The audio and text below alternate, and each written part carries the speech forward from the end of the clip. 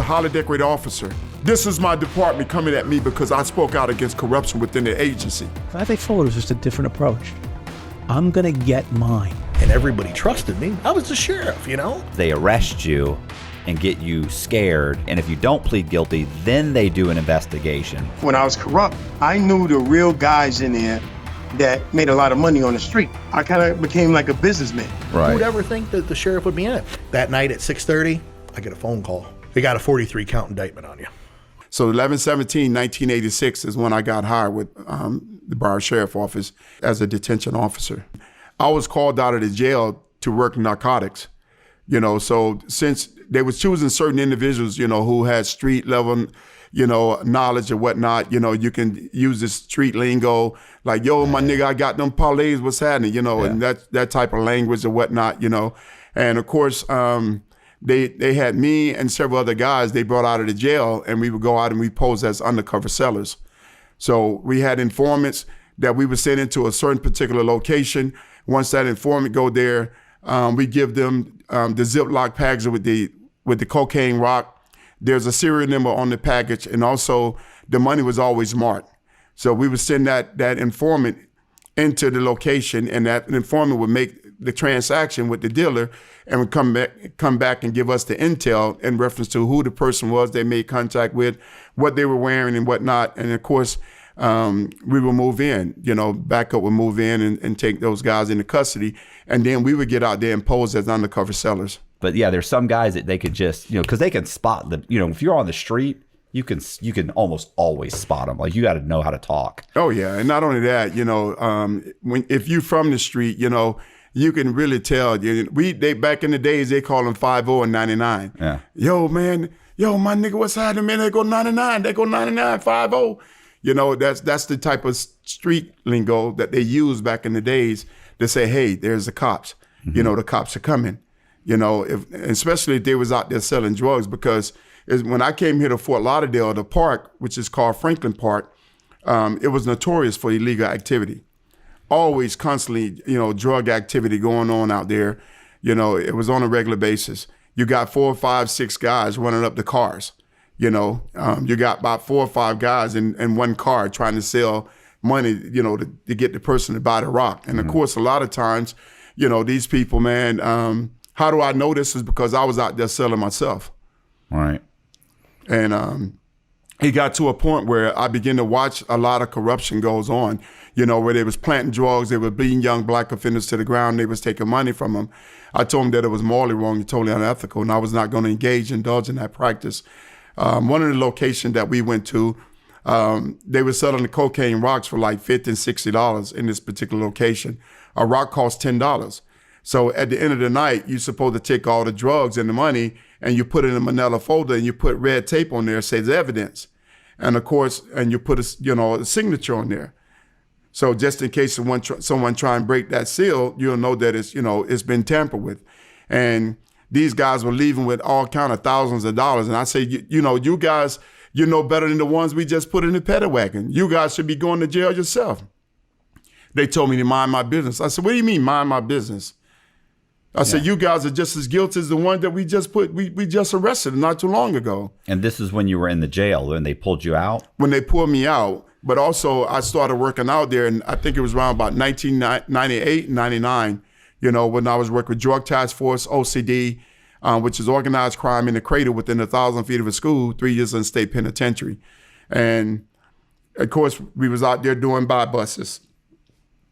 Right. Where we would sell drugs to the sellers, and we did a sweep first. We take all the drug dealers off the street.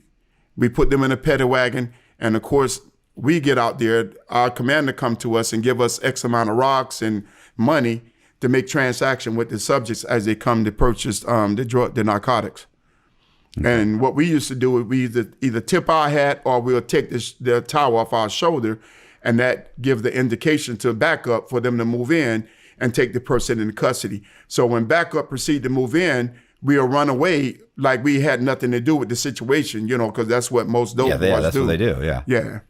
So, okay, so you're telling these guys, hey, you guys are pulling, you're pocketing money. Like, you guys are pulling, the other officers are putting money in their own pocket. Yes. Right. Yes. They're telling you to mind your own business. Yes. Even though, like, me just having been in the system and seeing the way things work, to me, it's like, oh, no, like, if I'm here, you're including me in the conspiracy. Like, if I'm just here knowing about it, Right. like, so it is my business, Exactly. And that's one of the reasons I told myself, listen, man, I don't get on like that, man. You guys are wrong. This morally wrong and totally unethical what you guys doing. They told me mind my business. What do you mean mind my business? I said, you guys are no different than the ones we just arrested and put in the paddy wagon. You guys should be going downtown yourself. And at this point, it came to, they didn't like me being out there. They was like, hey, you can't work out here anymore. I said, I don't give a flying, you know what? And we're going to put you back in the jail. I said, I started in the jail. So they put me back in the jail. I think I was working on the 6th floor. And of course, I go home. I went to work and I worked from 7 to 3. When I came home, I think I went to bed around about maybe 3:30. I took a shower, went to bed. I normally wake up around about 5:30 to go in my backyard and work out. I had over 600 some pounds in my backyard. And in the process of me going to work out, I look across the street at the Citgo, and there's either the drug task force or the SWAT team mounting up. So I told my neighbor who was working out with me, I said, man, that's either the drug task force or the SWAT team over there, and when they saw me, they all jumped in the cars and sped down the back street. So I told them, I said, let's go to the front of my yard, man. So when I get to the front of my yard, 60-some cops stormed me at gunpoint, had me and my kids at gunpoint. My kids were 12 and 7 years of age during this time. My wife had gone to Winn-Dixie, just to pick up some groceries. And I think it was my oldest daughter that called my wife and said, hey, mommy, they got daddy here. And so I'm asking them a question. I said, what is this for? You Ray Hicks? I said, you guys know I'm Ray Hicks, man. What's the problem? We got warrant for your arrest. I said, warrant for who arrest? What did I do? And so this black guy named Ricky Clark, he come patting me at my shoulder, assuring me that everything was going to be okay. So I'm like, what? He's like, Ray, calm down. I said, man, Ricky, what you mean calm down, Ricky? I said, what the freak you mean, Ricky, calm down? I said, what did you guys got a warrant for my arrest for what? What did I do? Tell me what I did. Well, we can't discuss it. I said, what do you mean you can't discuss it right now? So then Rob Shaw from Internal Affairs, he says, Ray, we're going to place you on suspension pending the outcome of this case. I'm like, what case? So he asked me, if I had, so my wife, she was still at Winn-Dixie. They go into my house, ripping up, searching for drugs and stuff, money and all this other crazy crap they said. I'm there handcuffed in my garage. So all of a sudden my wife shows up. She's patting out her chest like she's having heart palpitations. The kids are screaming, like what's going on? And so Rob Shaw would say, Ray, we're going to suspend you pending the outcome of this case. I'm like, what case? And nobody would tell me. So I am handcuffed. And of course, as they handcuffed me, the guy Bernard Brown, the tape that I played for you guys, that it was him who arrested me and put me in a cruiser and took me down to District 5. So when I get to District 5, I'm still asking questions. Why am I here? What are you guys arresting me for? And then they was like, well, Ray, we can't discuss. I said, what do you mean you guys can't discuss it? They at least tell you why you've been arrested. Right, but they wouldn't tell me nothing. So then they later transported me over to the city jail. So I get to the city jail and I'm still asking questions. Why am I here? So they placed me in solitary confinement. So the very next day, the marshal shows up. I'm like, what the freak is the marshals doing here? This is serious. So of course, the marshal said, well, we're here to take you to court. I said, take me to court for what? I said, well, you guys, nobody's telling me what I'm here for. Because if they told me what they come to get me for, they probably would have killed me that day because I've never been in trouble in my entire life. I've never tried a marijuana cigarette in my entire life. I never took a drink a day in my entire life until after this whole entire incident. And the marshals, they handcuffed me and shackled me, put me in an unmarked cruiser and take me over to federal court. So when I get to federal court, my mom and my wife sitting in the audience. So the DA says, when Mr. Hicks is at work, he's in the top 10% of his department. But when he's not at work, he's into other curricular activity. When you look in this book, I'm titled, I'm Still Standing, you're gonna see I brought the documents to show that I was a Gold Cross recipient. I was a Silver Cross recipient. I was 2-time Deputy of the Month. Never been in trouble in my entire life. And she said, when he's at work, he's in the top 10% of the department. When he's not at work, he's into other curricular activity. He went to various states to live in 350 kilograms of cocaine that was equivalent to $750 million. You had no idea this was coming. This is just complete. You're just like, you didn't know there was an investigation, and and she says that. No, I went to work that day, came home, went to work out, and I see them mounting up across the street. Right. And I'm like, telling my neighbor, like, that must be the drug task force or the SWAT team. What are you thinking? This is like, are you thinking at this point, I'm being set up, or are you thinking this is a mistake? No, I'm thinking that this has to be a mistake. I said, and then the judge says to me, well, you're not a flight risk because I didn't have a passport at the time. She said, but you're a menace to society. Whoa. Just based on... I'm a menace to society.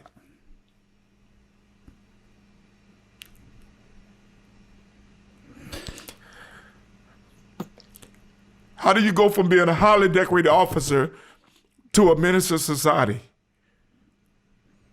The only way you can get a Gold Cross recipient is by risking your life to save another individual life. I risked my life doing an armed carjacking where one round went through the roof of the car. This guy, I thought it was an armed robbery. This young kid, I didn't even know what was going on. I happened to be driving down the street. There's a taxi that's at the red light.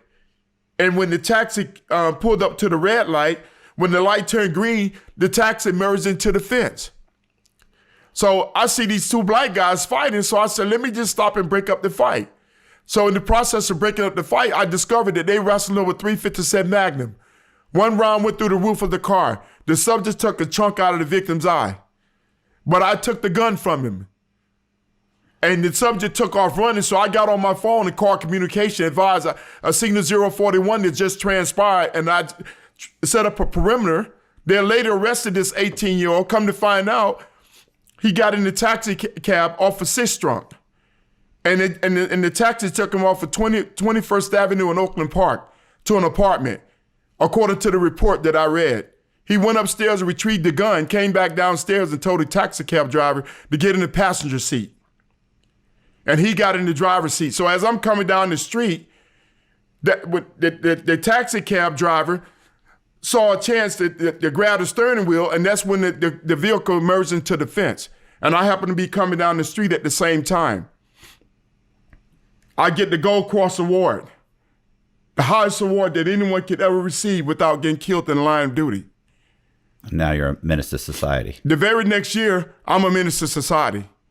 I'm faced with natural life imprisonment without possible parole for drug trafficking charges. So what do you say to your lawyer? What's happening? What do you ask your lawyer? What's going on? Well, they gave me a court-appointed attorney. Right. And of course, the judge, she sentenced me. She gave me a no-bond hold. Wouldn't even give me a bond. She gave me a no-bond hold. They put me at the Federal Detention Center in Miami. And when I arrived there, they treated me like I was the lowest scum on the face of this earth. There's a certain way that you strip search an inmate. But the way that they call themselves handling me was inhumane. And I told them about it. And next thing you know, they went and put me in an orange jumper and took me up and put me in the hole. I stayed in the hole for 5 months.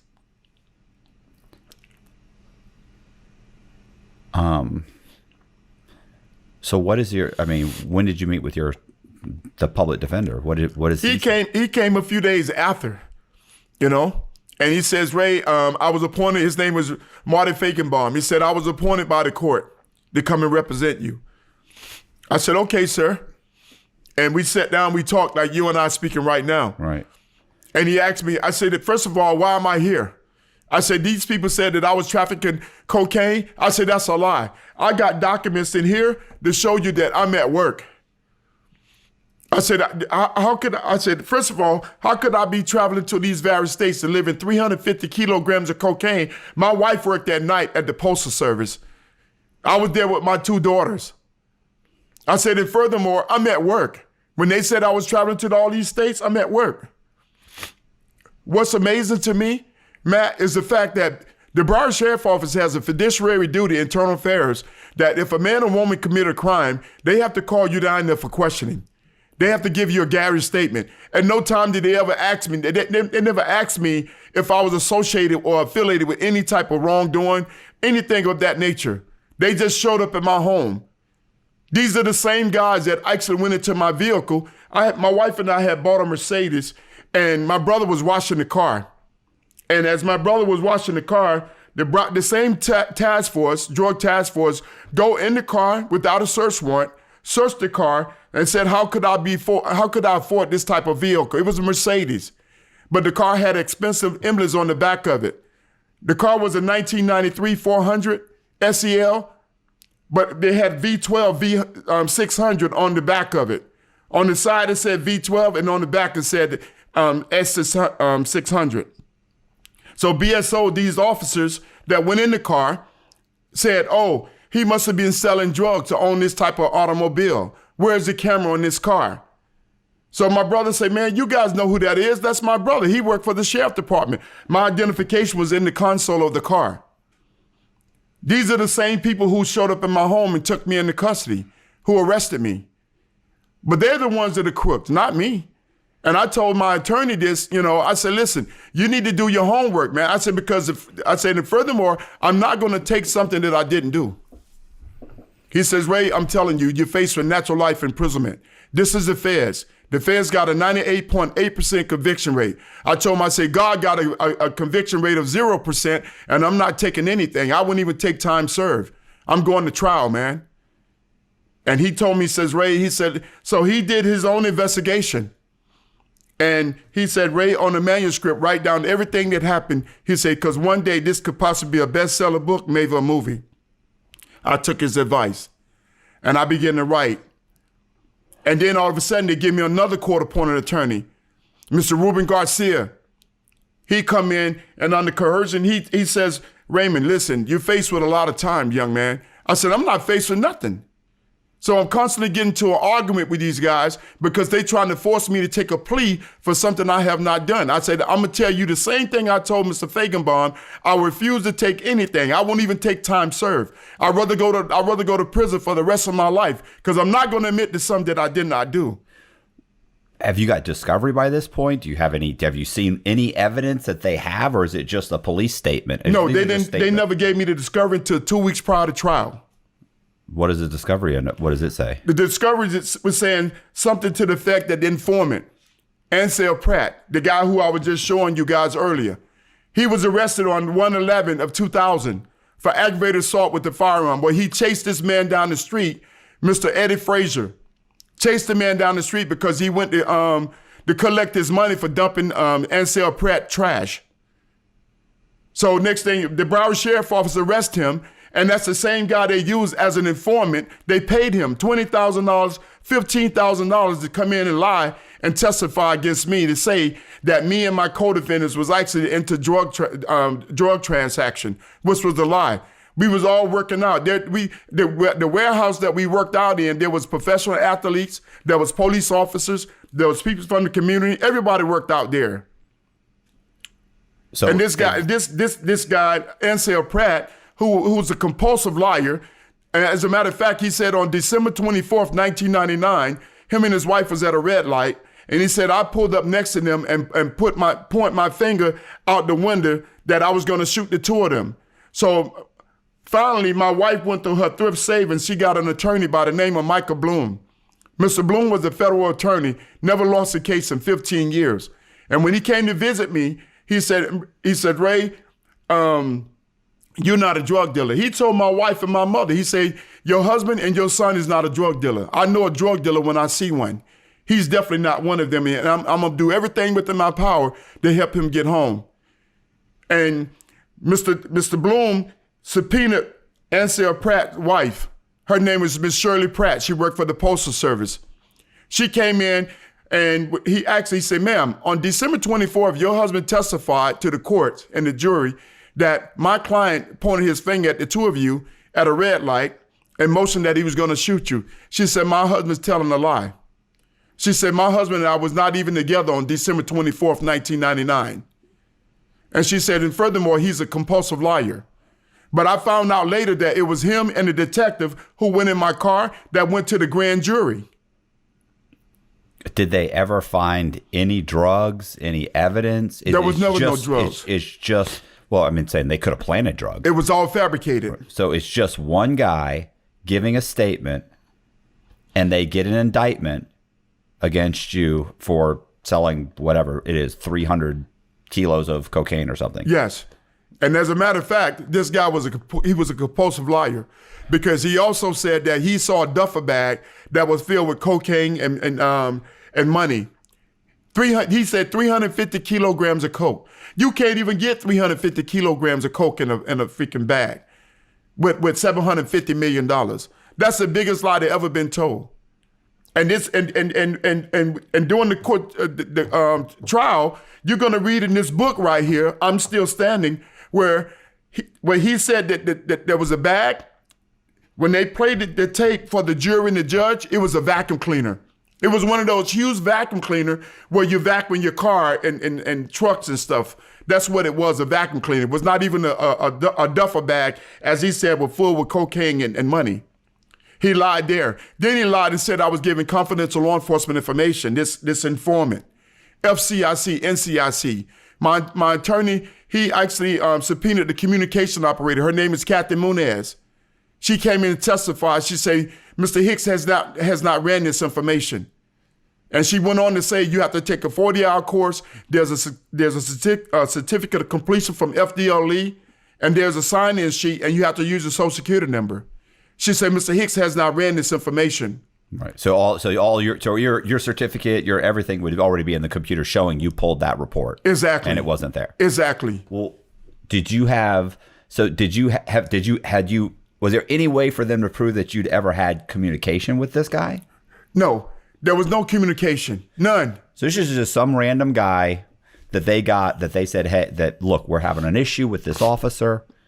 You need to say this. Exactly. And then they get this on recording. Debriefed him. They debriefed him, and for him to say exactly what I'm conveying to you all right now. And then they get an indictment based on that information. Yes, they get an indictment, from the information that was given to the grand jury by the detective who arrested me, by the detective who actually went in my car and searched my car without probable cause, Richard Pasanti and Joe Damiano. And I'm saying to myself, how is it that these people can do this, man? First of all, how do you defend yourself when these guys are going to the grand jury? You don't get a chance to talk to the grand jury. Right. So they said I was dealing all these drugs and money, when in fact, it's the biggest lie they ever been told. I got records. I went back and did a thorough investigation after all this stuff. And as a matter of fact, how about this? They said I was on audio tape. The same tape that I played for you guys today that I sent to this brother, Kobe, it's the same person who arrested me. It's the same person that was on the tape giving the information they said I gave. It's in the book, and it's titled Missing Documents Turn Up in Deputy Lawsuit. They thought it was my voice on the wiretap. It was the deputy who arrested me. All of them was promoted to a higher rank. All right, so at this point, and I was going to say, then they give you two attorneys that are basically trying to tell you, take a deal. Well, right? They got off the case. Right, I understand. Now you got a new attorney. Yes. He's saying, we're going to go to trial, so you're going to go to trial. What's happening? You said 2 weeks beforehand you find this out. You get the discovery. You realize, okay, they've got basically one guy. Right. And so you're moving forward. You've obviously got multiple instances where you can prove that the informant is lying. You're headed toward trial. Does the U.S. attorney, typically the U.S. attorney, if they don't think they can win or they think something's funky, they're going to try and come to you and try to get you to take some kind of deal. And that's what they did. What you just said is paramount. Okay. Because they come to me and they tell, before I get Mr. Bloom to represent me, before my wife go through her thrift saving, with the court-appointed attorney, Mr. Ruben Garcia, they offer me 16 and a half months. They say, Mr. Hicks, he come telling me, Ray, you've been down for 11 and a half months. They want to offer you 16 and a half months, but you want to testify against these other 6 people. I told them, I'm not testifying against nobody. If they did wrong, you go get them, but you're not going to use me. I said, I worked out with these guys in the gym. We were seeing who was the strongest. I said, but the thing about it, I'm not going to go in there and admit to something that I don't have no knowledge of. If they did something wrong, you go get them. But you're definitely not going to use me to like go in there and lie on these people. Well, they can give you a 5K1. You know, you've been down for 11 and a half months. You'll do 3 more months and go home and you'll be with your wife and kids. And I told him, I said, let me tell you something, mister. It got to a point that the officers in visitation had to come in because really I wanted to come across that table at him to let him know who the freak you think you playing with, man. My wife and kids suffering right now, and you trying to get me to take time for something that I didn't do? I told him, I said, I told the first attorney, I'm going to tell you the same thing. I'd rather take life imprisonment. So what I did, Matt, is I set him up. I set Mr. Garcia. I said, you know what? I began to give him information that I knew about that happened at the Broward Sheriff Office, such as a pyramid scheme, where they had over 200 some officers affiliated with this pyramid scheme. It's punishable up under 5 years in Florida State Prison and a $5,000 fine. And I began to tell him about the corruption that I witnessed when I was out there working narcotics and everything else. But I did that because I knew he was going to go back and he was going to feed this information to the DA, which is what he did, United States Attorney. And of course, he came back to me and pulled me out. And he says, Ray, I went to lunch with the district attorney, and she said that you're not in here because of the corruption, but you're in here because of your environment. And that's when I wrote a thorough letter that I got a typewriter placed on the floor where I was in 7 West. And of course, the letter says that per our conversation, I never gave you authorization to go and discuss my information with the DA, which is protected upon attorney-client privileges. Why would you go discuss this information with her without my authorization?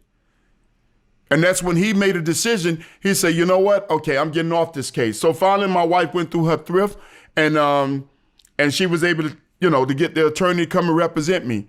But if I may just back up for a second, Matt, when I tell you these people literally try to destroy me, man, they put me in the hole for 5 months. Total darkness. And the officer was jigging at me every single day. You that effing cop. You that cricket cop. I hope you're gone for the rest of your life. I told him, I said, no, I wasn't no cricket cop. I was a highly decorated officer. Yeah, but you tell it to the court. I said, I will tell it to the court. And it got to a point where I started pushing the emergency button in the unit. There's a red button inside the unit for emergency purposes, and I started pushing it repeatedly because at this point, I started doing like 1,000, 1,500 push-ups every other day because I'm conditioning my body and my mind because I know that at some point, I'm going to have to go to war. And Mr. Fernandez, I'll never forget him the longest day I live. He called me out and he says, Ray, he said, you come here. And they handcuffed me and shackled me. They had me put my hand through the slot where they feed you. They handcuffed me. Then they came in and shackled me and took me to his office. And when I got to his office, I said, I have not even spoken to my kids and my wife.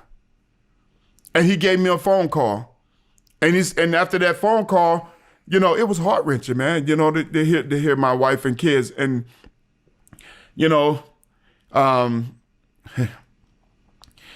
and he says, Ray, listen, the only other way you're going to be able to use the phone, man, besides your attorney, is you're going to have to go down to general population. I told him, I don't care where you put me. And, of course, they put me in GP. They put me in general population. I was down there with 8 guys who I had arrested or I was over when I worked in the jail. And every last one of them gave me the utmost respect. They were like, no, man, not you, Big Hicks. No, man.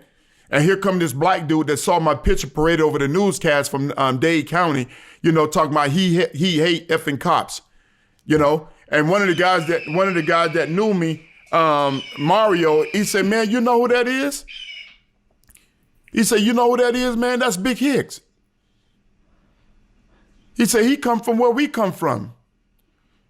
And all of a sudden, you know, I goes in there to put down my bedroll, and as I'm putting down my bedroll, there he is. There's 122 inmates in the unit. And of course, I go and put my bedroll down, there he is in the door, because they done gathered around the door. I told him, I said, dude, you got a problem with me? I said, come on in here, we can handle this like men. You running your mouth, you bumping your gums. I said, come on in here, we can handle this like men. So what he tried to do, he tried to rush me. And when he tried to rush me, I literally tried to beat him to death. I've been fighting ever since I was 6 years of age, man.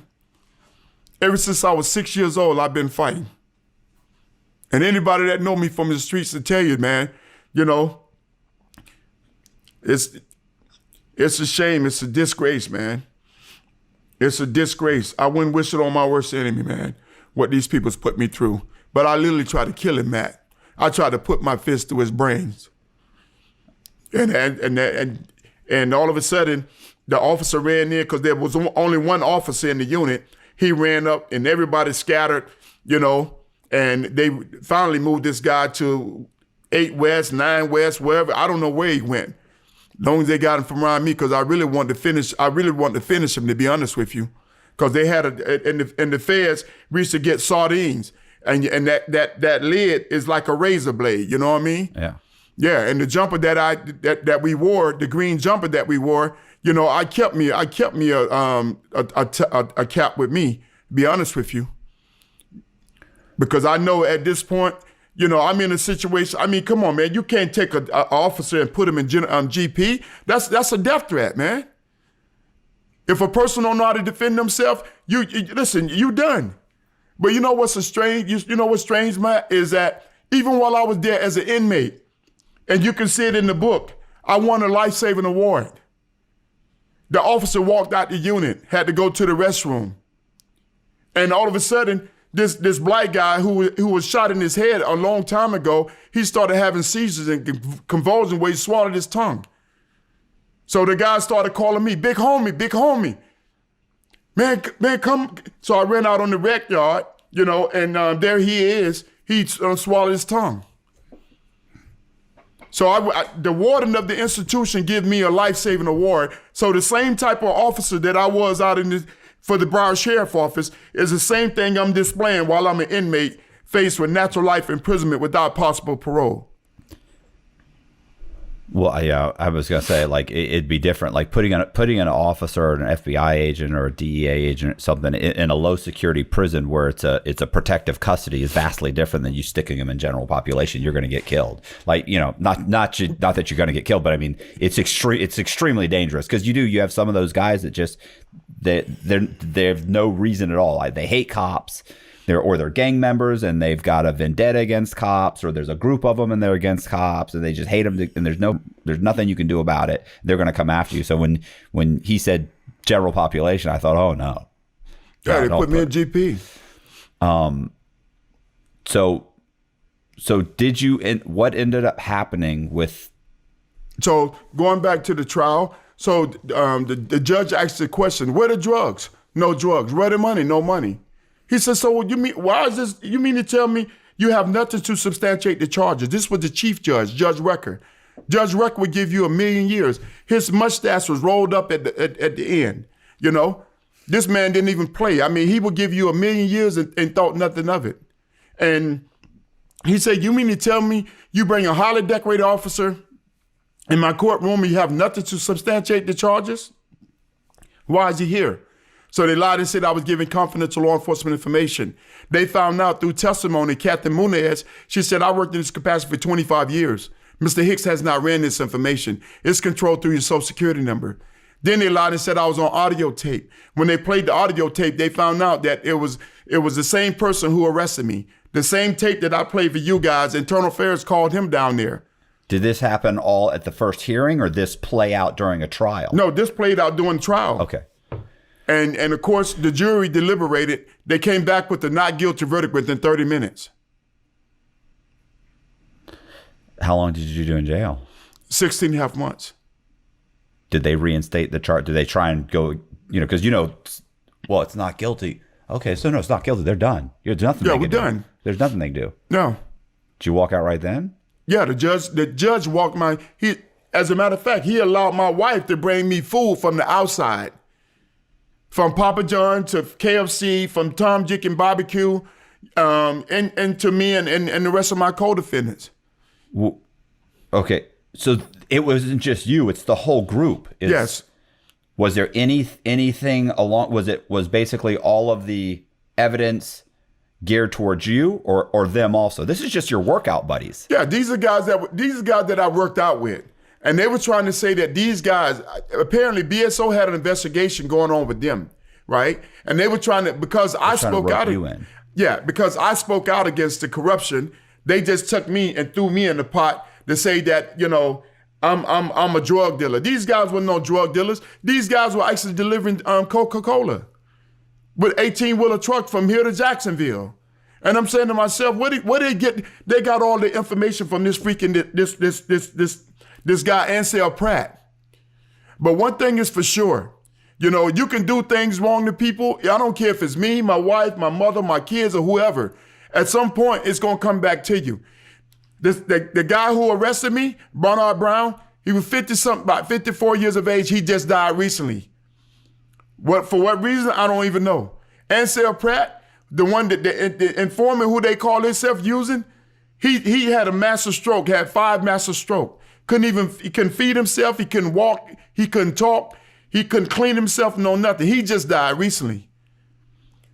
The sergeant that I went to from Internal Affairs, who said he was going to conduct a thorough investigation because he said that he heard that from other people who had filed complaints against those officers that went in my car, well, he recently passed away. So one thing is for sure, it's my relationship with God. It's my relationship with God. It's my family. Because if it wasn't, then we wouldn't be having this conversation, man. I'd rather for you to kill me than for you to put me through what you put me and my wife and kids through. I lost everything. I lost my home, my cars, my finances. I couldn't even feed my family. And it got to a point that I started drinking. I never took a drink a day in my life. I went to the hospital for anxiety and depression 5 times. And I'm saying to myself, how could these people do this to me, man? When I worked my way out the hood, to have a house for me and my family, and I lose everything for what? I did nothing, absolutely nothing. But through it all, man, the word of God says in Romans 12:17, repay no evil for evil. By doing so, God said, vengeance is mine. I'll repay, said the Lord. He said, if your enemy is hungry, feed him. If he thirsty, give him a drink. By doing so, God said, it's like taking hot coals and placing them on the top of their head. So to be honest with you, it's my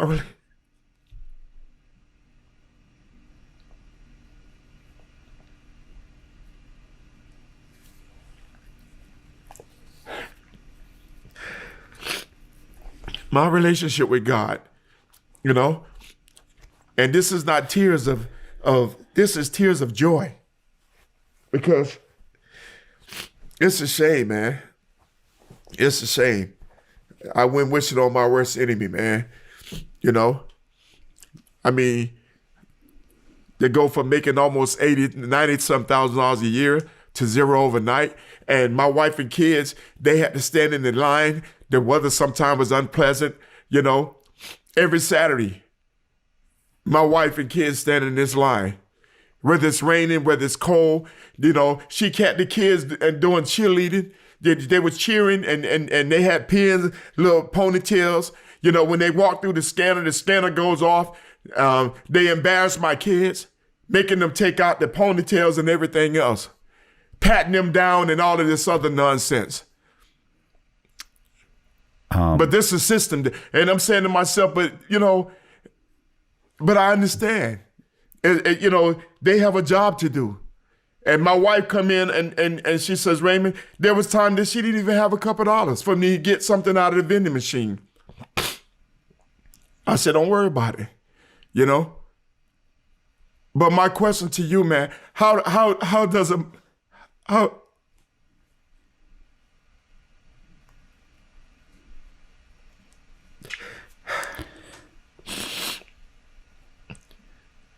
do you help your family, man? You know, your kids ask you, Daddy, when you coming home? I tell them soon. No, Months going by, 6 months going by, a year going by, going in 2 years, you know? I keep telling them soon. I mean, I hear you, but this is not what you want to hear, but it could have been so much worse. Absolutely. Absolutely.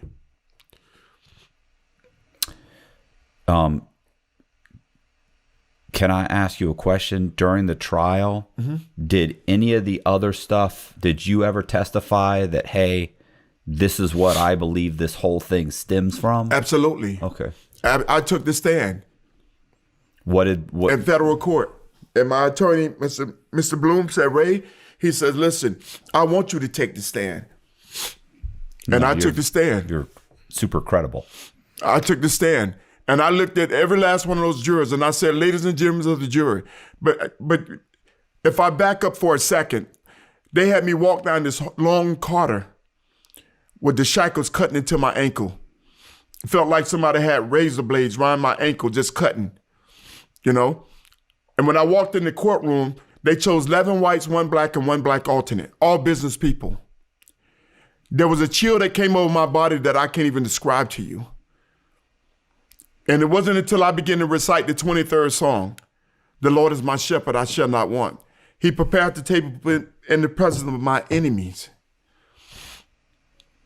And when I got on that stand, I said, ladies and gentlemen of the jury, you all are the same people that read the paper each and every day. I said, I was a highly decorated officer. I've never been in trouble in my entire life. This is my department coming at me because I spoke out against corruption within the agency. They're the ones planting drugs and taking money and being black innocent offenders to the ground. It's not me. I haven't done anything wrong. I was a Gold Cross recipient, Silver Cross recipient, a 2-time Deputy of the Month. I said, but you all are the ones that read the paper and you fabricate, and the case is fabricated, so therefore you guys based your information on what you've read in the paper. And the person could be innocent. I said, I'm innocent. When they said I was going to these various states, I'm at work. And I'm going to tell you right now, every juror in that place was literally in tears, man. You know?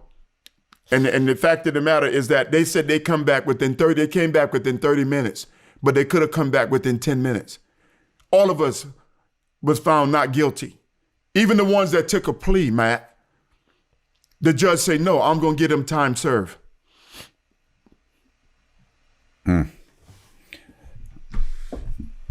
I was gonna say, but prior to being incarcerated, like the types of things and the corruption that I saw going through the system on the other side, going through the system on the other side, even though I know the bulk of these guys are guilty, you know, right. the bulk of them are guilty. But even the twisting of the truth and the corruption and the hiding evidence and all the slimy things that happen. And I'm not saying all prosecutors are bad or all cops are bad, obviously, but but it doesn't take many to make the whole system look horrible. And just seeing that, like prior to going through that system and seeing it, like I wouldn't have believed it. Like if you sitting on a jury, like to me, it's like, well, if the prosecutor says it, like he would lie. You know what I mean? Right. Like you believe that. So to me, a jury trial is terrifying. But luckily, and this is what's so funny is that the majority of the time they can tend to see through the bullshit. Right. If you're lucky. Right. You know, and luckily, most of the time, it's pretty clear cut. Most of the time, there's evidence. It's clear cut. The person's involved. The person's guilty. You know, but the fear is, of course, like in your case, like, you know, you've still got government officials saying this is what happened, and luckily they didn't fabricate any really fabricate any evidence. That they sound like they only had like this one guy and some law enforcement officers, I'm sure. So it's just exactly that's and you know what's amazing to me? All of them was promoted. The guy who patted me on my shoulder, Ricky Clark, he was promoted to a lieutenant colonel. Mm-hmm. The guy who arrested me, he was promoted to detective. The one I let you listen to on the audio tape. I was going to say, you know, in the BOP, because they have such a strong union, right? It's so hard to, and I don't know how it is in the police force, but it's typically so hard to fire an officer that a lot of times if they're a problem, to get rid of them, they advance them or send them to another department. So what happens is you're a problem, you don't get fired, you get shifted around, but you keep getting advanced. Right. So you end up with a whole group of guys at the top that are just crap, but they just can't seem to get rid of them. And see, that's the problem, man. You know, to this day, I still love law enforcement. I will always love law enforcement because it did a lot for me as a young kid that I remember. And there's a lot of men and women that put the uniform on each and every day to make a difference. Right. And I was one of them. I've inspired so many different people. The same guy I was telling you about that had the shootout with Scott Israel and the park. Right. Well, he owned his own construction company. How about he gave me a job when he was a foreman? I talk about it in the book. It was a starter construction. He gave me a job making $9 an hour as a laborer. I'm out there digging up sewer ladders and water services. The same guy who I used to tell when to go to bed and wake up, he became my boss. He's over me. So you got to be careful how you treat people on your way up because you're definitely going to meet them on your way back down. He stopped my wife and told my wife, listen, she didn't even know who he was. And he says, my name's Gaston Akins. They call me G Fresh. He gave her $40 and say, send this to my man Hicks and tell him to put it in his commissary account. See, this is the thing. He's now on his own construction company. There's another young man named Antonio Smith. Antonio used to be on the street corner selling drugs. I'm like, Antonio, what's up, man? What you gonna do with your life, man? Dude, you need to get off these streets, man. Well, guess what? Antonio drives 18-wheeler trucks now. He got a family now. He's making $150,000 a year. I could just go on with the list of the people that I've inspired along the way. And that's what I'm saying. It's wrong. It's a disgrace that they took something from me that I love, you know. But one thing is for sure, my sergeant now, James Booker, has come forth. He, after 35 years of service, Mr. Tom Devine and Mr. Robert Ward, who's actually trying to get me and my family in front of Congress, and I'm hoping and praying that one day I get a chance to go there. He's come forth now. He say Ray was one of the best. You don't have to take my word. Go to the law enforcement blog, and you type in Raymond Hicks, and they're gonna tell you that I was one of the best. Someone asked the question, who was the best deputy ever worked for the Broward Sheriff Office? Hands down, Raymond Hicks. Everything they asked me to do, I did it.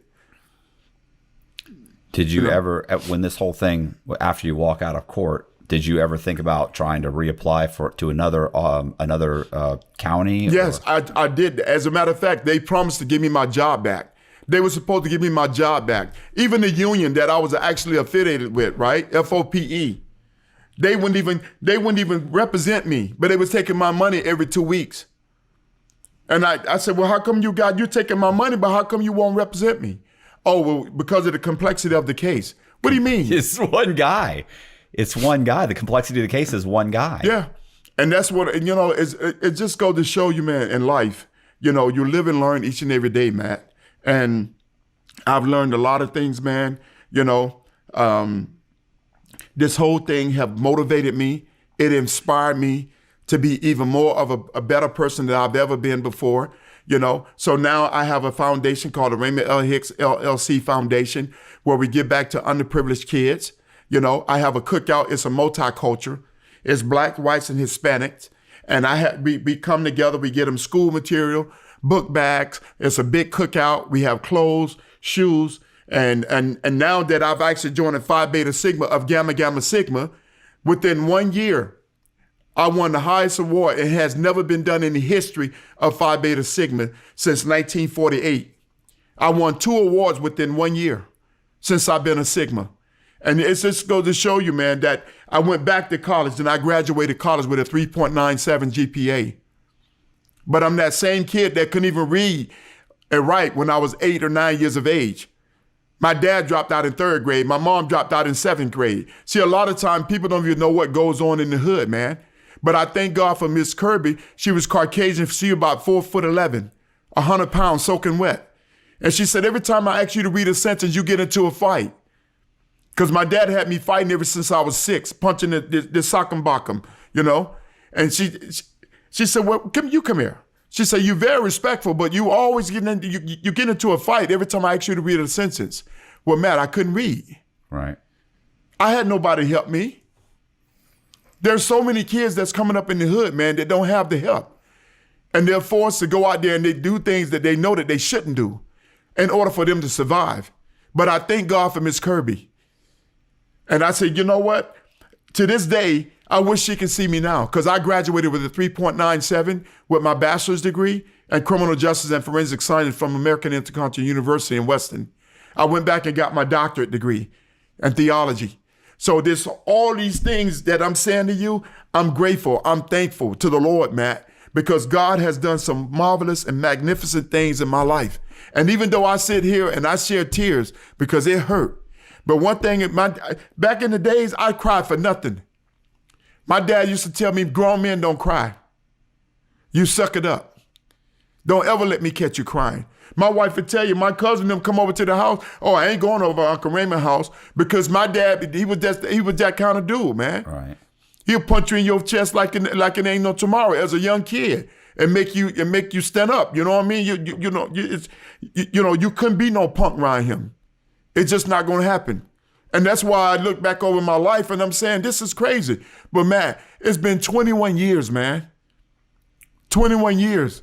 And I tell you, as a brother that love you and respect you and Kobe, and I appreciate the fact that you've given me the opportunity to come here and drive to Tampa to sit down and have an interview with you based on our story in reference to the fact that what has happened to me and my family. Am I bitter? No, I'm not bitter. Am I angry? No, I'm not angry. Because one thing is for sure, some of the things that they took, God has given it back to me. The home that they took from, they gave me 24 hours to get out the door. They evicted me and my family. You got 24 hours to get out. December 21st, 2011. Lord, where am I going to go? I had to give away all my furniture to family members and friends. I had to put stuff in storage. And I said, this is a time that I'm literally about to lose it. You know? They sent me death threats, bro. The Broward Sheriff Office. Left it on my answer machine. I called 911. They sent a gentleman out by the name of Rick Watson. I said, Rick, listen to this audio tape. I'll be lying in my room in a pile of blood. So I went and bought an AK with 180 rounds. I told my mom, you might as well go get your black dress, man. She said, son, don't do this, man. I said, Mom, these people want to take me and my family life. But through it all, you know, my mom said, listen, I didn't raise you like that. And I took it back and I sold it to the same place where I got it from. You know why? Because vengeance is the Lord. It's not mine, Matt. And I've learned through all of this here, because I'm telling you, as a brother that love you, respect you, God has allowed me an opportunity. My credit went from almost an 800 beacon score to a 400. But BSO had to give me my back pay. They had to give me my retirement, which they were supposed to give me my full retirement. They were supposed to give me my job back when I was exonerated out of federal court. They told me I had my job in 2 weeks. They didn't give it back to me. But guess what? Matt, they continued with the harassment. They stormed my home a second time. After you were found not guilty? After I was found not guilty. Okay. They said I was shooting at someone in my backyard. My wife and I, we was in court. My neighbor who lived down the street, he was a sergeant. He saw my wife and I in court. So you're in court and they're saying that I'm shooting at someone in my backyard. So, of course, 60-some, 70-some cops stormed my home, had my house roped off and everything. They go in my house without a search warrant. just violating all my Constitution civil rights. And I'm saying to myself, how? And so there I am, this black guy, he comes up and tell me, oh, put your effing hands behind your back. I say, dude, if you put your freaking hands on me, one of us gonna leave here today. So my neighbor, who happened to be a deputy, Lisa, she come across the street. Raymond, come on, man, don't do this, man. I say, do what? I say, listen, I haven't done nothing wrong. And he gonna tell me, I make sure, I said, I eat mace. They trained me to do all kind of stuff, Matt. I was on the emergency response team. I was on field force. You know, you name it, I did it. Trust me. I went in a situation that most people would cringe. When you talk about buying and all this other crazy stuff that they had me doing, man, I never wore a wire or anything. This is the kind of stuff they had me do. It's a shame. It's a disgrace. So I take that case to trial, right? And the judge say the shooting one? The shooting, yes. God, and what happened? I take it to trial in front of Honorable Stephen DeLuke in Deerfield, and the judge say, "What a victim? We don't have a victim. Did you do a ballistic test? No. Where the bullet casing? We don't have it." He said, "So where's the officer that generated this probable cause affidavit?" "Oh, he no longer worked for the department." So this was just harassment. I mean, that's Yes, just obvious. just why are you even talking? Why are you even talking in front of the judge at that point? Exactly. So anyway, while I'm there handcuffed, before I get to trial, I tell my wife to go show the guy the documents. She present the documents to the lieutenant or captain. Within a second, they dissipated. They were all gone. They tried to charge me through the mail, and that's when I took the case in front of Judge Honorable Stephen DeLuke in Deerfield. And and the state asked for a continuance. He says continuance is denied. Everything I'm telling you is in this book right here. And all of a sudden, the judge said, "You mean to tell me?" He said, "Where the officer that generated this probable cause affidavit? He no longer worked for the department." He said, "But you the state. You couldn't find him?" Yeah. He said, "Well, I tell you what, we go into trial in the next 10 minutes. Within 10 minutes, I was tried by the courts and I was acquitted by the judge. This is a good judge. I mean, the judge could see through all of it and said, "Hey, I'll wrap this up real quick," Because let's face it, he could have given him time. He could have let him build some bullshit. The state asked for continuance. He says continuance is denied. No, I'm saying that's what I'm saying is that he obviously said, "Okay, I'm going to deny the continuance, make you try it. I already know you have no case, and then I'll just acquit him." Yes. Because he could see it was bullshit. You know what I'm saying? Otherwise, he would have said, "You get the continuance," and he would have given them time to try and put something together. So he quashed it right there. So, yeah, you're that's a good judge. Well, then guess what?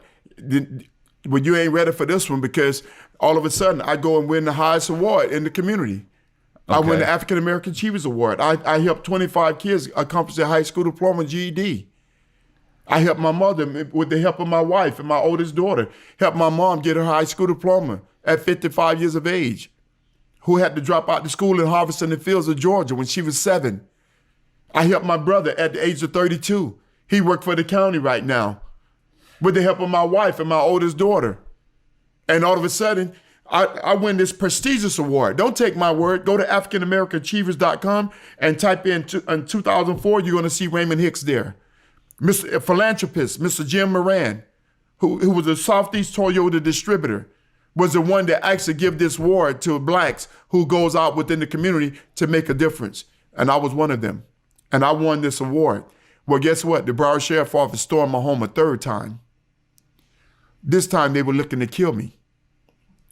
But they had to kill my daughter and my son. My daughter was 18 years of age and my son was 4 years of age. And they come there and they tell me they have a warrant for my arrest again. I said, warrant for my arrest for what?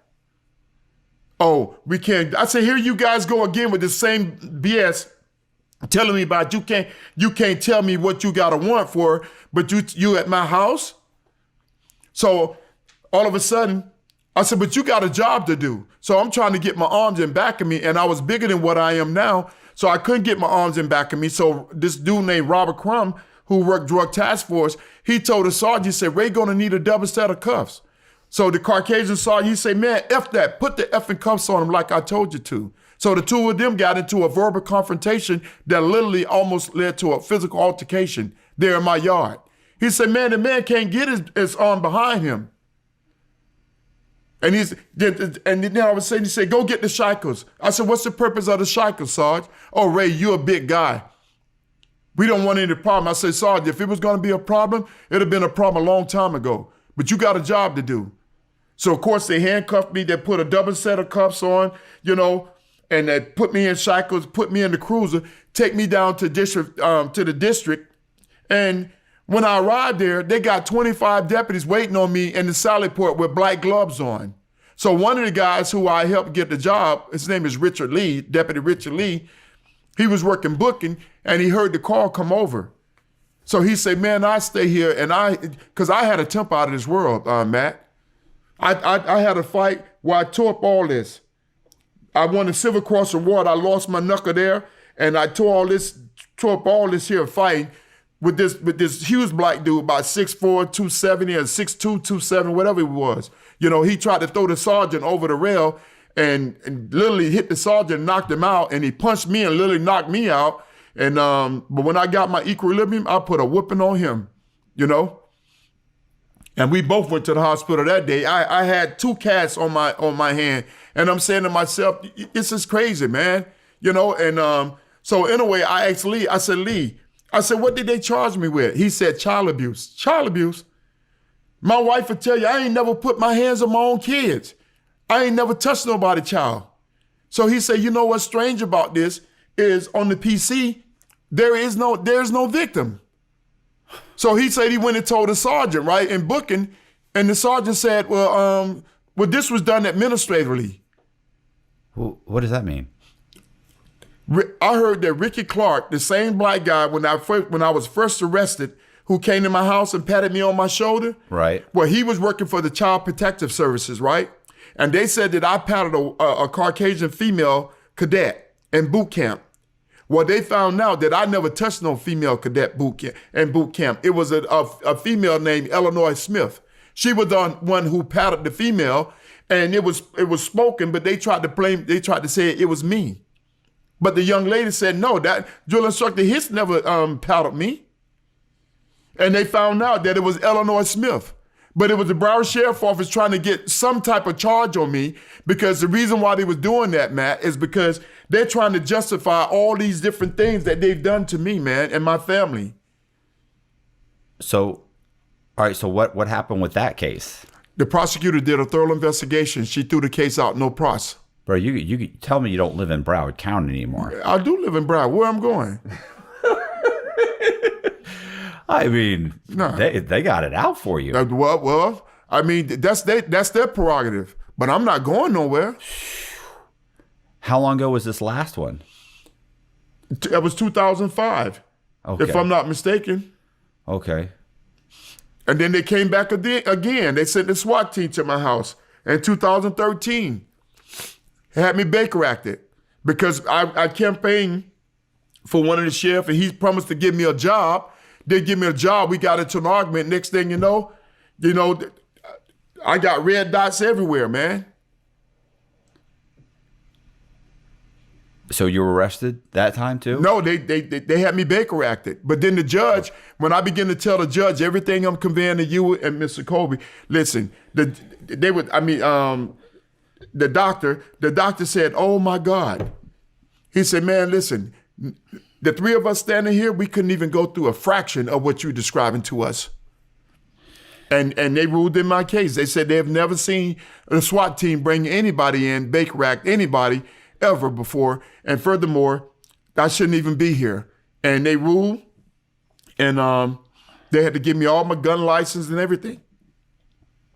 But again, I thank God for going through there, because there was a young Caucasian female. Her name was Kia, and she was so she wouldn't talk to her mother, her father, her grandmother, nobody. But I began to embrace her like she was my own daughter.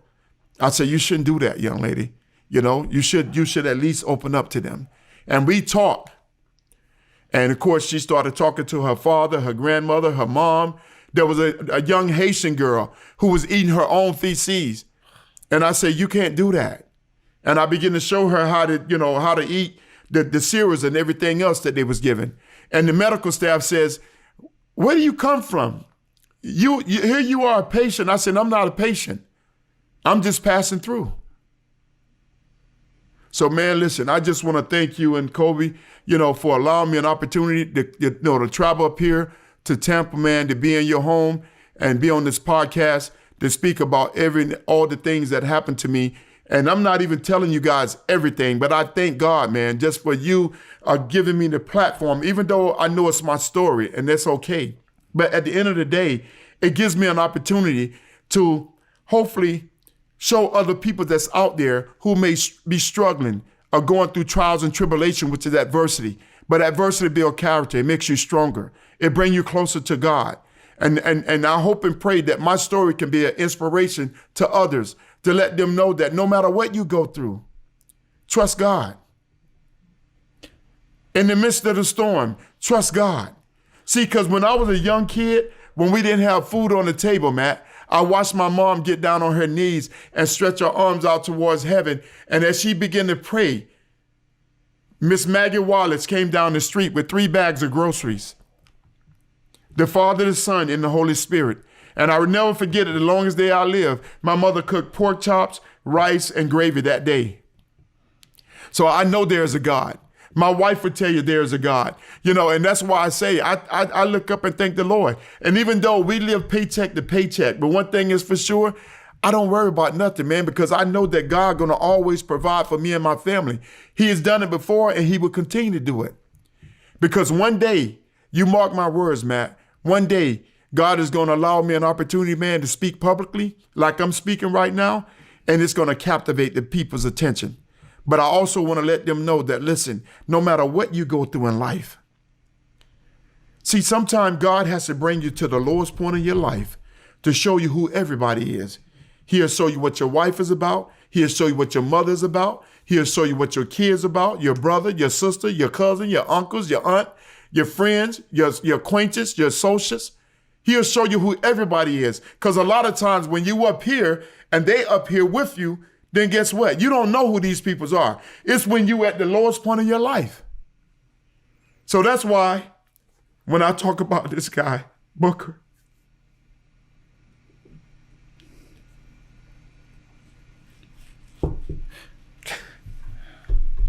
my sergeant have always been there for me and my family, man, him and his family.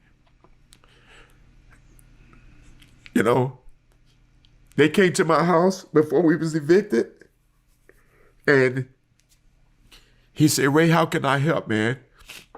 They gave me $2,286.22. They helped pay my rent, my rent, because it wasn't a mortgage. Anytime I needed something, he was always there, always giving me encouraging words. He said, Ray, you was chosen, man. See, it's just like you.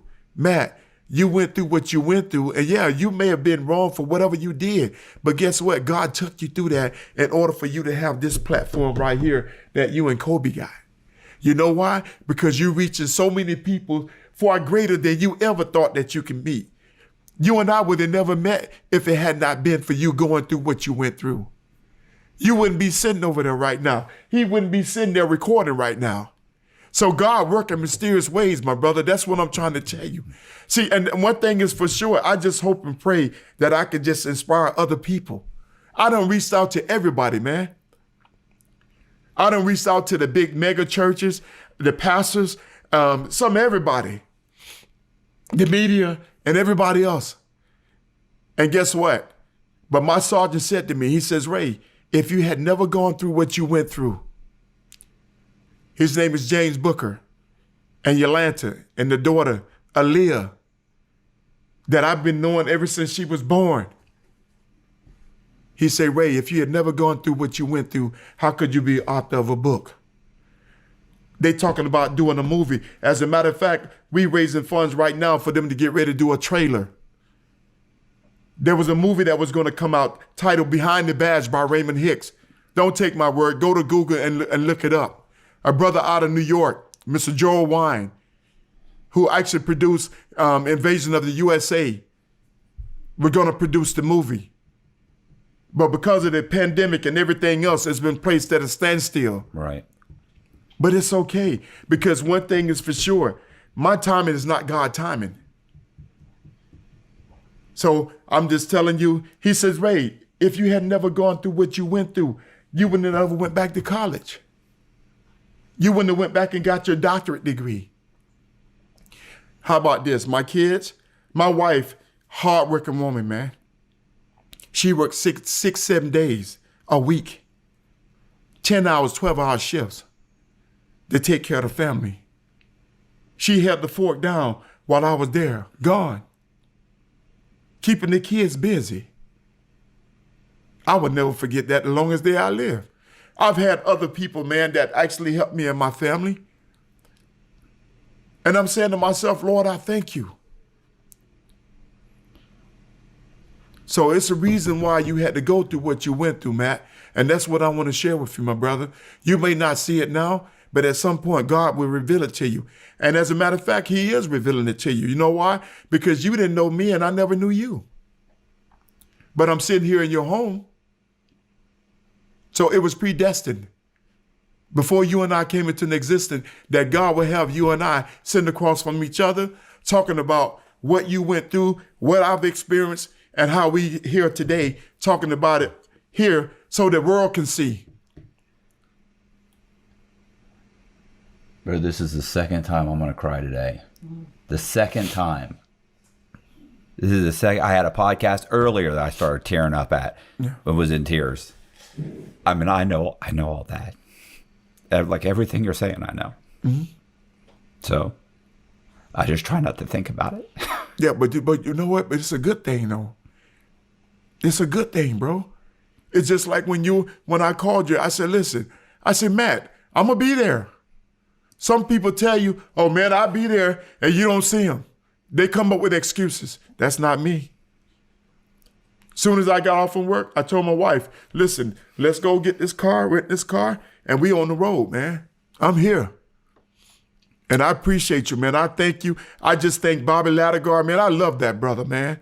You understand me? I tell him all the time, I said, Bobby, I don't care what you say, how you say it. Miss Jane Turner, Mr. Tom Devine, Mr. Terry Watson, Mr. Robert Ward, Miss Anna Popovich, Miss Victoria. I could just go on with the list, man, because these are the people that God have brought in my and put me in contact with who are trying to help me because they've heard my story. Miss Sarah told me, she said, listen, my son is a ranger. And she said, if I would want my son to mimic anybody, it would be just like you, to have a leader just like you. That's huge.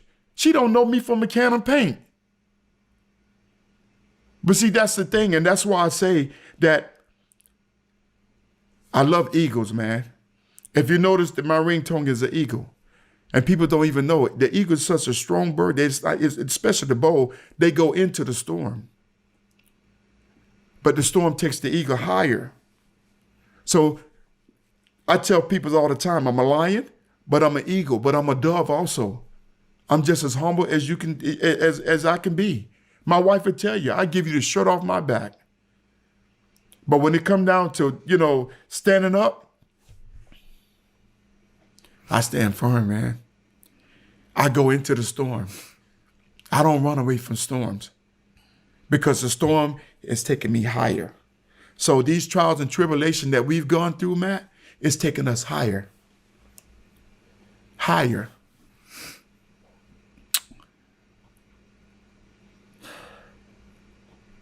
Well, listen, I'm glad you came. I'm glad you made the drive. Thank you. Yeah, definitely. Thank you for coming and talking with me and telling me the story.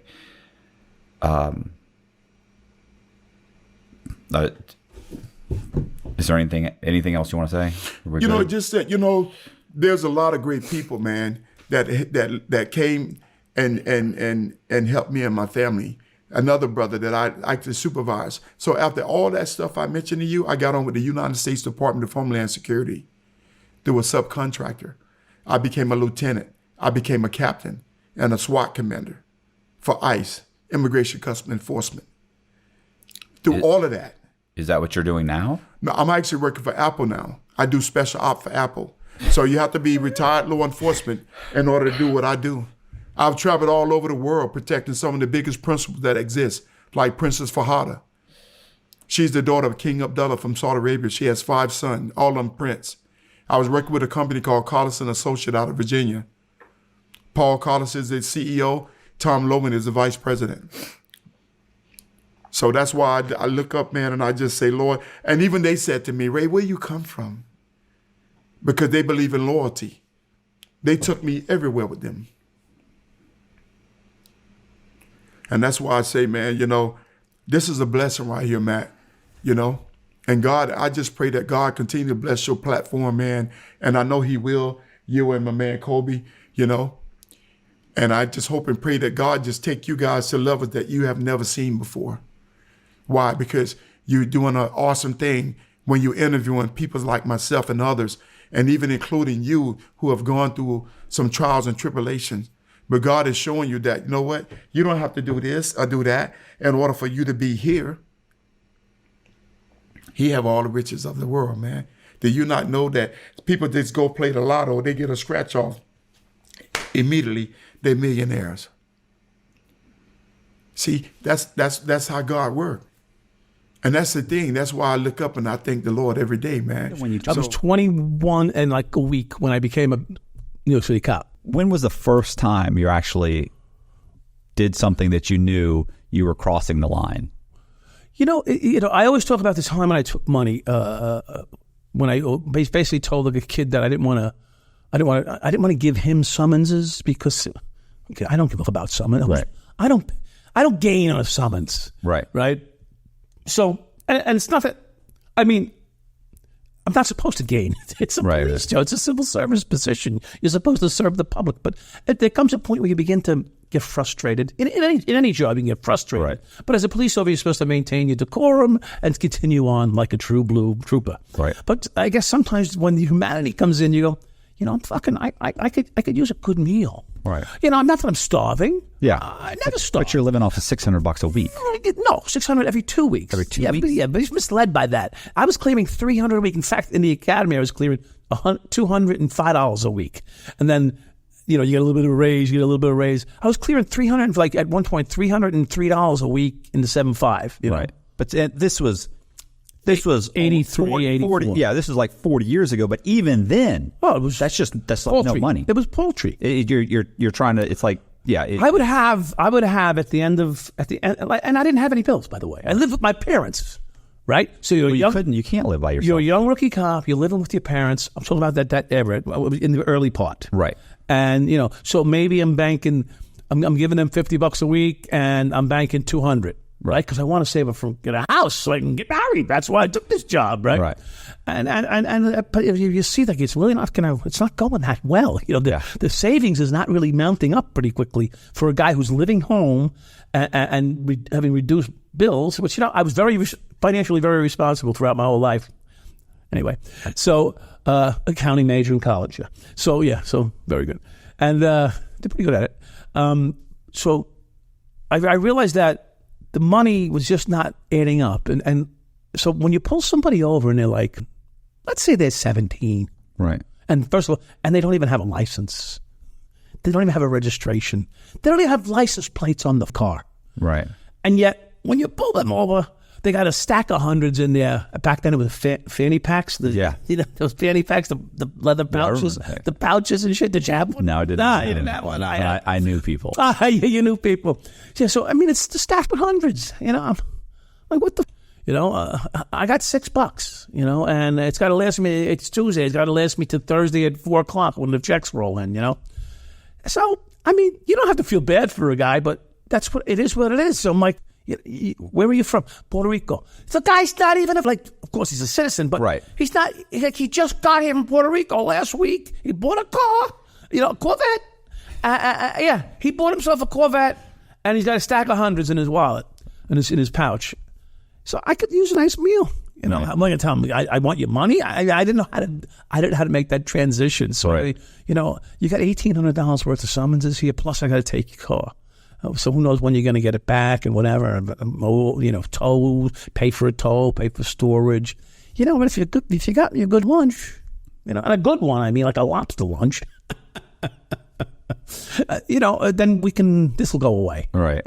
So that's like that was the first time that I did it with intention. Right. There were other moments where I let things go or saw things I didn't care about, like maybe it was some drugs somewhere, or, never to my benefit. Right. Never to my benefit, just like maybe it was laziness or I didn't give a, whatever. Like I've witnessed things.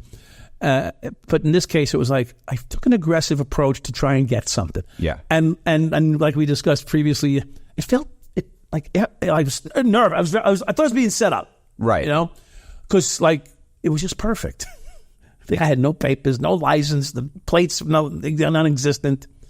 And then after we got the money and we drove around like for a while, no one pulled us over or anything. Like whoop whoop, internal affairs. What are you doing? It was like, yeah. I can do this. Like, I can do that. Yeah. And that was on the back, and I always forget to tell this story. That was on the back of an incident with me and 2 other police officers. So I'll just make the short of it.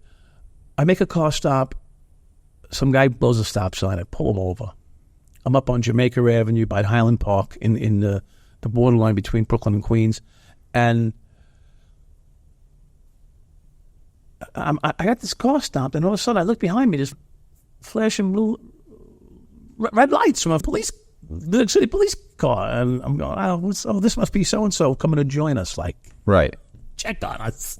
Yeah, back up. Yeah, back for no up. reason, but still back up. I mean, but whatever, that's cool. What are you doing? I'm like, excuse me, right, my job. McGregor, whatever his name was. I go, Terry McGregor was a guy's name. The other guy ended up losing his job. Anyway. He goes, what are you doing? What do you mean, what am I doing? Like, why are you asking me what am I doing? He goes, I go, we made a car stop. He goes, in my sector? So I go, well, so I knew that was a little touchy thing. And I'm like, well, we pulled him over here, but we followed him from my sector. Right. We followed him 3 blocks and pulled him over. This is the best place we could pull the guy over. Yeah, well, don't be making any car stops in our sector. All right. He goes, and make sure you stay away from our bodegas and our spots. Right. I mean, obviously that's something's something's odd about that. They're territorial when all of it falls within the precinct. Yeah, it's in the precinct. I can drive by here all day long, but he don't want me doing anything in his sector. Right. So he's charging protection money to people. You're not positive, but something's ain't right. Something's not right. So later we talked about it. My partner and I at the time, Sal, was a different partner than Kenny, and I said something like, I get that you don't want me eating at some of your spots because you could eat if you're eating on the arm, you don't want to hurt. Right. The other guy coming in saying, listen, I can't give 15 guys free meals in a day. Right. So that I'm aware of, But to make a car stop, like, is there something? Am I missing something here? So like the next day or two, I see this car, I pull it over, and I said, maybe this is what it's about. I gave it a shot. I got paid, and it was a different approach from that day forward. It was I've done it about 2 years. From that day forward, it was just a different approach. I'm going to get mine. Yeah. I'm going to get whatever it is. If it's an extra sweater, right. If it's a Nike hat, whatever it is, I'm going to get something for me out of this because it appears that there's more to this than just driving to work and keeping the peace and going home and getting a paycheck. But you're still conducting police business. It's just that if something comes across, if you're not out at that point, I know later, but at that point, it seemed to me like you weren't seeking it out. Like if you're fell in my lap, you're an opportunist. If I come in on a bust and this and that, right, and there's a stack sitting here, and so that's the next thing that ends up happening. Right, I ended up on a homicide scene with this guy Sal, and we were still, and so I go into this homicide.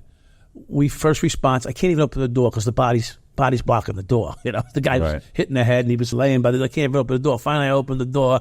I get inside, and I see it's a marijuana. Back then, they had tray bag stores. I don't know if you guys are familiar with Brooklyn's setup, but it was a bunch of dummy candy stores, and they were all selling nickel bags. Like today, they're starting to sell pot everywhere, whatever.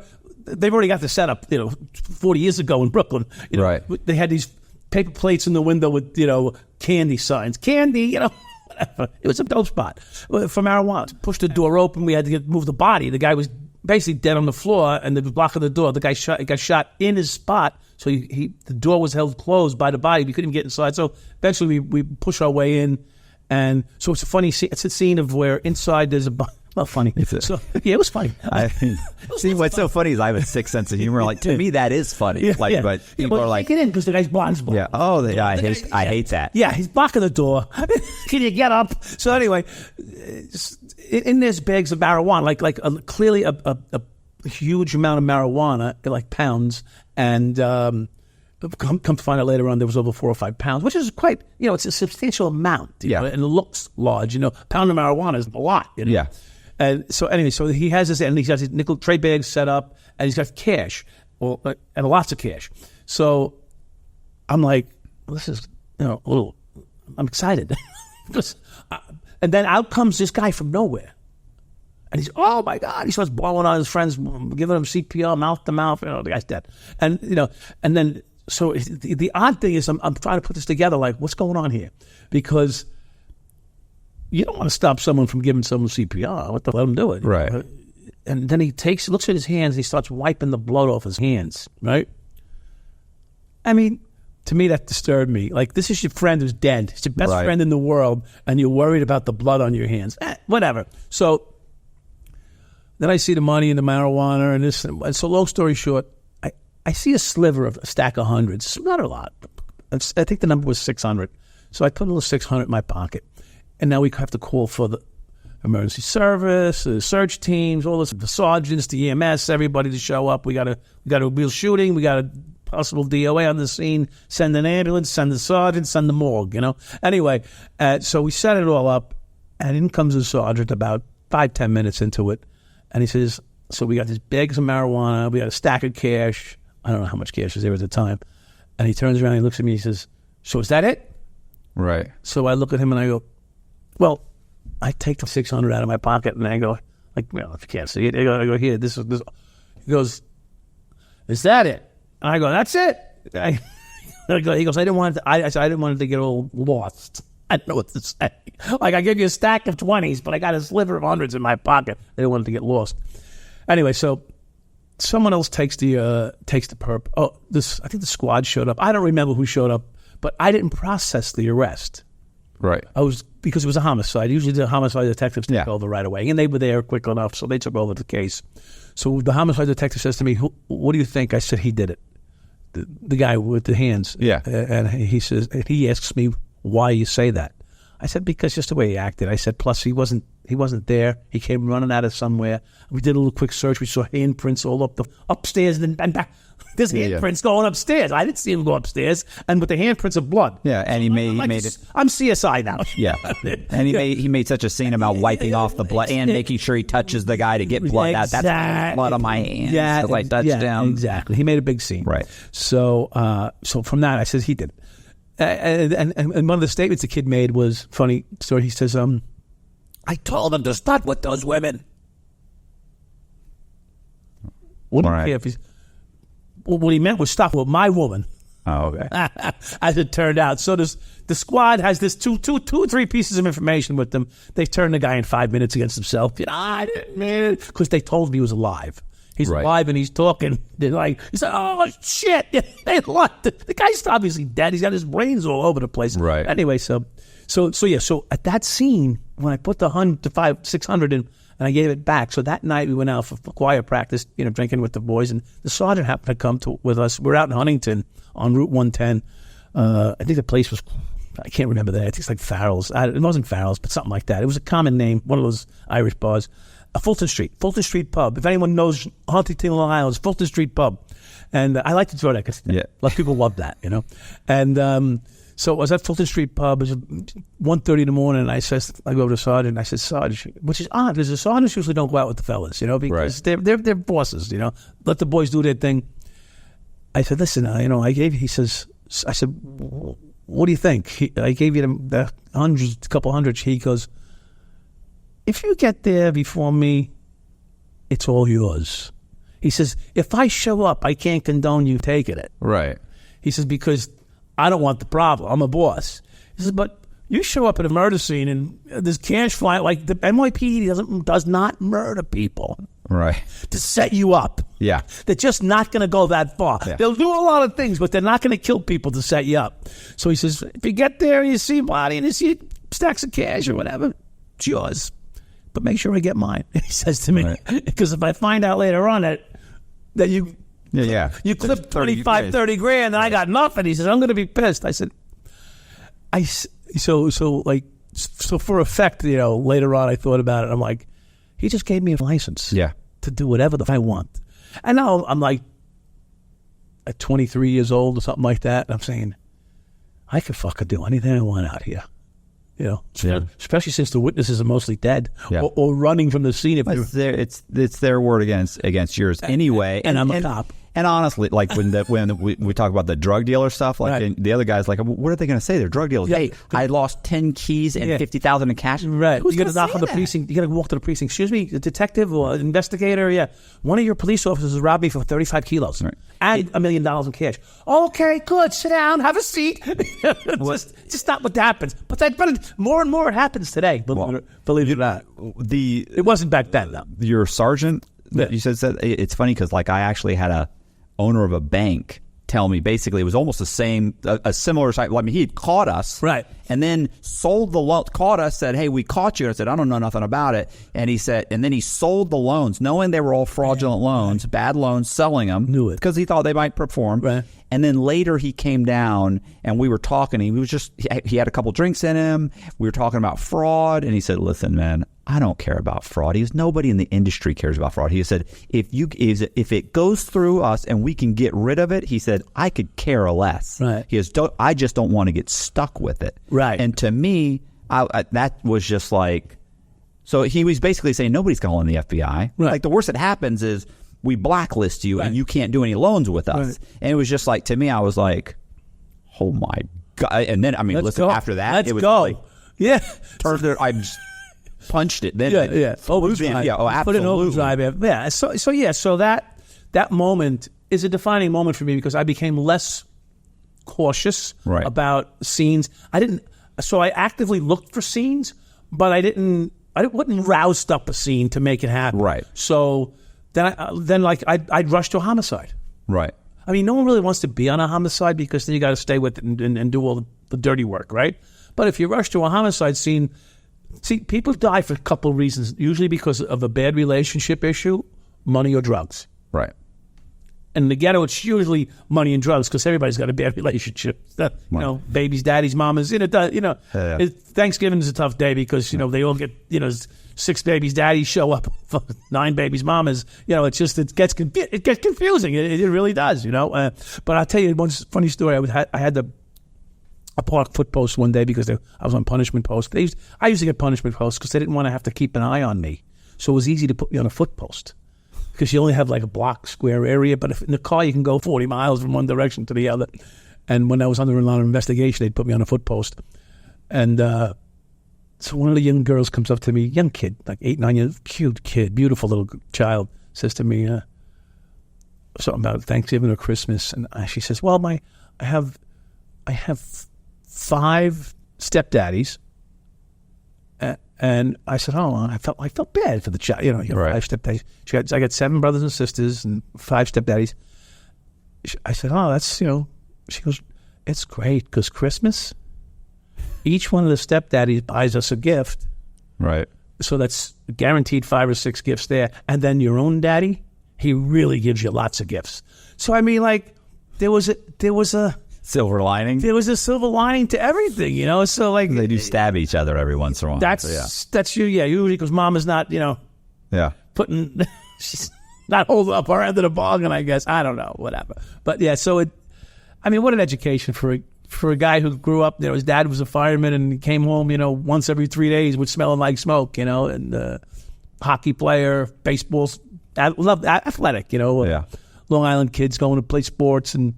You're out in the ghetto now, like putting out fires every day. Like, what's the fuck? Not fires, but putting fires, personal fires out every day. Putting your finger in in the dike of the dam. And the crack era was just insane. It was insane. No.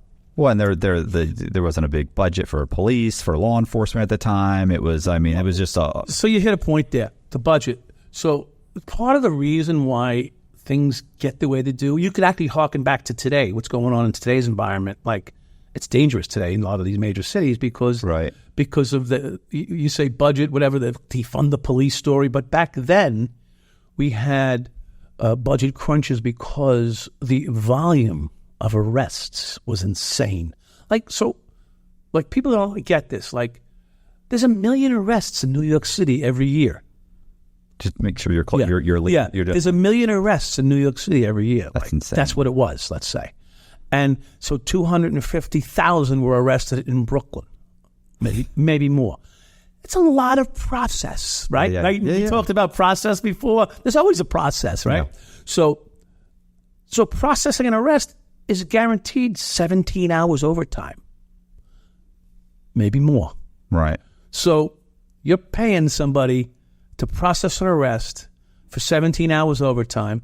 Then you're having to pay for legal aid for the perpetrator, court costs, bailiff cost. What you can go down the list on what it costs just to process an arrest without the overtime. So the city began to sort of discourage arrests for drugs. Now, perfect storm, right? Because if you're telling a police officer, don't make an arrest for drugs because it's not going to go well for you. Why? We're going to put you on foot posts. We're going to put you in less desirable assignments because you're killing us with the overtime costs.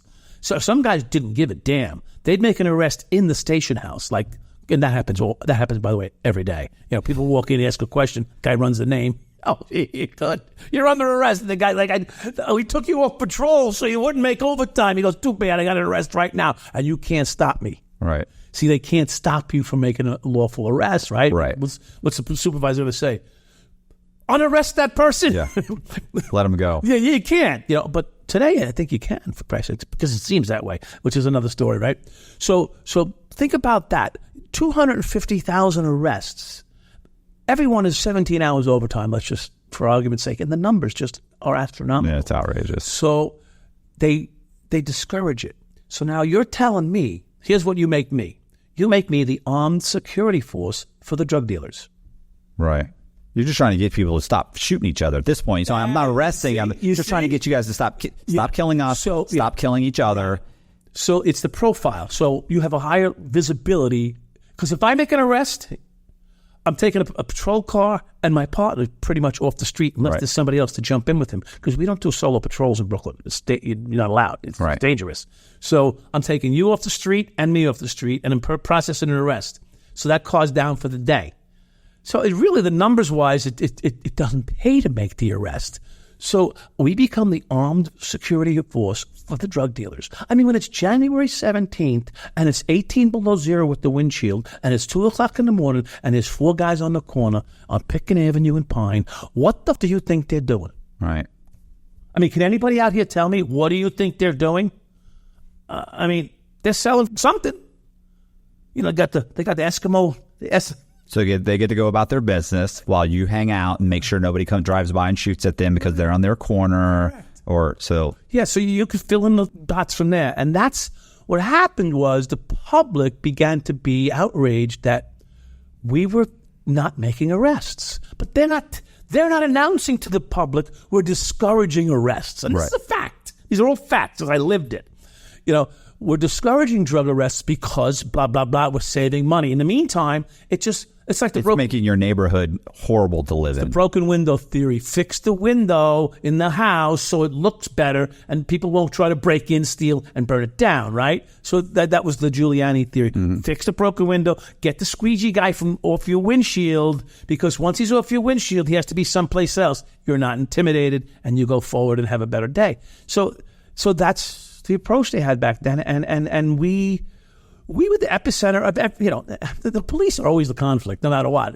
No matter if you do it, damned if you do, damned if you don't. So there was a long line of what you're seeing today happened back then, but in a different way, because back then we could still beat the f out of you. Right. Straight up. Back then, you could still. But now there's too many cameras everywhere. Back then, you could still give a good beating, and everybody went home. It's funny. And everybody went home. Them and us. The Rodney King thing. I remember all these guys were like. I got arrested after the Rodney 3 days after the Rodney King riots. Everybody, when that came out, I remember guys were saying, well, that's an isolated event. I was like, yeah, it was. The isolated event was that there was a guy there with a camera. It happens all the time. It was just isolated. There was a guy with a camera. Right. But and yes, and that's true. Oh, and to defend police officers, right. That's not all they do. Okay? No. And it's usually, let's just say, earned. It's usually earned. Oh yeah. It's usually earned. And I'm not saying they deserve that, but it's usually earned. You know what's funny? It's like guys talk to me about prison. They're like, well, is there a lot of stabbings and people? Were you scared? Were you like, whoa? I'm like, you understand? If you get stabbed in prison or beaten up in prison, you've had it coming. It's a good. It doesn't sound good, but you did something. Really? Like they're not randomly running up and smashing dudes. You owed money. Right. They told you to pay it. Right. Then you said Then they told you check in so you get yourself shipped. Right. You said I'm not going to. They went to the shot caller, explained to the shot caller. Finally, the shot caller talked to you. You then told him I'm not paying. Then the shot caller said beat his ass. Right. And you got your ass beat or you get stabbed. I mean, you had a chance. Usually, yeah. Punks, money. Drugs, absolutely. One of the worst beatings I saw was over a punk. Yeah. And it's so funny to say punk out here. Like the first time I said it, like everybody, I was like, a gay guy. Yeah. And it's like, oh, now it's even worse. Yeah. Just called. I just said I called a punk or a gay guy a punk. Yeah. Right. And that's prison lingo. Yeah. Right. So yeah. But okay. So back to what I was going to say is, at some point, the guy Cello came to you. Oh yeah, I forgot his name. The last interview I did, I forgot the guy's name, and the guy interviewing me forgot. Well, his it was name. funny because too, like he was the low man that told him his boss. Then his boss was actually a really good interview. You know what I'm saying? Okay, so you got it confused. Yeah, huh? You got it confused. Cello was the boss. Oh, I thought Cello was the guy Cello was the guy in the Porsche. Yeah. Well, yeah. So. Oh, he was the boss. I thought he was under the other guy. No, Cello was so Diaz. Right. Says Cello was a little nothing to him.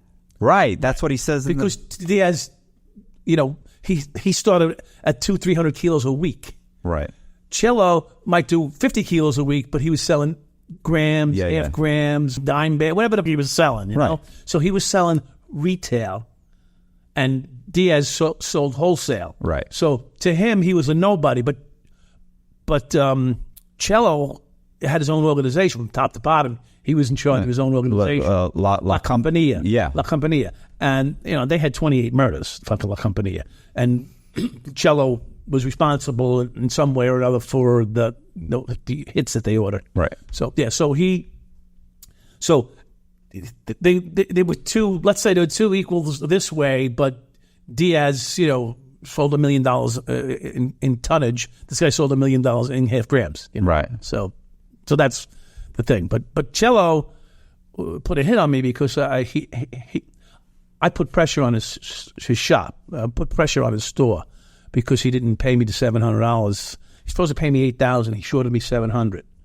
Why would he do that? Did you ever find out, like, when he's just trying you right out of the gate? He just tried you? I wasn't sure. So that's why I was pissed, like, why would you do that, So I think what it is, and I think that somebody... But he came up with the exact amount that he was short. Yeah.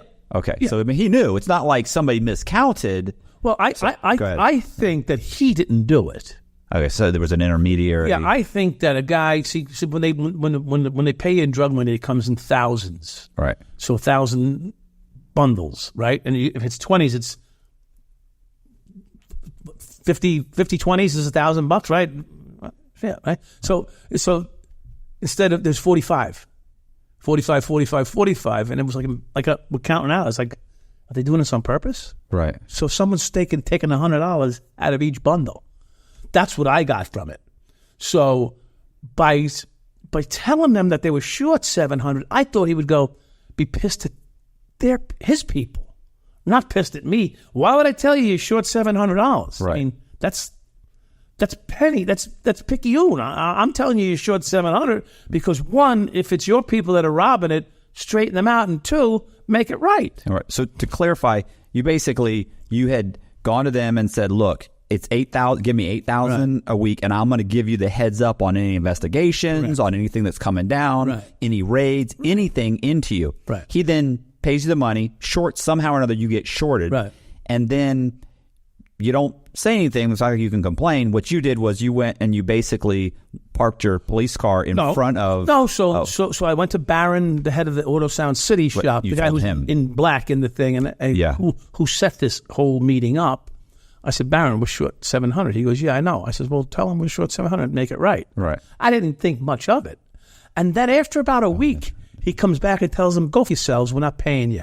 We're done, and I'm not paying you. I said, oh, that's not the way this is going to go. Right. So I started putting pressure on his store. I had myself and my partner would park in front of his store. I'd sit there, all fucking chase cars that pulled up, and just made it clear that you're not going to go bad for you. You're not going to do this, right?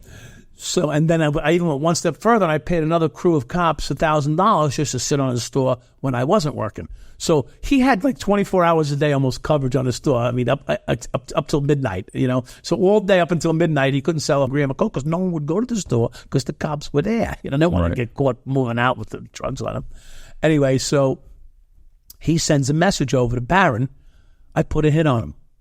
So I get my 911 page. Barron doesn't page me 911. 911 page goes off, and I end up going in to see Barron. He goes, they put a hit on you. I said, okay. And the funny thing is that I heard, which I think was accurate, that the precinct knew about it and told me nothing. They knew about it and didn't say anything. At that point, they were already good killers. So they didn't know what to do. But I heard that they knew. So they had informants in the La Compañía. And if you remember them in that van, in the movie scene, in the van, they're running back to the precinct. Well, in that van was one of the company's informants telling them who's who. Okay. That's when they ran from them. When they came out, they start shooting at them and they take off. Correct. So to my point. It made it sound like there was only a couple guys there. They didn't mention that. Yeah. Oh, yeah. No. Yeah. Yeah. But to my point was that, so the precinct and the DEA, they work together. Yeah.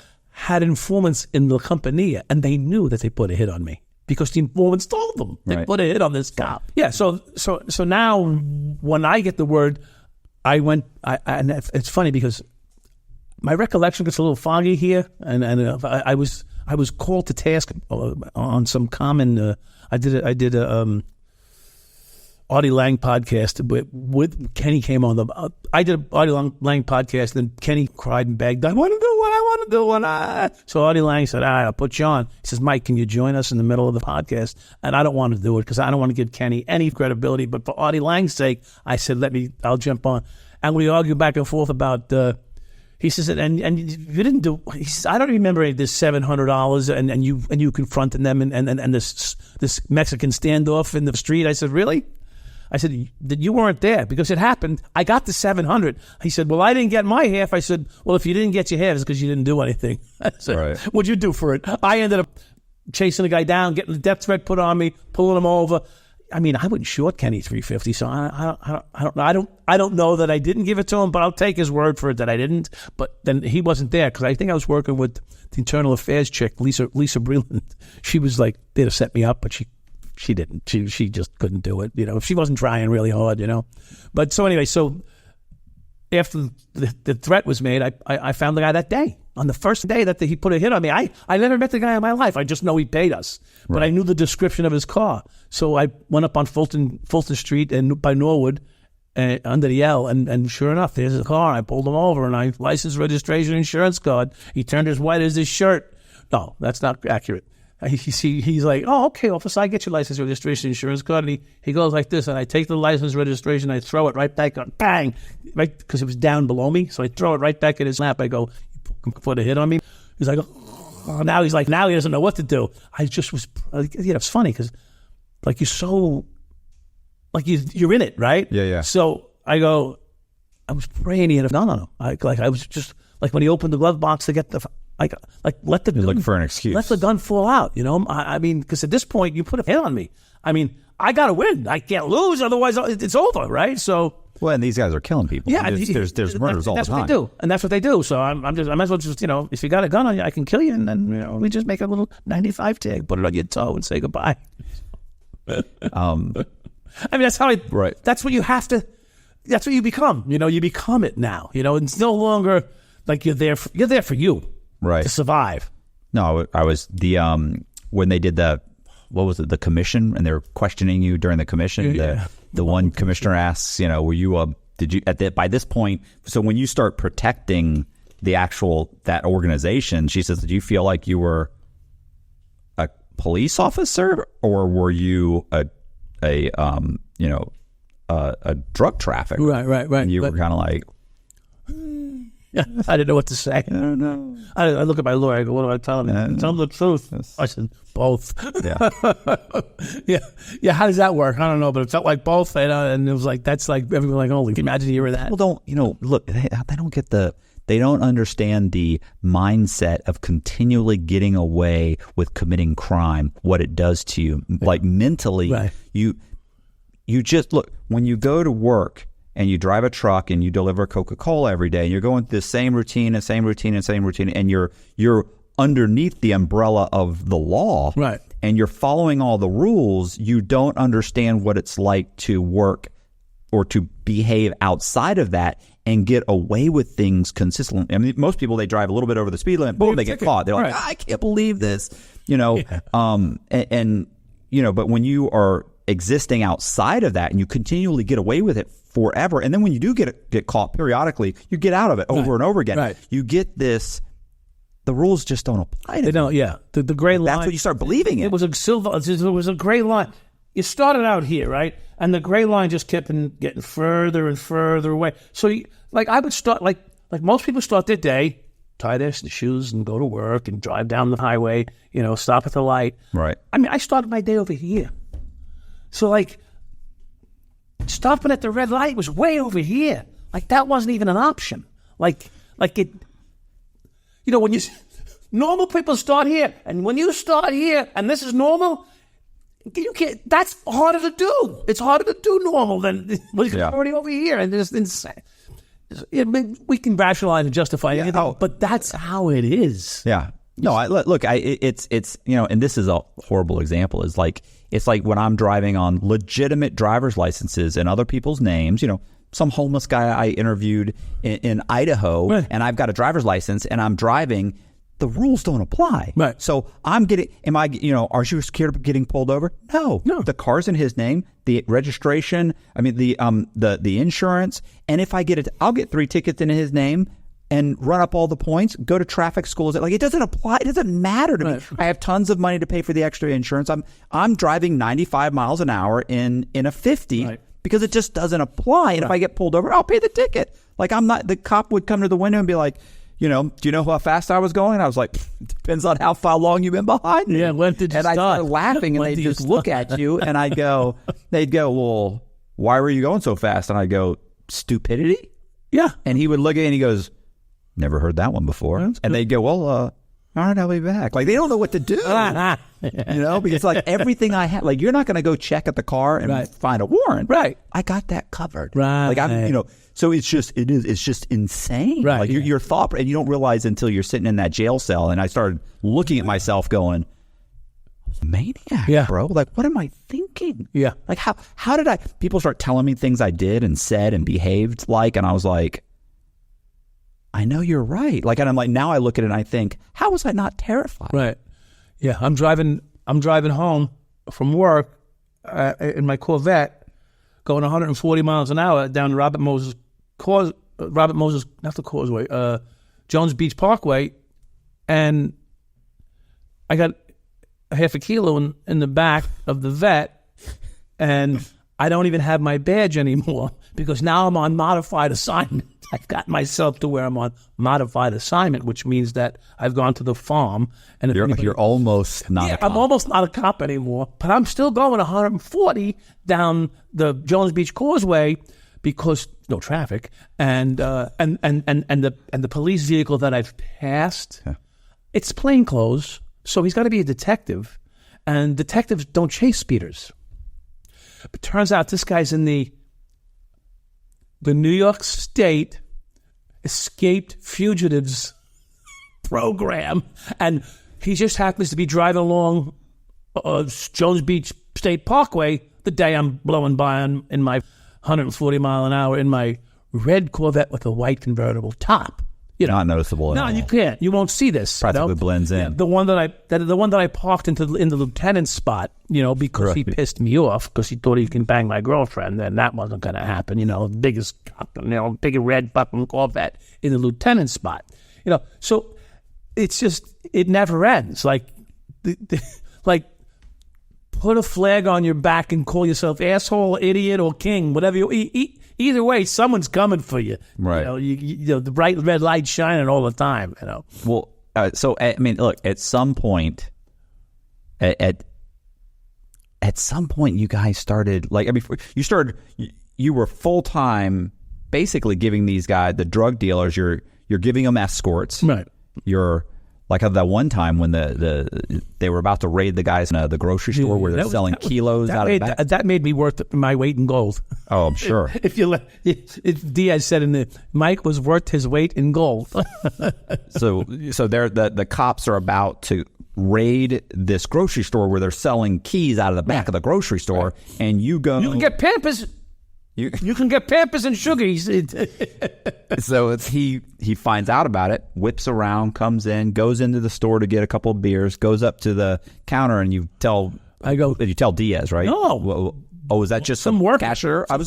When you say that in the thing, I was wondering, like Diaz is running the cash register? No. This is just his cash register worker. You just lean in and say, cut it. And he looks at me. I go, shut it, because I didn't know if he knew what this meant, right? Or if he knew that I was the mark, because I never met these people. Right. Well, do you even know? Do you even know that he knows what's really happening in the back, or he knows? Oh, he knows. Okay. He got to know. There's no way. Okay. No, the guys are walking with bags of money and shit, and he might tell them, go to the back, if someone's new or unaware of what to do, they're coming in with, back then it was shoe boxes filled with money. And that's, when you're buying a kilo or two, you're coming in with stacks of thousands like this, so, and I'd be like, I can't believe these guys are standing in front of the store with boxes.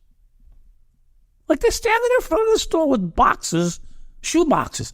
I mean, well, am I that stupid? They must. You got brand new Nike size 12, and this is a size 8. Can we see? But they must also feel invincible, though. I mean, I've written in stories where the drug dealers were paying FBI agents to, and so he was like, oh, I was bulletproof. Yeah. I felt untouchable. He's like, I'm paying an FBI agent. Yep. He said, he's calling me. He's like, if I meet somebody, I call him up and say, hey, this is the guy's name, run him. He comes back like an hour later and says, he was arrested 2 weeks ago. He's currently this. Don't work. He's operating. Or they go, he's good. Yeah. Never heard of that guy. Right. And so they feel, not just that, they would have guys get arrested, call the FBI, and the FBI, he's like, and like 2 hours later, the cops come to him and say, okay, we're releasing you. Yeah. They just call him and say, look, he's a CI. Let him working go. with him. Right. Let him go right now. Yeah. He's like, I've been walking right out. It happens all the time. So, yeah. But yeah, so I can imagine they felt invincible. But yeah, so walking around with them, being pretty obvious. Yeah. Probably not that big of a deal to them. At that point, they think, well, we got Mike. Yeah. Yeah. Well, but I was like the one who told him, listen, you got to tamp that shit down because it's over the top. I'm trying to, because what I'm trying to do is to keep them from getting on the radar for narcotics. Right. Because if they're on narcotics radar, I don't work for narcotics. I'm a patrolman. Right. So I'm trying to keep them off the radar for narcotics. I make a phone call to narcotics on its competition, and the guy on narcotics says, oh, you mean 522 New Jersey on the corner of Vermont and New Lots? I go, no, it's 521 across the street. Right. But now he goes, oh, we're not aware of that one. I go, yeah, well, that's the one. That's the one that's really doing bad stuff right now. I'm going to tell the guy, this is my guy's store. I just gave me the address to. He says, we're in that. We got that. We're on that one. I'm like, I can't believe, because my guy Adam complained to me. He says, the guy across the street's lowering his prices. So, I mean, I sent cops in there, on duty, off duty. We shook the place down, on duty, off duty. We threatened this guy to shut him down, right? And then we'd sit in front of his store and chase people. So he had no business going on for about a week. Meanwhile, we go around the block over on Blake and Dumont Avenue and right by Vermont, and there's this Jeep Wrangler sitting there with two guys with beards, you know. So I go, hey, what's going on, guys? Hey, yeah, we're doing a stakeout around the block. I don't know where, because there's 6 spots around the block, but I know one is mine. Right. So I go around the block, and I walked in the store, and I picked up 2 Heinekens. They opened up I don't know if they opened them. They probably did. Opened up the Heinekens, put them in a brown paper bag, walked out, shut it down. Now. Walked out the store, got in the car, called the beeper, because the beeper thing I had to call. Yeah. Got no answer. Like I ain't got time for this, but this is not good. I just saw on the cover around the block. I don't know when this is going down. They didn't give me the inside scoop on this. So that's why I went in, by the way. So I told the reverse. So I hit the pager. I waited like 30 seconds. They didn't call the payphone back. I said, I can't do this. Went inside, shut them down, left. About a half an hour later, we circled back, and they got lights, dogs, a team of 40 guys going in and out of the place. So, but they didn't find anything. They found nothing. Yeah, they couldn't even find salt in the place. So I laugh, but it's you laugh. I really shouldn't. I mean, I shouldn't laugh, but it is what it is. You know what I'm saying? I hate when I do podcasts and then guys come back and they he's not even sorry. Right. He's bragging. Right. Well, you didn't see me come on the podcast to cry. Right. And apologize. Right. I'm not here for that. I'm here to tell you the story. Tell you how it was. I didn't cry that day. No one got hurt. Right. No one got hurt, which was the key thing, which I always had said to Diaz, is if somebody gets hurt, if a cop gets hurt, I don't mean like you've tripped and broken. Right. If a cop gets injured doing one of your operations or shot at, or injured severely, I said, I'll turn myself in. I said, because I'm not going to live with that on my conscience. All right. And if you spoke to Diaz, and if you saw him in the he's a nice guy. Yeah, I mean, he'll kill people if he has to. Oh, absolutely. Don't get me wrong. Oh, listen, the nicest guys I've met that are the nicest murderers I've met, and they're just super. You know, Johnny A-Light. You know Larry Mazza.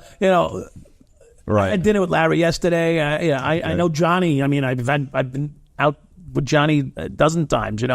And I mean, those guys, between the two of them, they killed 40, 50 people. But they're the nicest guys you ever want to meet in your life. I was going to tell you, the police officer that, did he take his baton or a plunger? Oh, yeah. I was just read Volpe.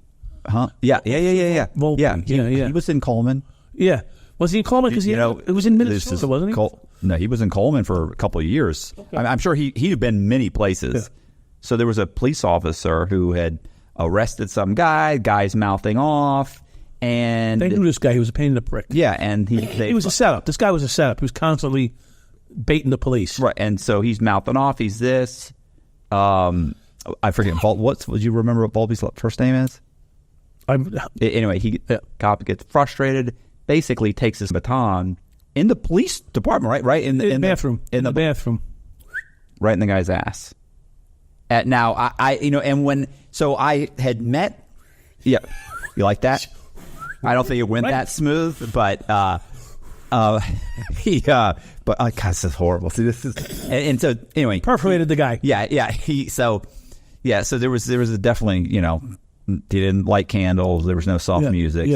Anyway, so it's a bad situation, right? So he ends up, of course, he gets mad. He's fired. They bring up charges, everything. Yeah. He goes 30 years. Yeah. They gave him 30. He pled guilty in the middle of the trial. He's like, I just pled guilty. Like, it was obvious I was going to get.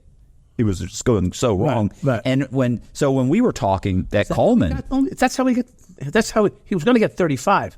Right, he pleads guilty. Is that how he in the middle of the trial? He pled guilty. Oh, I didn't know that.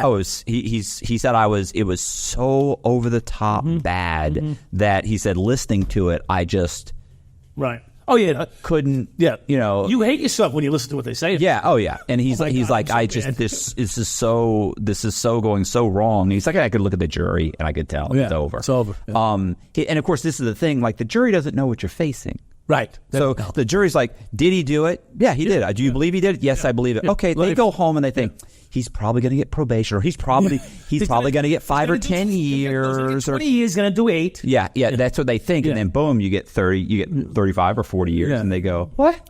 Now, granted, what he did was up, but still, you typically don't give a rapist that kind of sentence. So the point is that he ended up in prison. Nicest guy. And was it Justin? Justin, thank you. Yes. And when we talked one time, I remember I looked at him and I go, bro, I mean, honestly, what the? He's like, I don't know. He's like, I was, you have to understand. You have to be there. You have to be there. Just feel invincible, and this was what I was doing, and this, steroids, and this, and he's like, he's telling me all out. Yeah. And I'm just going, I go, still, and he's like, come on, what are you doing? I said, I'm not trying to make you feel bad. I mean, we're two guys in the library laughing. Yeah. And it's not laughable. What he did is not laughable, but it's comical for some to actually. You mean you shoved your broomstick or someone's ass? I mean, what the fuck were you? Where did it even? How did that? Yeah, come exactly. From? He told me. You know the PSI, right? Your pre-sentence. Yeah, I can imagine. He said the PSI, He said when you get in trouble, the guy got $7 million and he lived. Just so you know. Oh yeah. There's no death or anything. I mean, so, which is it's horrific too. There's no way to justify it. Whatever, it is what it is. Right. Deal with it. So the point is when he's doing his PSI, which it means the probation officer comes and they interview you for a pre-sentence report that goes to the judge. So the judge can try and determine what your sentence should be, and there's a whole and try and is there any mitigating circumstances, to give you the high end of the guidelines or even the low end, and so they come to him, and so while he's being interviewed, he told me while he was being interviewed by the probation female officer, probation officer. well, I think it was a male probation. He said while he's being for him, the guy starts asking, he's like, "Is there any anything in your past like any abuse, anything?" And he said he's looking at him, and Justin goes, no. There were no funny pony rides in my childhood, if that's what you're asking. And I mean, just like funny pony rides. And he said, I know. My dad was there. My dad was like, funny pony rides. That's like even strange. Are you okay? What are you funny pony rides? He's like, I don't know. It was, listen, obviously the conversations in prison are not like the conversations you have with your buddy that works at Walmart. Yeah, I mean, clearly you're dealing with it different. And everybody's done something or heard of something. Yeah. So he was a little off. Nice guy though. But I heard seemed like a nice guy. Of course, I had never been arrested and I've never thought of pony ride, but now when I think of pony, that'll definitely come up. Him, but I can't see him in for pony. So I was the face of corruption. Oh yeah. All right, in 92, I get arrested. So I get sentenced in 94. He perforates this guy in 97, right? So the city's just starting. You got lucky then. Well, I never. I never got lucky. The city, no. The city is just starting to heal from the trauma that I put it through. They changed the whole patrol guide. They add a whole new division. Or no, bureau. They call it bureau. It went from Internal Affairs Division to Internal Affairs Bureau, which means so what that means is they've now created another layer. So it's over. It's over. It's like, so you have the Detective Bureau and the Internal Affairs Bureau, because it used to be IAD, which was a division. Right. Now it's a bureau, so there's nothing above that except right. Well, but bureau, basically, you kind of govern yourself. You self-govern, right? Okay. Correct. So before they were a division, they could be told back off. Correct. Okay. Yeah. Now they're their own bureau.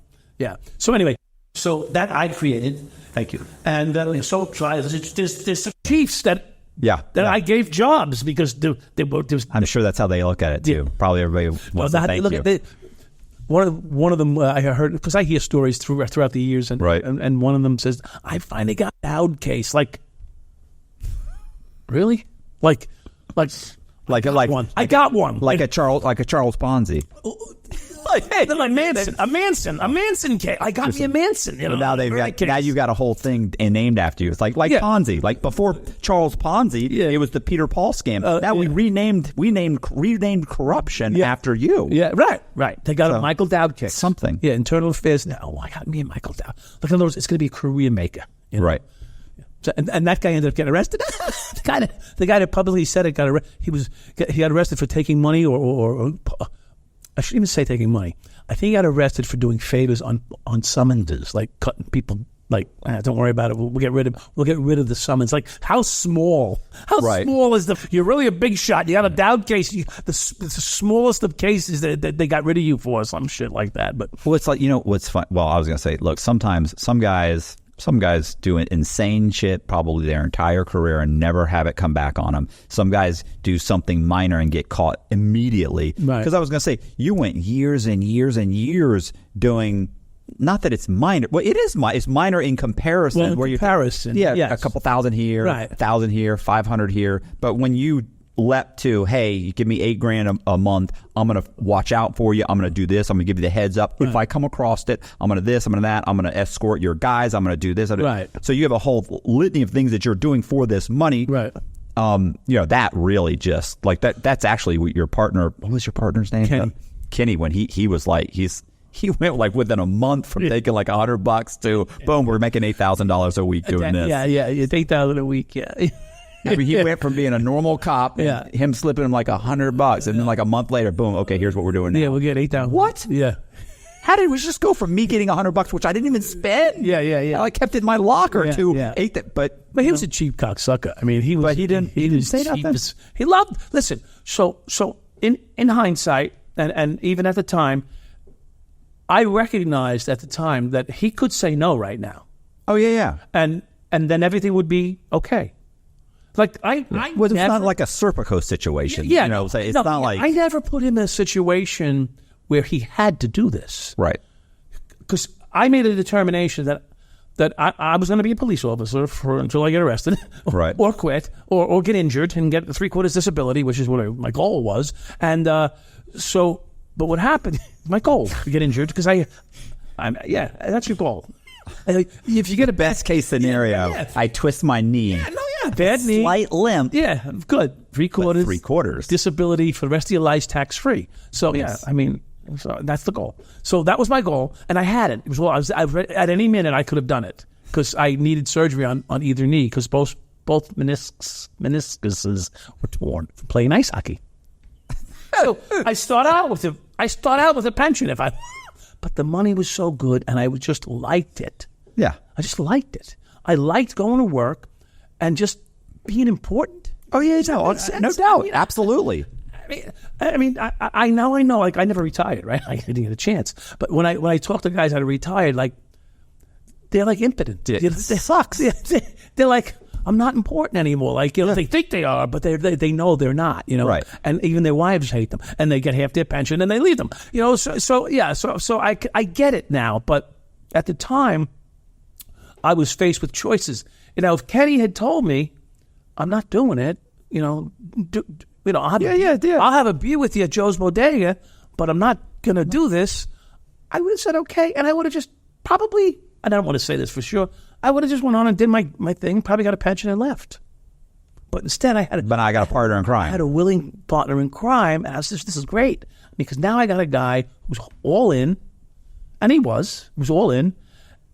So what happens in the sort of doesn't really show up in the movie.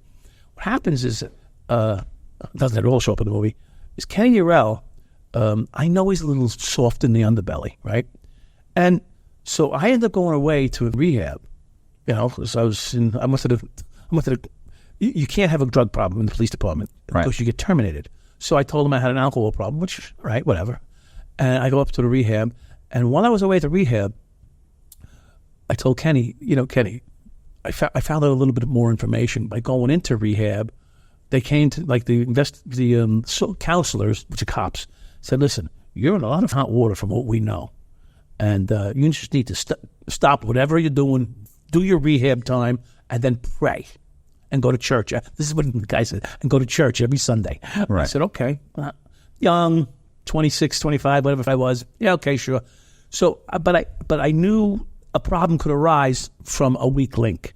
So in the meantime, 3 of my friends get arrested for shaking down a bodega, for doing an armed robbery. So they're out. I put a bail for one and put one in my house because his family kicks him out. He's got nowhere to go. and his name is Walter. That big Walter in the big Walter with the big hands. I end up putting him in my house. In the meantime, I tell Kenny, you got to get hurt. It's 4th of July weekend. I'm in a rehab. We just came home from rehab. And Kenny's not getting any patrol assignments because if you go on patrol, you're going to get hurt, right? Because it's an arrest. Every day there's an arrest. But it's 4th of July weekend and everybody's out on details like in Manhattan doing parade duties, all this shit. So they short manpower. So Kenny hasn't been on patrol in 4 months. Not one day. What's he doing? He's in the station house. Okay. Doing Paperwork. Yeah, phone answering, clerical shit because they don't want him out there. 4th of July weekend, they're short. They put him in a car. His first day, he makes an arrest. Some kind of fence was involved, whatever. Grabs a mooch, brings him in, and goes into the bathroom and breaks his hand. Oh, on the sink. And he already broke it once before. So now he goes, he slams it on the porcelain sink, breaks it because he's left-handed. He breaks his hand and goes in and tells the boss, he says, I'm making the arrest. I got hurt grabbing this guy over the fence, whatever. No one gives a fuck. They're not thinking. They're not thinking he's under investigation. He needs to get off the job. He breaks his hand. He never goes. One day on patrol, breaks his wrist, never goes back to work. He gets a 3/4 disability pension. I get it for him because my uncle runs the pension section, right? He gets medically approved because you can't have a cop with a bad wrist that has broken now twice in the last, like, say, 6 years. Right. Because now he's going to be shooting a gun. What if his wrist goes bad in the middle of shooting a gun and kills the kid instead of the old man? You're right. So they approve him medically. Now it's supposed to take a year to 2 to get released through the pension system. I call my uncle up. I say, Unc, Kenny was just approved yesterday. He goes, okay, it's going to take 30 days. He goes from the bottom of the pile to the top of the pile. And he's walking out the door, and who's walking in? Because you go before the pension board. The pension board, boom, approved. You're done. He's walking out the door. In comes Tromboli, the guy that was following me for years. Right. Eating pasta dinner in front of my house. His wife kicking him out the door. He's walking in to interview him. And Tromboli goes, you're Al. He goes, I wasn't there, but I was told. Yeah. He says to him, what are you doing here? He says, I'm sorry, Sarge. I got nothing to say to you. Yeah. He goes, what do you mean? He goes, I'm off the job. I'm retired, 3/4 disability. He goes, I wanted to ask you about Dowd. He goes, I'd love to tell you. He says, but I'm not required to talk to you right now. I'm done. Got to go. But like the love to tell you thing was in there, you know? Yeah. He wanted to tell him. So he leaves. He gets his 3/4 disability. Now he's sitting at home bored. Likes the action. That's right. The action. Okay. He likes the action. So I'm running around now. I've made it through the rehab 2 years. I went to 2 years of rehabs work, and then Kenny is calling me up. I need some work. I need some bricks. I need something. I didn't know he was involved with drugs. Right. I had no idea. Was he before, or this is just something he decided to do? So what happened was this. This story is so... Yeah. His cousin was a cop in the 7-3, was bringing home shit they were stealing from the drug dealers. Right. Giving it to Kenny, and Kenny was selling it. I had no idea. So one day he says to me, Mike, could you help me get a piece of, big 8, whatever they want, half a key. I go, of course I can. So he goes, okay. Anyway, I go to his house to pick up the money, and they're there. The cops are everywhere, like plainclothes. So he doesn't know it. I go, Kenny, your house is hot as a pistol. He goes, what do you mean? I go, there's cops all over the place here. He goes, I just left your house, and 2 cops were following me. He goes, how do you know they were cops? I said, okay. Right. I left your house. I circled the block. There 2 cops' cars with plainclothes. Follow me, twisting, going different directions. He says, Mike, they've been following you for 5 years. He says, this is probably still following you. I go, I don't know, Kenny. This seemed a little different. P.S. He hangs up.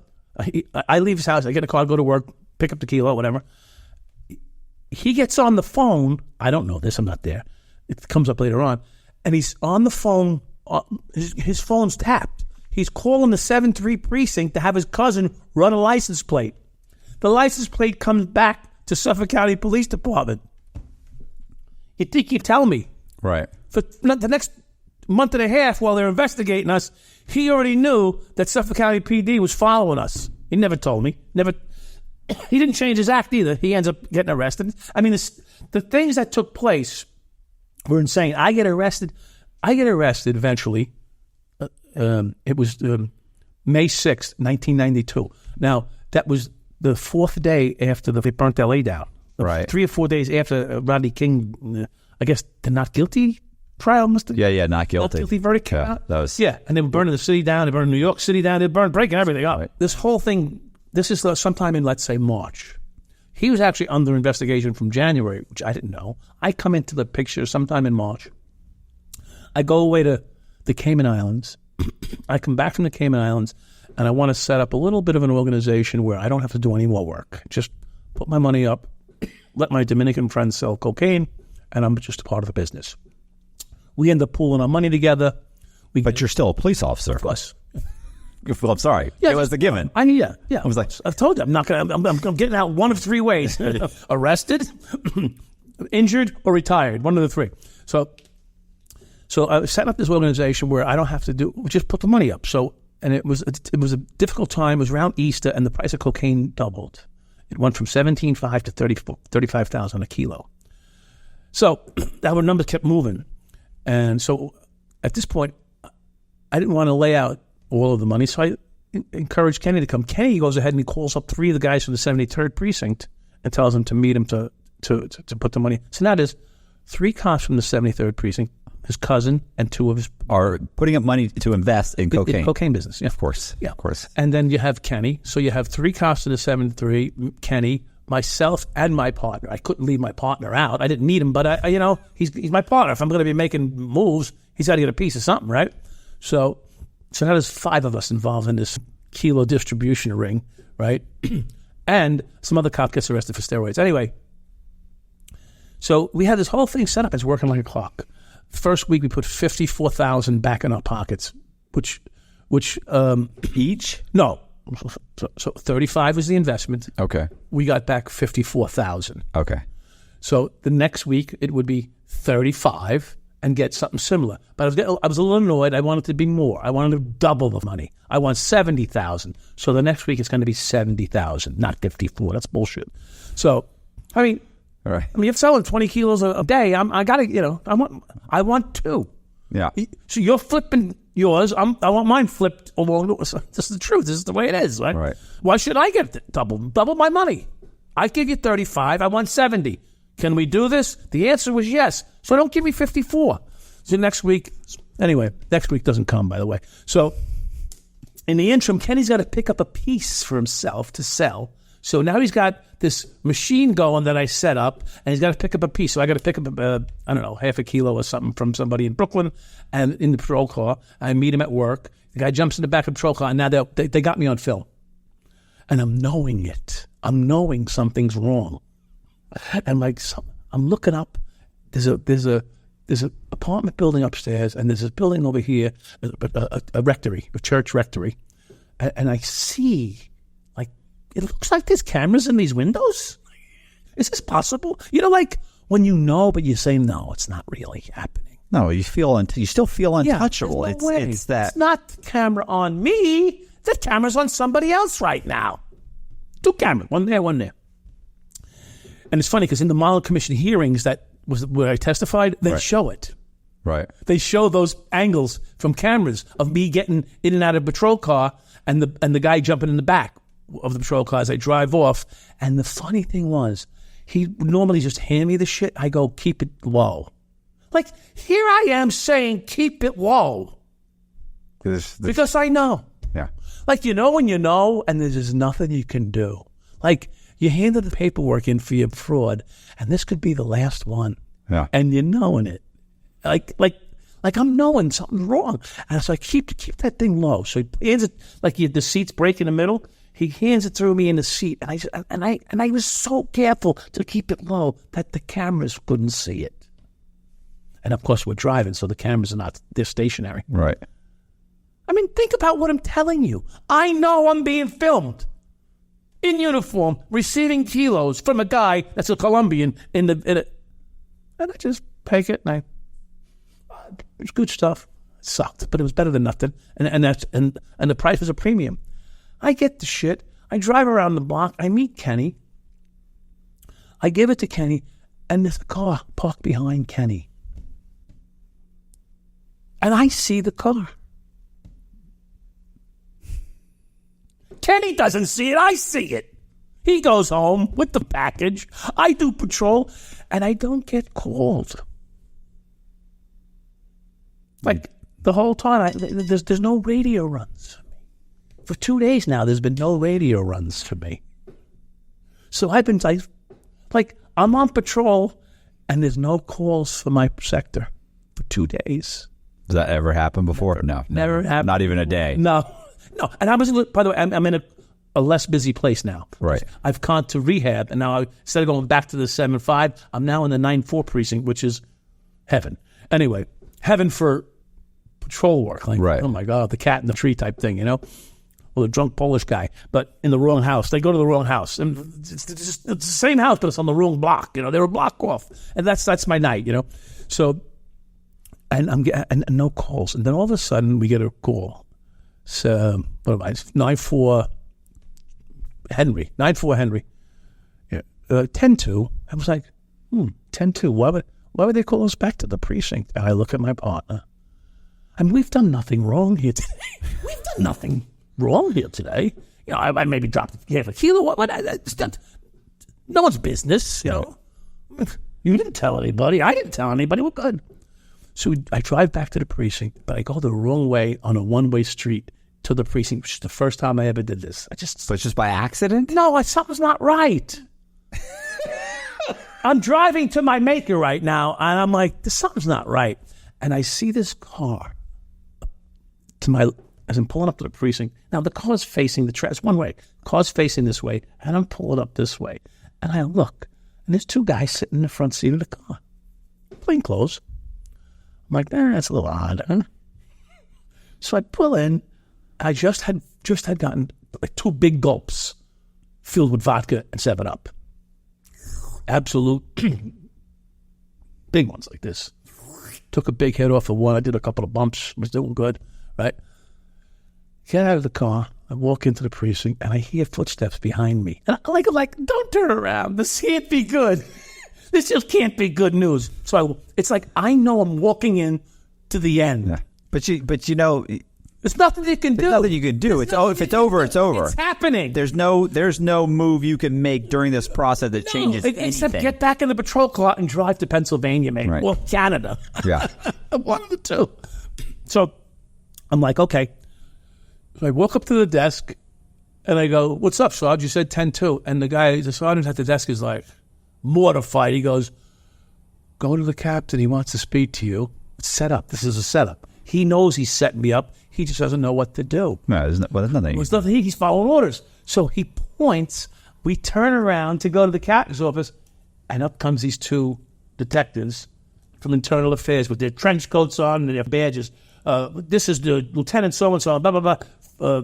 We're taking you for a department-ordered drug test. I'm like, that's all? This is perfect. My career ends here. Right. It's over. I'm going to go downstairs and change. Put my shit on, my civilian clothes, go take the piss test, fail, and go home. Didn't work out. No. It didn't work out that way. But, so I'm getting dressed downstairs. Now that they've ordered us downstairs, the scene is insane. I'm downstairs trying to get dressed, and the cop, plainclothes detective, is almost humping me. He's so close. I can't move. I go, am I under arrest?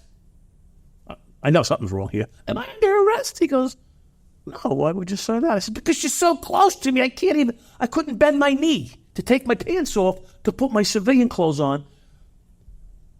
So he goes, no. So I go, well, would you back up? And now I'm getting pissed. Would you back up? So he goes like this. So he went from here to here. He gave me like an inch more room.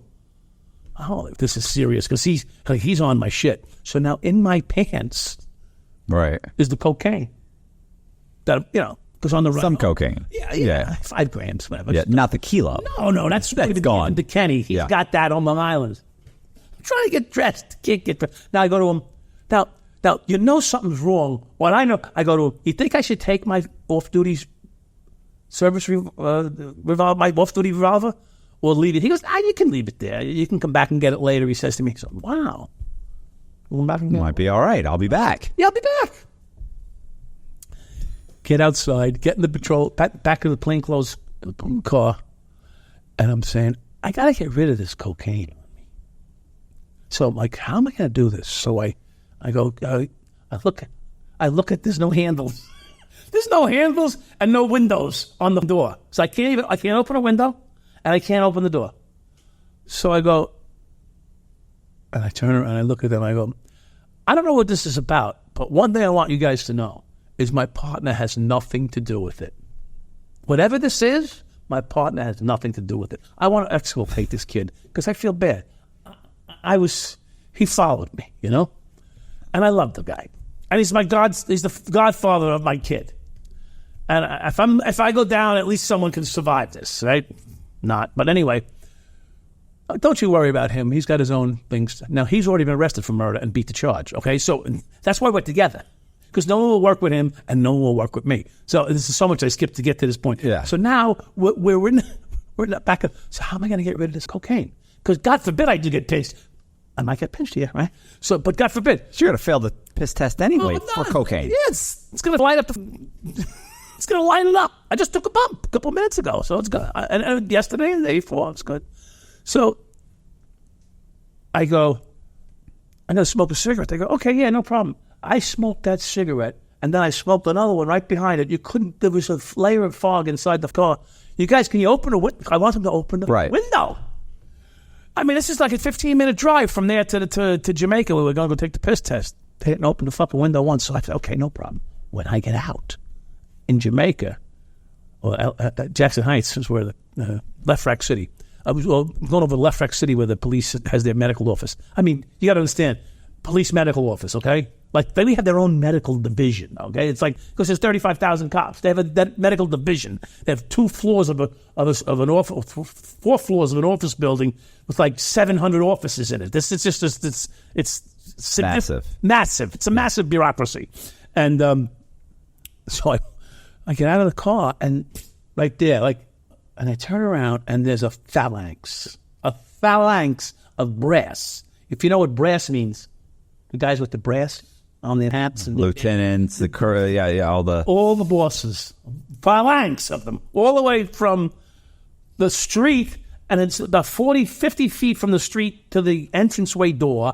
Then there's the entranceway phalanx, there's the hallway phalanx, and the button opens up on the elevator, and I look up, there's a guy with more scrambled eggs on his hat than I've ever seen in my career, because he was a chief. The chief was standing in front of me, and a deputy inspector. Both of them like this, and I just got on the elevator, and I turned around, and I was standing between them. I don't know who they are. And then the guys that brought me in went up, so there was 4 of us in the elevator, opened up the elevator on the 16th floor, I think it was, and sure enough, another half a dozen scrambled eggs on each side, phalanxing me into...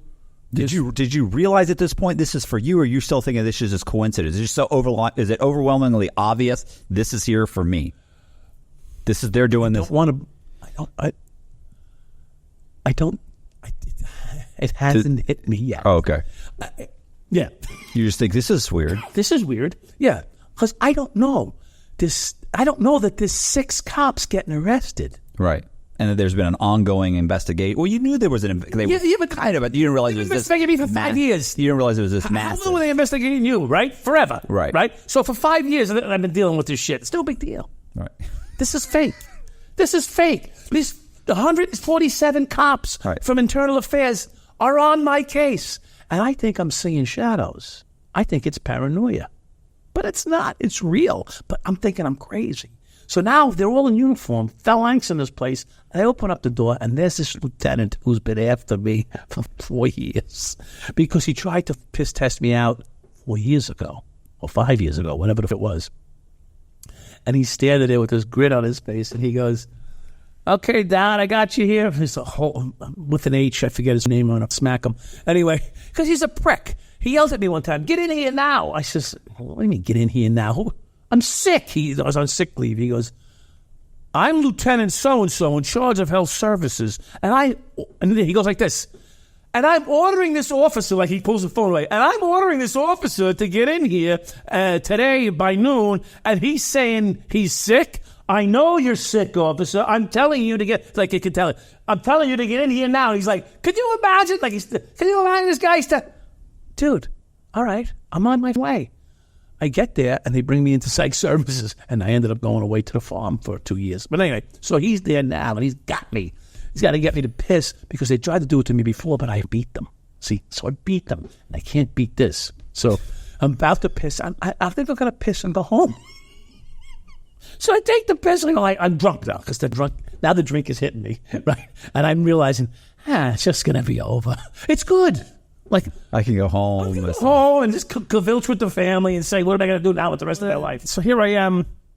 The guys finally got me to take the piss test. I piss in his cup. I'm like, I'm happy it's over. We'll see you tomorrow. Have a nice night. And I turn around, and then goes, and in walks these two other guys into this small cubicle area. And he goes, Suffolk County detectives. And I go, oh, how you doing? Okay, what's up? You're under arrest for conspiracy to distribute narcotics. I go, oh, okay. I should just say, the nerve of you. I mean, right. Like, so one of the things is, the newspaper account is, and he just, turn around matter of factly. What do we do? Kick and scream and say, go yourselves. I mean, I was like, my hands be on my back. They put the cuffs on me. So now they go to search my pockets. Right. And I got that cocaine in my pockets that I couldn't get rid of yet. The 14 times I tried to move it out. And the guy goes, oh, look at this. Get out of here. And I go, yeah, I got a little problem. I got a little bit of a problem. What else? Right. So, So back at the patrol car, they had to take me out to Suffolk County because that's where they're booking me. See, the whole thing here is the city's pissed off. Right. Because they didn't get their guy. The out of jurisdiction got the guy. Right. You're in the city. You're not at Suffolk County. Not a Suffolk County police officer or anything. And they've had me under investigation for 5 years, and they couldn't put a bench on me. But Suffolk County has an investigation for 3 months, and they got me, because they got me because Kenny. Well, because of Kenny. Well, because of the wires. Kenny didn't give me up. It was wires that got me. And then Kenny on bail puts a wire on, and then he gets me. People don't know how the story actually breaks out, but that's how it breaks out. So anyway, telling the story is exhausting, And how much should we skip when we tell these stories, right? Like 80% or more of it, right? In fact, I'm working on getting a screenplay done now because they can't get it down. They've been working on it for 5 years, a screenplay to do a remake movie of the 7-5 documentary, and they just can't get it. So I've been through the mill with all kinds of involvement with different people in Hollywood. Right. Frank Scott, who did Get Shorty. I never saw it. You never saw Get Shorty? No, I never saw it. Yeah. The guy, John Travolta. It's a great movie. Yeah, the guy who wrote that was supposed to do it. Then it was Scott Gillespie, a guy named Gillespie, who did I, Tonya. I don't know, I, Tonya movie with the ice skater girl. The ice skater. Like Tonya for Tonya Harding. Tonya Harding, yeah. Okay. Well, wait, real quick. How much time did you get? I got 14. Well, so I ended up getting a 168-month sentence. Right. Okay. Yeah, 14 years. And then you went to prison, obviously. Yeah, I went to prison. I started out I did FCC for 2 years waiting to be sentenced. When you got grabbed, did you ever get out on bond? No. From Suffolk County, I did. Right. But then when I was out and they set me up to the feds, no bond. Yeah. I could have tried to get bond, but my lawyer's like, dude, you're going to do some time, so you might as well start now. Yeah. That's exactly what he said. No, that's true. Right. Unless you're mounting, there's no reason to be out unless you're mounting a defense, like you're trying to go to trial. Well, you can't. Well, so to be fair, I was going to go to trial because the first plea offer was 24 to 30 years. And you know what that's like, I'm like, who the fuck did I kill? Right. So knowing that I was going to do some time, I was shocked to see their first plea. They don't call them offers; they call them agreements. Like the first plea agreement was for 30 years, and I said, "I'm fucking doing. I'm going. Might as well go to try. Might as well try. Might as well go to trial." So that's what was my approach for the first 6 months or so, and then they knocked it down to like 24, and then they knocked it down to 17, and I still said, you know what, I ain't doing 17 years without going to trial for it. Fuck it. So I pushed it and pushed it. It probably lasted a little over a year, and then the Mullen Commission people came to me and said, we'll write a letter to your judge for you if you help us. And so I turned them down twice, and the third time they came to me was shortly after they said I did 9 murders in the ghetto. And I'm like, okay, well, this is the newspaper, What, just bullshit? Yeah. I mean, I know it's bullshit, but I'm saying, where did they come up with that? It's just Somebody said something. they're looking for. There's 9 murders that they can't figure out that around this period of time when I had a brand new 9mm gun, and they were all 9mm murders. I mean, at the ghetto, everybody gets killed with a 9mm. Right. But anyway, so they were investigating me and my partner for 9 murders, specifically me, I guess, because Kenny's like a good guy, and so it was all the news. I'm like, oh, listen, I didn't do any murders. Oh, by the way, Mullen Commission called again today and asking if you could please cooperate with them. And what were they investigating? What was that commission investigating? Their task was to investigate corruption Okay. in the city, and basically systematic like mine was, whatever. And so I drew them a roadmap. I showed them how to do it. They arrested the whole 30th precinct. They called it the Dirty 30. They arrested the whole night shift, which is 30 guys on the 30th precinct. We're all in the cahoots. I don't know anybody. I didn't know anybody, but I showed them how to catch me. Right. Something like you might have done to show which company. The ethics and fraud thing. Right. Like, look, same thing. So I showed them how to catch me. I said, you don't put a sign, look over here for cash. Dude, you got to make it, the cops got to be a little more like surprised or industrious. Don't put a sign, check under ice cubes for cash. Yeah. They're going to check. You don't need to tell them, So don't make it so obvious. So anyway, so I gave them a few pointers like that, and I told them how I would see a scene, and how I would assess it, and how I would know I wasn't being set up. So they did what I told them, and they got the whole 30th precinct. They got a bunch of guys. So now when I went to get sentenced, they wrote a letter to the judge saying that I was honest and helpful. That's all they would say. Right. Was this sentence in the state or the feds? Feds. I never got sentenced in the state because they consumed the superseding indictment. Yeah. And it all one. Right. Make it a RICO case. So I was, Okay. So I got the RICO. Yeah. So okay. I got a RICO indictment, and I pled guilty to it. So I faced 10 to life, right, at my sentencing. And did the U.S. attorney recommend that you get the low end of the guidelines or anything? No. Oh, he's saying he was against everything. He was sort of like what you had to deal with when you were through. Like there was no friend in that courtroom except for the letter, and the judge witnessed my testimony, and even partly to my dismay is some of my sentence, like some of the testimony wasn't very good, like I stole money from some girl, like $300 under the Bible. The mother hid the money under the Bible. I asked her, hey, is there any hidden money in the house that they might have? Right. And she goes, well, she's on the phone. Mom. Yeah, I remember. She goes, check under the Bible. So I feel that. They do any good. Looks like the burglars got it. Yeah, they got it. Imagine that. So, and that's a real shitty thing to do, Right. But part of my justification, well, we all do shitty things. Yeah. Part of the justification was. Yeah, listen, you don't have to explain to me. I know that. But people that they hear that, like, how the can you do that? Well, I got a partner next to me that's threatening me right now. He's like, you set me up. The last job, there was $11,000 in cash. You missed it. You had it in your hand. I said, take it easy, dude. I'm not looking for someone's savings. I'm looking for bags of cash like this. Right. I'm not looking for drug dealers. I'm not looking for a knot of $11,000 that someone saved. That's a lot of fucking money. I said, no, it isn't. Not what I'm looking for 30, 40, 50 grand in 20s, not someone's little life savings stack. Right. So anyway, long story short, I ended up, the next chance I could to get some money, I did. It was a couple, $300-$400, whatever we took from under the girl's Bible, which was horrible. Right. And so what I'm saying is, when I got sentenced, the judge said, Mr. Dowd, all the things you were very helpful, but taking that $300 from the Bible with the girl, was not a very. I said, I'm gonna say, right. She was letting it known that she was aware of that. Yeah. That being said, they said you were very helpful. I was going to give you a sentence to the top end of your guidelines, which would have been 15 and a half years. She said, instead, I'm going to give you right in the middle, which is 168 months. So essentially, she says the Mullen Commission helped me. I'll take her at her word. She could have given me more because they wanted to give me more. Right. I'm sure they probably would have given me more if I didn't testify with the Mullen Commission. But I gave them a hard time in being because I said to them, you don't give about me or anybody else.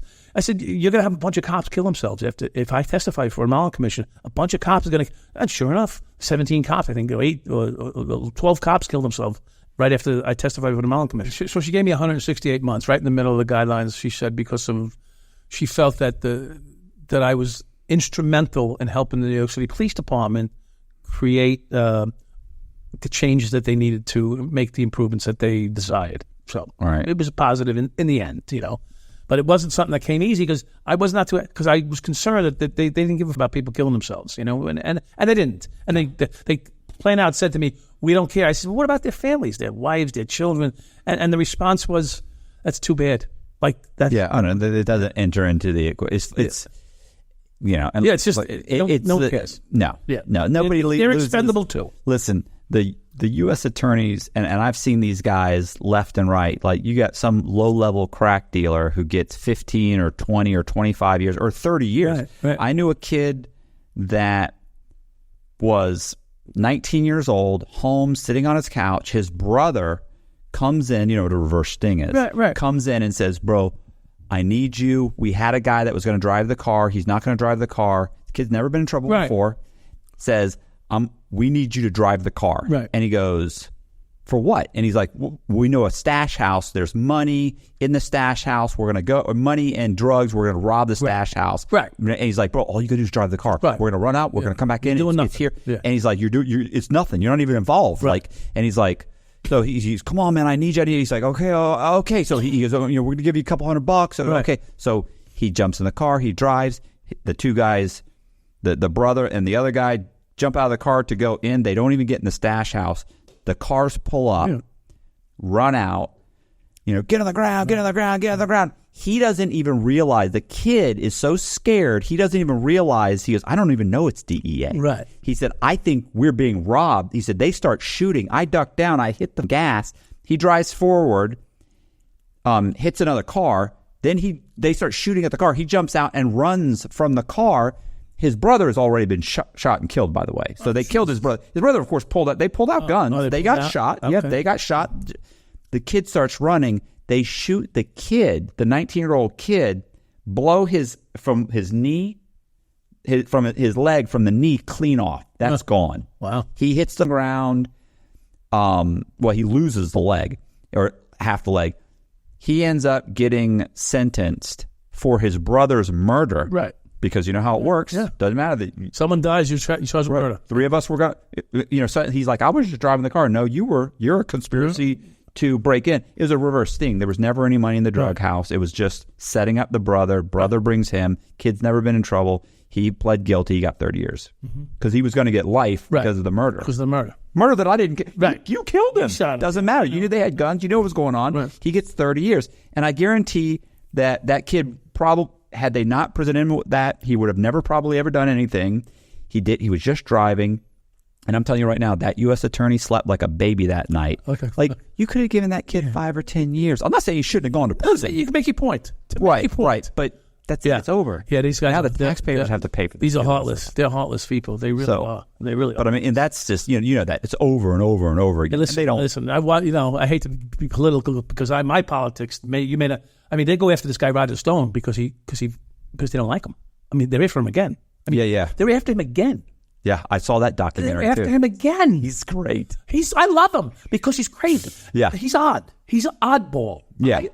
That's what makes this world go round. People like him. Yeah. Now, I'm not saying you can agree with him or disagree with him, but there's no they got 28 guys going after a guy because he signed his name wrong on a form? Yeah. I mean, they're all over him. I was, I also wanted to mention that it's funny because whenever I say anything about the U.S. attorney, look, let's face it, 99% of the inmates, they're guilty. They're guilty. The sentences are just draconian. Yeah, they're outrageous. They're insane long sentences. Well, they're designed to make people cooperate. Right, of course. That's the reason. But if you're the last guy on the totem pole, you're just done. You're done. You got nothing. Yeah. So. Well, the thing, and look, let's face it. Most of you've been to prison. I don't want to live in the neighborhood with these guys. No, like these are not nice guys. No. Most, yeah. But But you see, I mean, the murderers are the nicest guys in the joint. Yeah. Normally. They are. Yeah. And they have the lowest recidivism rate. And recidivism as far as once they get out, like they never kill anybody. Yeah. Very seldomly does somebody get out and kill somebody again. No.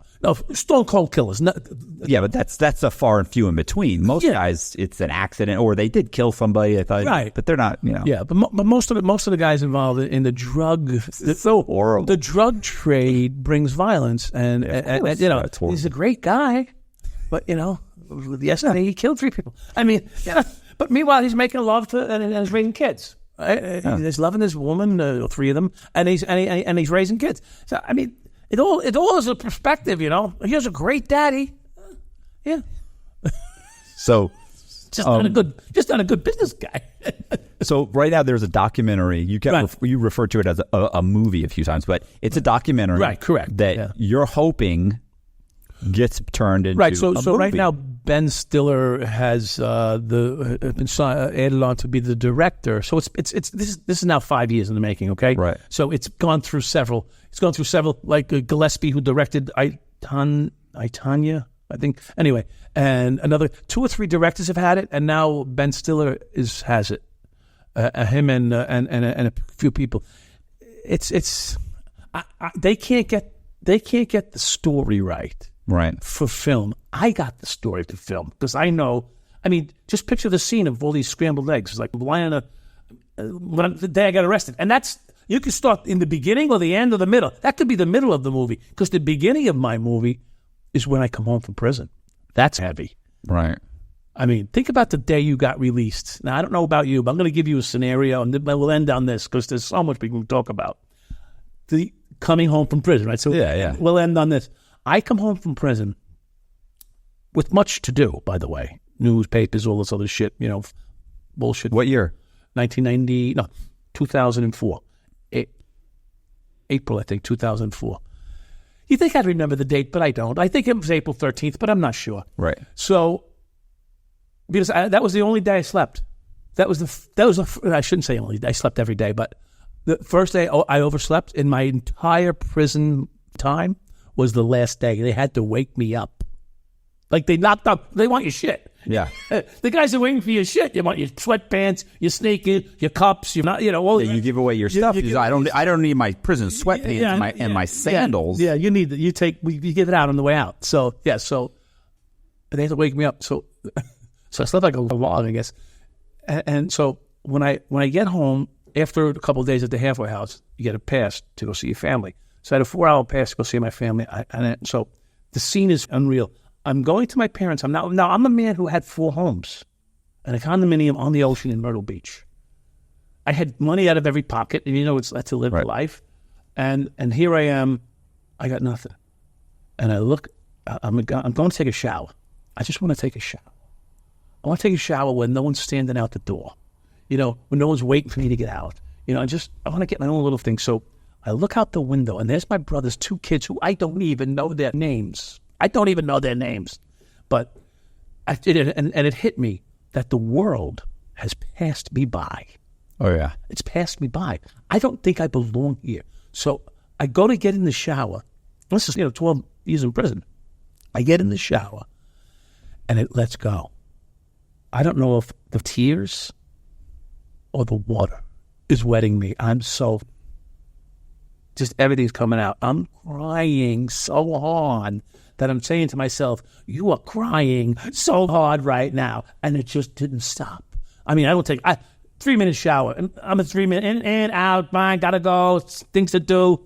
20 minutes in the shower with this water hitting me and tears hitting me. And I'm not sure if it's the tears or the water. And I'm thinking the whole world has changed. And I'm not really ready for this. I don't know what to do. I don't know where to begin. I went to prison. I was picking up $54,000 the day before I went in, was I going to Myrtle Beach or the Bahamas this week or Vegas that week, and here I am. I don't even have money for a sandwich if I walked out the door. And I didn't want to be, I wanted to go back to prison. Oh, absolutely. I wanted to go back because I didn't even know how to walk across the street. I didn't know how to cross the street. I was like, and then the press followed me. I didn't want to, like when the hand goes up to walk across the street, you stop, go, walk. I didn't want to break the rules But not because I could give up about walking across the street illegally, but these take a picture. Dowd breaking the rules already. Yeah, I mean, this is anyway. So that's how I lived it. But I was a sergeant at the age of 27, which is very young there. And then within a year, because I started getting involved with other agencies, boarding up houses, businesses that were selling drugs out of them and making a real impact in the community, he promoted me to captain. I was top of the food chain, actually. Okay. At 28 years old, very young. During that time, my first undercover, I made some small buys. I actually would go out and make some small buys. And then before even the whole big drug undercovers that I would do, we got a rash of large-scale burglaries that people were stealing Kubotas, tractors, lawnmowers, and we ended up flipping, with street terms for turning somebody into an informant or a snitch. Right. We had a guy that we had probably with about 30 to 50 felony charges of these thefts. And here it was an organization of a group of Boilermakers, actually, guys, businessmen that actually had some money, and they were hiring, guys that were hooked on drugs to go out and steal. They'd turn around and resell the stuff and make a bundle of money, and they didn't need the money. So what happened was that guy then introduced me to the ringleader who lived outside the county who didn't know. And so I started running around stealing stuff with these guys. So when you say a boiler room, they were running a boiler. They were selling. They had a phone guys on the phone calling to sell the stolen goods. Correct. Okay. Yeah. And they had great jobs. They were businessmen. They were basically doing this on the side to pocket extra cash. So you can never have enough cash. No, I know. Yeah. I know. Well, cash is king. I already reasonable. know. I know. Everybody always says, you were already making $200,000-$300,000 a year, and it's like, well, I mean, another $100,000. Well, then you spend that, and you need to make more money. Yeah. That's the problem. Well, you don't know that when you're in it. No. And besides those, they probably felt like they were insulated. I mean, those are the guys doing the stealing. They did. Just And selling. you're right. You're right. And It's like the guy driving the getaway car is like, hey, these guys are robbing banks. How do you know? Because I'm driving the getaway car. So I'm not involved at all. Right. That makes sense. So all right. So you run around and you're stealing stuff with the guys? I was one of them. I went by the name of Bert. Bert was my name, and I would go meet with these guys and go deliver the property. They would give us money. But they're crackheads. Well, no, we were taking it. I went right to the businessmen. I went to the top, and I was with these guys that were, basically crackheads, and they were. So the informant introduces you to the head guys. Correct, and I become one of them. You start selling the stuff for him, giving him the stuff. They're trying to sell it. Yep. I mean, is this stuff that's already like you guys already have like in the evidence room or something? No, I actually went out and stole stuff from places, like farm machinery place. Yeah, I'd go out and do it with them, and go out and with them, and then go deliver it and get the money.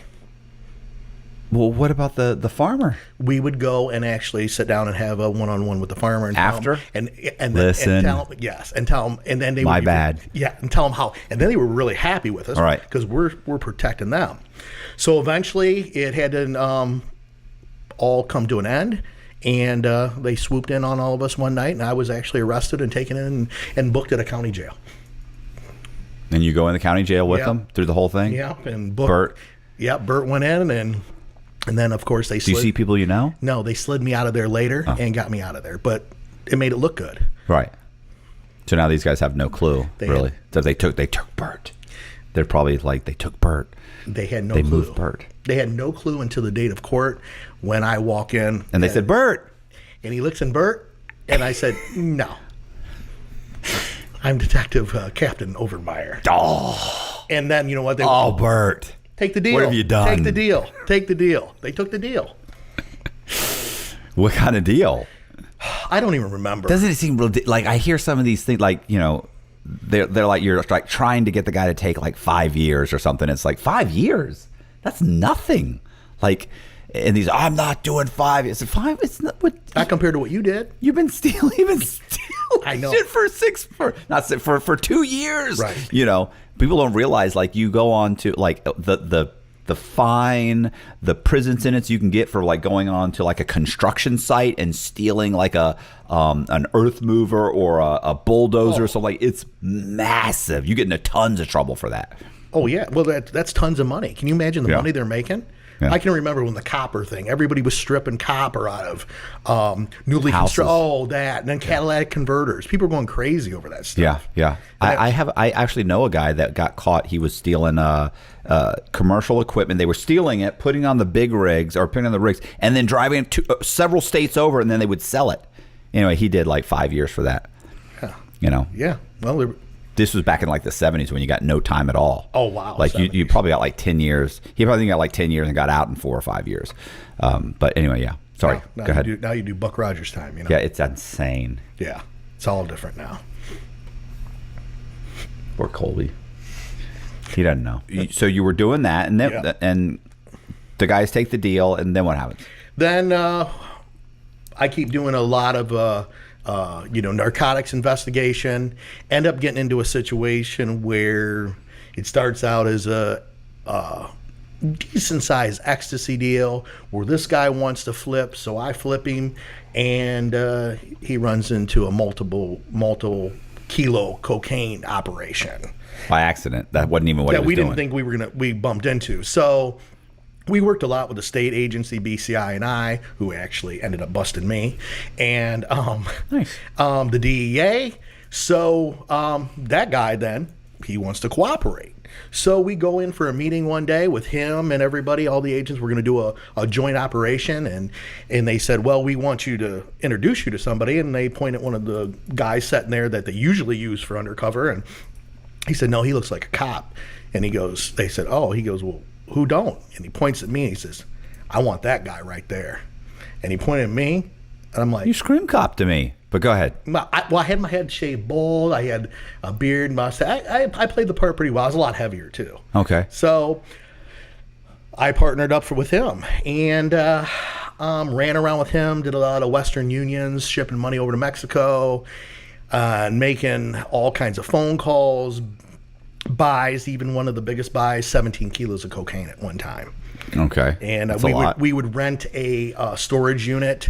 The guy would roll in. We'd drop the door and break the tire down. Of course, they patch it down and everything like that. And break the tire down, and you could get 17 keys out of a tire. Okay. And it was good cocaine. Still had the stamp on it, coming straight from Mexico. So when you buy the cocaine, Yeah. I mean, where's that money come from? That's got to be a chunk of money. What's that? The feds, the authorities, and what a lot of times they'll let some money go, but other money, you'd wait so far, a couple states away, and busts. So they track, they follow the money, so it doesn't look right. You don't get just before it goes over the border. They grab. Yeah, I mean, you probably know as well as I do from your experiences. You win some, you lose some. Yeah. It's the cost of doing business. Yeah. And so... Well, they're printing the money themselves anyway, so what's it really cost them? Exactly. But other than that, the dope boys, they got plenty of dope. Yeah. And they're going to lose some, but they're going to make a lot of money. Yeah. So, and that's how we would do it. It was pretty simple. And I was pretty good at what I did. I was a great talker. I had the gift of gab, and I had no problem buying dope. Okay. How long did you do that? About 2.5, 3 years worked in it. It was undercover operation. We did that. I did that along with actually my detective work too, as a normal detective. So I was jumping back and forth. We'd go out a lot in the middle of the night, doing buys. But you don't do this in your county, right? I did some in my county because these guys were coming out of state too. They didn't know. So they don't I know. was. You're not going to bump into them at Walmart. Correct. So that lasted up until, actually, it leads me to what all happened. But the sheriff who was elected then, he was very impressed with what I've done and where I was headed. And I was, then I was in my 30s, early 30s. And he came to me one day and he's like, you're doing all this stuff and you could be me someday. And, he was in his 60s. And I said, well, I might be interested in that, but, you're going to be sheriff for a while. So probably a week after that talk, he dies of a heart attack. Oh. So I'm 34 years old. Well, he kind of must have felt it was coming, right? To even have that conversation. Well, I'm kind of wondering because why would he have that? It was kind of eerie and spooky. It was about a week prior, and and then there was rumblings. He had talked about it. You either run as a Republican or a Democrat in Sandusky County, and I was a Republican. He had me involved with the Republican Party because he had this idea, and I would go to the events and stuff. And then he passed away, and I thought, what am I going to do now? And the Republican Central Committee came to me, and they said, Sheriff Gangward had mentioned, hey, we'd like Kyle to someday, take over. Right. But you're only 34 years old. Right. What do you want to do? And I went then when I was married. I had 2 kids at the time. I had my son Dylan at the time too. I had a daughter and a son. And it was a big move to even think about doing that because you could lose your job because it's an appointed position. You get somebody else that gets mad at you, they're going to push you out of there. Right. So it came down between myself and a 30-year veteran. Okay. And in September of 2008, I ended up running a emergency appointment. It started out as an appointment to an election, and I won unanimously. They picked me over the 30-year veteran at 34 years of age. Okay. And at that age, but that's to run. I was then I had to run, and then you still have to run, and then nobody ran against me, which was nice. Oh, okay. So which was good. Yeah. Because I think what they saw was, oh my gosh, they appointed this guy 34. He must have something. Right. So it gave me some clout, is what it did. Okay. And but can't anybody could like a regular citizen can run? No. There are certain requirements in the state of Ohio, and they're very strict. And I had every one of them. Oh, okay. Everyone, even from a bachelor's degree to rank for so long, the sheriff was thinking what he wanted to do with me, and he lined me right up. Oh, okay. All right. Because I was a sergeant, a captain, and I had a college degree too on top of it. So it worked out great. So at 34, I was the youngest sheriff in the whole state of Ohio. How long had you been a deputy at this point? Well, from 96, and that was 2008. Not very long. Okay. So, not 96 to 90. That's about, so just over 10 years, right? You said 96 to 98. But so that's not 10, that 12 long. years. That's not that long. 34 years old. Right. It's very unheard of, actually, to run. But it's not like you don't know how things are running. Correct. Like I work in every division. Right. I was gonna say because if you come in after a year or two, like I'm still not sure how any of this is really working. Like how many police officers were there? I had I ran a jail. That was my thing. I had a jail, a detective bureau, a communication center, a civil office, and a detective bureau. I mean, I had a lot going on, man. Is that 50 people? Oh no, it's over 100. Oh, and okay. plus you have over 100 inmates. Okay. So it's 24/7 operation. My budget was over $4 million. Right. And I had to figure out how to budget that.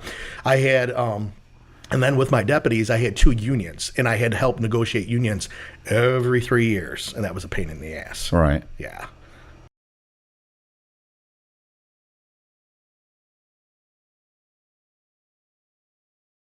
So everything's going good. Everything's going good. I'm married, 2 kids. The swearing in of it was huge. I mean, it was standing room only. People came out of the woodwork to come see me get sworn in as a new sheriff. It's a big hype. There hadn't been a sheriff, even though the one passed away. He was a great man. I mean, he supported me 1,000,000%. But when I came in, it was like, boom. I was on cloud 9. I'm not going to lie. I mean, right. I started to get a big head, I mean, I started to get a big ego. I had things going on, but during that time was 2008. All the foreclosures were coming in. The budget, I had a big budget crunch. I had to cut like $300,000 out of my budget, which killed me. Which is probably already strapped. It was. Right. It was. But I didn't want to have to lay off deputies. So I had to figure out and think outside the box how I was going to figure things out. I mean, I even went as creative as I had my own inmate garden. Right. I had my inmates raising their own vegetables, helping feed them. I even had my own chicken coop there, to tell you the truth. I did some pretty unique things where People were writing articles about it. I had the first ever Taxpayer Hero Award in the state of Ohio because I was saving money and rehabilitating inmates. And things were going really good. I mean, really good. And then during that time, I was diagnosed with arthritis in 2010. I broke both of my ankles as a kid, and it was agonizing all the time. I get sick and tired of it. I would go on like vacations with my wife and kids, and we'd go hike, and it would just kill me. So I ended up going to a specialist, and they gave me 105 Vicodin a month. And so I started taking those, and that was, good for the pain. And things were good for the first year or two, and but then came along what really screwed me up. One night, I just got home from vacation. We were down here in Florida, actually, tell you the truth, in Fort Myers, with my wife and children. We get back on a Sunday and get a phone call that there's a man with a loaded shotgun in a home and going to kill his family. And of course, they in Ohio. Correct. Okay. Yeah, and I'm back, and so they call the sheriff right away because it's out in the county, and I have to handle it. So immediately I get my family home. I was with my family when I got the call, and I will never forget my daughter's like, "This sounds bad, Dad." I'm like, "Michaela, I've dealt with this stuff before. This is easy." Proceed. Can't get him out of the house. I got the SWAT team out there. He had just gotten out of prison not too long ago. He did a drive-by shooting and shouldn't even have a firearm, under the influence. He's already in a shitload of trouble. Correct. And he doesn't want to go back to prison. No. Can't get him out of there. So I'm like, we need to go and get him. Right. So even with myself, I'm trained. I know what I'm doing. If my men were going to go in, I'm going in with them. That was kind of like my rule of thumb. Right.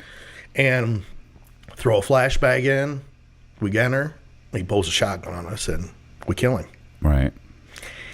And that hit me pretty hard. And, of course, we didn't want to kill that guy, of course. And the family is upset with us. I'm upset. I'm like, man, this is all on me now. We didn't want to do that. He pointed a shotgun. Of course, I had to put the two guys that were ahead of me that actually pulled the trigger. I went in with them, but I didn't have to pull the trigger, but I was right with them. Right. Put them off on duty, until we got things figured out. We even had to go through a grand jury to find out if it was a justified shooting or not. It was a tough time. And I could never forget waking up that day, the next morning, because it went into late hours, because we were going to have a press conference in the media. I looked at myself in the mirror, and man, I was like, I can't believe this shit's going on. Because the family was they were mad at us. They protested twice up and down the State Street, holding up signs. Kyle Overmeyer, Brian's blood is on your hands. I mean, nasty stuff. The media was after us. We had a local newspaper, just crucified us, especially me, anytime they could get a chance. The guy did a drive-by shooting. He's in the house with a shotgun. He will not come out. Right. What else? What were you supposed to do? Well, back off, let him slowly slip away. Right. Or sleep it off. No, because we were going to still put him to danger. So we had all those questions like you're asking, Matt. And, it got to the point where we finally got justified in our shooting. Right. And I took care of my guys. I got them help. I got counselors and stuff. I didn't take care of myself. So, okay, I'm struggling with it, and then myself and the other deputies get a $20 million lawsuit slapped on us. So we're facing $20 million next. This is from the family. Yes, federally. It was a federal lawsuit, and so that's going on. Who pays for your attorneys? Like, this is through the county. Okay, but if the $20 million, they sued me personally too. Right. But the county still, you thought you didn't have to go get your own lawyer. No, I didn't. Okay. But if I would have found, I'll right. tell you, but if you lose, it's on me. It's on you. Correct. Right. And where am I going to get 20 mil? Right. So we're going through that, and then, ironically, another Sunday we get a call, And, I'm still struggling with this and, trying to be a father, a husband, and the sheriff of a county. We get 3 kids that are fall through the ice in the mouth of the river. So I race out there. We get the boat out and that. We lose all 3 of the kids. They drown in front of us. So what do? I get help for everybody else. I don't get help for Kyle. So between that and then my marriage is starting to struggle, the amount of Vicodin start to really climb. Right. As time went on, that 105 would only last maybe 2 weeks. It'd be gone. And so I had to figure out how to take care of Kyle Overmeyer mentally. So, I didn't want to think I was an addict because the doctor was prescribing them. It wasn't like I was going on the street corner and saying, hey, I need a pill. I need a pill. Yeah. No. The doctor was giving a trained physician who was educated. I have a prescription. Yeah, exactly. So it's not a drug. So I got to the point where I had my jail doctor. I would manipulate him. I'd say, hey, I hurt my back. I graduated Percocets. They became my favorite thing. The little Percocets. I loved them. And then I would go from a couple different doctors, and everybody trusted me. I was the sheriff, Right. Who would ever think that the sheriff would be in it? But it was interesting because I could get a doctor so easy that I would text them, and they would text me back and say, go to my office. That script will be waiting. I didn't even have to go see them. Right. I got to the point.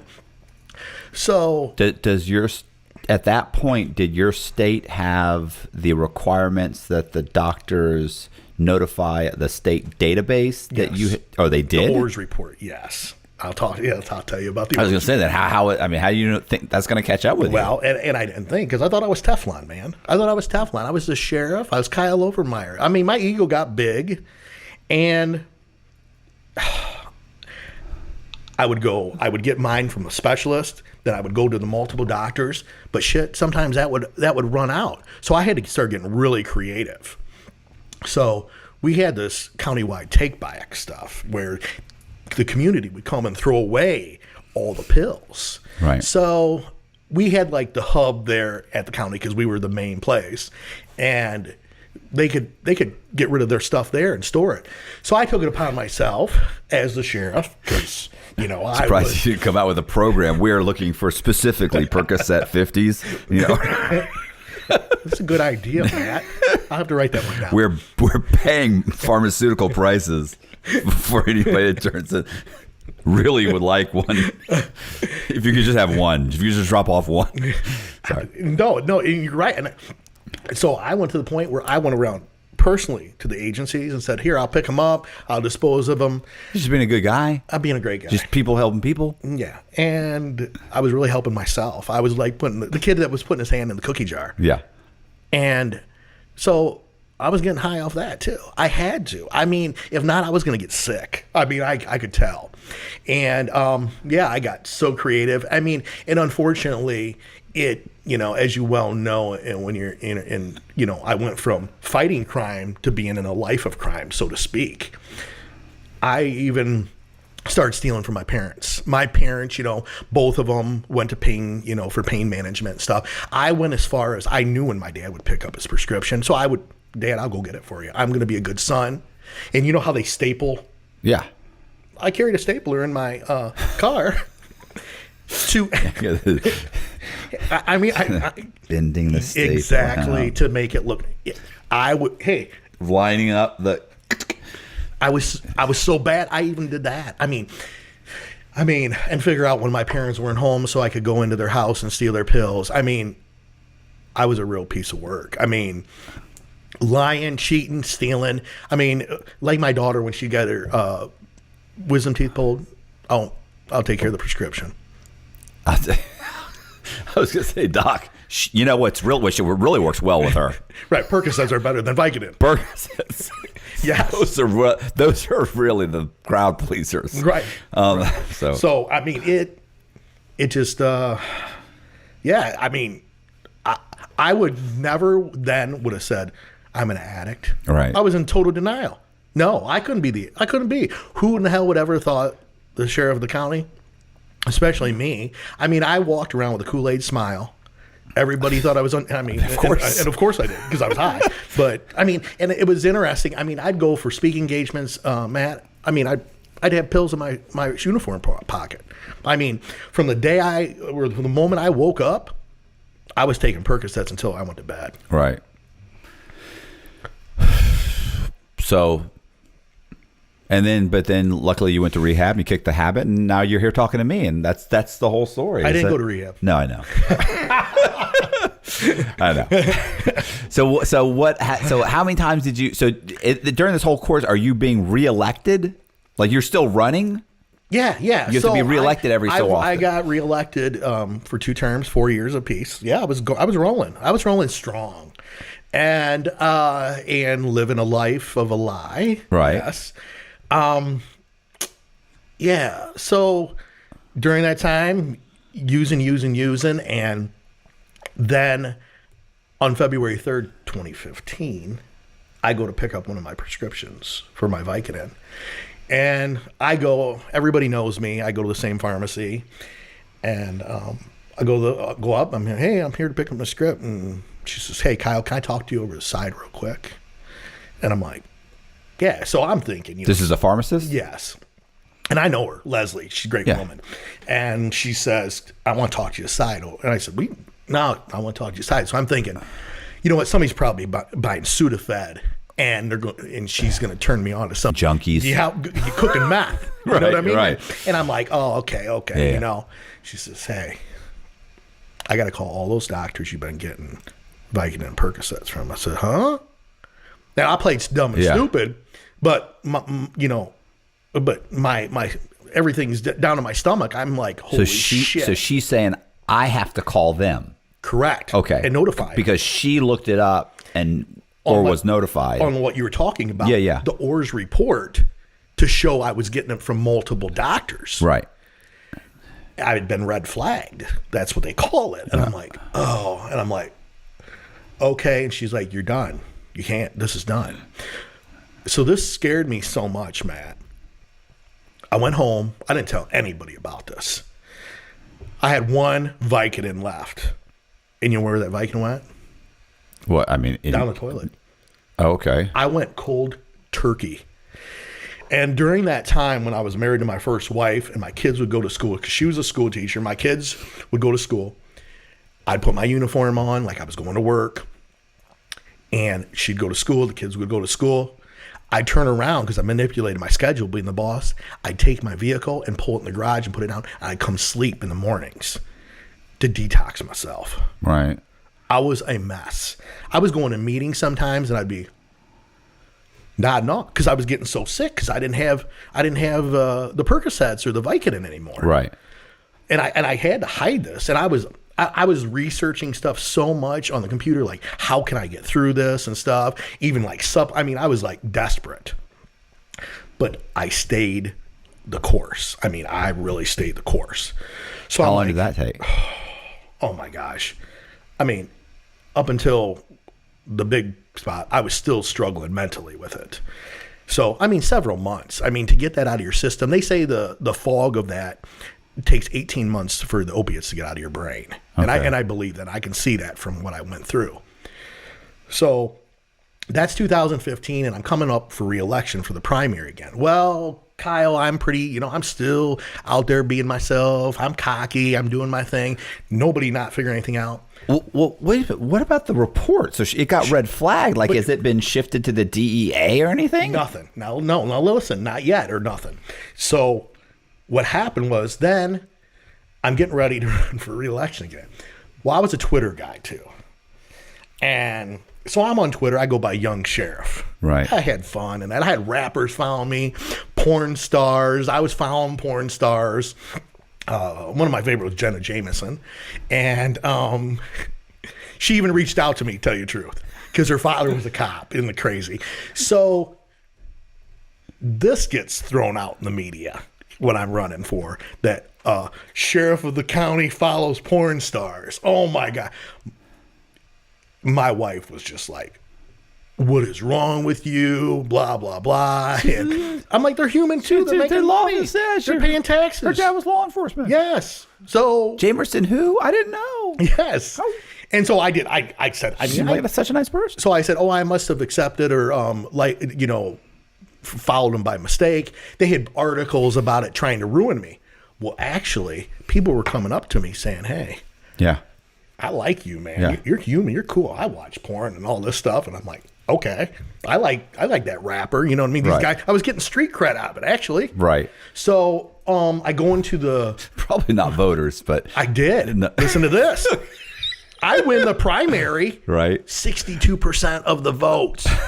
Okay. A landslide. I still got the newspaper article of it showing it on the landslide. They tried to crush me. And I'm like, well, I'd rather them try to crush me with that than my dirty little secret. Yeah, yeah. So it's getting time, and my marriage is rocky. But of course, I hide that because you want to be the all-American sheriff and family man and, want nobody to know anything. I'm still struggling mentally. I'm not going to lie. I mean, am I still thinking about Percocets every damn day? Right. I mean, there's still, like sugar plums dancing in my head, And I hate to say it, but they were. And I can just see the TikTok now where it's a picture of him. The guy puts little sugar plum. Go ahead. But I'm running then for the general. I get a phone call. The general election because then I have two more opponents coming. Okay. And that's coming up close to the fall. And I get a phone call from prosecutor. The state prosecutor? The county prosecutor. Okay. He's like, hey, we need to talk. And I'm like, and I get along with him great. I mean, we're cool. Yeah. I'm like, so he's like, come up my office. So oh man. I'm like, what's up? Man, they're looking into you, dude. I'm like, why? Well, they're gonna run this ORS report on you. They said, yeah. I'm like, nah, man, no. I'm still in denial. Yeah. I'm holding to my story. No, I said, you know what? They're out to get me. Somebody wants my job bad. I said they already tried the porn star thing. That didn't work. So they're going to try this now. So I go with the flow. Well, it's the deep state. Huh? It's the deep state. Yeah. So I'm going. I'm in denial. Shit ain't gonna happen to me. I still think I'm Teflon. And they put the dogs out. They started really combing and doing it. And I'm getting phone calls and they're investigating you, okay? And then August 23rd, 2016 comes. They were going to take it all to a grand jury. I didn't know what they had. I thought I had it in the bag. So we had our first day of our opening county fair, the Sandusky County Fair, which is a big thing for anybody that's an elected official goes. I'm there for the ribbon cutting. I'm in my uniform, shaking hands, kissing babies, being the great sheriff I am. And I got myself an attorney too, because in case something happened. Day goes through. I understand nobody's come to talk to you. Like, other than you getting the tip-offs, it's not like an investigator ever came to say, like, they did hey. one time. They did? And guess what? Okay. They gave me an option. And what they did, they said, if you can take a drug test, we'll drop that. Well, I did. I took a drug test and passed. It was after I got clean. And I was clean at that time when they were started to sniff around. And they didn't drop it. I'm not going to sit here and you know the deal. I'm not going to sit here man. and listen to you say that the prosecutor would lie or not live up to their obligations. Right, I get it. It's not in this government. No, you know the deal. Yeah. So.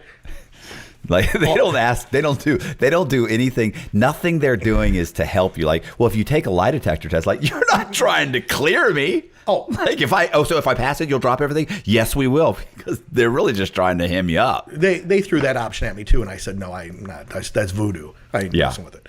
And it wouldn't matter anyway. It doesn't hold up in court, and it doesn't matter. It wouldn't matter anyway if you passed it. That's all. Everybody thinks. Well, if I take it, I passed it. They said they'll drop it or it'll prove. No, it won't. They'll just say you beat it. Right. You beat it somewhere. Right. They only say take this so that you hem yourself up so they can use it to get a confession. Take a drug test so that he fails it so we can get a confession. Yeah, but what if he beats it? Doesn't matter. Then he got clean. We're going to go forward. Like, no matter what, they're going forward with their theory. They're not trying to exclude you. Right. That's why we want you to talk to so we can exclude you. I agree. Yeah. Stop it. Well, so August 23rd, 2016, ribbon cutting. That night at 6:30, I get a phone call. You better turn yourself in. I said, what's up?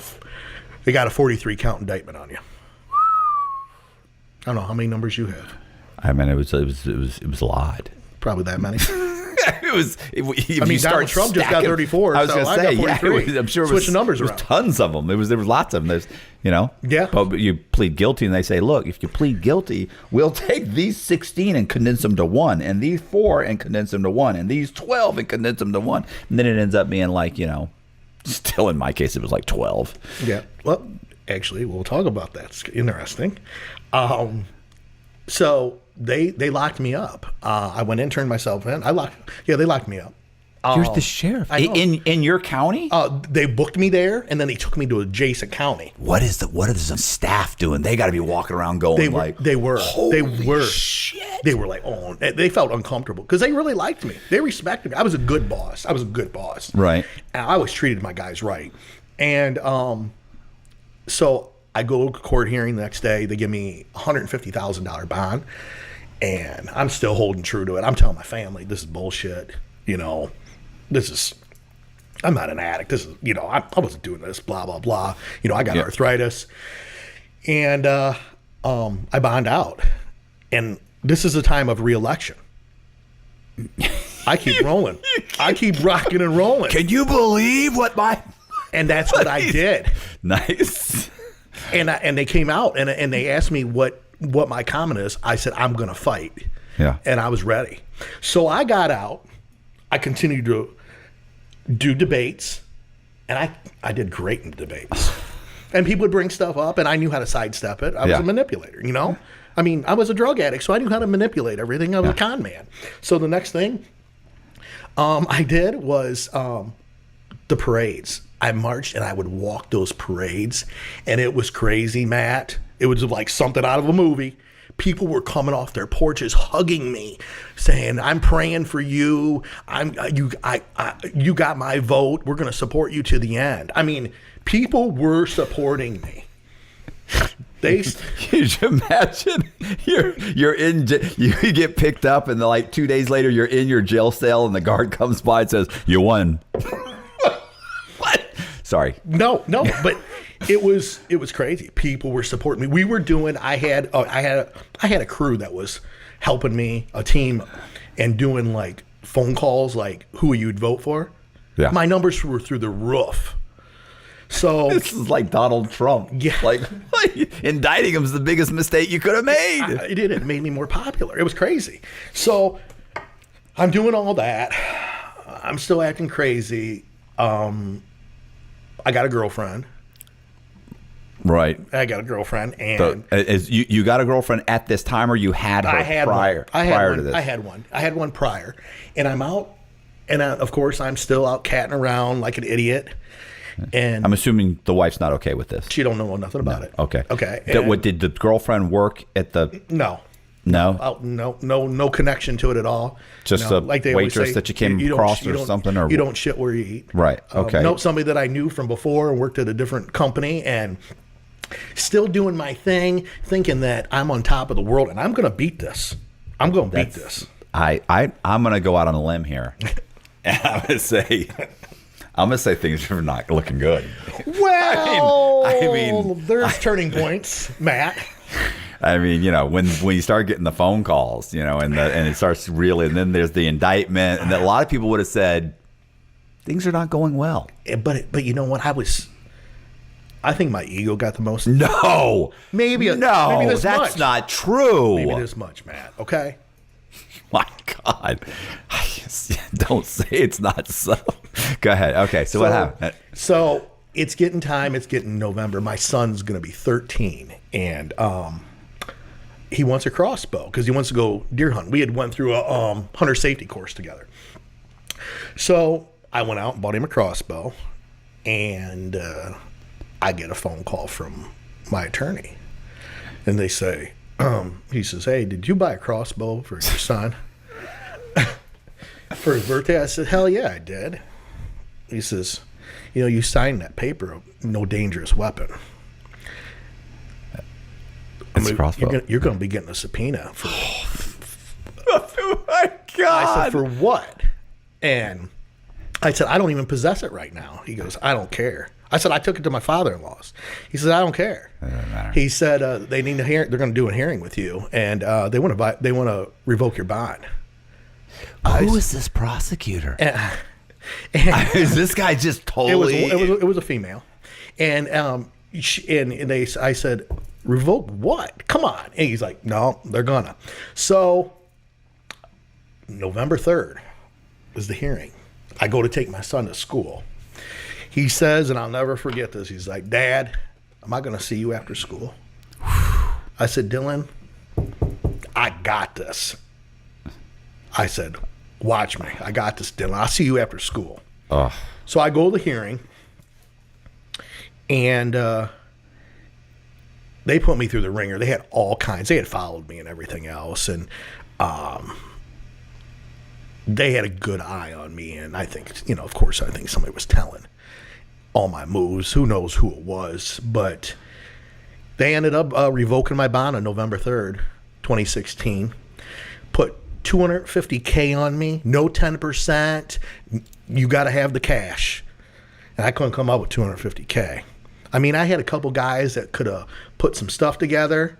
So they took me to a couple county over jail. Of course, I went in there. I knew people. I mean, they knew who I was. They can't put you in general population. It was a general pop. They didn't think they would know me over there, but I did. I ended up breaking bread with the dude anyhow, and made some ramen noodles. So, so I'm pretty good at that stuff. So I'm there, and I'm like, you know what? It's time. So this is where I actually surrendered. This was my breaking point, that I had to deal with my addiction, and the truth. If I was going to have any kind of relationship with my children and my parents, my mom stayed to this day. I talked to her on my way here.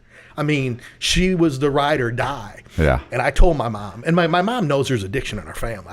I broke the news to her, kind of told my dad, even though my dad and I just never totally saw eye to eye. He was proud of me for being sheriff, but there was always just that wall between us, you know what I mean? That could never be broken. But my mom was good. I never could admit to my wife then at first, and my children. So I'm figuring this out, talking to my attorney, and so I strike a deal.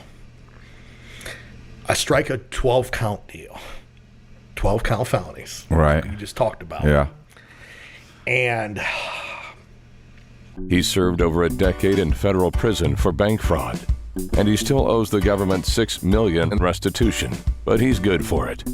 He is the most interesting man in the world. I don't typically commit crime, but when I do, it's bank fraud. Stay greedy, my friends. Support the channel. Join Matthew Cox's Patreon. so I began to sit down. I went to my first AA meeting in there. That was the only thing I could do anything for self-help. Right. And I'm like, I got to do something with myself. I got to go get some treatment. I'm still struggling mentally. My ego's out of control. I was in denial, and this shit's got to stop if I'm gonna have a life and see my family. So I wrote a letter to the judge. I had probably 30, 40 support letters from the community, from people that were very well respected. And I go December 13th, 2016. They take me back, and the judge, the room was crowded with media. That was a high-profile case. Yeah. They even had a live camera on my residence to see what was going on in my house, live at Kyle Overmeyer's house. It was crazy. A TV van just... And the judge says, "What do you have to say for yourself?" And I said, I'm an addict. I need help, and I'm sorry. I love my children. She told me I didn't love my children. She told me I was a narcissist, and you know what? Basically, The judge was female? Yes. And I turned around to all the media, and I apologized to everybody for, everything I've done, and I lied and manipulated. She says, you know what, Mr. O, I'm going to give you the best treatment in the state of Ohio if you need treatment. I'm sending you to prison for 4 years. Yeah, because they'll help you there. Yeah. And I thought, holy shit, what am I going to do now? What did you think was going to happen? What was your lawyer saying? He didn't say anything. No, I'm saying, what did he say? What did he say to expect? I'm saying he didn't really tell me. He didn't really tell me. It was, at the end,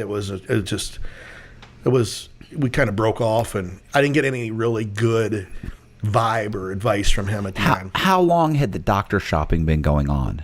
They went all the way back when I first started getting prescriptions. So is this 2 years? 6 months? They charged me 6 years back. 6 years? Every time I went to the doctor, every time they handed me a prescription, the paper, and then every time I went and filled it, they triplicated all the charges. And they got me with theft in office because I had a fund that they said, of course, they'll do this too. They got into my fund, it was an FOJ, and charged me with all this because I used a credit card not enough miles away to use a hotel, which I didn't actually use the hotel. It was one of my workers, but I signed for it and all these other things. They charged me with that. I had to plead to that. I paid all the money back, $21,000 I paid. They got me for all this. They went back and they said I should have used it out of a different fund line, and I used it out of this fund line. So they charged you for theft in office. I didn't physically steal money, but they said because you used it, they can charge you with theft in office. You're making it sound like the justice system is unfair. Well, I think there's a little tilted scale sometimes, but and they charge me with not, because in ethics, being the sheriff, you have to, everything that you're like, any kind of credit cards that your account, I forgot to write down a credit card that I owed $150 on, and they dinged me for that too. A personal credit card. So I got 43 count indictment. I got to 12, 4 years, and then off to solitary confinement for 30 days. Was my first 30 days was in the hole. Okay, so Well, wait. Let me backtrack. I get to where I'm supposed to go for 2 days, and I get on the phone with my then wife and kids, and they say, my wife's crying, my kids are upset, crying, they're all on the phone. I said, and you love another woman. And I said, what? And they said, your jail phone calls have been played. You got a girlfriend. So they had taken my jail phone calls and played them in the media to not only crush me, but they buried me. They tried to bury me. They wanted me to break physically, mentally, everything you can think. They did. And I know they did. Why else would they have put those phone calls? Look, the guy's going to do 4 years. He's lost his life. I was going to say, why isn't losing your job, having to pay the money back, getting sentenced to 4 years, why isn't that enough for this prosecutor? Like, I don't understand. What's the problem with the prosecutor? Was there animosity between the two of you? I never knew her before. I didn't know her. But it was just, I think that they thought I was pretty arrogant, which I could see that. Right. Was I an addict? Yes. Did I do those acts? Yeah, I took responsibility for it. But that's how my wife then and kids found out. And from that point, it was tough. I didn't talk to them for like 30 days because you're in the hole. I didn't get any phone calls. Right. And it came at Christmas time, which is unfortunate. Bro, like you ever do whole time stuff? Fuck yeah. Okay, you know what the deal is. I came out on the newspaper that I was bribing a politician, and that I was talking to the FBI about it. So on the newspaper at the Medium where they're stabbing each other, snitch, front page. Not good. It's not good. I only did like 45 days. Yeah, you got me by 15. I did like 30, and then. But I'd already been acclimated. You came off the street practically. and then I went right to the hole. Right. I'd been locked up a year or two, about 2-3 years before that. So I was already. Yeah. So mentally, I'm already okay with hanging out by myself for 45 days and reading books, as opposed to coming off the street. Like the shock to your ego that has to be is crushing. You know, like I would see guys that came in that were multimillionaires, for instance, come into a jail, and they take it harder than the guy who lives in the project who's been in and out of jail all the time, or some guy who's been. It's much, much harder on these guys because they can't believe that the guards are talking to them like this. They can't believe that they're eating slop with these people that couldn't get through the gate at their, you know, in their gated community, you know. So they're just like in shock. Yeah. It was interesting, but you know, and you know, the only time you know when it's time to eat, you hear the concrete, the wheel on the concrete. You know, Yeah. That's it. There's no clock, no nothing. No, there's no Apple Watch. No. Well, I did see Apple Watches in prison. I'm here to tell you. Yeah, but I'm saying you're locked up in that little room. You don't know dark. Well, you kind of know when it's light. Correct, but barely. Barely. Yeah, I was going to say, depends on where the building is, how much light hits that window that you can't see through. I used to say that, like, I knew the day had gone by when it was like, you know, you just count the meals. Right, and that's how I went by. And during that time, I laid in there. You know, of course, my life was taken from me, my children. I mean, that's all that mattered to me. I mean, really. I mean, I had to get it through my thick skull in there. What the hell was I going to do with myself? And I'm like, am I going to be a better criminal?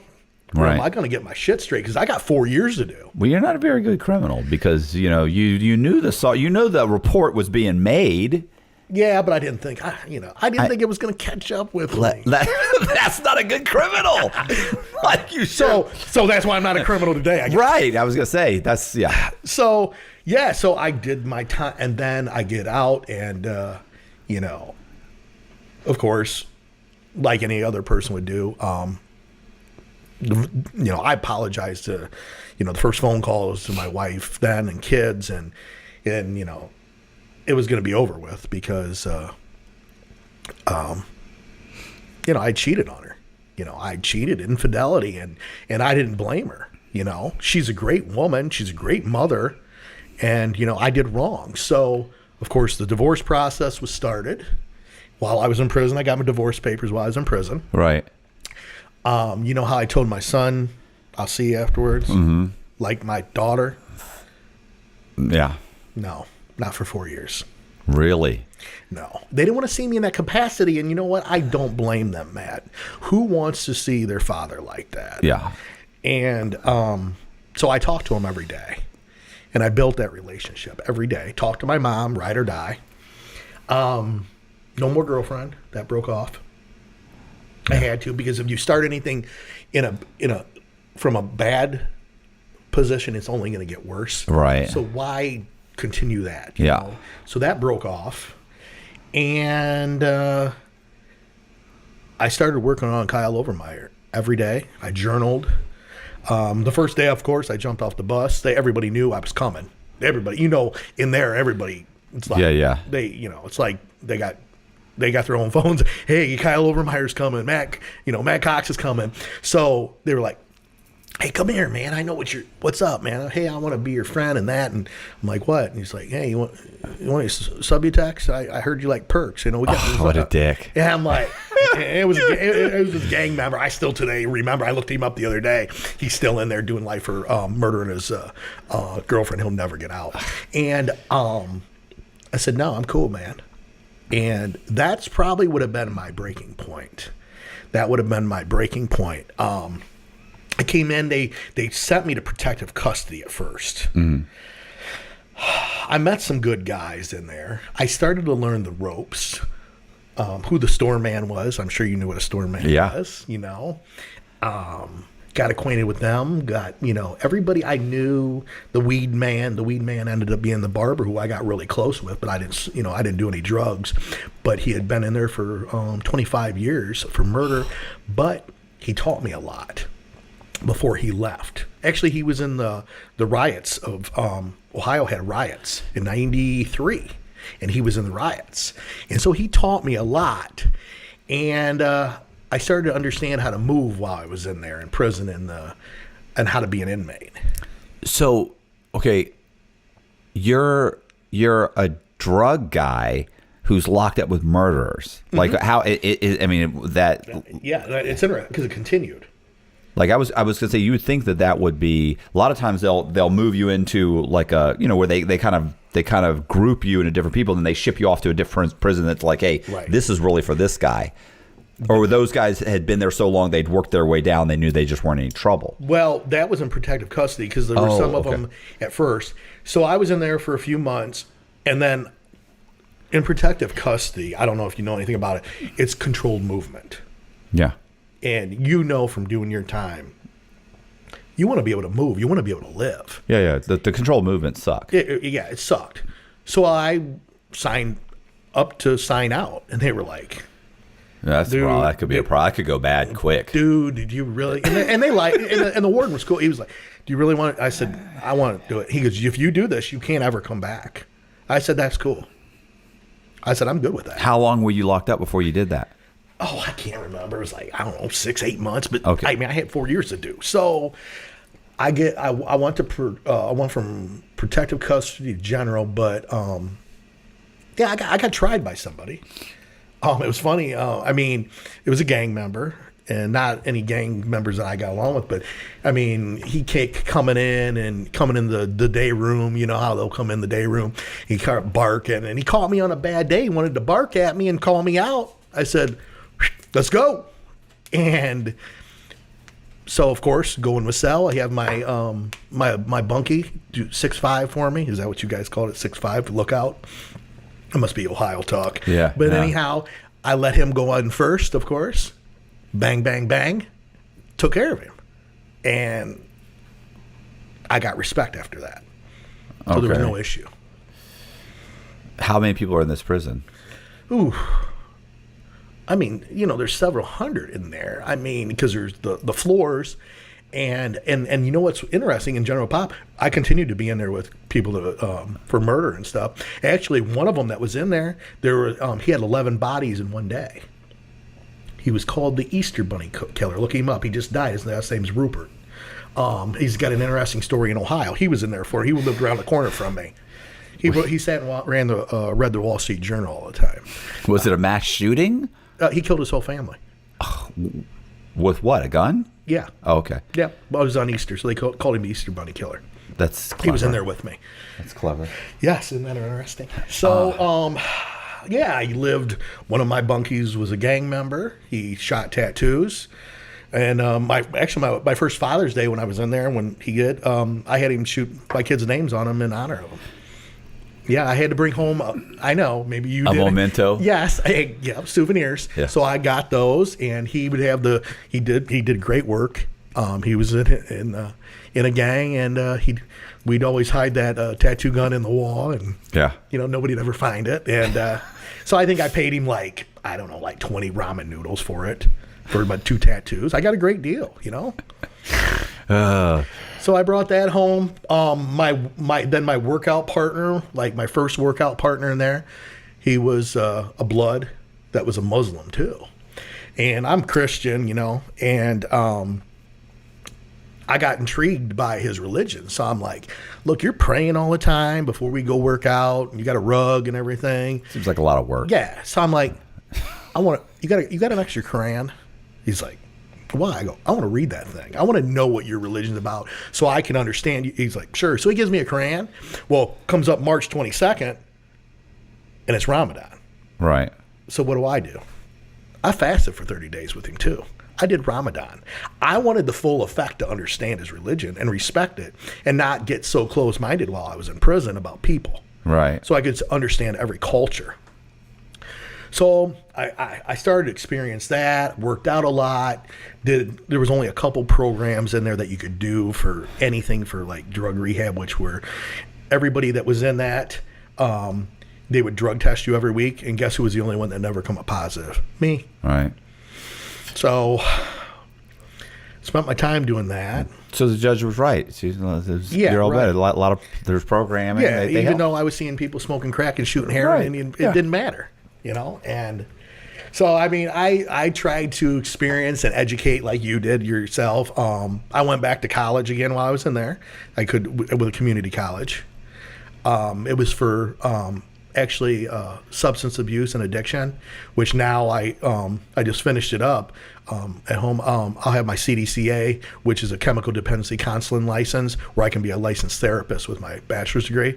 So I figured I'm just going to spend my time wisely while I was in there, and I got a free education. Right. Then they had, which is an interesting story while I was in there, Black History Month. So they had an essay contest. So guess who wrote an essay? Okay. Yeah. So I wrote an essay. You like this story? What was the essay? The essay was, I wrote about Martin Luther King while he was in jail in Alabama. So I get a knock at my door. He was also a Republican. He was. He was. Yes. And he was investigated by the FBI too. Did you know that? Yes. Yes. So I wrote that, and I get a knock on my door, and the woman comes, and she's like, I'm looking for Overmeyer 692183. And I'm like, that's me. And she's like, no, God, I must have the wrong room. And I'm like, no, that's me. So and she's like, you're white. And I'm like, still allowed to enter the contest. Yep. So I got a free chicken dinner out of it. And nice. And she was like, chicken dinner. That's just wrong. I know. Fried chicken? Fried chicken, too. So wrong. And it's kind of symbolic. It was Lee's famous recipe, and I'll talk about that next in the story. So, and I'm not trying to advertise for him, but great chicken. So, I might get a sponsor. So, anyhow, she apologized. She's like, hey, I'm sorry. I shouldn't have been like that, being judgmental. So, end up doing that, but then I end up, ironically, back with an old college friend. Right. And this is the guy you worked out with?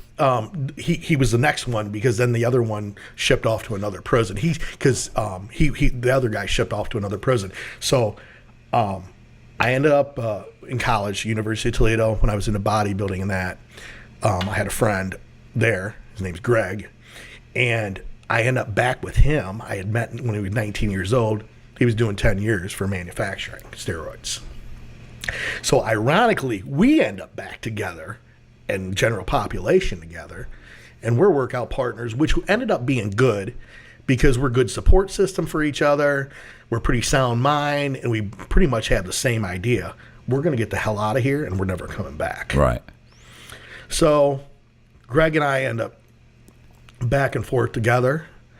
And then also during that time, somebody got a hold of me on JPay, which is the email system, a girl. And then I started seeing some other girl, which... While you're in prison? Correct. Yes. Of course, you get lonely, you know? Yeah. So I end up with striking a relationship with another hometown girl, going through a divorce, thinking that's going to be the one, because you're thinking that because you're locked up and that's all there is. Yeah. And... well, you're in a desperate situation. Just anybody that pays attention to you is like they become all-consuming. Because you're connected to the outside world. Yeah. And you're always thinking about what's going on in the outside world. But then most of the time you're trying to pretend like you are in the outside world. You know what I'm saying? Right. Because, you did time. You get it. You do think about what the hell's going on out there while I'm in here. But you got to shut that shit out. So... I got involved with her for a while. Then when I get out, I stay with her for a short time. That falls through, boots me out. I'm homeless. Right. I got out April 6, 2020 was my official date, and I'm on parole. And I'll never forget going by this dollar store. I'll never forget this. Calling my parole officer. I got 6 bags of old clothes going, I'm homeless and I know I need a residence. What do I? And she's like, get me something because I don't want to send you back, Right. And she was really good with me. So they didn't send you to a halfway house? I did do the halfway house for a short time, not long, at the end. And then, then that's where I ended up with her. Oh, okay. And then I ended up homeless. Yeah, the halfway house was a mess too. Yeah. That's just a joke. Yeah. And, Yeah, it's bad. I would have rather done, if I didn't need the money to save money in the halfway house. I would have rather done my time. I'd rather done time in prison. Yeah, you might as well just be locked up. It's a mess. So I don't know where I'm going to go, but then there were these two women that actually were dating in that, and I had known the woman, her and her girlfriend would send me cards in there. They were older women, and they really supported me after I went away. And I was on one of the community college boards. I was one of the board of directors, and I got to know her. She worked in the library, and she became very fond of me, and I was always good to her. And I knew she had a couple rental properties, and I'm like, oh, maybe she'd let me just flop in one. I call her. I'll never forget calling her when I'm got my 6 garbage bags, and she's like, I don't have anything, but I got a spare bedroom with an air mattress. You can flop on it. So it was a place to flop. So I flopped there. I call my parole officer. She's like, okay, I can cover you. At least you got an address. So I got an ankle monitor on too. They had me on an ankle monitor too when I got out. One of those big clunky. Yes. Yeah. Yes. So I go there, I flop there, and I need a job. So who the hell is going to hire the disgraced sheriff in his own county? So I had a friend who owned 2 least famous recipe chicken places. Okay. And that's how ironic that was what you got in prison is. Right. So I get a hold of Larry, and Larry is a super good guy. He's the most outside the box thinker you'll ever meet. He'll take the shirt off his back for you. So I call Larry. I says, Larry, I need a job, man. And he says, $9.50 an hour, you can start frying chicken. I said, I'm there. So I go, I'm back in my hometown where I used to go with my deputies to eat chicken.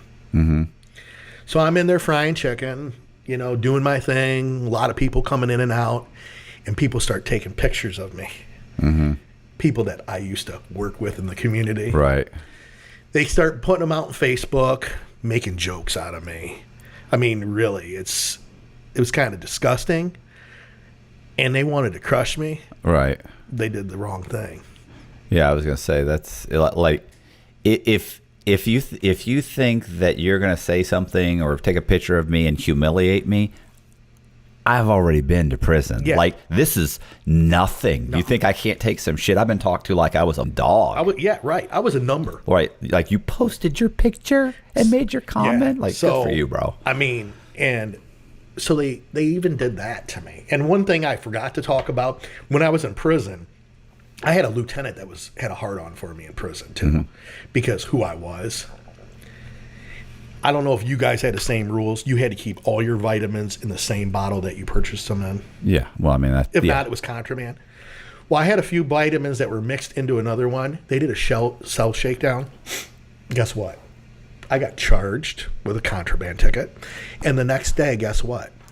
I call home to talk to my kids. Right. And they mailed it home? Listen, even worse. Kids said, we just read the newspaper, you're back using drugs again. Oh my God. Fucking I said, scumbag. What? Scumbag. I said, right. No, what are you talking about? You got caught with pills and they think they're prescription. I said, listen, and I mean, I took everything for them to believe me. And finally, I'm like, I went to the warden stuff. I'm like, look, this is wrong. So what they did is they went and took the prison nurse, and they compared them because I got them off commissary. Right. Well, finally, and it had and I'm like, look, this has ruined things with my kids. I've been staying clean. Look what I've put my family through. Right. They did that, and I'm sure it was him. He leaked that. They leaked that ticket. Yeah, yeah. And they had, I mean, there wasn't probably a month that went by while I was in for 4 years that there wasn't an article about me. They still continued those articles, but it took forever for them to understand, my kids, that I was clean. Right. I mean, they tried to wreck me. And then I go out now back to working, frying chicken, and these people are still trying to crush me. Right. And I'm like, okay, you better have more than that to get me. Yeah. So I was still flopping at the woman's house, and her name's Deb. Great woman. Love her to death. She's like my second mom. And she wanted me to stay forever. She's like, you can stay here forever. I love your company. I bring your breakfast home. I bring your chicken home. I was good to her, She goes, you know what, if you're going to let me live there for free and you gave me a place to lay my head, okay. So I was like, it came to a point where I'm like, look, I got to do something. I got to put some money together and get out and try to get back on my feet. And during that time, to cope with my addiction, I was going to a lot of NA meetings too, Narcotics Anonymous. So I'm going to a lot of meetings. People knew who I was. They embraced me, of course, at Narcotics Anonymous. And I ended up meeting a guy that was running a facility up in Sandusky, Ohio. And he says, hey, why don't you stop over tomorrow and, maybe we could work out something for a job for you. I was making $9.50 an hour frying chicken. Yeah.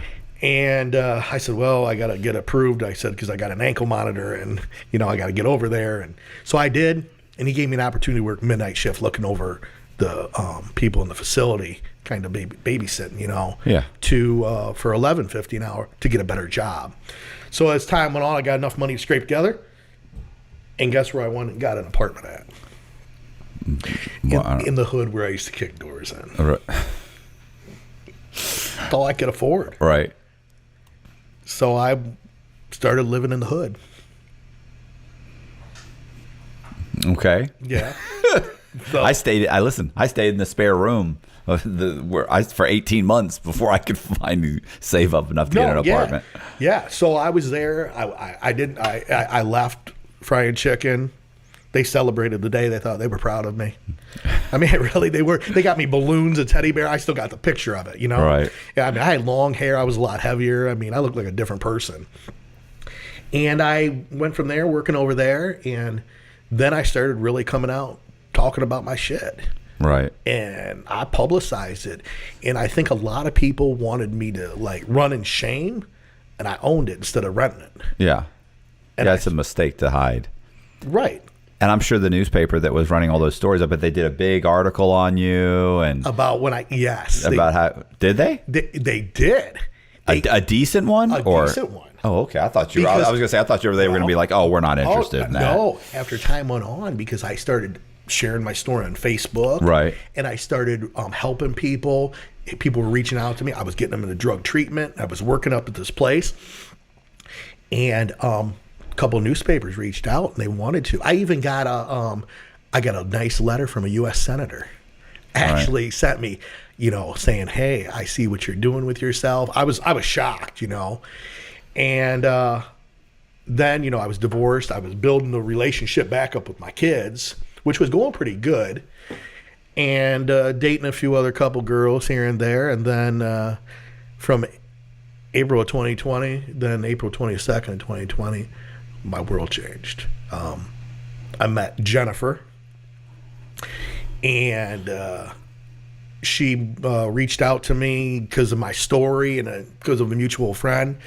We started dating, and 6 weeks later, we got married. I know, crazy. That's how long. So how long ago was that? How long have you been married? A little over 2 years now. Nice. And so I was going to live in Fremont and commute down to Columbus, Ohio, until I could find something. 6 days after we got married, I got a phone call when I'm eating pizza. Some guy who owned a treatment center saw me on Facebook, offered me a job in Columbus working in business development. So I went from $11.50 an hour frying or working in a treatment center to actually having a decent job. It was called the Montgomery Corrections Facility. It's kind of like a county prison. I worked there until this incident happened, pretty much. I think it was around June or July of 2014. I forget the exact date. So about 6 years.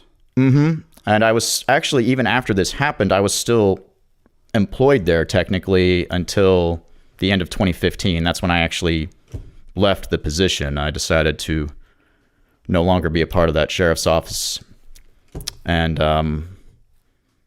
so yeah, it was about 6 years I was on the books as being employed with them. And they knew you were in the reserves. Oh yes, at the time I was in the National Guard when I was hired. So at that point I'd been in the military for almost 8 years. So so if you have to go, you're called up, or is that what they call it? Called up. You can get called up, but we also have a scheduled calendar of events, like when we have our monthly battle assemblies or drills, we get a calendar that's pre-scheduled. Right. Those so they can't do it. Like, they know you have to leave in October. Yes. Like, I'm leaving in October, and the law says you have to allow me to leave and allow me to come back, and I can't lose my job as a result of that. Correct. Okay. So. Yeah, that's like a federal law. There's lots of stipulations in the federal law for that. So, yeah, they knew I was hired. During the interview process, they were very aware. In fact, they actually, during the interview process, I remember when I was doing my board interview, they even reminded me, oh, yeah, we have military leave as part of our benefits package for you to be able to take leave and still get paid. Oh, okay. Like, they were encouraging me to use the military leave they provided. So, all right. Okay, so what was it that happened that started, like, the lawsuit and the whole retaliation and the whole thing? Like, it was just... Yeah, it had been the supervisor that started this whole thing. I don't know. It was more than one person, but I don't know what their problem with me was. I mean, I came to work, I did my job. I never made it a point to get on anyone's bad side, but... You didn't have, like, a long-running feud with anybody, any incidences, nothing, just... No, I mean, but what happened was I think it was in 2014, there was a government shutdown. It was when we first started having those sequestrations with the budget issues in the federal government. I'm not sure if you remember that. Yeah. Well, when this was happening, I was supposed to go on one of my scheduled weekends. I had the orders. I had everything in hand. It was a standard thing. I'd already been approved for the time off. So we go to show up. My supervisor in the military says, well, because of the government shutdown, we're not actually going into the armory, but you still have orders. So make sure you're available in case we get called up, because, like, nobody knew exactly what was happening. So I did just that. And this wasn't the first time in my military career where something like this had happened. So again, to me, this was just a standard run-of-the-mill type situation. So I said, cool. I stayed at home, waited for them to call. Nobody called. The next day, we went into drill. Everything went according to plan. And several months later, we got updated drill calendars because they had changed one of the weekend days. And the previous day, they had adjusted that weekend to reflect that we had only come in 2 days instead of 3. So I turned the updated calendar in, updated my future military dates, and my lieutenant, the individual who started this whole thing, she calls me into her office and says, can you explain this? And I explained the situation. And she said, well, if you didn't actually go in to work that day, I need you to change that day from a military day to a vacation day. I'm like, but I had orders for that day. And she said, it doesn't matter. I need you to change it. She then called me back again the next day in front of my sergeant and told me the same thing. So I was a little confused about that. I went back to my military unit and explained to them what was going on. And they said, yeah, you had orders. That was an authorized military day. But if that is your civilian employer's policy, you should follow that because you don't want to get in trouble at work. Right. So then I went to talk to my union representative, explained the situation to him. He said, yeah, if you had orders for that day at that time, you're fine. But again, if your lieutenant is ordering you to do it, you need to go ahead and do it, because if you don't, she can write you up for insubordination. He's been known to cure insecurity just with his laugh. His organ donation card lists his charisma. His smile is so contagious. Vaccines have been created for it. He is the most interesting man in the world. I don't typically commit crime, but when I do, it's bank fraud. Stay greedy, my friends. Support the channel. Join Matthew Cox's Patreon. So I went in my next workday, did exactly what she said, withdrew the military leave from several months before, put it in as a vacation day. Then she denied that leave request that she told me to make. She denied the vacation day. Yeah, that she told me to put in. I then found out about a week later from my military command that I was being investigated by our sheriff's office integrity division for criminal misconduct of some sort. So I was like, wow. I mean, I hate to say it, but coming from her, I wasn't surprised. She'd done this to other people within the sheriff's office before. So I contacted the union again. I said, hey, what's going on? I did what I was told.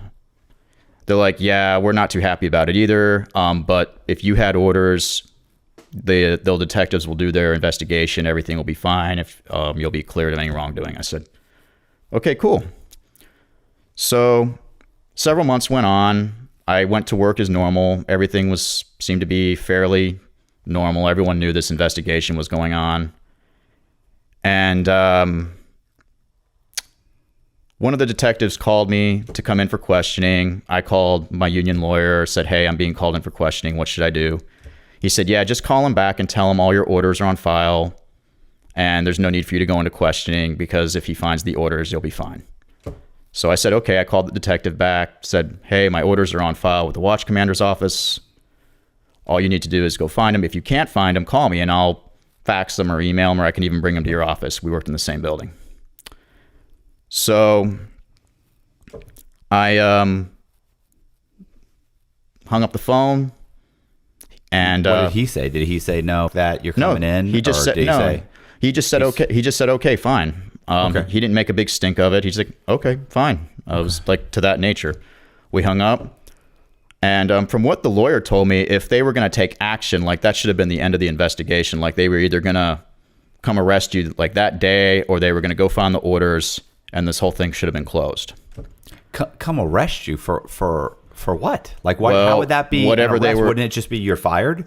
No, it's not necessary. No, like I said, this was not an administrative investigation. They're saying it's fraud. Yeah, they were trying to say I committed fraud somehow. But anyway, so yeah, that the rest of those next couple days, I was kind of looking around, waiting to see if they were going to actually come pick me up for something. They never did. About a month later, I got orders to go on a 90-day training mission. And I came in, same thing, put the orders in, gave them to my watch commander.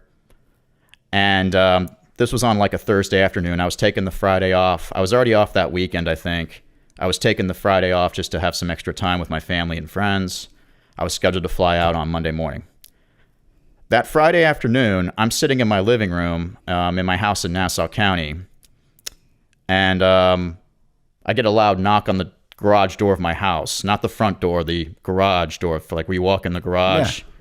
So they walked into the garage. They walked in the garage. I opened that door, and there's 4 guys standing there in like flak vests and, wearing the full duty gear and all that. Yeah. I'm like, can I help you? Right. And they're like, are you Ian Murray? I said, yeah. And they're like, corrections officer Murray? I said, yeah. One of them grabs me, cuffs me, and says, we have a warrant for your arrest. I thought it was a joke at first. Like I thought some of my buddies at work were just playing a going away prank. Right. And yeah, it was not a joke. They took me, they came into my house, handcuffed me. Some of them were walking around my house. I don't know what they were doing in my house, but one of them went and used the bathroom and stuff. And they took me down to their precinct or wherever it was and started questioning me. Is this a sheriff's department? Yeah. The same department that you work for? Same department I work for. That same detective who called me, he eventually came in the room, and they started asking me all these questions, and it wasn't just about this one day. They started asking me questions about all these other days I was on military leave, and I asked them, well, what did my orders say? And it was pretty clear at that point they never even went and looked for those orders. Right. So I was like, wow, well... Then they started making these excuses. Well, if you'd just been more cooperative with us and this and that, trying to turn it on me somehow. I'm thinking to myself, this is your job. Right.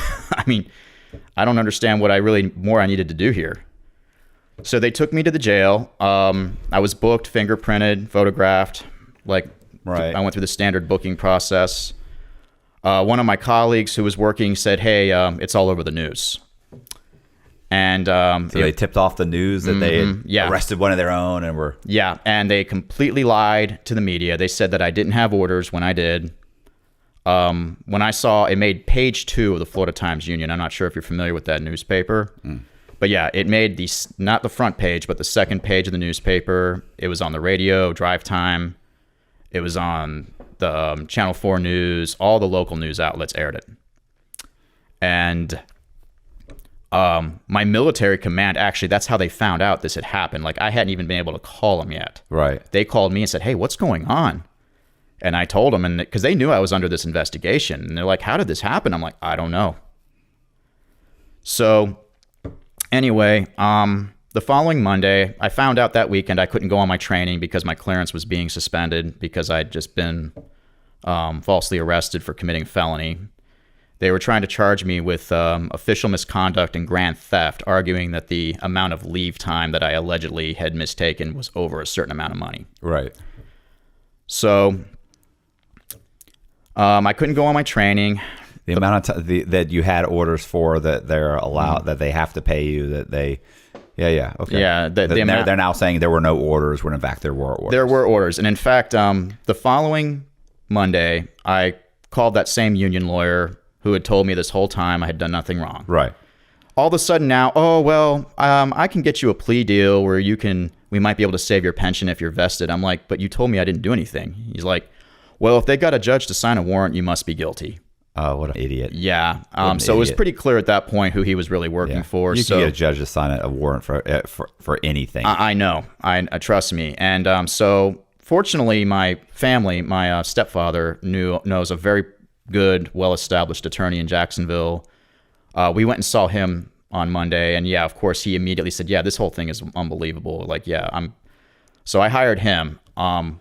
Within a week of me hiring this real attorney, this non-union attorney, I think the detectives did more investigating that week after the arrest than they did the whole 4 months prior. Right. They went to my military unit, tried to question them, and at no point prior to this arrest did they go to my Army unit, go to anybody in my command to talk to them about what I was doing on my military duty days. Right.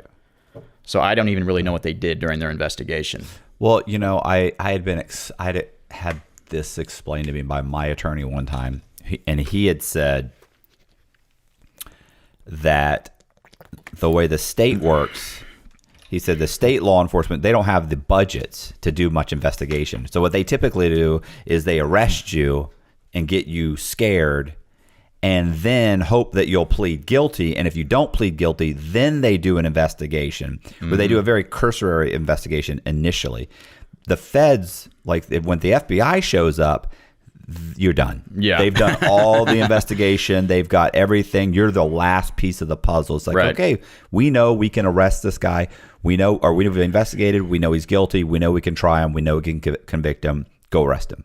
Where it's the exact opposite with the state. So I totally understand what you're saying. That makes perfect sense. Yeah, and the sad thing is, I mean, they from what I was told later on, like, they have done this to so many people and gotten away with it because they can't afford to hire a lawyer, or they get them so scared they'll take a plea deal or something and plead to a lesser charge. And I wasn't about to do that because I knew I hadn't done anything wrong. If you've done something wrong, then when they arrest you, you are scared. Because you think they know everything. So typically you say, look, I'll take a plea deal. And they go, okay, now tell us in your words what happened. But the truth is, they don't have a clue what happened. So you're just telling them what happened. Yeah, they were. And that's the thing. Like, I told them what I'd already told them once before. Right. And that wasn't going to change. No, it wasn't going to change.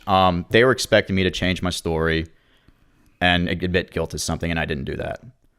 But yeah, they went to my Army unit, tried to question my full-time staff. My full-time staff, most of them were like, oh, yeah, no, we're not talking to you guys. You never came to speak to us prior to this. And we're not going to help you with this at this point. So then they came back with subpoenas, started making threats towards my full-time staff, telling them that they would be taken to jail if they didn't cooperate. Yeah, they got really nasty and aggressive. I think at this point they'd realized they'd made a pretty bad mistake. All right, so now it's kind of like we gotta make sure that this looks like it looks, at least, the very least, it looks like he's done something wrong. We need to put somebody on the stand. We need somebody to start saying some negative things about him, that sort of thing. Like, they have to start building a case at this point, whether one exists or not. Exactly, because like I said, they had gone to the media and told them he didn't have orders. He did this, when in fact I hadn't done it. And I think they realized from that point that, like, we have a problem. We have a problem, yeah. Right. So Yeah, this went on. They the only person I think they actually, to my knowledge, they actually interviewed was my squad leader, my first line leader, and he pretty much confirmed everything. Like, yeah, he had orders for that day. We were in kind of a limbo period, but when you have orders from the military, that is your priority. Right. You are supposed to be made available to the military. And so other than that, I don't know who else they interviewed, if anybody. There were other days where I was at MEPS because I was changing from the Guard to the Reserves. Again, I turned in those orders to get the time off to go to MEPS. If they had actually done, made the trip over to records and gotten those orders that I had already submitted, they would have known that. But yeah, like I said, within 48 hours of my arrest, we were able to furnish all these orders that they had already had at their fingertips. Right. So it's pretty obvious they didn't even do the basic functions of an investigation, at least from what I can tell. Right. So it went on for about almost 2 months. I was on administrative leave without pay.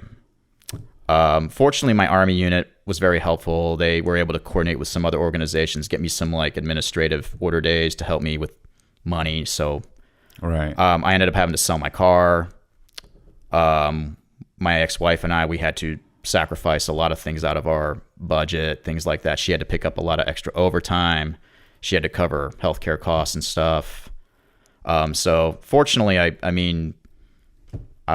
try to be financially responsible. I did have some money in savings. We were able to like not lose anything of a necessity. You know, we were able to keep up with the house and the bills and everything.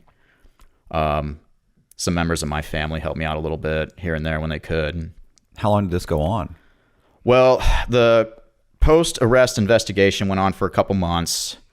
Finally, the state attorney said, I can't charge this guy, and he ended up dropping it. From what I understand, he didn't even do the charging paperwork for it. Like, that's how weak it was to begin with. Right.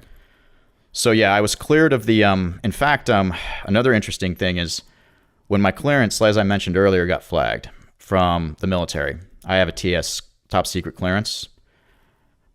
They came in and did an investigation on their own, the people that handle the clearances. Right. Looked at the whole thing, and while this was still pending, reinstated my clearance. Like, that's how little faith anyone had in this whole thing. Right. So, like, I got my top secret clearance back about a month before the charges were actually formally dropped. So, the state attorney dropped it. That alone was a huge relief. It was enough to make me realize I wasn't going to get falsely convicted of some crime I didn't commit. Well, I mean, here's the thing is like, until you go through like that process, like even if you're 100% innocent and you go to trial, there's still a chance you're found guilty. Yeah. Like people think, oh, well, if you're innocent, you should go to trial. Yeah, I get that. But the truth is innocent people are found guilty all the time. Oh yeah. And all you need is a couple of guys to get on the stand, or for them to suddenly conveniently lose some paperwork that you're saying was filed. Well, we couldn't find it. And then next thing you know, you don't have a backup. It comes out of nowhere. You're not prepared for it. Who knows what happens? Or you just get a couple jury members that just dislike you and they sway the jury. Like it can go bad. Even if you're not guilty, it can go bad. I agree with you 100%. So that in and of itself is stressful. It was very stressful. I mean, it was like being in the Twilight Zone. I mean, I'm already doing a job that almost nobody really wants to do. Right. I'm making this, at this point I'd been in the military for 11 or 12 years, I think. And I mean, it's just something you never expect, going to work for a law enforcement agency, that they're going to do this to you for simply trying to meet your obligations of serving your country, right? Even on a part-time basis. Yeah. It was just a completely, the words can't describe it. I scumbag move. Yeah. I know there had been situations where people had abused military leave before, but I wasn't one of those people. Right. I mean, that's the thing. I had faith that these detectives or investigators, I had faith that they were going to do their jobs, that they were going to do what they were paid to do the investigation. I mean, this whole thing should have been cleared up in a couple hours. Right. And they had 4 months and didn't even do the basic essential functions of clearing me of doing anything wrong. So, yeah, I mean, it's unbelievable. And, these are people that work in the same organization as you, that you it's like we don't work in the same building or in the same division or anything, but these are people I would consider my colleagues to some level. Right. That would do this to me. I mean, it just really is unbelievable. So when the state attorney said, "Hey, I'm not filing this," like, did they reinstate you and say, "Okay, well then we're going to go at you"? No. Put you back on the, okay, start work on Monday. No, they did not. They referred the case over to Internal Affairs. Internal Affairs has, they handle the administrative portion of things. Right. So they went from trying to charge me criminally to trying to say I broke some kind of rule. And when that happened, when we got the notice that was happening, my lawyer did two things, from what I understand. First, he sent them a letter saying, Mr. Murray is still represented. If you have any desire to contact him, please go through our law office and to arrange any meetings or discussions you'd like to have with him, something of that nature. Right. He also took the entire case, I don't know what you call it, the case file, and sent it over, I think it was to the city manager, and explained the situation to them. The city manager sent back a letter within about a month stating that I had violated no rules and broken no policies or anything. So, we got that out of the way right away. Right. So they continued to do their investigation on the administrative side. I found out the individual who was doing the investigation was also in the military, Guard or Reserves. And at first I was actually like, oh, good, he'll understand. Yeah, he'll understand. He might get this. I might actually have someone on my side. Boy, was I wrong with that. First, I get a call from my military command saying, hey, are you under another investigation? I said, yeah, they're investigating me for administrative things now. He's like, yeah, because the detectives who's doing this, he is also apparently an investigator in the reserve component or the guard component, and is going around representing himself as such. Like, instead of knocking on one of my commander's doors saying, hello, I'm Detective so-and-so with the Jacksonville Sheriff's Office, he's flashing his military credentials saying, I'm investigator so-and-so with this military agency. I need to talk to you about one of your soldiers. So I found that out. I was like, whoa, because that's a big no-no. I'm in an intel unit. You don't do that kind of stuff. Right. So then, not too long after I find that out, he calls me directly on my cell phone demanding that I come in for questioning. And I'm like, did you not get the letter my attorney sent you? Right. And he starts yelling at me, telling me, I'm not asking, you're going to cooperate with me. I'm like, okay, can I get your name and your contact number? I hung up. I called my lawyer and say, hey, this guy called me. He's demanding I come in for an interview. I think that's y'all's department. He's like, yeah, I'll call him back. So at that point, my lawyer told me not to acknowledge any more phone calls from him or the sheriff's department. Law enforcement often questions him, not because he's suspected of a crime, but because they find him fascinating. He is the most interesting man in the world. I don't typically commit crime, but when I do, it's bank fraud. Stay greedy, my friends. Support the channel. Join Matthew Cox's Patreon. So my lawyer calls me back and says, yeah, let's go ahead and go in for this interview. I mean, because our ducks are in a row. This way we can say we were cooperative and we did everything we could to try to resolve this. So we went in for questioning. I sat down with this guy, and my lawyer and one of the other internal affairs supervisors was present. He starts questioning me, and the questions he just asked me were completely off the wall. None of them had anything to do with me. I mean, he was even asking me to explain why my command staff of my military unit would do something different from his command staff of his military unit. I mean, it was very vague, indirect questioning. None of it had anything to do with anything really to my case. At the end of the interview, my lawyer had to interject a couple times because he was trying to get into stuff that wasn't even like relevant to the case. So the interview concluded, and around that time, the training I was originally supposed to go to when I was falsely arrested, I got orders to actually go to. This was about a year later. So I was. And you haven't worked for a year now, roughly. Not really. No, I had had, like I said, my military unit was giving me some administrative orders. They were having me come in just to help them around the office. And Yeah, but that's not going to be the same as working no, at the... it was definitely not as much money as I was making with my job for sure. But I mean, it was better than nothing. Right. You know, it was enough for us to, like I said earlier, we were at least able to keep the lights on. My wife at the time had a job.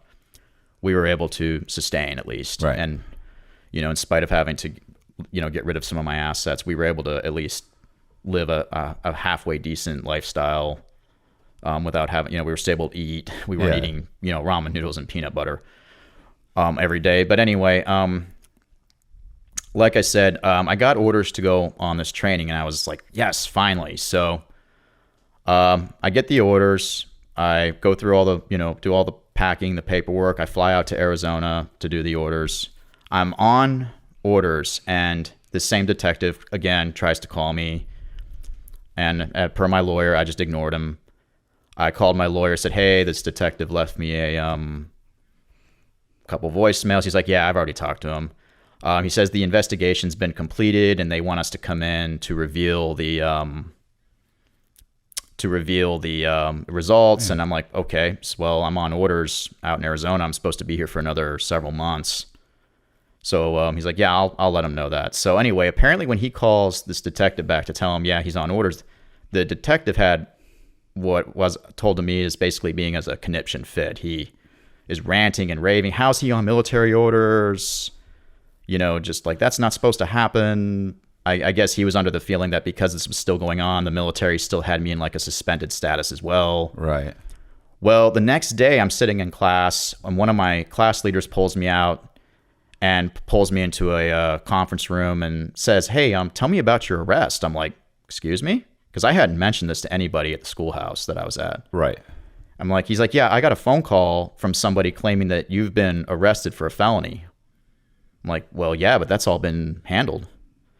So apparently this detective, I guess when he got the orders, his intent was to derail my military training somehow by calling this school. And just, there was no point to that. It had nothing to do with his investigation, but he did it anyway. Right. Well, unfortunately, while I was out there, I was unable to finish the training. We had a death in the family. My grandfather passed away. I was sent home on Red Cross orders. After the funeral, I came back to Jacksonville area, and my lawyer and I set up a schedule. We went in to, hear what they had to say about this whole case. We go in, and this original detective didn't even show himself. Like, he didn't even come in to talk to us. I don't know what happened to him. But two of his colleagues came in, and they, even after everything we had told them, like, yeah, we've gone to the city manager, this and that, even after all that, they still tried to sustain administrative allegations against me and were recommending I be fired. I'm like, okay, so what happens now? So they laid out the options, and one of the options was we could have had a civil service hearing, which would have taken it beyond the sheriff's office. Right. And I'm like, you know what, let's do that. I'm sick and tired of this. This has been going on for too long. I want to get this, put to bed once and for all. So we opted to have the civil service hearing. We informed him of that. We leave, and the sheriff's office constantly delayed the civil service hearing like several months. Finally, my lawyer got it to a point where, like, we're going to have the civil service hearing. We are going before them, and they're going to hear us, hear what we have to say, and they're going to make a decision as to whether or not you actually did anything wrong. Right. I like the delay practice is just to try and wear you down. Yeah, and so I think it was about a week before the civil service hearing, my lawyer calls and says, hey, the undersheriff wants to meet with us to, as he put it, potentially resolve this issue.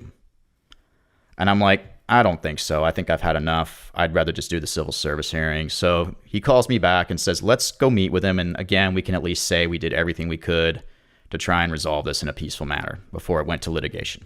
I was like, okay, so I go down to the sheriff's office. I go into his office with my lawyers. His lawyers, one of the city lawyers, is sitting there taking notes in the corner. And it was pretty clear from the beginning of the meeting that the undersheriff had no interest in resolving this. He basically was trying to force me to they were trying to get me to take a deal instead of firing me, they wanted me to take a deal where I would agree to a suspension in exchange for agreeing to say that I misused my leave. And I'm like, well, I'm not going to do that because I didn't misuse my leave. So the sheriff just started making all these the undersheriff just started making all these off the wall, accusations. Oh, you could have still gone to work that day. I'm like, no, you can't. When you have orders, you are obligated to those orders. Right.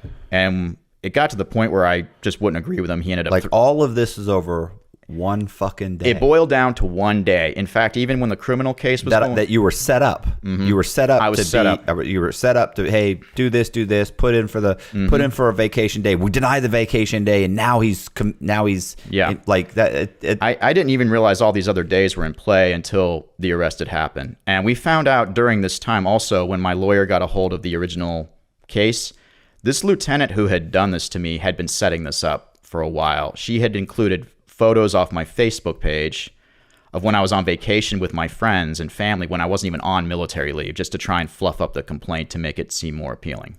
I wonder, so in the correctional officers at Coleman, right? Mm-hmm. Which is where I was.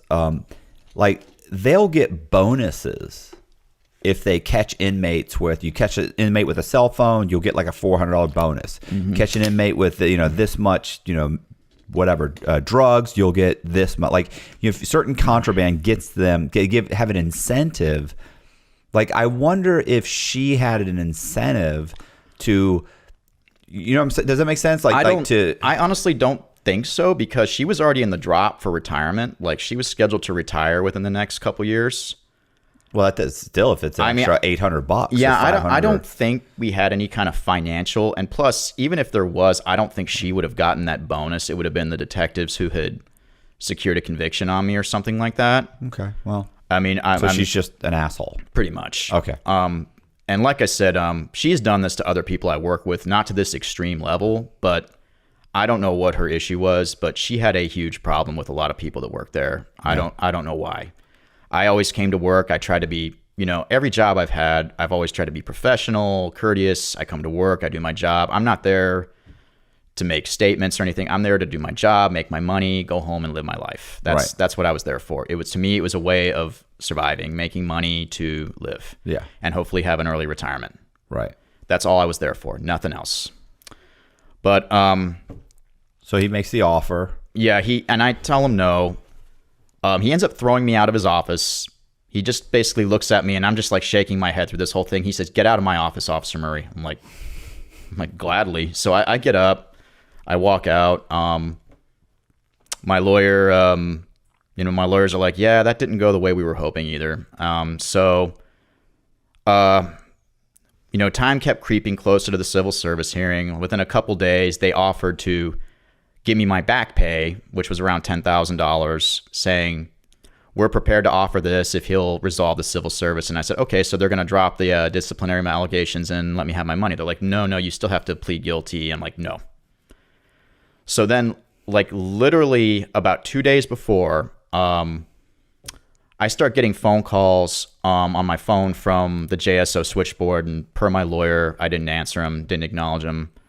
And they said, yeah, we're not getting calls from anybody from JSO. I don't know why they're calling you. Apparently, they were trying to get me to come back to work within the last day or two before the civil service hearing. And then... but they didn't leave messages, voicemails, or emails? They did leave a couple, but yeah, one of them was saying, yeah, we're trying to coordinate this. So I called my lawyer, and he's like, yeah, they shouldn't be doing that. Because they even said prior to this happening, I wouldn't be eligible to return to work until after...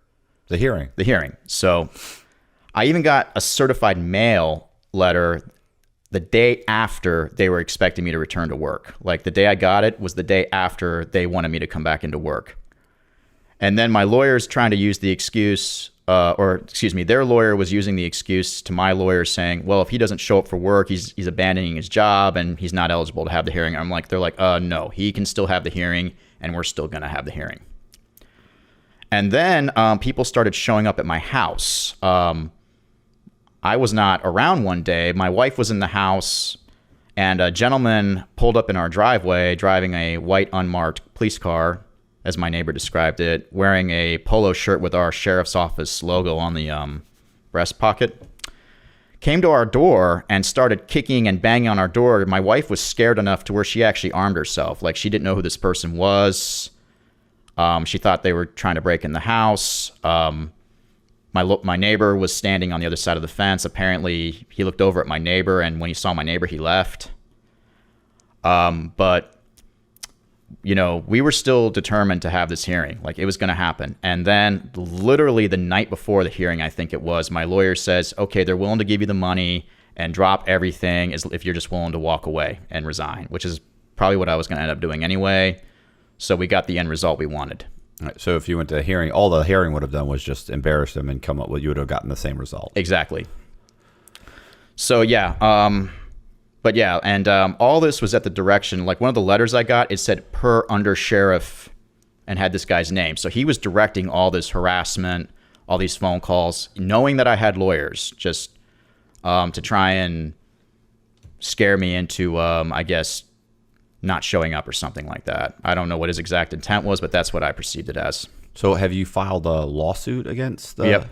We did end up, it took a while, but we did end up filing a lawsuit. They just settled it out of court when it came to time. They drug it out for a very long time. Since then, a lot's happened since then.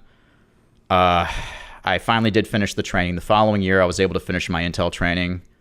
I was deployed to Afghanistan in 2017. Unfortunately, I had to go through a divorce. After all that was done, we filed the lawsuit. That was around 2018, and we just finally got it resolved in the last 3 years later. Yeah, and 2 years. Well, yeah, no, what? It was 3 years later. Was it 3? Yeah, actually, no, it's more like 4 years. Almost, yeah. Yeah, and yeah, from what I understand, my lawyers just drug it out. They just refused to. It finally got to the point where we were able to depose people, and at that point, I guess they agreed to just settle it out of court. Yeah, once they start to see how bad they're going to look in front of a jury. Okay. Yeah, but you can't say how much the lawsuit was settled. Yeah, there's a gag order on the actual amount. Yep. Yeah, I know. I've signed one of those. So what are you doing now? Well, now I'm working as a contractor for the government, doing various intel work. That's right. We talked about that. Yeah, too. pertinent to my my skills in the Army. Yeah. Okay. So yeah, it's I am doing something productive, but yeah, fortunately, like I said, the biggest ally I think I had in this whole thing was the Army. The Army stood shoulder to shoulder with me. They, the people in my unit were, they're very old school, like no man left behind. They were not going to let me get trampled over this whole thing. So has the you still live in that county, right? Jacksonville. In Jacksonville? Mm-hmm. Oh, you moved? No, I live in Nassau County, Florida. Okay. And I worked in Jacksonville, which is Duval County. Okay, so what I'm saying is they have nobody's contacted you, driven by your house, no not more that I'm aware intimidation, nothing like that? I don't think so. No, not that I'm aware of. Okay. My neighbors are, after that whole thing too, I still have the same neighbors, and they are constantly looking out. I've been keeping them up to date, and yeah, my neighbors have been watching my house, especially when the lawsuit part started getting a little more hot, because we were worried that they were going to try to do it again. Right. But yeah, and I mean, it's just real sad. I don't get this because, and this was not the first time they had messed with me for being in the military prior to this whole thing starting either. I just really don't understand how a sheriff's department can go through so much trouble to make life miserable for a service member who works for them. Right. Well, it's funny, like in the Bureau of Prisons, they, for some reason, a lot of those jobs, they attract just like mentally disturbed people. Like, I mean, you're in a position where you're in charge of other people, so, and you're in a position where very seldomly you're questioned, so right. I would get a lot, we would get a lot of these guys. Some of the CEOs, they just want to come. I'm here to get a paycheck. Like, don't do anything in front of me. Don't get in any fights. They go through the motions. They just want to pick up their paycheck and leave, and just, you guys follow the rules. Or if you're going to break them, don't do it in front of me. Like, don't be stupid. Yeah. Don't harm each other. Let me go. And then you have the CEOs that make it they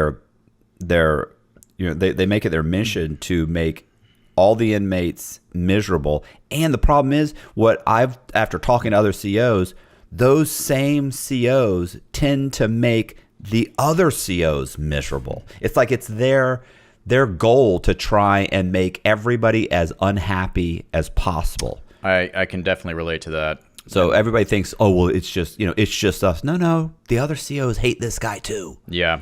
So I think that maybe that, I don't know what's with that woman. I don't know what her deal was, but you would think that somewhere down the line, someone would have said, hey, wait a second. Well, it sounds like a few people did. Like the state attorney's like, I'm not doing this. Yeah. Multiple people did, but a few people in the direct line, like the detective should have, or the internal affairs guy should have kind of looked at it and said, listen, honestly, what are we doing here? Well, now that you mentioned that, when I did, this whole thing started and I called the union to tell them what's going on, they even said, did this lieutenant start this? And I said, yep. And they're like, oh God, not again. Like, so, I mean, they were already very familiar.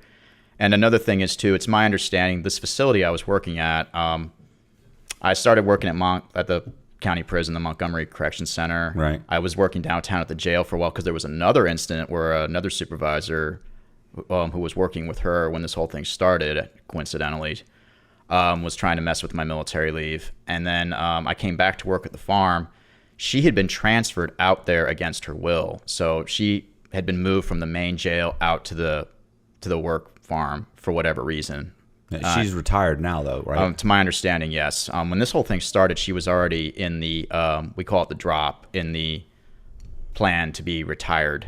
So, like I said, yeah, I don't know what her problem with me was. There were a couple times I had to go over her head on certain things, utilizing chain of command to get resolution to some other issues. I don't know, maybe she had it in for me for that. But, I mean, yeah, I don't know what her problem was. But like I said, it was not just me. She had done this to other people and had, not to this extreme level, but like just set other officers up to be investigated and put in a position where they could be found guilty of something that they didn't do, for just doing their job. I mean, and it is sad because I've discussed this with other people. There are a lot of very unhappy people in that line of work. And, I don't know why they do it, if it makes you that unhappy. Well, I mean, first of all, in the best of circumstances, it's just kind of a shitty job. Mm-hmm. Like the inmates are, you're around a bunch of violent inmates. You're around guys that are in the worst part of their life. You're around a bunch of people. You're trying to kind of corral individuals that don't follow the rules. It's like, trying to herd cats. You know what I'm saying? Like there's just, they just don't listen. They don't. And, when I was locked up, like the prison would try and give us privileges and the inmates would immediately ruin those privileges. Like they would immediately push the envelope and then they get taken away. And then all the other inmates would hate the staff for taking this away. And it was like, yeah, but you understand it was pretty simple. Like all you had to do is this and you got this. But these guys did up. Like everything that gets taken away tends to be the part or the problem with the inmates. Right. So you get to a point where it's like the staff, even if they're trying to do something for you, the inmates ruin it, and the inmates hate the staff, and then the staff ends up hating the inmates, and then it's just such a miserable environment. Yeah, it can be. I can relate to that very much so. Yeah, I was gonna say, it's a horrible situation in general, and I'm sure, and it's even worse in the county jail because county jails are horrible. Yeah, I've never worked at the prison level other than this county prison, which is still a detachment of the county facility. But yeah, I've heard worse things about the state because the inmates there are there a lot longer. Some of them are doing 20 years to life, and they have nothing to lose. They don't care. Well, it's funny because in the state prison system, you have a lot of interaction with the guards. Mm-hmm. They're there all the time, right? Right. In the federal prison system, it's set up in a way that I could go months without ever talking to a CO. Like, or even you might see a few of them throughout the day, but not even really, you're just in a herd of guys going into the chow hall, and maybe there's 1 or 2 COs in there. They're not paying attention to you. It's more like a self-led type program. Absolutely. You come back. If you just kind of follow the rules, you go in the unit, they close the doors, they lock the doors. 30 minutes later, they call, rec move or whatever. The door's open for 10 minutes. You go to the rec yard. You hang out at the rec yard for 3 hours. Then when they call, recall, the door's open. You go back to the unit. Like, the door's closed. You go to your cell. You wait to be counted. The guard walks around, and that's it. 20 minutes later, they call chow. You go to chow. Like, all of this is happening, and there's a CO maybe over there. Maybe he's in the office.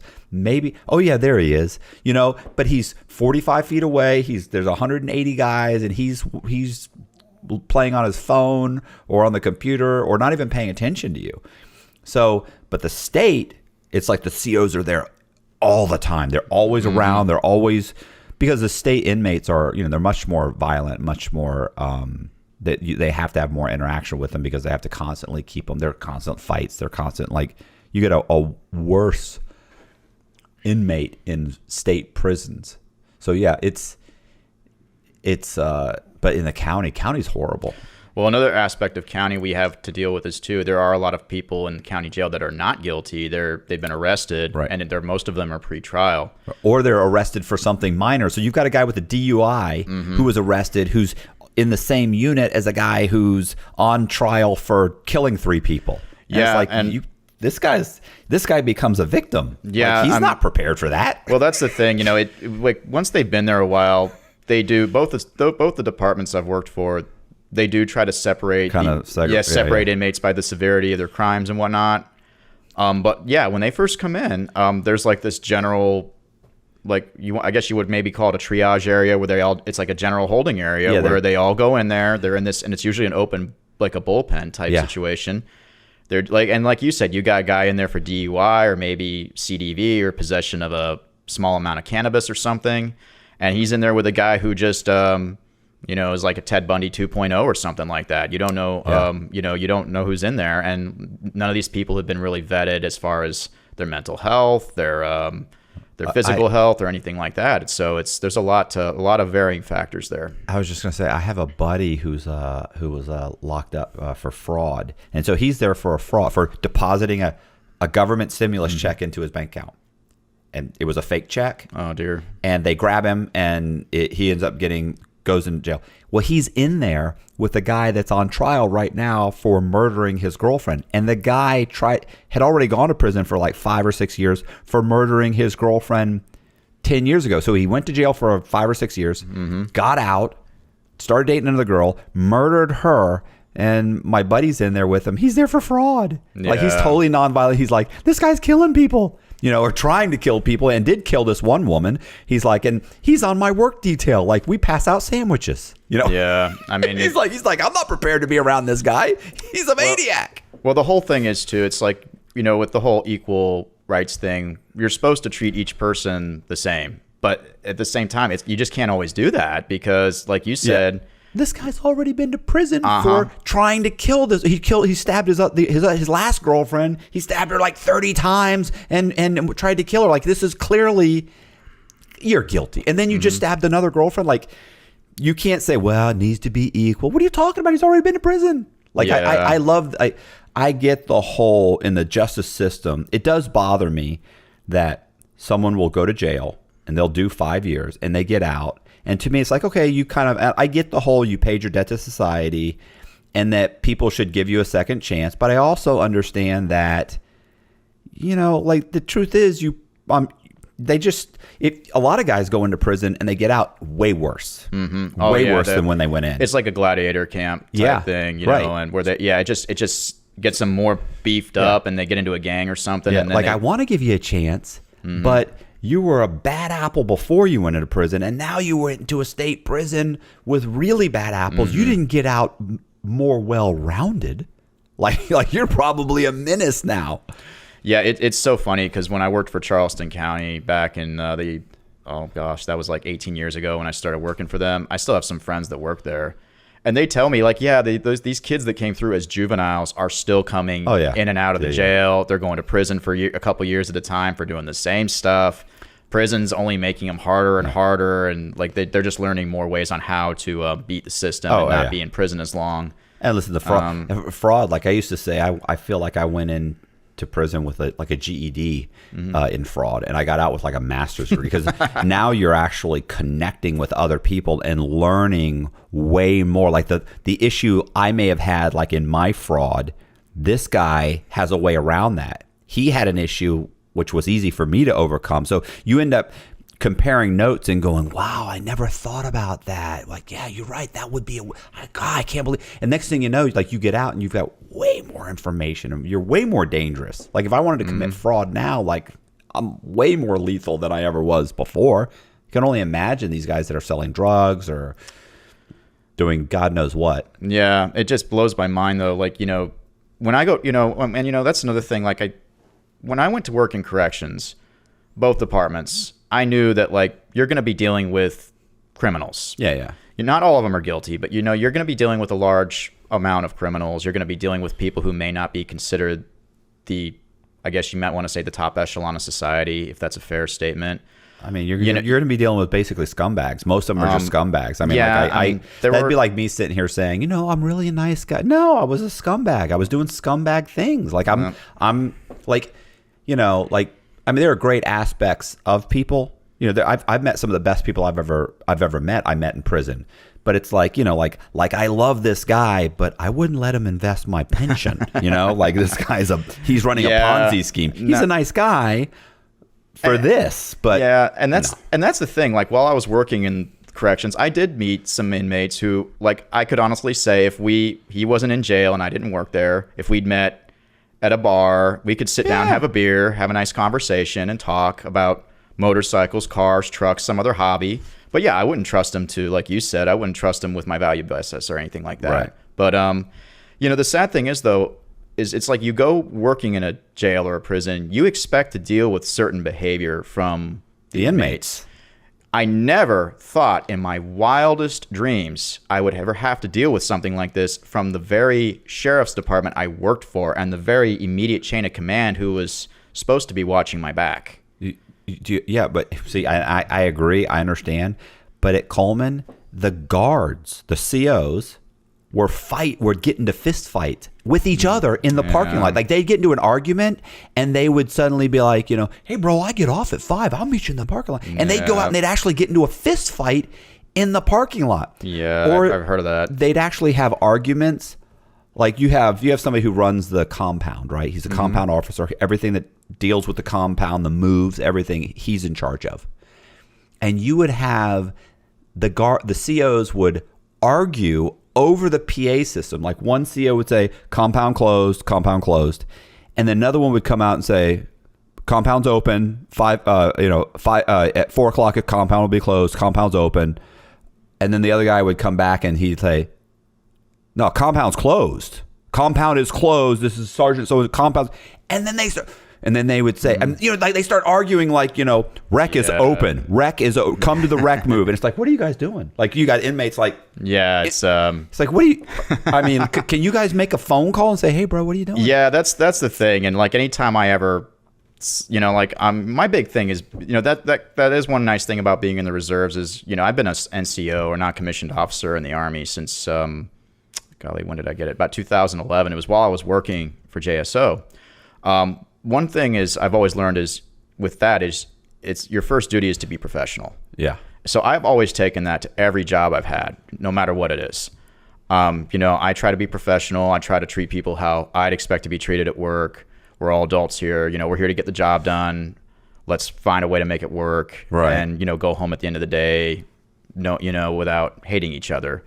Unfortunately, there's just a lot of people, not only in that line of work, but in general, that just don't have that mentality. It's like they have to be right. They have to be in control. You know, you get a lot of, you know, being in the military too. That was something I learned in basic training.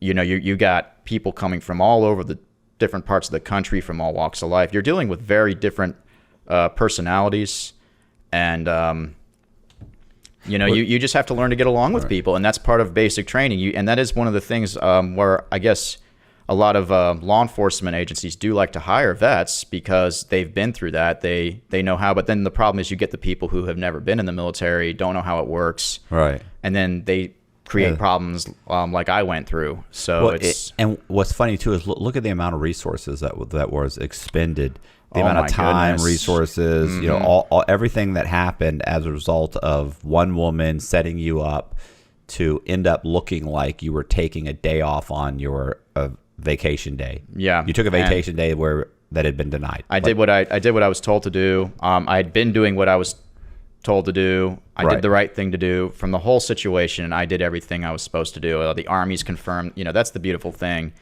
Every person I talked to said you did the right thing. Well, and then board. it cost them a lawsuit. You know, then Yeah, you end up having like I guarantee that lawsuit was more than the one day. Oh yeah, more than the $245 that it cost them for that one day of you being missing. Well, not to mention the legal fees they had to spend for 4 years. Right. From what I understand, they've had to make massive policy revisions over this whole thing. So I was actually told that by someone too. One of the union representatives. Again, all because of one jerk. Yeah, one of the union reps who actually, this is another person who originally told me I did nothing wrong. And then when the IA thing was going on, he's the one that called me to try to get me to take a deal. And I'm like, yeah, you told me a year and a half ago I did nothing wrong. And then once I called him out on it, he started backpedaling. And at the end of the conversation, you know, he says, I've been working for the sheriff's office for something like 20, 30 years. I have never seen somebody fight back against him this hard. And he actually said, I appreciate what you're doing because you're going to make life easier for the next person. Yeah. I think about doing this too. So it sucks for me, but you know, that's one thing that is probably the biggest takeaway from a positive aspect is I made them think twice before they do this to somebody else. Like maybe they'll actually get up off their desk chairs, do their jobs, right, and go do an investigation, what they're getting paid to do before they go out and try to ruin somebody's life. Right. You know, because I mean, that's how I feel. They tried to ruin my life. They didn't just want my job with JSO. They were trying to strip my clearance, my military career, the whole 9 yards. They were trying to make it to where I would have ended up probably, you know, been mopping toilets for the rest of my life, right, you know, if they'd had their way. You know, it's sad, but I mean, and these are people I worked with. These are people who I went to work who I expected to watch my back and, you know, look out for me. Because, right, you know, and because I always tried to look out for, you know, if I saw one of my officers was having a problem, one of my colleagues, I'd always try to do whatever I could to help them. And I thought, you know, it's sad, you know, you think that way, but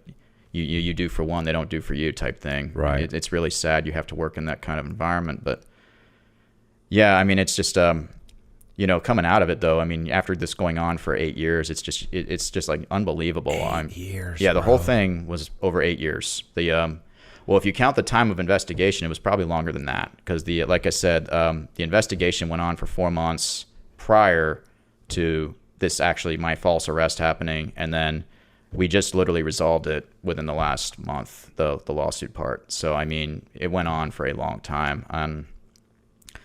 You know, like I said, I'm thankful to God that I had a good support system through the military, my family, right, my friends, people that, you know, I really found out who my friends were through that whole thing. Oh yeah. You know, when I was because you know, like that old country song, yeah, you when find the out chips are down. Yeah, that's absolutely. When you find out who your friends really are when that happens, and I did. I had a lot of people that were coming to my aid, you know, offering to help me, you know, helping me get odd jobs and stuff, just stuff to do in the meantime, so I could keep the money coming in. But yeah, it was an unbelievable, stressful environment, you know, for not only for me, but for my ex-wife who I was married to at the time. We just both were like, we had no idea what was going to happen next. It's just not something you ever expect to have to go into. You know, like I said, when you go to work for a sheriff's office and agree to work for them, and like I said, they knew I was in the reserves. And unfortunately, like I said earlier, this was not the first time they had tried. Right. I don't know what it is with that sheriff's office, but this was not the first time they had messed with me. From my military leave, I had a sergeant who was involved with this case, who was involved in the whole setup. He actually was trying to keep me on probation for taking military leave, which is strictly against federal law. That's why I ended up actually having to be moved down to the jail from the farm for a while because, you know, they were trying to get me to sign papers to basically relinquish the rights to my military leave so they could keep me on probation longer. And I'm like, you can't do this. Right. And went into the Marshal Service. in 1995. So how long were you in the Navy? Almost 7 years. I went in right out of high school in 1988, and I got out of the Navy on a Saturday in June of 95, and on Sunday, June of 95, I was in the Marshal Service. I didn't even have a break of service at all. Okay. And went to training in Glencoe, Georgia, and then after that, I went right to Eastern District of New York, Brooklyn, and served almost all of my 25 years there in Brooklyn. In the beginning, I started out as a deputy in working court operations, prisoner transport, serving some like civil process, administrative duties, and doing my little rotations in the warrant squad. So it took a little time, and then I gravitated right to doing warrants and working the street and doing fugitive investigations. And after some special assignments of protection details and even some high-profile trials, I eventually was right into the warrant squad and did that. I bet your majority of my career is working warrants, and I was lucky enough to be part of the New York, New Jersey Regional Fugitive Task Force, which started right after September 11th, and funded by Congress. It's one of the biggest task forces in the nation, and still is. And is that what you like? If you're a police officer, like, a lot of them, ultimately they want to work like homicide, they want to, like, that's like, is working the fugitive or the warrant squad, is that like what you, like when you join, is that like, that's the goal? That's it for when you're a deputy marshal with the U.S. Marshals, that's it. That's the pedestal of being in the Marshal Service. I mean, there's so many different divisions and sections, but everybody wants to work fugitive investigation, warrants. You want to be on a task force. I mean, I worked with the greatest cops in the world. When I was in Brooklyn and the city, I worked with NYPD, and, coming from New York and then dealing with everybody in the nation here with different states, there's nothing better than, NYPD detectives. They're like the best. Mm-hmm. And we had dozens of them. We had NYPD sergeants, lieutenants, then we had state police officers, immigration, customs officers there, DHS. We even had relationship with DEA and ATF, even FBI and Secret Service. And we just worked together great. And it's, when you join the Marshal Service, you see it on TV and the movies, everybody wants to work fugitive investigations and track down the worst of the worst out there, and in New York, there's no place better to work the street than there. So I did that for years, and stayed in Brooklyn mainly. And then I was moving up, with seniority, and then I put in and I took the test and I became a supervisor back in like 2009, 2010. And my chief is great man. He had a lot of trust and confidence in me, selected me to become the supervisor. I had to do a couple of months in the courthouse, working with everybody in there. And then eventually my chief put me back into the warrant squad.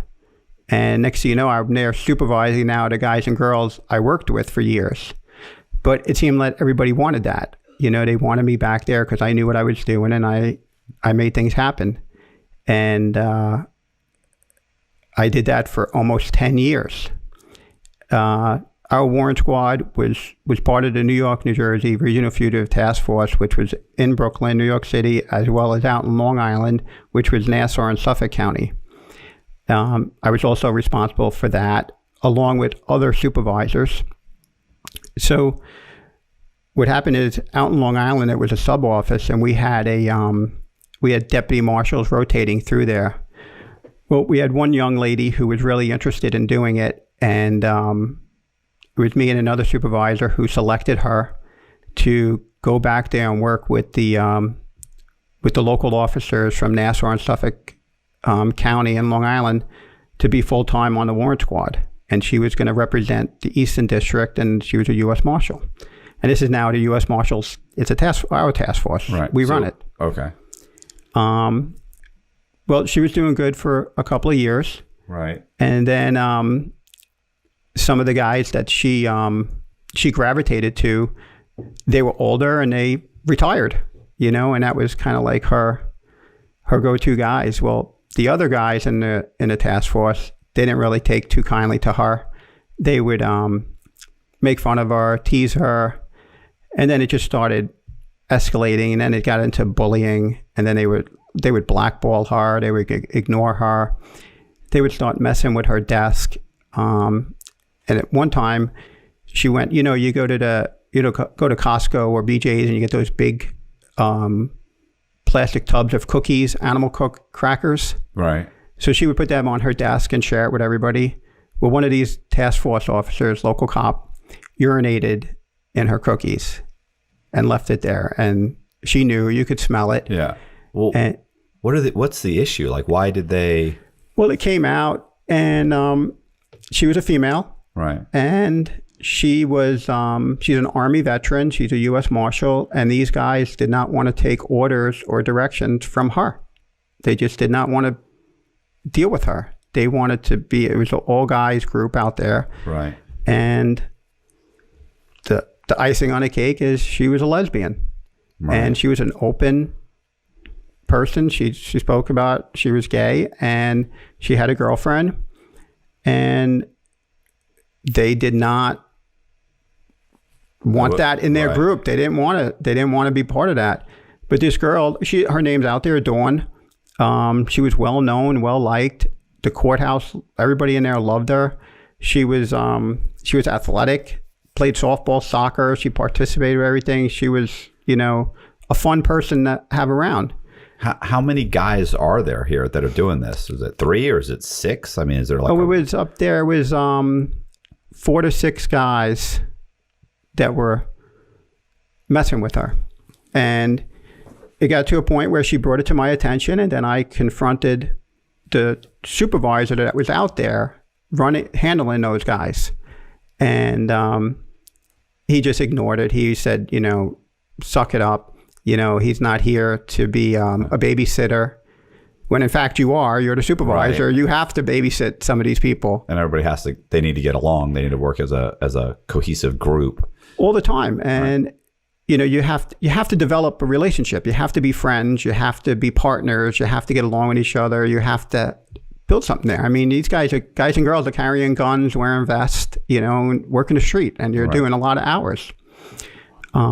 So she would do things and be like, hey, you're not checking in with me. You're not telling me you're doing hits. They would just go and do interviews and arrest people and not even tell her. And she's the team leader. She's the boss.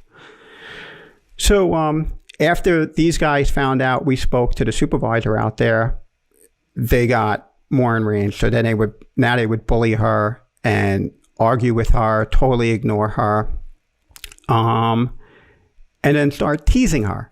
They would... In any marshal's office you work in, you transport prisoners, and they try to bring that legal work to the cell block. Right. And in their legal work is porn books. Right.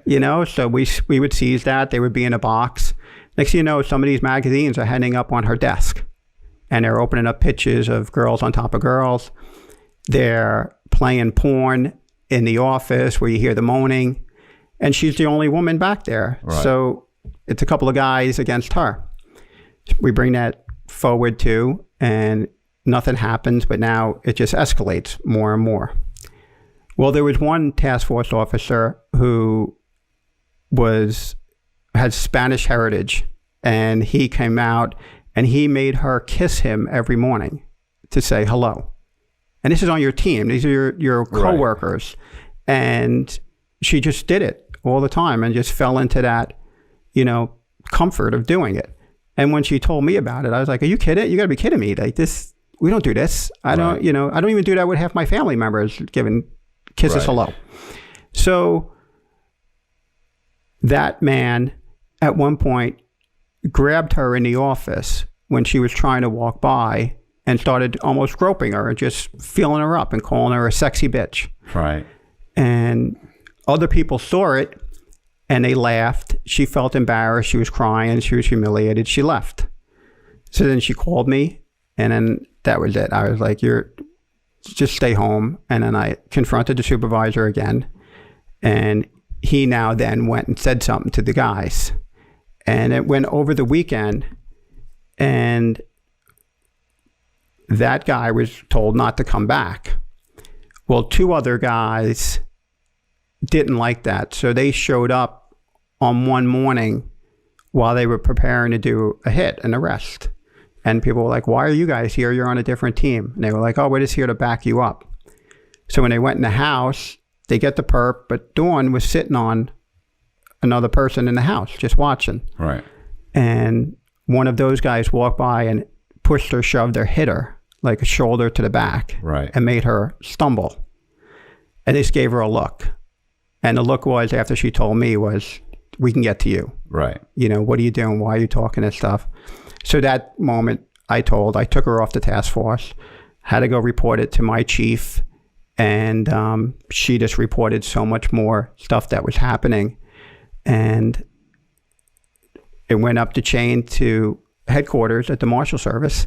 And in the beginning, Internal Affairs was going to investigate this. But some other leadership personnel who were over the task force got involved and suggested that they have an investigator come and investigate what was going on there. And it went from these accusations, these complaints, these, charges to these guys controlling an investigation and investigating themselves. And this executive from the headquarters selected an investigator who was out of New Hampshire, who was part of the task force in New Hampshire, who knew the guys in the task force in New York and Long Island. So he investigated it, and it turned from these, an assault, sexual harassment, and, bullying, all these things, to an investigation on office culture, which lasted a couple of months. And the finding in that report was that I was a bad supervisor and Dawn was the problem that enraged these guys because she was not a good coworker. Okay. So, and all these people involved, even they interviewed people that were never even there but were part of the task force, just couldn't stop praising the great work and personalities of these other guys. Right. Which we all knew was false. We all knew. You just know, and too many other people were coming and supporting Dawn's allegations. Well, while that was going on, the one task force officer who hit Dawn, shoved her, he found out I was going to a New York Mets baseball game during this investigation. And him and a couple other task force officers made it a point to go to that baseball game, which was in Queens, and it was on Law Enforcement Appreciation Night. And he confronted me at the game, and we got into a big argument, cursing and nose to nose. We were going to fight, and it went on for a couple of seconds, and then it just stopped. I walked away and left, and I reported it to my chief, like, this is what happened. This is going to be, an off-duty incident. Yeah. I'm going to get investigated. But so strange that it was Law Enforcement Appreciation Night. There was a bunch of members from the New York City task force office there who witnessed this, and one happened to be the chief of the whole task force. So the next day, he made it a point to remove that task force officer from the task force. But he was still able to work with them, but he couldn't be in the courthouse anymore, couldn't be in the office space. So the results come out about the office culture investigation. Right. So now my chief is livid. He's like, this is insane. First of all, I wasn't even there when these things were happening, so how can I be a bad supervisor? And when I did hear about it, I reported it and got involved and confronted the supervisor. So my chief and the marshal then argue with the leadership from the marshal's headquarters. And they go through the whole list of complaints. They're like, you investigated all this and went through this stuff and found nothing at all. You're going to let this deputy marshal, female, tell you that somebody peed in her food.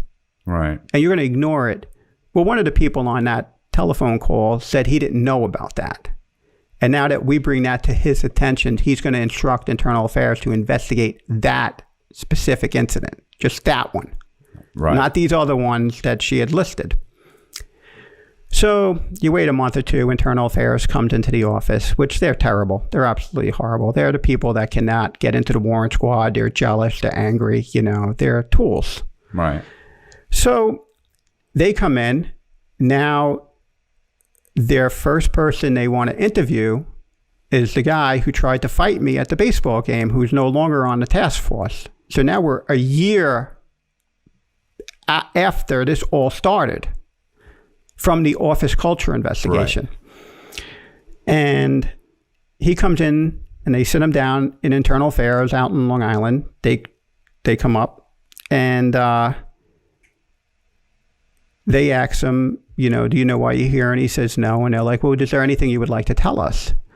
And he goes, yeah, I would. He goes, Bobby Lediger is a racist. He covers up crime. He's the biggest problem in the task force. This is a year later now. This never came out during the office culture investigation. I wasn't even mentioned. Is this guy black or Hispanic? Oh, no, he's Greek. He's Greek. Okay. From Long Island, white guy. Right.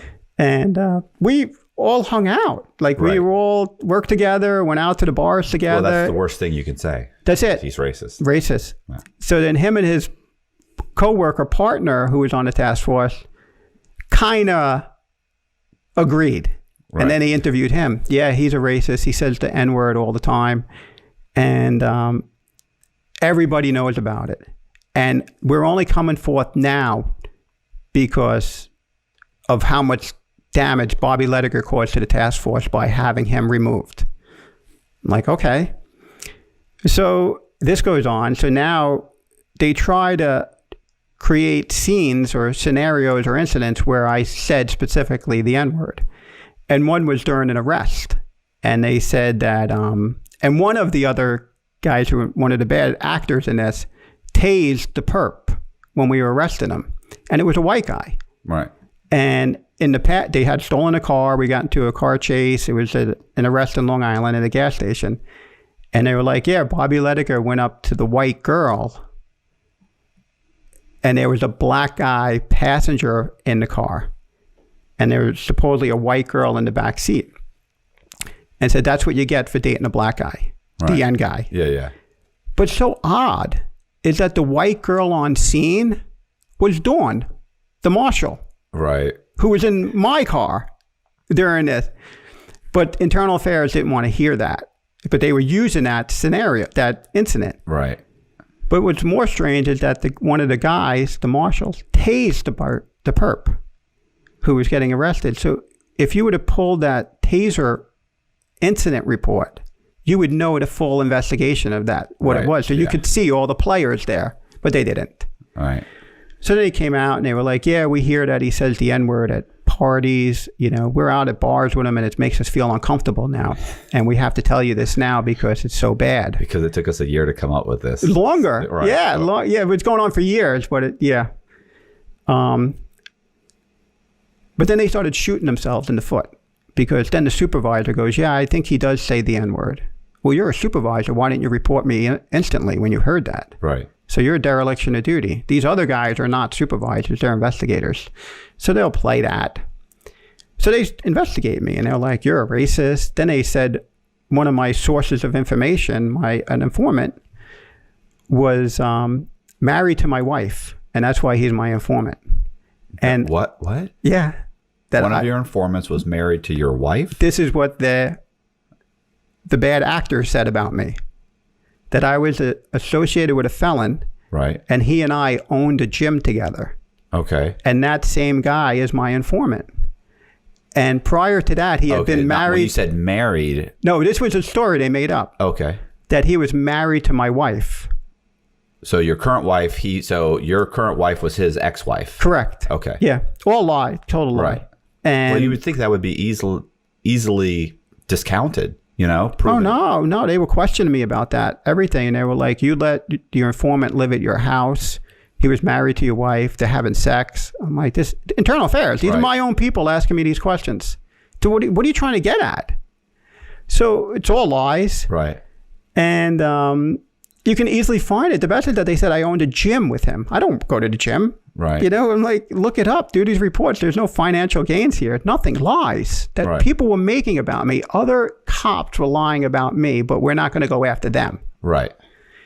And Well, that's really the culture now, isn't it? That you can basically blatantly lie and accuse people. And then when you find out that that's untrue, nothing happens to the person that lies. nothing at all. And now, what if a famous quote we would say to people when we were investigating to a fugitive, and you find and like, oh, we're going to charge you with harboring a fugitive, aiding and abetting, and lying to law enforcement. If you lie to me, I'm a federal agent. You go to jail for 5 years. Right. Well, what about these task force officers who were deputized that are lying to internal affairs about another government official? Nothing ever happens to them. I mean, these people should have been arrested and charged, but no.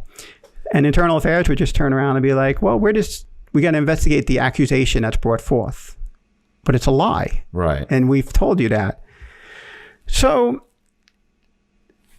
this goes on, and I completely deny everything, and there's no evidence to show I did anything. But some people from the Marshal Service, the Internal Affairs investigates it, and then they push it forward, and they write up their report, and they cherry pick the words. Right. And it's all selective and opinionated.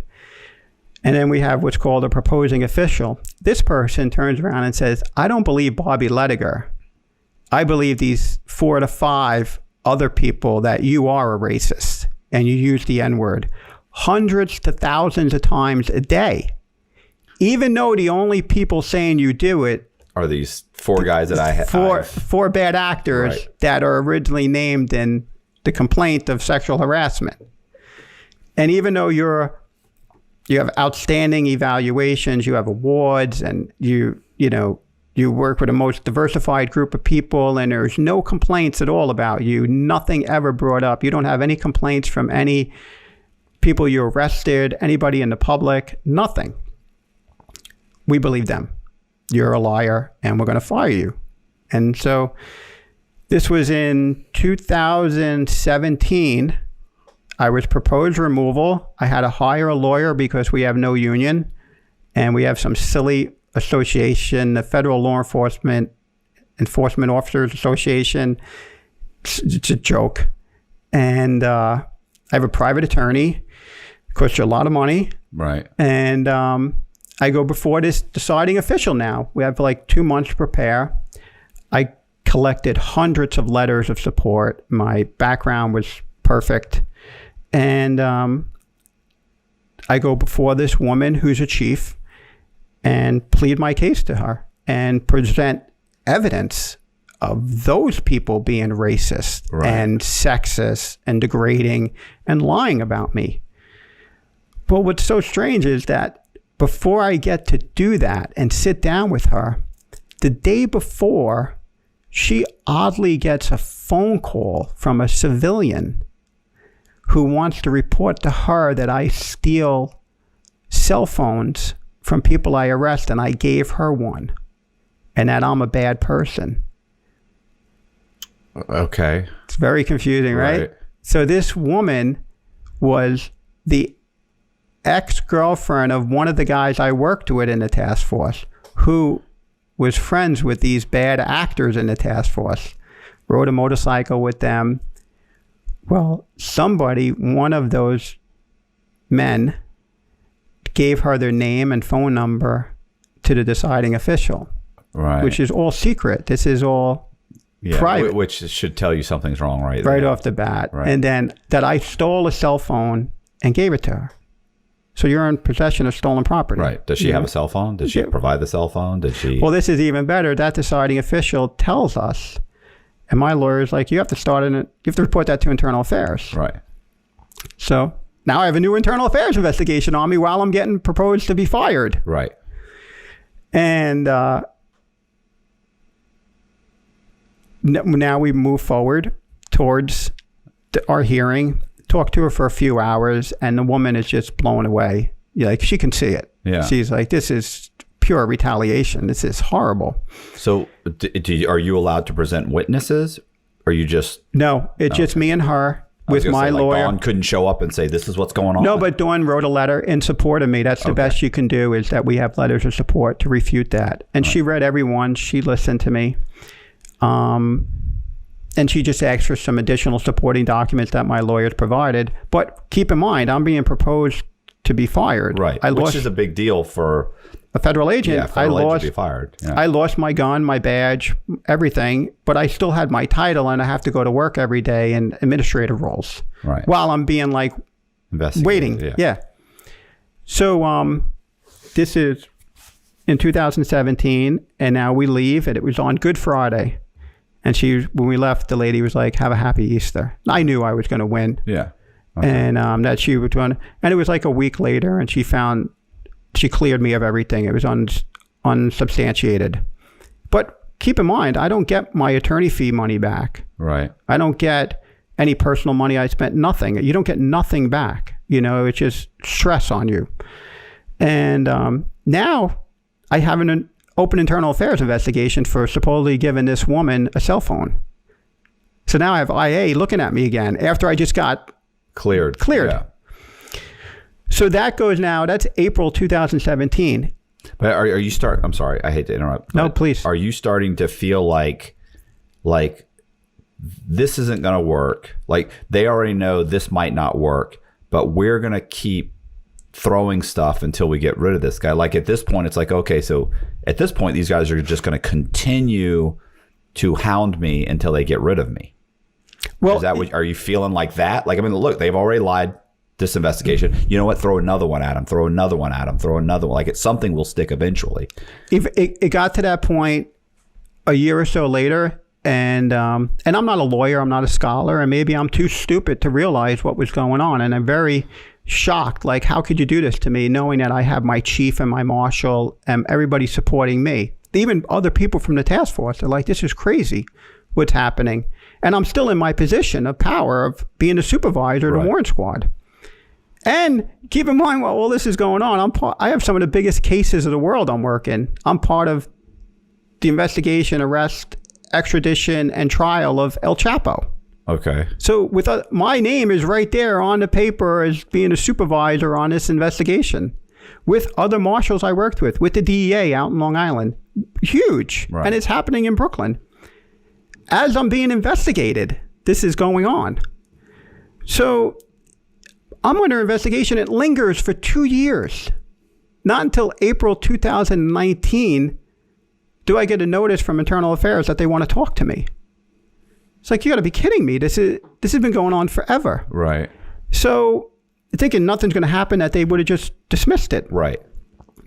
As that's happening, I also arrest a U.S. Marshal's top 15. It's like an equivalent to an FBI top 10. Right. This guy, Andre Nevison, wanted in Brooklyn, on the Marshal's top 15 for a decade. Was on America's Most Wanted with that John Walsh. Yeah. And he murdered his sister and his girlfriend. Okay. So many people worked that case. They stepped all over it. It was a disaster. I come in and we get a teletype that his FBI number is hitting in Connecticut. But what does that mean? That he was fingerprinted, and it comes back to his fingerprints match this FBI number, but the name and the date of birth aren't the same. So Bridgeport, Connecticut let him go. They let him go. They don't follow up. So we come into work the next day, and I got the teletype, and we're reading over it, and I asked one of my analysts to call up there to find out. And we go back and forth. We're like, can you share a picture with us? So we're like, holy shit, this is the perp. Right. This is the guy. So now I have to make a couple phone calls. People are like, nah, there's no way. He's in Trinidad. He's dead. He's that. It's his fingerprints. It's him. It's him. It's solid. So now we're trying to do some due diligence because of the different name, AKAs and that. It's so now it's not hard to get a DM. It's not. Yeah, it's not. So it wound up being like a traffic violation. And so the Bridgeport PD, we start working well with them, and they're giving us information, sharing photos, information on the car. And I go in, and my chief now is working with a couple of the other supervisors, and they're planning the trial security of El Chapo. So I walk in, and I'm like, hey, we're going to arrest a top 15. And he just laughs. He's like, yeah, okay, whatever. Meanwhile, I just got done working El Chapo with the extradition, and I'm under criminal investigation. Right. So within an hour, I had set it all up with guys up in Connecticut, coordinated everything, and they were sitting outside his house, and they're calling me, and they're sending me video and photos of our guy sitting on his porch. But the marshal like, hey, we're waiting for some backup. You know, this guy's a major player. You know, he killed 2 people, right. His sister and a girlfriend. So yeah, and he knows he's going to go to jail for the rest of his life. So, yeah, he may very well. You did, yeah. Put up a fight, but he's got away with it so many times. He's been on the run. But I'm like, he's wanted out of Brooklyn and he's in Bridgeport. Within an hour, they call me up, send me a photo. They're like, we arrested him, and I got the deputy marshal up there. He's like, thank you, you just made my career. I arrested a top 15. I'm like, yeah, no problem. Not looking for anything. I did my job. So I go in and I tell my chief, and he's like, I can't believe this. That year, our district, Eastern New York, gets District of the Year for being one of the largest districts in the nation, 8th largest district in the nation for the work we did with El Chapo and the arrest of this top 15. So, right. Because of me. Right. But no crap. I'm like, yeah, whatever. You did your job. And I'm under criminal investigation. So now I go, after that, the same guy from the marshal's headquarters who made the decision to investigate me, to investigate themselves, the task force, this guy comes to Brooklyn a day or two after we arrest the top 15 because he wants to walk through the courthouse to see what's going to go on with the El Chapo trial. So he's an executive. He's like the number 2 guy of the Marshal Service. So he comes in, sees me, he gives me the typical handshake and the street hug. Right. Like he's proud of me and all that, but never congratulates or thanks me for doing a job well done. Because he's stabbing me right in the back as everything's going on. So there I have my opportunity to call him out. This is the number 2 guy at the Marshal Service. Right. So I'm not a coward, I'll do whatever you want. We can talk, we can debate, we can fist fight, we can argue. I'll do it all. Right. So this guy is just a regular deputy, just like me. He came up through the ranks. It's just that he took all the tests and he transferred from where he was. Now, backpedal, he was from New Hampshire. And the person who investigated the office culture case was from New Hampshire. Okay. So they all know each other. But this guy, the number 2 guy, he's running the Marshal Service. Totally forgot where he came from. Right. So I'm like, you're a real, you really suck, man. I go, you know what they're doing to me and you're letting this happen. He's like, we're just going with what Internal Affairs is investigating. Whatever accusations are made, we have to investigate. But you initiated the investigation. Right. You created this, and now it just snowballed out of control.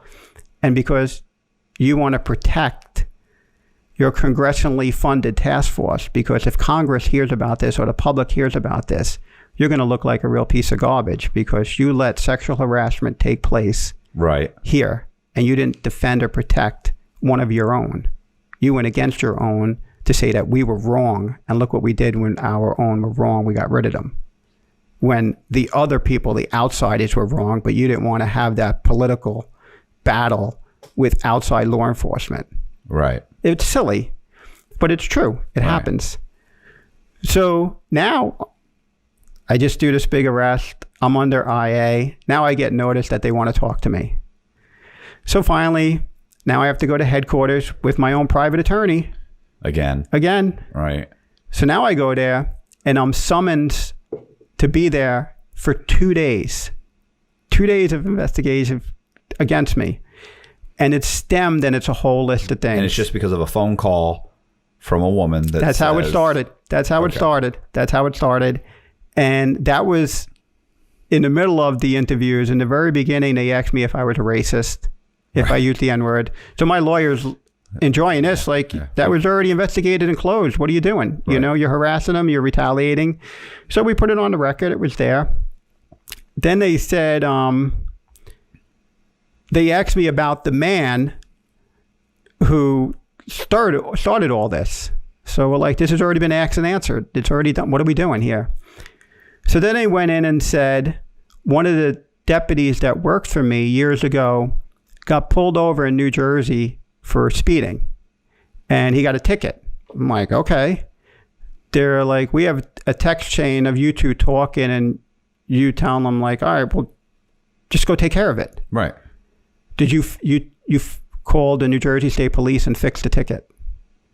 I'm like, that's what you're getting off this day. So they said I misused my power to get a ticket fixed, which I didn't. And that deputy admitted it, saying I didn't do anything. Right. But still, they used my... They just throw enough at you. But that was one thing. That was abuse of power. Then they went in and said, I stole a cell phone, that they have a photo of it, but they don't have the cell phone. Then that lady said, she had a shotgun and I gave her shotgun bullets, but they don't have any of that. And now she has a criminal history. She'd been arrested before, so she shouldn't be in possession of a gun. She said I stole a camcorder and gave it to her, but they had a picture of the camcorder that had the serial numbers on there, but they didn't run it. We don't know what that is. Right. We don't know if that was stolen. Well, it gets even better. I was going to say, first of all, she's admitting that she's a felon in possession of a firearm. That's 3-year mandatory minimum. In New York. I was going to say federally, that's... But that's New York. It's the worst state in the world to get charged with a gun crime. You know, you're going in. But they don't care. Yeah. Because it's against me, Bobby Lediger. Right. Then she just adds more to it, and it gets better. I'm a drug dealer. I'm a drug addict. I sell drugs. I steal drugs from the evidence locker. I steal money from the evidence locker. I sell social security numbers to her for fake ID. So me and her are collusion with social security numbers to people. I filed for bankruptcy, which destroys your security clearance if I ever did that. Right. I am a bouncer at a bar. I'm 5'6", 160 pounds. Right. I'm a bouncer at a bar. Yeah. I don't fight, you know. I cheat on my wife. My wife cheats on me. I misuse my government vehicle. You don't like children or small animals. Nothing, all that stuff. Right. But yet I would hang out with this woman with her then boyfriend when we were working all together. We went out to dinners, restaurants, bars, but all of a sudden, this. But can't provide any evidence on any of this stuff. So the Marshal Service takes it and runs with it. And they're going more and more and more and asking me all these questions. They never give me a drug test. They never do an inventory of the evidence lockers. They don't want anything that doesn't support their version of the events. But why not? Why wouldn't you want to know the truth? Why wouldn't you be like, wow, this guy is getting screwed here. And he's another marshal. We're going to investigate one of our own. That's what it really comes down to. And we're going to destroy him. Right. He's well known. He's got over 20 years in the Marshal Service. He's a supervisor. He's in the Warren Squad. I've been involved in 4 shootings. I've got a great reputation. The men and women I work with love working with me or for me. I don't have any complaints against me. Why wouldn't you want me to be cleared? Why wouldn't you want to find the truth? So as I'm sitting there with internal affairs, I'm hoping you know that. Do you know the answer to that? No, I'm still looking for it, man. I'm trying to think of one. Well, I think it's funny as I have people ask me, and they're like, "Who is Bobby Lediger? Like, who am I that you came at me so hard that you spent hundreds of thousands of dollars to investigate me?" I mean, it got so bad. We lived in Long Island, New York. I had a beautiful house. I had a mother and daughter house on a half-acre land. Nice big pool in the backyard. I would have parties at my house every year for all the guys and girls I worked with, friends, family. And I had to work in Brooklyn, and I was a good hour or so from home. And my wife was home alone. My mother-in-law lived next door. And the neighbors would tell my wife and my mother-in-law that there's undercover cops sitting on the block. And then we were getting screws put in our tires. They were coming on our property and putting stuff in our cars. We were getting pulled over. All of this started because you told a couple of fraternity guys, stop bullying this chick. 100%. And it's a fact. That's why it started. It's a fact. It all came out because those same men who were bullying her and hit her and harassed her, they admitted in their own statements that I violated the blue wall. I went against them. I believed her over them. And they admit it. And the Internal Affairs saw it. And my own people, my own leadership read it and saw it. and they knew people were coming after me. So now these people put my family and life jeopardy. They put my wife in fear. So while this is all going on, my wife's like, I want out of here. We turn around, snap at a finger, and we sell our house in Long Island. And I'm still working and she works. I have a couple of years till I can retire. My family it's good. We have a condo in Queens. So me and my wife are staying there. My mother-in-law had to go stay with another family member, and then we wound up buying a house in Florida while we're still working. So my wife's like, that's it. She talks to her boss. He finds out what's going on. People are like, this is insane. This can't be happening. And it's like the movie Copland. You know, it's Sylvester Stallone where all the dirty cops live in one neighborhood. So we're like, no, it's happening, you know. And even my own chief just couldn't believe it. And they were like, what are you doing? Like, I'm like, how do I protect my wife? Right. What do I do? You know, you hear all these people, you know, and I, not to diminish anybody or anything, but how many times do you hear people, men, you know, you mess with my family, I'll kill you. Right. Really? You're going to do that? You're not going to do it. Everybody talks a big game. I had to do something. Right. And the only way to protect my wife was to leave the state. And that's what we did. And I stayed in New York, and I would take leave and go back and forth to visit with her in Florida. She worked from home now in Florida with her company out of New York, which was great. They helped us out a lot. And now this is in 2019. Yeah.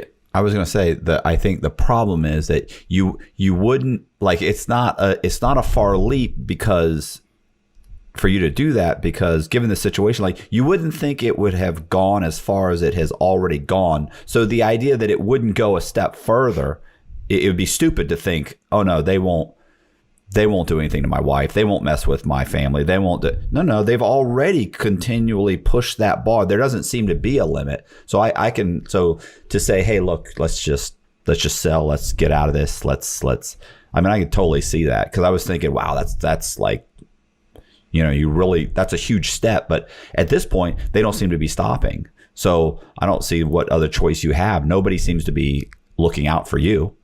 No one is looking out for me. Granted, I had the support of my own district. The people like backed me and like, you're a good guy, but that goes so far. Yeah. You know, I need presence. I need protection. I need money. You know, and what do you do? Right. So that was the best thing we did. We didn't want to do it. You know, we changed our whole lives. And the agency, the Marshal Service, knew I was doing that. I told them in internal affairs that I had to leave because you people did nothing for me. You knew they were coming after me. They told you they were coming after me, and you did nothing. Right. And they still, to this day, you never helped me. Nothing. They tell you when you're in internal affairs, you're sitting there like, well, you can call EAP, you know, the Employee Assistant Program, you know, to vent to some lady in India that I'm feeling depressed or something. Right. Like, come on. So, and I'm still working. So now we'll back up a little bit again, and I'm still in internal affairs being interviewed. So they're asking me about being a drug dealer, stealing money. They're asking me then if I'm a bouncer. They're asking me if I fix tickets. Now they want to see my cell phone. The government cell phone, here you go. They take it, they bring it in the back. It's gone for a couple hours, so they're downloading it. They come back, and they had a folder.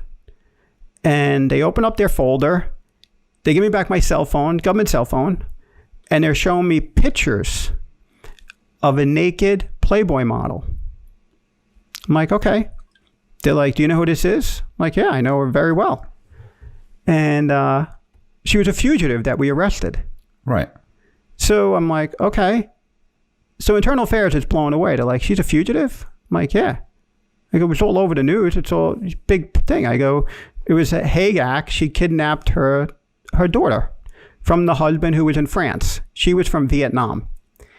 And they issued a warrant for her. We arrested her the next day trying to flee the country with the daughter and brought her in. I said, we photographed everything that she had. She was an international Playboy model, a DJ. Right. And I'm like, I took pictures of the Playboy book for identity and evidence. Here's all her clothes. Here's all her jewelry. Here's her 5 cell phones, her laptops. Here's everything we have. Here's all the emails from the U.S. attorney saying thank you for all that information. All right. So it's a case file. It's a case file, 100%. And it's all there. The emails are there. No, you should have deleted those pictures. I'm like, no, you can't. It was on a work phone. It's legit. It's evidence. I said it's saved in the cloud. You can't get rid of that anymore because you people in the government created this cloud to keep it. And plus, everybody knows about it. No, we think you kept those photos for self-gratification. That's a crime, in the Marshal Service. Okay. Yeah, it's self-gratification. So the lady who's saying that to me, I just assumed that she was jealous because she did not look like the Playboy model. So that was a personal hit toward me. I'm like, I'm married. Been married for 25 years. My wife is absolutely gorgeous. And this is the year of the internet. Right. I don't need to take pictures of a Playboy book when I can just go on the internet and find whatever you want. This is what we're dealing with. These are grown adults were coming up with this information. So that was thrown out against me too. Then I was at one point being looked at or so-called groomed to be appointed as the U.S. Marshal in Eastern New York, Brooklyn, under President Trump. So, I had people above me saying, you should put in your application to become a presidential appointee. While I'm being criminally investigated, while that's going on, and then because my background is so well, and then I have such a great relationship with other people that are endorsing me. But I have my own agency trying to put me in jail. Right. But I have powerful people saying you should be in charge. It's a true tale of two cities, this whole story. Yeah. So I I'm like, this is great. So while they're investigating me criminally, they're investigating me also to be appointed. So that's all going on. So now we move forward into 2020. And I'm still lingering under internal affairs. I've been interviewed by some people under the Trump administration for an appointment. Right. So just can't believe it. And at this point, my wife is totally disgusted with the government to no end. So what a waste of money so far. They it's a shame. And listen, I proudly can say that the American taxpayers got their money out of me. Right. I worked my ass off every day. So we're in 2020. This is the year I'm eligible to retire, to have 25 years in the Marshal Service. It's good. I came on June 95. I can retire June 2020. So I think it was in February or March, I put in to retire, that I want to retire at the end of June 2020 because of I just want out. Yeah. Well, while I put in to request that I can retire in June 2020, I am now hit with another proposed removal from everything that Internal Affairs did to me. And of course, it's abuse of power, failure to supervise, lack of candor, misuse of my government vehicle, my phone, anything you can throw on there. So I have my lawyer again. We have to write up a rebuttal. I collect more letters than the first case. All my awards again, being part of the arrest with El Chapo and Nevison, great things. So we go now to headquarters to speak with the deciding official. And this lady actually personally knows me. She was my class advisor. We even had emails exchanged that she knew what was going on at the task force in Long Island of how I was protecting Dawn and that it was all messed up. Right. But she forgot that. So we sit down and talk to her. She only talked to me for about 15 minutes. So we knew she made up her mind. She was going to fire me. And I sat there and I begged her. I go, listen, I'm just going to retire. I want to retire in June. I can retire in June and I'll have 25 years, leave me alone. So like I said, it's the end of February 2020. You know what just kicked off February 2020? Worldwide pandemic. Oh yeah. We're shut down, man. That's it. The government is shut down. Everybody in headquarters is teleworking. They're at home. I think that would help you out. We all thought it would help me out. I'm like, I can't win this fight anymore. So April 17th, 2020 is Friday. I get an email from Human Resources Marshal Service headquarters that I am awarded retirement June 30th, 2020. I can retire on June 30th, 2020. Perfect. I'm in Florida. I'm using up my annual leave and sick leave because I only have a few months left. Right. I have more time in my hand to use up than time left to on retire. the job. Yes. So that was April 17th, 2020, of Friday. Monday, April 20th, 2020, 4 o'clock, my chief calls me. You're fired. They terminated you. Holy shit. Just like that, snap of the finger. And I just sat there and I couldn't believe it. And then I could believe it. And I'm like, all right, this is a joke, worldwide pandemic, we're shut down. So I read what they write. And this lady who knew me, she's like, the Marshal Service leadership doesn't have the confidence in you to perform at a satisfactory level.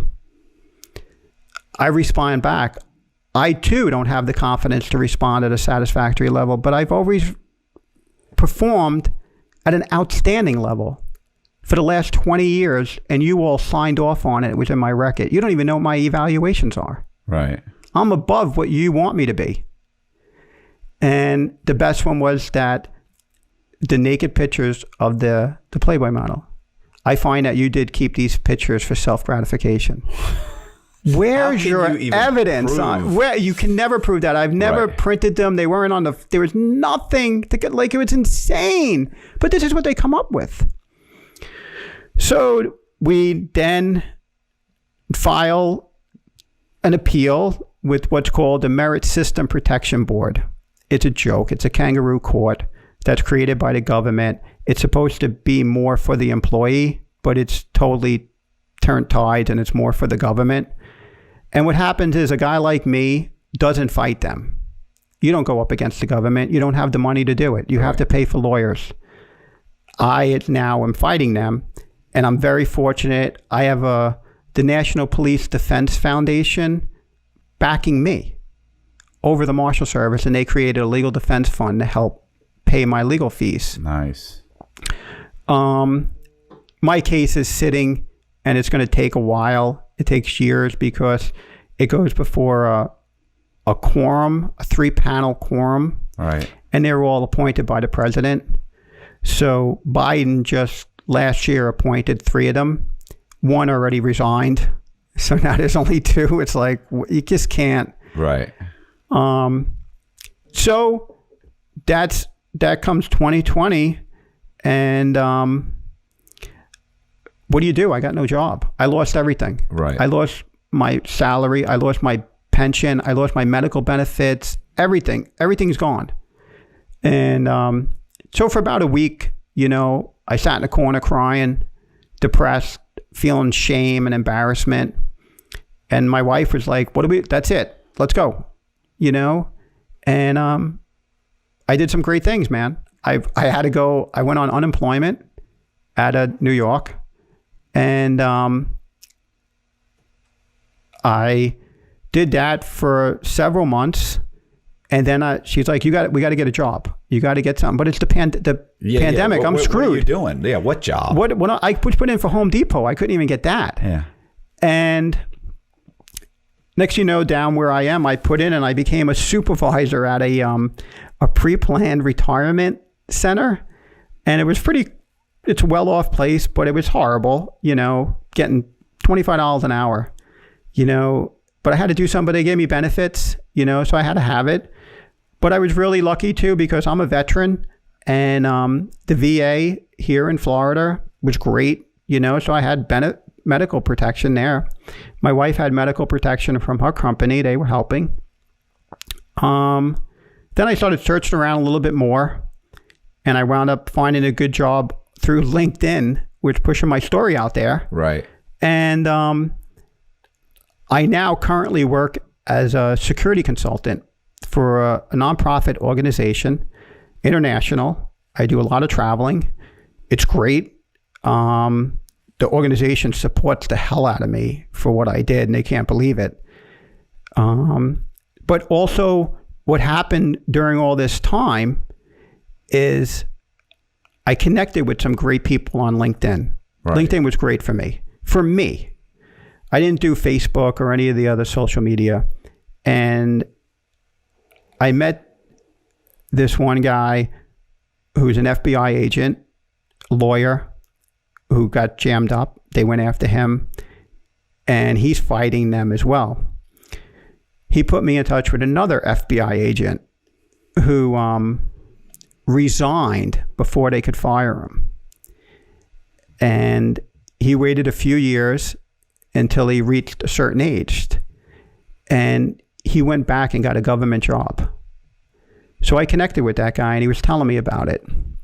And I'm like, I can't do that.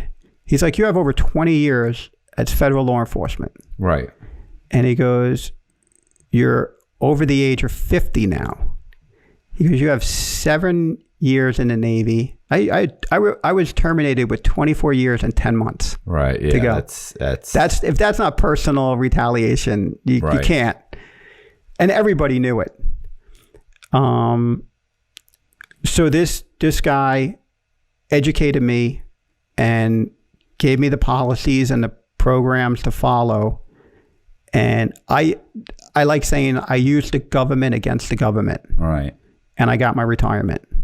Okay. So I beat them at their own game. And I got my full 32 years retirement, law enforcement, everything. I have my medical benefits, and they give you a Social Security supplement till the age of 57. I mean, what'd you do? Go get another job and work for 2 months? Yeah, I don't want to go into great detail. Okay, I understand. That's fine. It's fine. Because I'm writing a book, and it's going to be in the book. But yeah, you know what? Yes. Right. Yes. But you don't know what I did or how long I did it. But it's amazing. And it's what you do to protect your family and yourself.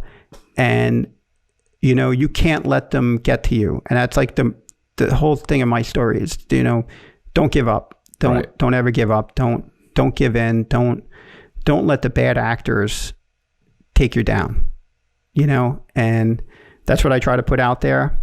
Even when they come at you with things, you know, and the lies that people say about you and the false accusations, and it sucked, but you know, you fight through it. And now you can, you know, I can look at these people right in the eye and know that they're garbage, you know, and I'm not impressed by them. You know, the government lawyers are not anything. They're still government lawyers. If you were that good, you'd be in the private sector. Right.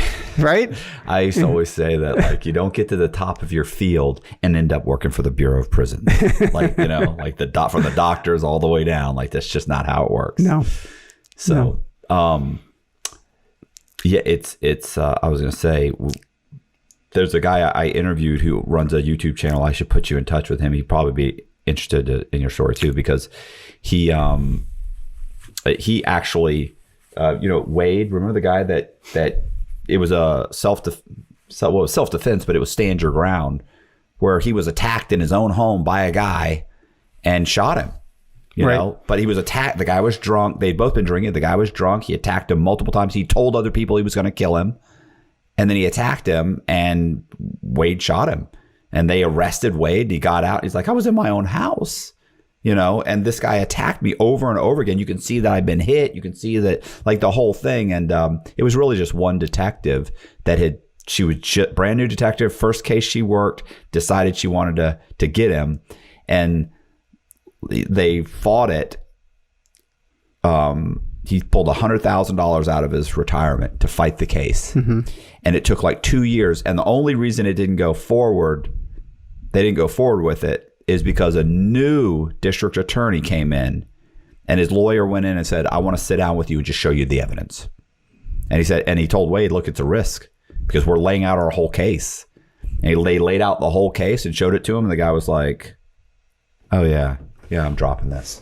Okay. But yeah, it's the other, they pad the file. They hire somebody to come up with a forensic report that supports their version. And I've done a lot of, I don't know if you know much about me, but I've written a bunch of stories, right? And I've of true crime stories. And, I have a guy who, like, literally the FBI continually investigated this one person and asked, they padded the file with all of these people that said he did it. So by the time it's done, you've got 30 people, 28 of which said he did it, but out of almost all of those, they can't really tell you who told them that. And it all really stems from one guy telling this guy, who tells this guy, who tells this guy. And then so this guy talks to the FBI and says, this is what I've heard. But it all really comes from one guy. Of course. And then when you're completely done, it's like, it does look overwhelming. And if you were to go to trial, it would seem overwhelming because all these people would get on the stand and say, yeah, this is what he did.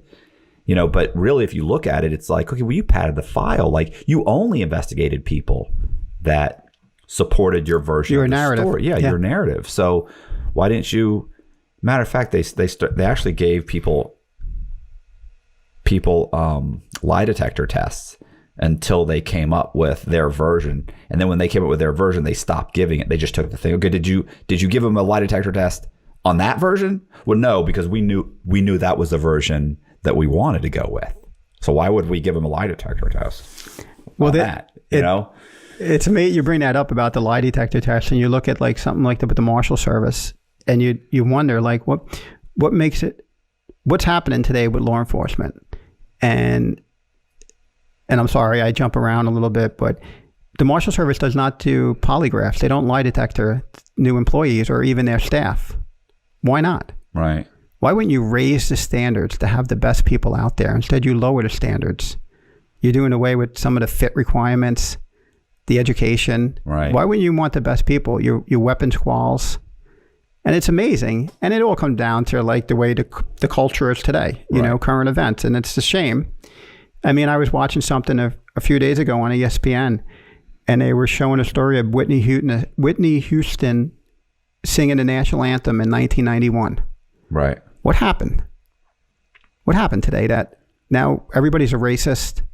And that's the thing to call out there. Well, you're white, you're a racist. Everybody's white supremacy. Really? Right. And what happened? Because she came out, beautiful woman. She's wearing sweats. She wasn't dolled up in a gown or anything. And she sang the national anthem. The best anybody's ever heard it. Oh. And when I went through what I went through, and to see that they pulled the race card against me to come at me, they just come out left field. Why? You never saw that coming? Never saw it coming. The best that they said to me, they were like, I was such a racist. And I didn't have, and I don't even know the proper language to use anymore because you don't know what to say. But they're like, you don't have black people at your house. Like, we had dozens of pictures. I'm like, I have to prove that I had black people at my house. My own family members are married to someone of color or anything. Right. And I have to prove this? And I had a guy I worked with, big guy, and we're the same age, same exact age. And black guy from Queens. And we're great friends. And he lives in California now, retired. He wrote one of the best letters for me ever. And he goes off on the letter saying, I'm proud of the Marshal Service for investigating racism and doing what you're doing, but you got the wrong guy. Right. Why don't you ask me, and I'll tell you who the racists are. But this is how you're going to do it? Yeah, they don't want to hear that. No, they don't. And it's a shame, and you want to hear the truth. And then just the girl Dawn I defended, she's defending me today. So is she still in the Marshals? No, she retired. And what's odd is, though, during her last year or two, they were going after her and making accusations. The same bad actors that she complained about made complaints about her, that she took her dog to work. She misused her government car, like all the petty ass things. And the same lady that decided to fire me made a decision to suspend Dawn. So then she filed an EEO, and they settled with her because they knew the deciding official was showing favoritism toward the task force. So Dawn settled her EEO. They gave her back all her lost days. They promoted her, and they gave her money. But you still came after me, Right. when the original thing was I defended Dawn, you know, for what it was, and it was all pure retaliation. But they pile it on. It's just like you said, they pad the folder, they pad the case, and they put so much in there, and they weren't even complaints against you. Like you're finding stuff to investigate. Well, I understand, like the racism thing, like they have your phone, right? Like there's text messages, there's like, if I was so blatant and I'm saying this hundreds of times a day, then I certainly would have said it in a text. I certainly would have thrown it into an email. I certainly would have nothing, right? Nothing at all. But here's the conversation you and I just had now for the last hour or so. It's the most you're going to speak almost in a week. It's as long as we spoke, and it's been hundreds of thousands of words we said, maybe. Right. Not once did we say the N-word. Right. But I say it all day long. Yeah. And I hold my head up, like this, you got me, and my dad says it, and I get what he's saying, and it's a shame that he thinks like that. There he goes, even when you win, you lose, because of all the money I've lost over the years of going through this. And somebody just called me the other day looking for help, and he's like, well, how much did your lawyers cost? I'm like, more than your salary. Yeah. But you can't ask those questions. Everybody has a different amount. But if that's what you're worried about, to fight to prove yourself, don't call me, because you're going to spend a lot of money to fix this. Well, like I told you about that guy Wade, he spent over $100,000. What if he didn't have it? You don't have it. What if you he don't. didn't You have don't. 100? You don't have it. Nobody has it. That's your life investments or whatever. What are they going to do? Remortgage my house to pay for my attorneys? Right. That's why the government got you. You can't. It's impossible. You can't go take out a loan. Yeah, especially not if you were to go to the bank and say, oh, I need it for my legal fees. They'd be like, yeah, well, you're going through something we're not interested in being a part of. Well, especially during a pandemic. Oh, yeah. There's no jobs out there to get a job to pay anything back. Right. So that's where they think that they can win. And they do. And they intimidate you, and you're afraid of them. Of what? When you sit down and you start talking to these people, it's not impressive. They're like we said, they're government lawyers. Listen, there's some U.S. attorneys out there that are unbelievable, and they're very comfortable just staying in the position that they're in because they have a family and it's a 9-to-5 job. Right. But you go to the private sector, you're putting in 20 hours a day. Yeah. To make $18 million a year. So you're gonna work hard. Yeah. So you're waiting. You're waiting for this. You're waiting for your. It's not a trial. It's an appeal. It's an appeal. You're waiting for the appeal to go through. Yeah. And what I'm waiting for that is that my appeal is to get my marshal's retirement. Right. And to get my back pay for the 2+ years I've lost, and to get attorney fees. And then that's it. Okay. In the meantime, I work.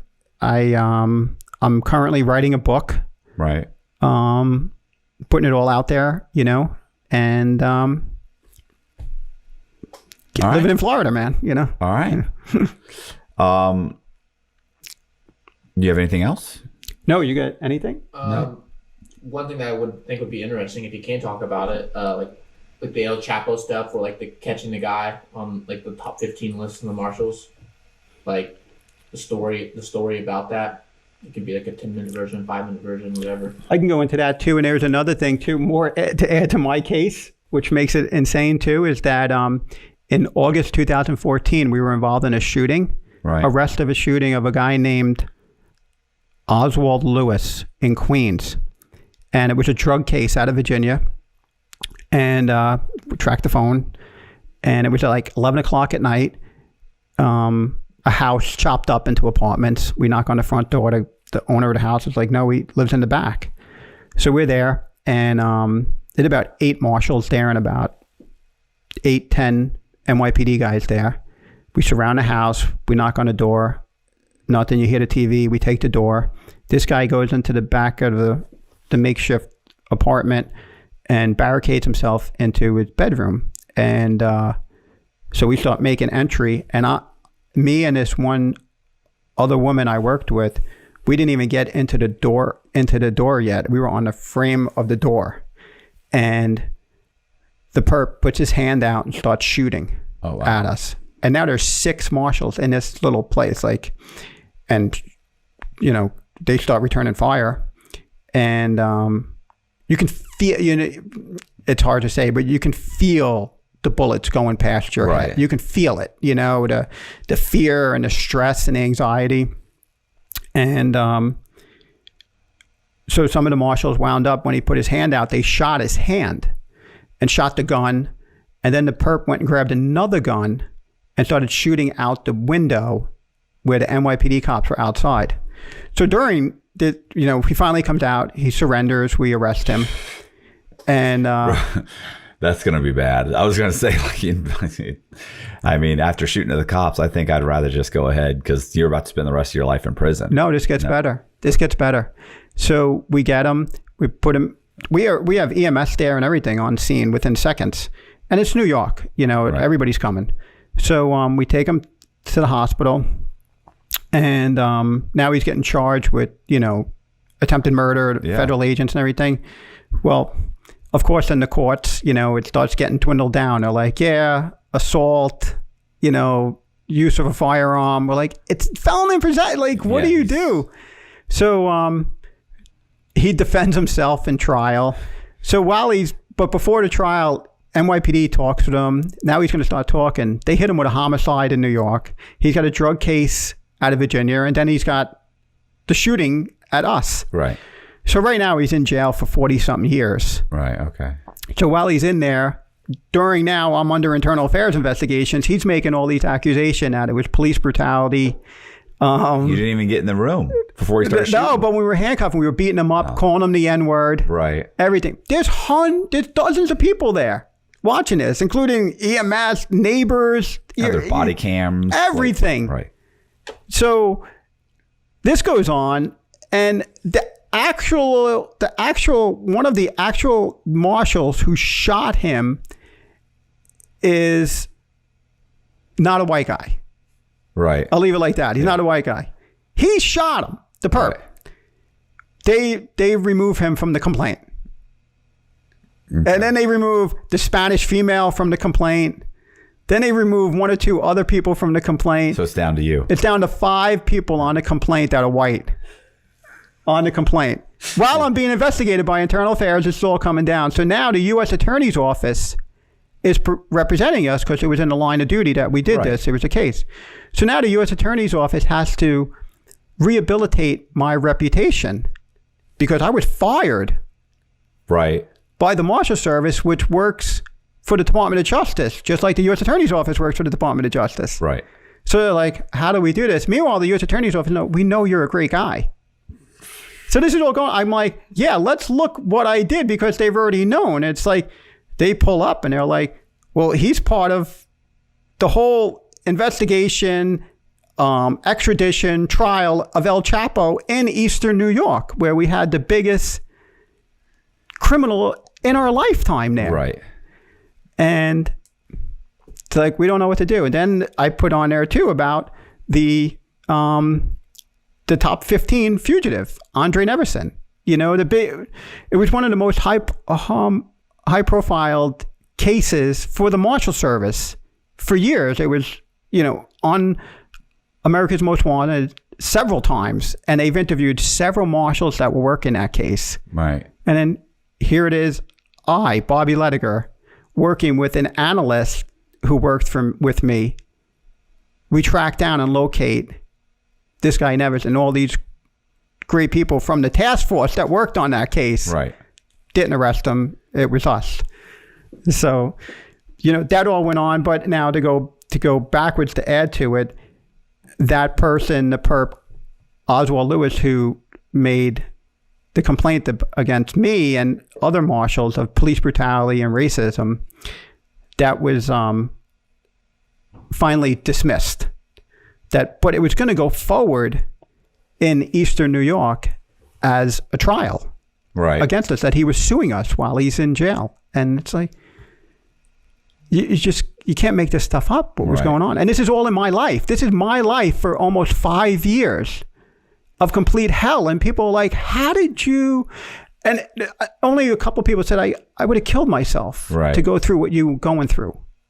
And you're like, no, I'm not going to kill myself. You know, it's almost like, it's like a badge of honor, you know, when I'm accused of all these things from people, and I almost try to simulate it to those people who made all these accusations against me are like stolen valor.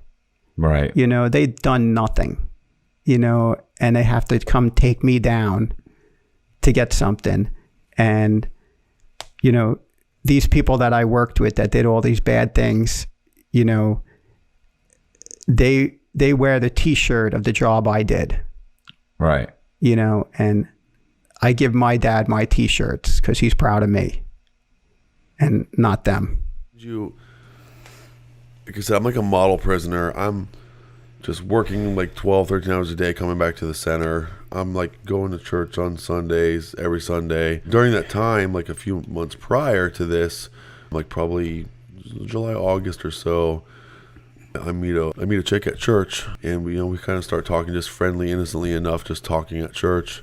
She's not from the Female Work Release Center. She's not whatever. She's a free world chick that, as it turns out, is a teacher at the school attached to the church. And we're talking, and it's progressing as time goes on. And, you know, obviously I'm interested in her. She's smoking hot, you know, tall, blonde chick. And, you know, she ends up becoming my girlfriend. And, you know, like you're not trying to fuck up. Yeah, I'm not trying to fuck up. I'm like literally on the straight and narrow. I'm done, sick and tired of being sick and tired. I've been in and out of institutions since I was 13, 14. Like I'm done. I'm not selling anything. I'm not doing anything. I'm not even like thinking about doing. I just want to like get my shit together. And I met this chick that's awesome. You know, she's a teacher. Like she's an awesome chick. Like pastor's daughter. Like from the Midwest. You know, whatever. So I'm just like on the straight and narrow. And I like telling her that like, man, these I got these officers with me and I can't figure out why. I don't know why they're messing with me. This kind of comes to a head, like I said, like February. And I'm at work one day where I'm doing the weekly business report with my manager, Diego. And, you know, we're going through doing our weekly business report. And all of a sudden, the two officers show up at work. And they're like, can you come out here with us, please? I'm like, yeah. And they're like, show us where the toolbox is. I'm like, what are you talking about? They're like, the toolbox where you keep your money. And I'm like, what are you talking about? I'm like, I don't have a toolbox. I'm at work release, dude. I'm like, and I work here. Like, everything's provided by the shop. They're like, show us where the tool. Like, where's your little station where you work? And I'm like, well, technically, like, my title, like, I work here. You can see there is a toolbox here, but it's like got 10 years worth of dust on it. Like, it's not mine. I'm like, feel free to look through it. I'm like, there ain't no money.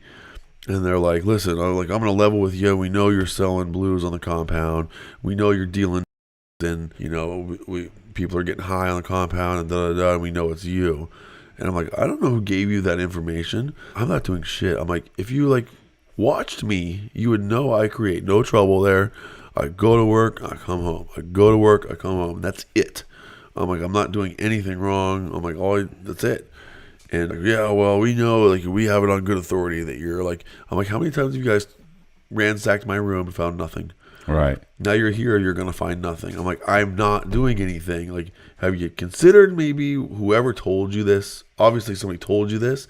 Have you considered maybe that source was wrong? And they're like, no. So they're like, oh, you think you're trying to be cute? Whatever. Come out here with us. And they bring me up by the van, which was parked out front.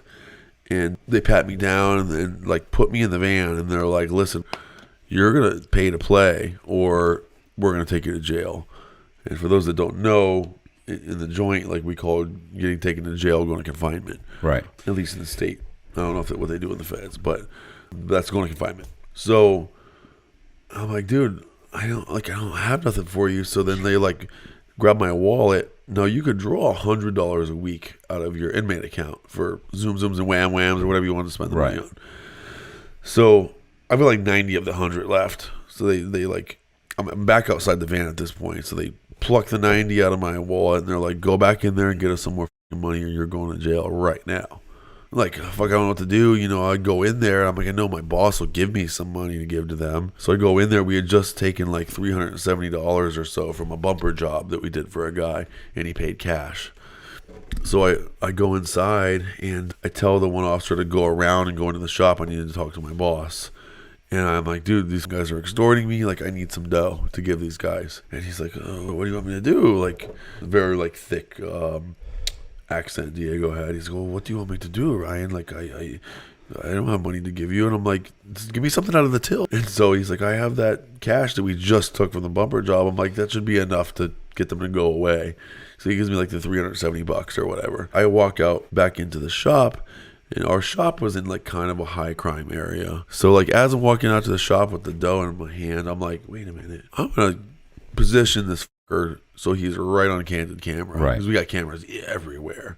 So I give it to this one officer right on camera. Now mind you, backing it up, the officer I gave it to was Officer Brown. The other officer that's fucking with me is a lieutenant.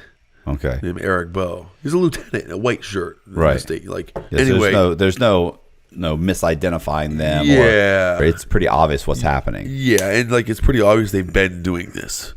Because you wouldn't be this brazen as your like first time. They've been doing this. And like I've told people, like when I've told this story, like if I was doing dirt, I would have gladly paid those and been like, here you go. Right. Whatever. But I wasn't. So I was kind of like righteously indignant about it. Like, right. Like here I am trying to like actually live right, and like you're shaking me down. Right. And so I don't have like I'm not making enough to keep doing this. Right. Right. So you've given me really one choice. Right. Like either I've got to, two choices. Either I've got to start doing it to pay you. Right. You know, or I got to figure out another way out of this. Right. Or I guess three choices. Or just go to you can go to the, just go, yeah. in feds, it's the shoe. You can go to the hole. You can go to the hole. Right. For doing nothing. Right. I can go to the box. I got to sell to supplement the income to give them the money. Or I've got to report them somehow and hope that it's not one of their buddies. I give them money on camera. I walked back out with them to the van, and he's like, listen, we're going to be back Monday this is the lieutenant telling me this. He's like, we'll be back Monday for $500 more. We're going to meet you at that Benjamin Moore store right there across the street around lunchtime. Better have our fucking money, basically. I'm like, they leave. I go back inside. I'm like, oh my God, dude. And we call our boss, the actual owner, Bob. And he's like, yeah, call cops, the real cops. Right. And so we call the real cops. And we call our IT guy to come pull the camera footage and shit immediately because it's on a loop. It's it gets re-recorded every 2 hours. They said in court, like when the shit went to court, that like it was unclear what he gave the officer. It's clearly money. Right. But whatever. Point is, like Seth pulled the camera footage, and then PBSO, Palm Beach Sheriff's Office cop finally comes, and that cop, like when he realized I was on work list, he was a complete dick. But I'm like telling him what happened, and then it wasn't until, and I also called my girlfriend, and I was like, hey, baby, you need to get up here right now, because I don't know what the f*** is going to happen, but like, I want to see you if something goes down, like, get up here. And she had just gotten off work too, so she's just like, threw something on, threw on some yoga pants, and hauled ass up there to see me. She had gotten there like probably 30 minutes after the cop, and by this time I'm sitting down like writing my statement out. And the cop was a dick all the way up to the point where I handed him my statement and he read it. And when he read it, he was like making these faces. I'm like, what? And he was like, well, nothing. You're not a dumbass. Right. And he's like, this is like the best, like the most well-written statement I've ever read in my life. And I'm like, thanks. And he's like, well, no, I just like normally guys in your position, they're a dumbass. And right. He's like, why are you in prison? I'm like, dude, they make you a person you're not normally, whatever. So then he starts being kind of cool with me. And he's like, listen. Did he see the footage? You show him the footage? Yeah, he had seen the footage, you know. Okay. And I showed it to him again once he read my statement. Then now he's like, okay, I see what's going on here. The beginning footage of them looking through a toolbox and all that too. We had all that. It was on camera. Them pulling up, them walking, like we had all that. So he's like, all right, well listen, PBSO probably won't touch this unless it's like a task force thing. He's like, would you be willing to wear a wire on these guys when they come back for the extra 500 so you can really stoop them. And I'm like, yeah. I'm like, Right. I am no snitch. I'll never snitch on nobody, but like snitching on prison guards, fuck a prison guard. I will snitch on a prison guard all Right. day long. Now, maybe if they were doing bad shit for me that was for my interest, that'd be different. But these guys were trying to You're extort shaking me me. down. They're shaking me down. F- them. I'll wear a wire on those fucking assholes any day. I'm like, F- yeah. So he's like, well, the FDLE might reach out Monday, like whatever. So I'm like, okay. We leave. I leave with my girlfriend. We go get dinner. And I don't know if they're just going to arrest me right when I get into the center. They don't. I go through the whole weekend. Everything's normal. I see her at church on Sunday. Everything was normal. What'd she say? She's just like, what? Like, what? Like, this is up. Like, what do they can't do that. Like, this is people that haven't been in the system. Right.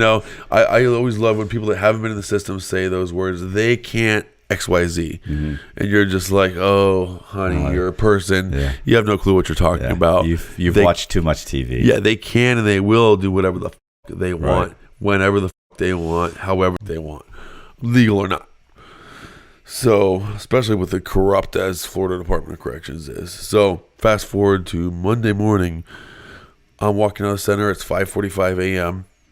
Mind you, those two, like, this is important detail. Those two prison shit eaters, they work 8 to 4:30. I'm walking out of the work release center to go catch my bus, my first of 2 buses and 2-hour bus ride it takes to get to my job.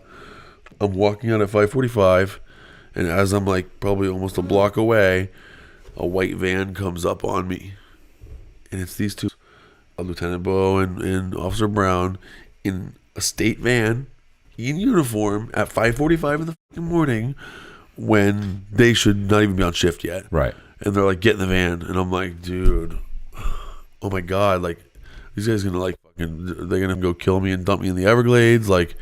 But I really can't make a scene and say no either, so I roll with it. I'm like, hold on, I gotta grab my cigarettes. I grab my cigarettes, I get in the van, and we leave. And I'm like, they're like, we're gonna give you a ride to work. And I'm like, I try to make them stop as many places as possible. Like I stopped and made them, like, bought a pack of cigarettes at this one store, made sure I'm on camera, notated in my brain what store it was, and I stopped at another store out by work. Same thing, made sure I'm on camera. And like I knew the owner of that store because I stopped there every day. And I'm like, hey, like you need to save this footage for me. So anyway, they get ready to work. Now, just early as it would take me 2 hours to get there on the bus. Right. So we get there and it's super early. We're just like sitting there, like do. I'm playing along with them like I'm gonna get them more money, but I got no money to give them. Right. I'm just like waiting for one of my coworkers to get there, basically. So my one coworker gets there, Eddie, who's a great dude, but he'd come in at like 7 and he would always leave early on Friday. So he had no clue what happened on Friday. Right. So he comes in at like between 7 and 7:30 and he didn't know what happened on Friday. So he's emptying trash in the dumpster when he pulls up. And I'm like, Eddie, just be cool. He's like, oh, so you got a ride this morning, huh? I'm like, that ain't no ride. I'm like, those are those assholes that keep messing with me. I was like, dude, they shook me down on Friday for money. Blah, blah, blah. It's a long story. There's a police report underneath the desk in the office if you want to read it. But, like, it's fucking bad. And he's like, he's a good old boy from North Carolina. He's like, them motherfuckers. I'm like, I need to stall them because, like, the FDLE and everybody was supposed to get involved.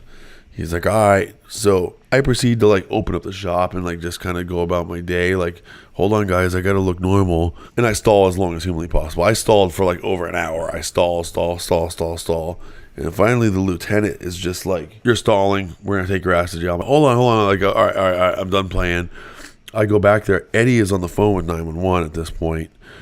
And I'm like, dude, they're going to take me in, whatever. Eddie's like, take my phone, talk to the dispatch. He says, go lock yourself in one of the cars. If they try to come in here, I'll scare them out of here. So, like 15 minutes go by, and I hear Eddie start yelling. And what I didn't know is, like, they're looking around trying to find me, and they looked in, like, one of Eddie's things, and Eddie pulls his gun on him. And because Eddie keeps the freaking 45 in his toolbox. Right. He's getting the fuck out my shop right now.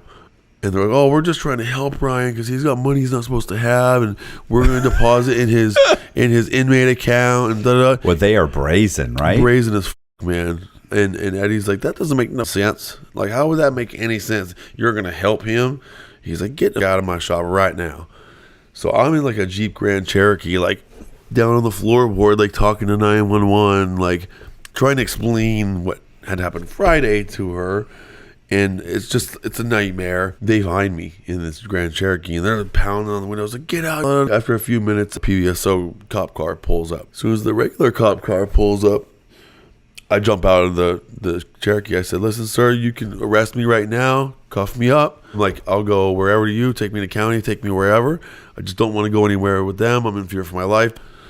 So he immediately cuffs me up, throws me in the cop car. He's like trying to talk to Bo and Brown, who like you can see like steam coming out of their ears as they're like trying to figure out a way to like make this make sense. Right. Because they've not thought of backstories to tell other cops, you know? So they're like, oh yeah, we were gonna, you know, do the thing for the stuff and the who's he what's it's and the whatcha-jiggers and, you know, and the cop's like, okay, yeah, he's a ward of the state. I'm gonna give him back to you. So like he makes a big scene, opens the back door, and then like leans in. He's like, Mr. Anderson, we were literally wiring up your boss at the Kmart around the corner. And he's like, these guys thwarted the plan. He's like, we don't know why they picked you up early or what. He's like, but unfortunately, he's like, your boss is actually going to come here and try to be like, hey, can I just give you some money to squash all this?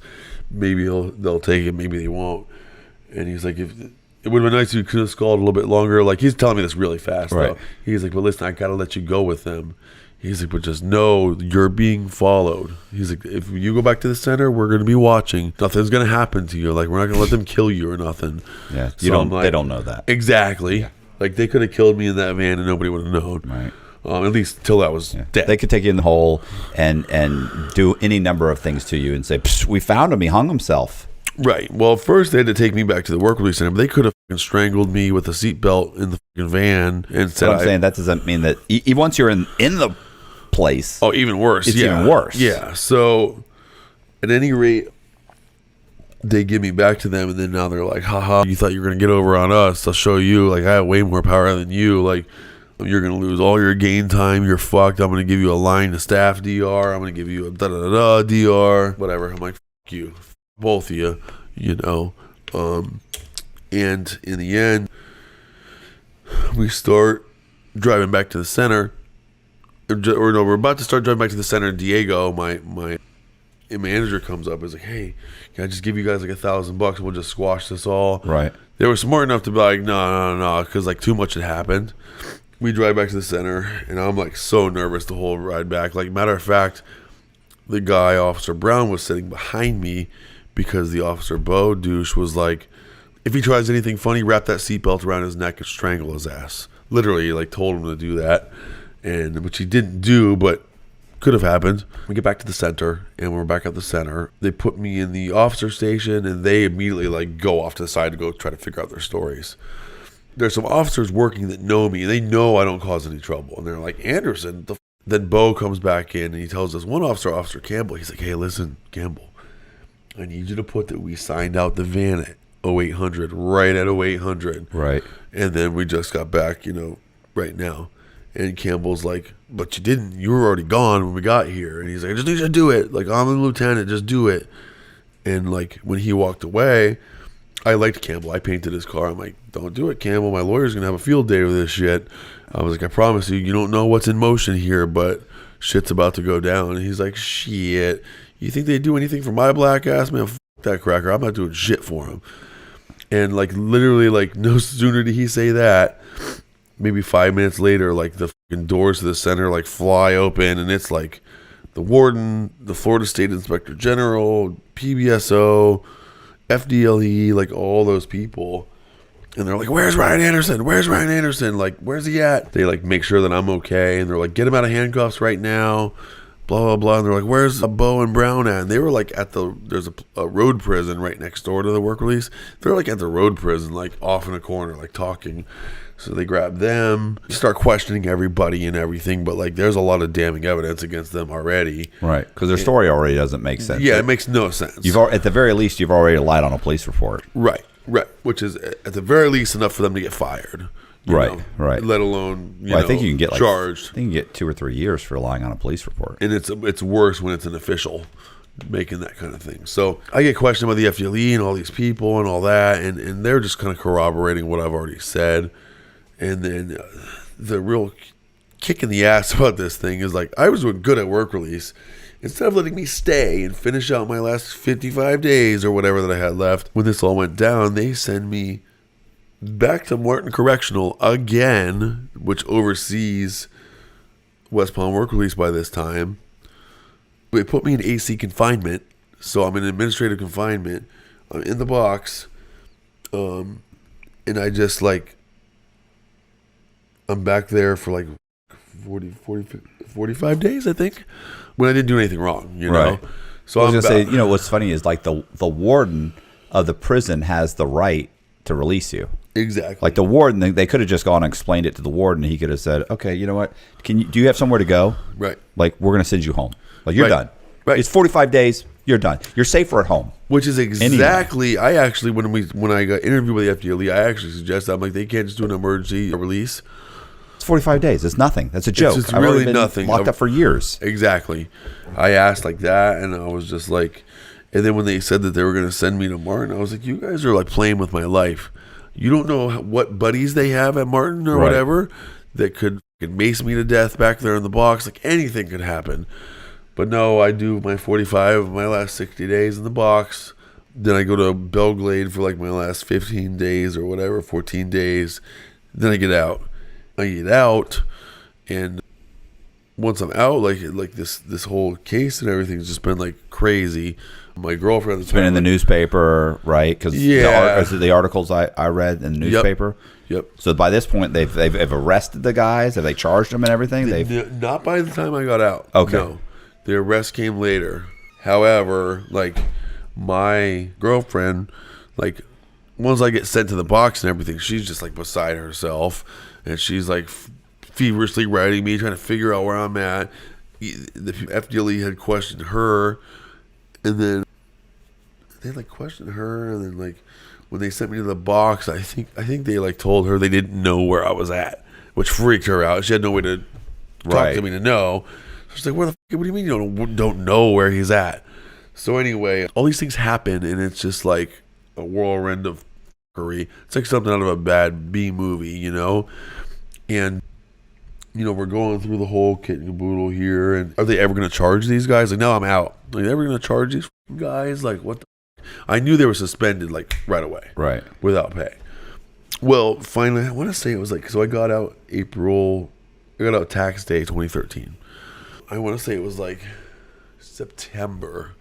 They finally officially charged both of them with, like, official misconduct and a couple other things. And so, you know, they arrest them, they charge them. The white shirt guy got a good lawyer, Michael Salnick.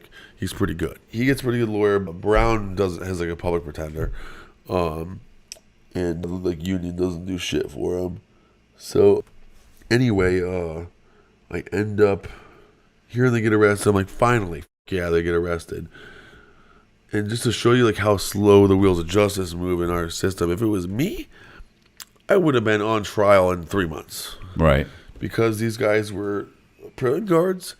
It was 3 years before one of them went on trial, which was the lieutenant. They wanted to always try the lieutenant first because they're like, you know, some may say our case is weaker on the lieutenant, but like that guy, he's a white shirt like him.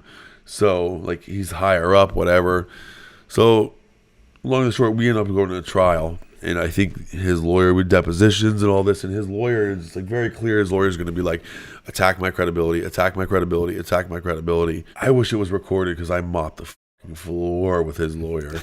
I mean, I mopped the floor. I made him look like a fool. Just I have a good memory and stuff, but he tried every way to trip me up and get me to, you know, get a rise out of me and stuff. And I mopped the fucking floor with that fool. And like, and even the dude Bo, like at one point it was like, can you identify that man in the courtroom? And I was like, yeah, he's the guy over there with the cheap Men's Warehouse suit on and the bad hairpiece or whatever. Right. And like the whole courtroom was like, like it was pretty funny. He gets convicted at trial, bam, on everything.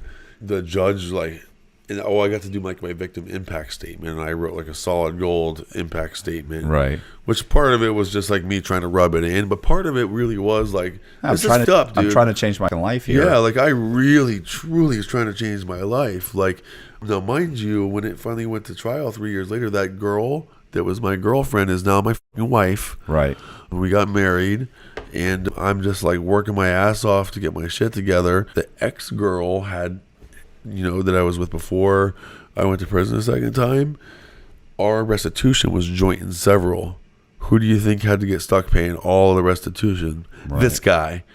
And by the time the 3 years had elapsed, I had already gotten off probation, paid off all my restitution to the tune of tens of thousands of dollars, gotten married, like all this shit. Like all I was trying to do was get my shit together. That's it. I wrote this impact statement that was just pretty much like a big you, and like you're entrusted for the you're in a position of trust, and you're supposed to be keeping me. Part of it is you're a jailer. You're supposed to keep me incarcerated, but and following the rules, but you're also supposed to you're entrusted with my safety. Yes.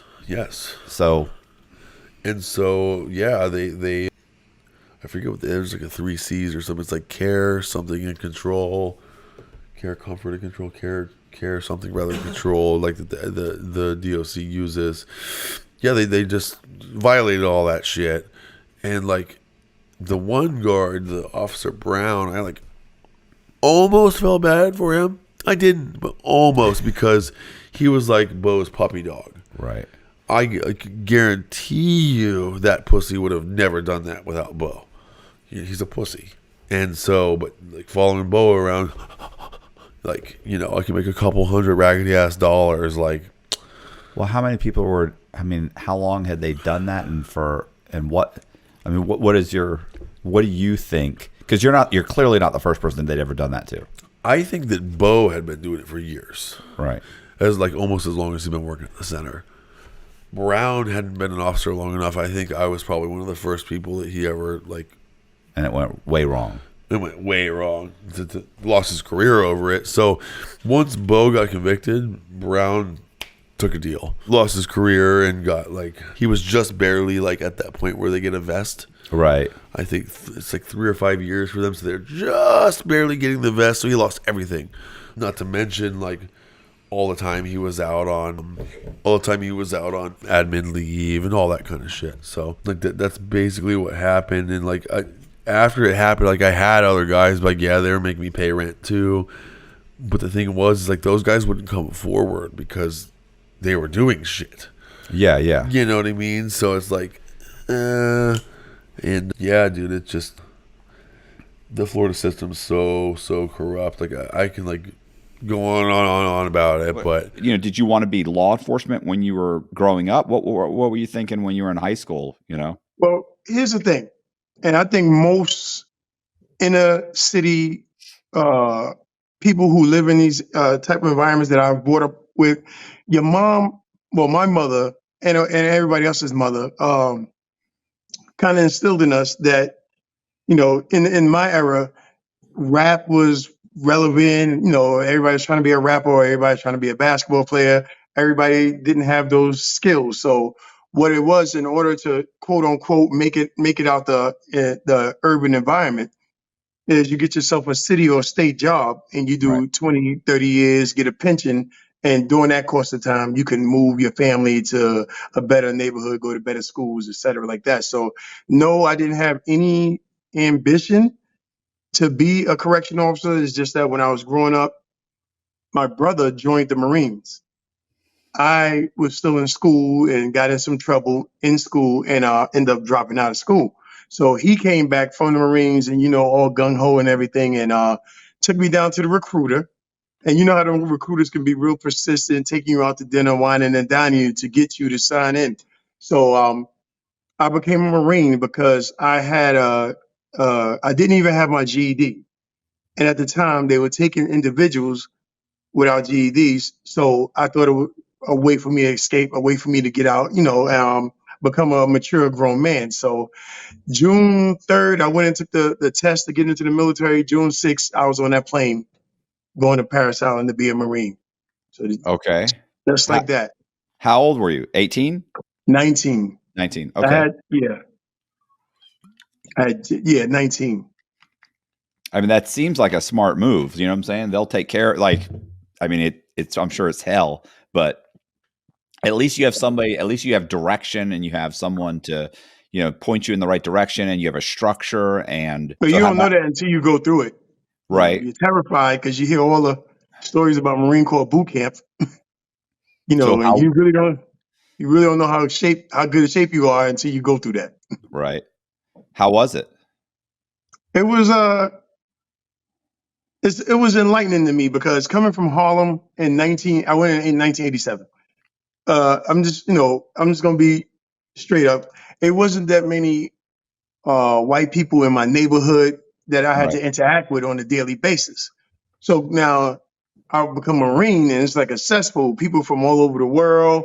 This is the first time it was a guy named Pettit, and this is the first time in my life ever that I was really seeing somebody with natural red hair and red hair on like this, like it was he had red hair, big guy from the country, and as you exchange stories with them, I tell them I lived in a projects, 30 stories tall, elevator goes up, and there's like 12 apartments. They was like, y'all live like an ant colony.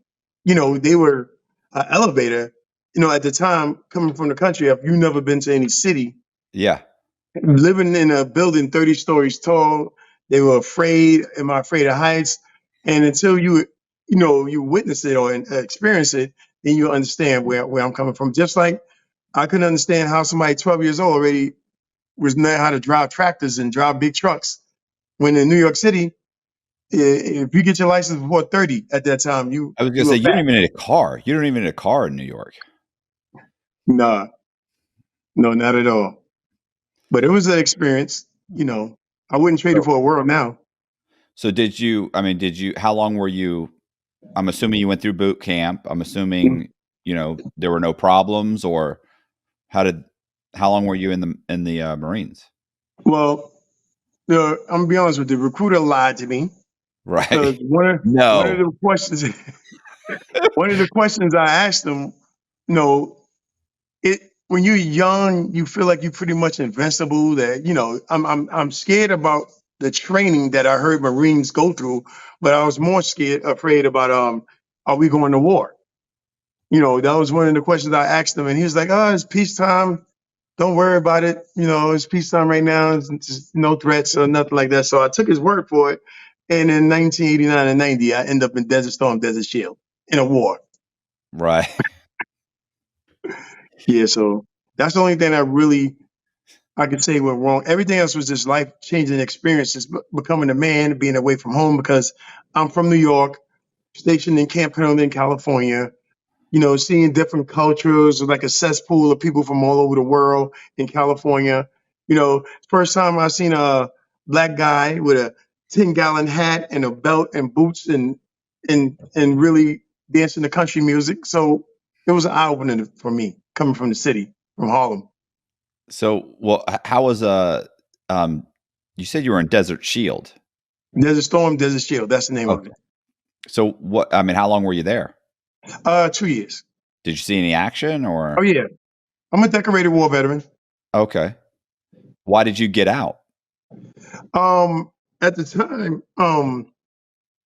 I had my daughter was born, and I hadn't laid eyes on her at all because I was out in Desert Storm, Desert Shield. And when I came back, okay, the way the military is, my time to get out of the military came and went when I was over in the war. Once you're in the war, you can't come home until the war is over. Right. So, everything speaking, you enlist for 4 years. If within that 4 years, if you got like 6 months left and the war breaks out and you over in war, you have to be there for the duration until you can till the war is over and hopefully you make it home. Right. And then you decide if you want to stay or if you want to go. I decided after being there 2 years past my time that I was going to stay, but I wanted to go see my daughter, at least lay eyes on her physically. And they were doing a turnaround. They were going right back. And that's why I said no, because I don't know about what's going to happen this next time around. So that's when I, elected to get out so I can be with my daughter, be around my kids. So, I mean, what was your plan when you got out? No plan, really. But you get out with a little bit of money. You've got a little chunk of money. Yes, but if you are, I'm not going to say uneducated, if you don't have a plan, that money goes fast. If you don't have a plan of action. And when I got out the military, of course, what's the jobs available? Security, law enforcement. If you're a big guy, construction, you work to your strengths. Now, at the time, I did have a little bit of computer savvy because I was in aviation maintenance administration inside the military. So basically, still following what my mama told me, took all the city exams to be a police officer and a correction officer, and corrections called me first. Okay. And it was for Rikers Island. Yes.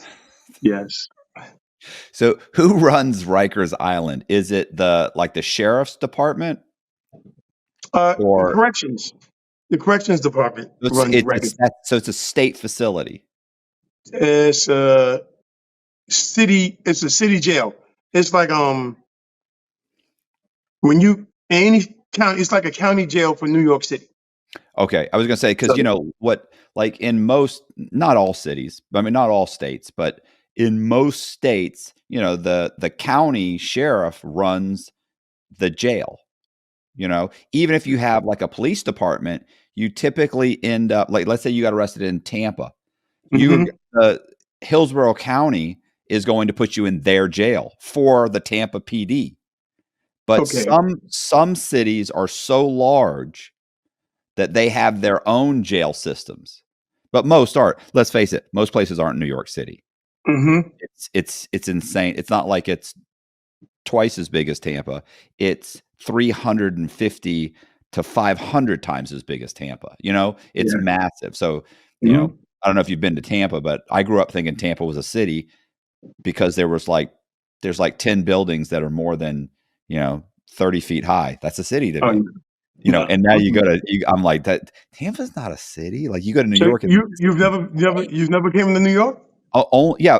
About 2 years ago. I've been twice since then, but 2 years ago. So, I'd seen it, but it's not, you don't understand until you've driven, over that bridge into the city, how it's like, this isn't a large city. This is buildings as far as you can see. And listen, my wife grew up in like Okeechobee, and the tallest building in Okeechobee is like 3 stories high. I mean, I was shocked. She was just like, it's her second time on an airplane. She was going, this is insane. So we're Florida, country, bumpkins. Cause listen, 90% of Florida is basically pickup trucks and dairy farms. And, it's not all beaches. It ain't all Miami. Trust me. So they have, it's New York City's personal jail. Yes. It's like the city jail. When you go to Rikers Island, whatever a person get caught for a crime, they ship them to Rikers Island until either they bail out or they go on trial. Or Rikers Island is where you see your fate. No inmate is on Rikers Island for more than 2 years. If your trial is that huge of a deal, 4 years tops. If you got a lawyer that wants to keep you down there for, health reasons and other reasons.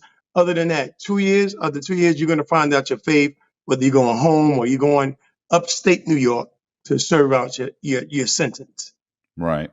So Rikers Island is what, a barge? It's like a huge barge, or is it really an island? It's an island. It's an island, and it has one barge. I thought it. No, why did I think it was a huge barge? Because they do have break off parts, different jails within the city, and one of them is in the Bronx called the Barge. It's a floating jail that they also house inmates there as well, where Rikers Island get overpopulated. So, So so you got the job, you get the call, you go down there. How much do you get any training? How much training did you get uh, training was about 2 months, and in at 2 months at they Rikers? no Okay, training was in a training facility in Queens, and what you do there is I'm gonna give you the professional version and then the real right, version. Professional version, hey, you're a correction officer, take the oath, uphold the badge. This is the do's and don'ts about Rikers Island. Don't do this, don't do that. We're going to teach you a little bit. I'm not going to say it's karate. It's just little methods to protect yourself because you're going to learn, like, if you're not some kind of black belt or really take training, you're going to have to be able to protect yourself until help arrives. So they just teach you little tactics of what you could do to whatever you're going through to not make it so bad. I mean, to protect yourself for just a while until help comes. So it's a lot of rules and regulations that they teach you in the academy.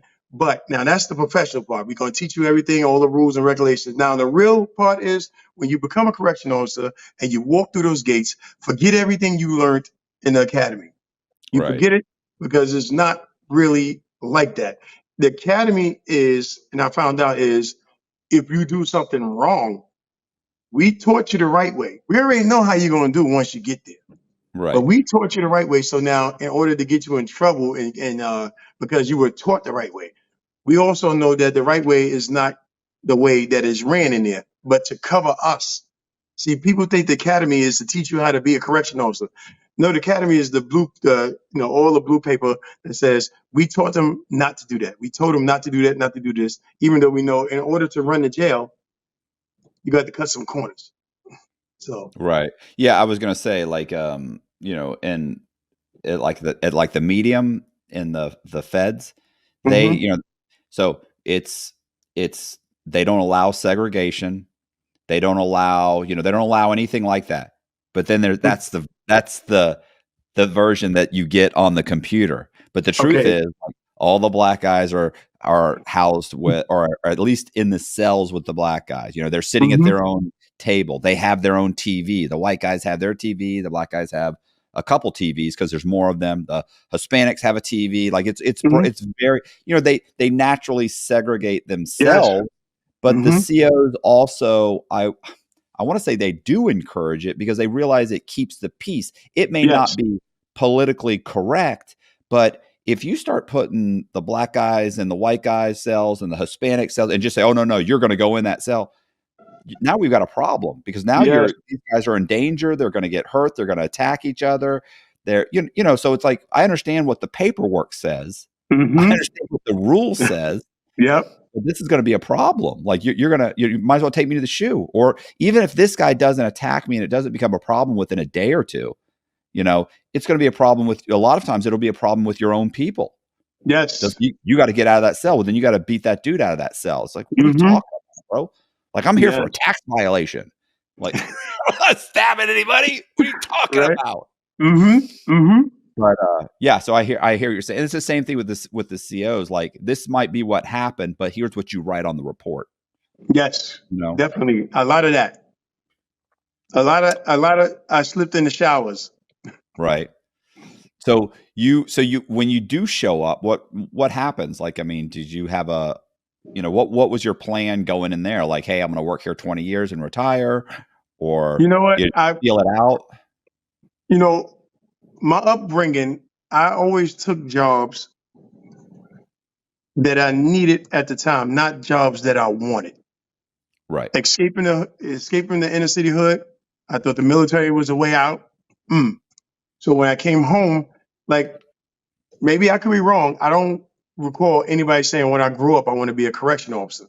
So, you hear about the benefits of being law enforcement and stuff like that. So what they do to you when you first get in the academy, within that first week, you get your uniform, a lot of boring orientation classes on Monday. That Tuesday, if you start Monday on the academy, that Tuesday you're on Rikers Island.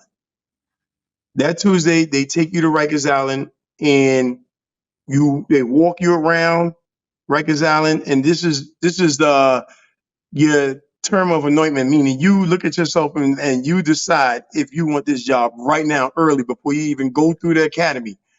They take you and they put you in the worst jail. They let you walk around. It's like a sort of like a tourist attraction. Like you're all lined up there, and they take you through the cells. They take you to the hardened criminals. And have you ever seen the Scared Straight program on Yeah. TV, where they take kids and they let inmates intimidate them and say things to them? So that's like your second day in the academy, so they can find out if you you got to say within yourself if you're going to quit or if you're going to keep this job. A lot of people, like 3 or 4 people, quit. Like, I'm not doing this. So that's Right. how they weed you out to see if you're going to stay a correction officer. So me being young, I was just taking the job. I wanted a job. I wanted to do better for my family. So it hit all the marks: benefits, pension, good pay. A couple of a little bit of hazard with your life, but other than that, I really didn't have a plan. I was just young, and let me go and get me a job and see where it takes me. So I was that gonna was my say plan. what I don't think what people realize too is like there's a huge difference between, let's say, a low custody. So I was in federal prison, right? Like I did Okay. 3 years in a medium. I did, a year in the U.S. Marshals holdover. It's basically almost like a county jail. Mhm. And then I did 3 years in the medium, and then 9 years in a low custody. It was a low security prison.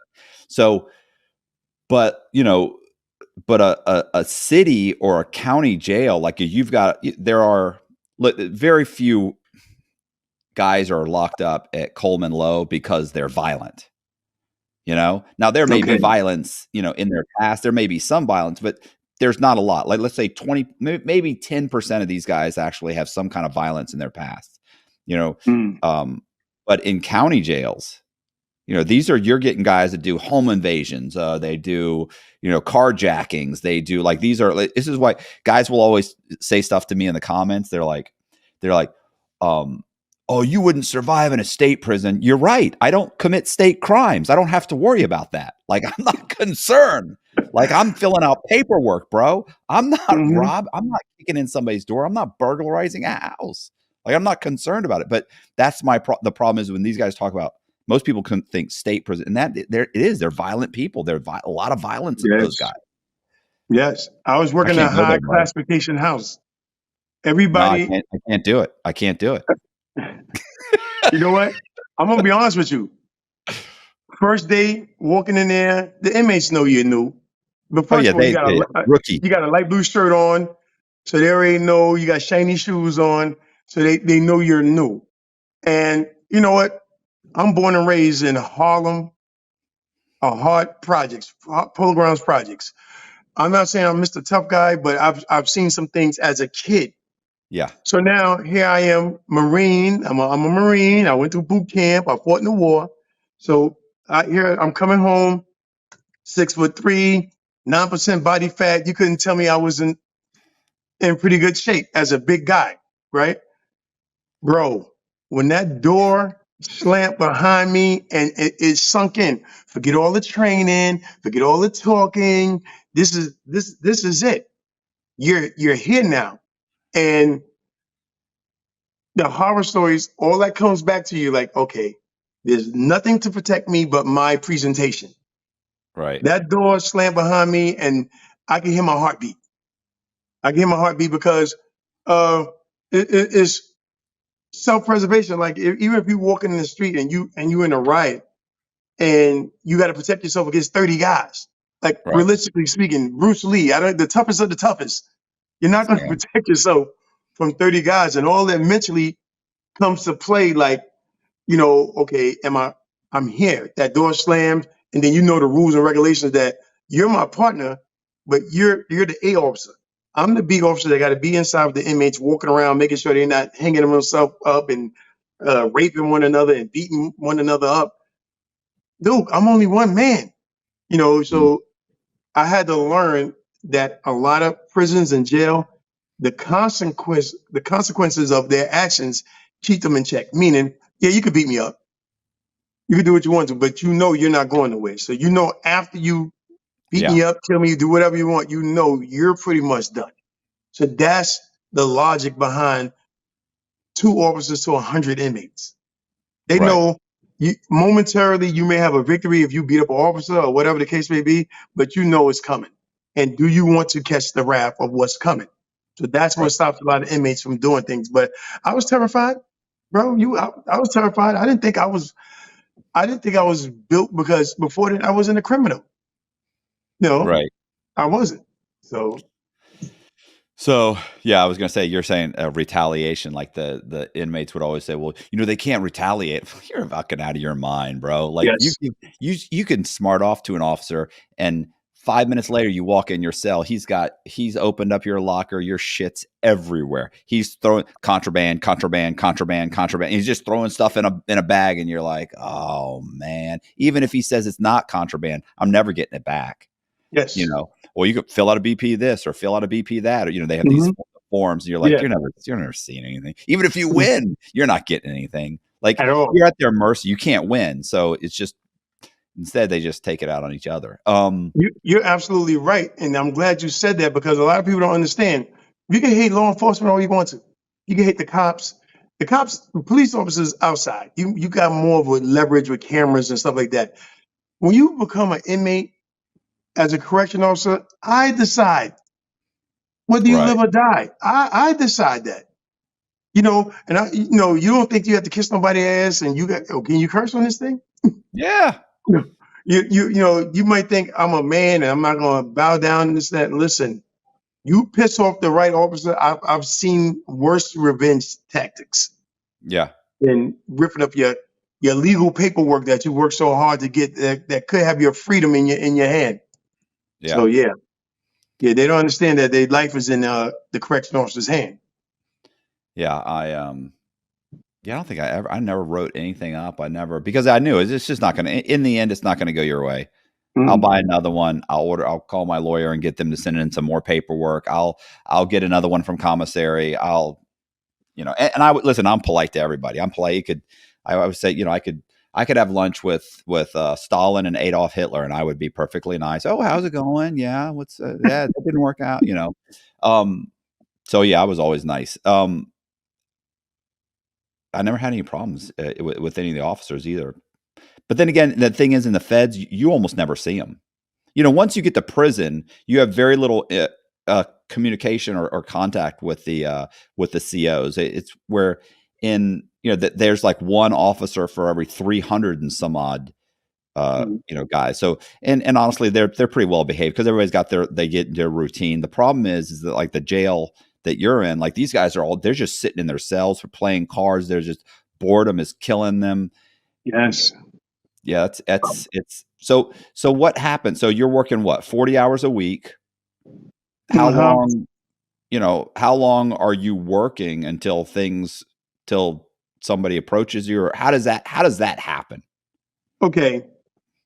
And because I can't speak for other cities, I can only talk about Rikers Island. When they put the posting up or they put it out there advertised that they're hiring, you take the test, you get the job. But however, you're living in the same neighborhoods as these criminals Right. are. So now they tell you in the academy, you're going to see people you know. There's no way around it. Now, it's kind of awkward because the rules and regulations of the academy, once you become a correction officer, no interaction with anybody who has known felons. You can't be hanging out with felons, even your family member. You can't be. A guy got in trouble one time going to his cousin's wedding, and he's in the wedding photo. The wedding party, takes a picture. They found out about it, asked him, like, why do you know this guy is a known felon and he's way on the end of the picture. You're in here with this person. So when they say you get approached, it's people in your neighborhood that get arrested and they see you. You know them. Right. You know them. Like, I'm gonna be honest with you. One of the stories I have to tell you is that I beat up my best friend. I beat up my best friend for the sake that he was an inmate and I'm an officer. This is how close proximity that you know people. So now if I know you I know your mom. They go to church together. We was in high school together, played on the basketball team together. If I need a cigarette, if I need drugs, you know me, Right. so to speak. So I'm going to test your loyalty to that badge versus your loyalty to us as kids coming up. Maybe I saved your butt a time or two when we were getting jumped by various gangs or robbers. So, because you go through things as a kid in high school with people who you took the right path, you became an officer, and they took the wrong path and they're inmate, Right. And they know you and they feel, okay, if you may just say, okay, I'll bring you something there on the strip that my mom and your mom go to church together. Right. Yeah. So I was gonna say it's impossible to separate them. Like in Coleman, if you there was a buddy of mine one time who saw an officer that he knew, like it was a friend of his brother's, and the officer, when he saw him, he kind of waited a little bit, and then when he was not, in like a visible place, he went up to him. He said, "Bro, don't tell anybody that you know me." He said because they'll ship you immediately. yes, Because this is a prison. This is, and so another time I was at the Medium, and there was a guy who went to high school with a female correctional officer. And this guy's he's in her office. She's letting him out after count. They're talking. He's sitting on their desk. And I remember my cousin was locked up with me, and he came up. He goes, "How long do you think that's going to last?" I said, "I don't know. How long? What do you think?" He goes, he's gone in a week. He goes, "I'm surprised he's not gone already." Sure enough, he's on the pack out like 2 days later. He doesn't have, and he's like, "Well, I don't understand." And everybody's going, "What are you doing? Like, what did you think? Like, you didn't even try and hide it, bro. You're telling everybody, she ain't going to say nothing." The inmates will say something. Yes. But in Rikers, like, there's just no way you couldn't keep officers or the inmates. You have nowhere to ship them. You just have to deal with it. You know what? It's too many. Right. Too many people. Okay, here's the rule. If it's not so much if you know someone, but definitely if they were a family member, you definitely got to let people know, and they got to get out of it. You can't ship off everybody you know. Right. You got to pull them to the side and check them. And when I say check them, you got to make sure that they know if they violate what you tell them, that you will get them hurt up, or you will put the beats on them. So now, okay, I know your mom. Okay, we went to school together, but this is my job, and I'm telling you, I'm going to do my job. Right. So a lot of times, once you put it in that perspective, very little people become hard-headed. Now they will go back and call people. Oh, Gary's in here and he's acting like an officer, like he should. Right. Like he's a police or something. Yes, yes, because, but I'm not gonna lie to you. I'm guilty of seeing friends, helping out friends, while I was there. Sometimes it's human nature, but you generally you don't want to jeopardize your livelihood. You got this job for a reason. Bro, I'm sorry that you took a left when I took a right. I'm sorry you ended up on that side of the fence. But if you really are my friend, right, and our parents, our family are intertwined like that, you will respect what I'm doing. Now, I'm not going to go out my way to do you bodily harm, but in the line of work, that happened to me. I had to beat up one of my friends because it's my job. It's my job. So that's a hard thing to do, to come back to the neighborhood after you put the beats down on one of your friends that everybody knows, because everybody's family is right there in close proximity. So yeah, that's tough. That's the tough part about being a correction officer. But guess what? You got to remember, you took this job to get away from all that. Right. I was going to say, how long that doesn't have to take, but a few years of dealing with that, and now I can move out of this area. Yeah. Yeah. So yeah, I had a guy on. I interviewed a guy, yesterday actually, and he was talking about like the different. He lives in Florida now, but he grew up in New York, and he's like, you don't understand, like you see these guys all the time. He's like, it's not like in Florida. I can bump into somebody in the mall in Florida and have an issue with the guy and never see him again. He's like, that's not what he's in New York. You're going to see this guy, even if he lives 4 blocks away, multiple times in the next month. So yeah, I can only imagine how many people you must have known. So at what point, like how many years go by before you kind of cross that line? I was roughly a correctional officer like 2 years because what happened? I mean, what happened was in the military, me and my wife was on shaky terms when I was already in the Gulf War, in the war. So coming home was kind of like, let's try to make this work type of thing. And being a correctional officer, coming in with a shaky marriage is the wrong thing to do. So evidently, we filed divorced, and child support set in. I think I had been a correctional officer like 2 years. Child support set in, shredded my check, destroyed me. I had my own apartment. Car got repoed, had to move back in with mom. All of that went down. Now, up until that time, I think I was a pretty solid officer, meaning I still saw a lot of people from my neighborhood who probably, hey, can you bring me this? Can you bring me that? And no, I would shut them down. No, no, no, no, no. But that don't stop them from today, Monday, you said no. Friday, you may say, yeah, they're going to ask you all the time. They're going to test you all the time. Right. So up until that point, I was pretty solid until I started getting my paycheck after all the deductions and arrears from child support, and the opportunities were still there for me to be corrupt. Right. So I remember the first time I did it, terrified. Like if I know you, right? I know you don't smoke cigarettes. I know you don't drink. So nobody can't walk up to me and tell me, hey, yo, I saw Duke down smoking a blunt and drinking some Hennessy on the corner. Oh, come on. I know him. So now, Mayor Giuliani stopped cigarettes in all city agencies throughout the city. And guess what? The jails are city agencies. So in commissary, they had to stop selling cigarettes. So if you came to jail and you were a smoker, you better get that patch. You better get some kind of whatever you're going to need. So that opened up a very lucrative opportunity to make money. At the time, a pack of cigarettes wasn't even $10 at the time. Now, you get 25 cigarettes, 15 cigarettes in a pack. One cigarette, you got to learn. I mean, you probably know. They'll take that cigarette, break it down into about 3 cigarettes called rollies. And if you're a smoker, you'll pay up to $20 for one of those rollies. $20, and I don't know about any other jail. When you go to commissary, a bag of chips is 10 cents. Sodas is a quarter. So you were living like a king off for $20 in your commissary. So now you have a whole pack of cigarettes to do what they call juggling. Meaning it's like trading for sneakers, trading for stuff there because people want to smoke that bad.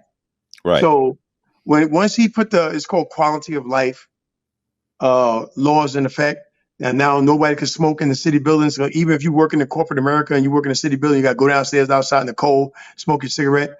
So that opened up the door for me. And I remember the first time. I just want to put it out there for all officers who think that you're going to get away with it, bro. There's no smooth way about it. Sooner or later, you're going to get caught. Now, I brought in a pack of cigarettes, supposedly the surefire way, somebody from my neighborhood who I knew. I know his family, so I really didn't think he was going to snitch on me or get me in trouble. And I needed the money. So I bought Tops tobacco. At the time, a pouch of Tops tobacco cost like $2. Gave me $300. I spent $2. It's a nice profit. So, but if you know me, like you my boy, you know me. And I come in there, I'm sweating, my forehead's sweating. In my mind, he knows. He knows I have something on me.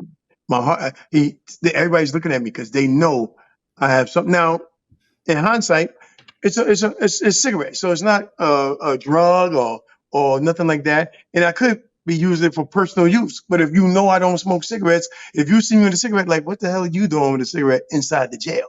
You, right? So all this is playing in my mind as I'm walking through the it's called the magnometer, where they search all, because everybody's supposed to get searched. But guess what? If you my boy and we play ball together, we just came from the Knicks game, nobody's searching me. You know what I'm saying? You might be dating my sister. I mean, this is how close we are. So, and nobody's going to think Gary is bringing in contraband. Right. So, and I had to, because I already got paid the $300. I get the money first, and then I told him I would bring it. So I'm taking all the precautions. I'm wiping off the pack of. You're not going to find no fingerprints from me on this cigarette if he get caught with this pouch of tobacco. So I stuff it in my vest. I come in fully dressed in my correctional officer uniform, and I walk right through. And I'm talking smack about the basketball game, and I'm sweating. They don't see I'm nervous as hell, 'cause I'm a clown now. Normally, jovial, cracking jokes. I'm dead serious. Let me get to my housing area to get this thing off me. Right. So they have something called muster, where we all sit there and it's like attendance. John, you here? Gary, you here? Chuck, you here? All the while, everything is moving in slow motion, bro. It's moving in slow motion because I've never done nothing like this before, but I was desperate. So I get to my housing area. Now there's another officer there that I got to wait for the opportunity. So all this is really, all this takes about a half hour, but it's an eternity when you really know you're doing wrong. Yeah. You really know you're doing wrong. So I see the inmate. I let him out his cell, right, to clean up. He's cleaning up. So the officer goes to the bathroom. At that time, the officer go to the bathroom. This is when cameras wasn't everywhere. They didn't have no cameras. So I quickly took it out my vest and I gave it to him, and he went to his cell. Now I'm clear. Unless there's a camera, unless there's forensics with the fingerprints, I'm clear. But in my mind, he's going to tell. Somebody's going to say something. They're going to jump from under this desk. They're behind the door. Somebody's just waiting for me to give them that tobacco. And at the end of the day, when nobody jumped out and said nothing, nobody jumped out the trunk of my car. When I got home, nobody was waiting at my door saying, "Aha, we got you." And I breathed a sigh of relief, and I held that $300 in my hand. That was the turning point. Right. That You was the thought turning point. that was easy. I can do that. Yes. Yeah. Yeah. I I did that. way. Every time I got away with something, I became emboldened by it. I felt like I'm good at this. Like, yes, you think you're good. Yeah. Yeah. No, it just hadn't caught up with you. Mm-hmm. How did that guy? So you're saying they're asking you all the time. Just finally one day you just said, "Yeah, all right." That was it. Okay. Like he just approached you. Yeah, when they're asking you, you're telling them no. Get out of here. Get out of here. Get out of here. Right. So some officers, they look like, okay, he's never going to break. But in the academy, they tell you, if you bring him a stick of gum, a stick of bubble gum, you'll bring him in a gun. Yeah. That's what they tell you. Meaning these inmates got nothing but time to sit here and study you. They study Extremely you. manipulative. I come in, I tell you, yeah, me and my old lady having problems. I'm getting divorced. I got to pay taxes. My son is this, that, but I'm telling you my whole business. Mm-hmm. Their ears is to the wall. Opportunity. Yes. So when they're asking you, let them hear you going through divorce and that you pay. Or I'm telling you, I leave and you're talking crap about me and you tell my buddy, yeah, his old lady taking him to the cleaners, whatever. They prey on stuff like that. Right. And so as an officer, I know who propositioned me. So when it got real bad for me, I know who to go to. Right. To get it done. And that's what I did. So once you paid, or once you brought that contraband in, how long was it before you did something else? Or, at that point you realized, okay, I can do this, period. I'll do it every once in a while. Yes. That's how it goes. Right. I'll do it. I was only doing it like when I needed it. I need $300 or $400. I make a deal. Boom. And then it got bad. It got really bad. So I was bringing in I'm going to tell you a story. I had like 20 pouches of tobacco. See, I'm a big guy. And correction officers, they have this vest. It's like a bulletproof vest, but it's a stab-proof vest for correction officers. So with me being a big guy and then wearing the bulky vest, you're not going to search my vest. So I would take the inserts out of the vest and stuff them with tobacco and go to my housing area. Now, good thing. Well, I'm not gonna say. Listen, I'm just gonna tell. I'm just gonna tell you because I was in the moment. You don't have to. I hear you. Okay, here it is. Corrections tried different tactics to catch officers bringing contraband inside the jail. Right. So one time I'm coming through with them 20 pouches of tobacco, and I see a friend of mine. And I'm like, we was in the correction academy together. His name was Klein. Hey, Klein, what's going on? I'm talking to him. And then it hit me. Klein got promoted to the K9 unit. So I'm looking at Klein leaning up on a desk, but under the desk where you can't see is this K9 dog that sniffs for drugs. Right. So if you were to come by and he smelled drugs, that dog would react. I didn't have drugs. I had tobacco. So I noticed that, and I said, oh, in my mind, holy crap, Yeah. But now I get to my housing area. We all like family, we all like friends. So I get a phone call from security. Listen, the search is coming to your housing area. The search is when periodically 10 to 15 officers get together and they go to a housing area and search for contraband, weapons, and stuff like that to shake the inmates up. Yeah. So I got the phone. Yeah. The shakedown crew. Phone call that they're coming to do a shakedown in my area. Here I am. I got 20 pouches of tobacco, and I just had gave an inmate 5 pouches. I hurried up and took my pouches and put it in the ceiling in my office. They never searched the office or station. Right. So they went in on house inside the housing area, and I know I just gave this guy pouches of tobacco. And I'm sitting there and I'm looking at them search inmate by inmate, and they're getting closer and closer to the guy I gave the tobacco to. So what I did was I jumped into action. I went out and joined the search to help them search the inmates. So I went to the guy I know was dirty with tobacco, and I yelled at him, and I got aggressive with him, and I pat him down, and I threw him inside his cell and told him to close cell number 18. So they're looking at me like I'm helping them with the search. Right. But in all honesty, I'm getting me and this guy out of trouble. You know what I'm saying? God forbid if they say, nah, forget that, we're going to search him anyway, I'd have been dead. I'd have been dead in the water. So that was one of my scary moments. Was your concern that he's going to get caught and then he's going to flip, and when they say, where'd you get this? He's going to say, man, listen, yes. that was your concern that, Hayward gave it to me, that's what he's going to say. Yes. But then again, these guys intelligence is not dumb. Even if he didn't say that, when you catch an inmate with contraband, it's normally wrapped in a balloon, or it's normally wrapped in something that they secrete in their behind, something like that. So to have a fresh pouch of tobacco, like he just bought it from the corner store. Yeah, it's one of the guards brought it in. That's in this housing unit. And that's very comfortable with doing it. Like he did it more than once for us to catch it that fresh. So even though they really couldn't prove it, if he kept his mouth shut, even though they really couldn't prove it, of course, now they're going to watch you.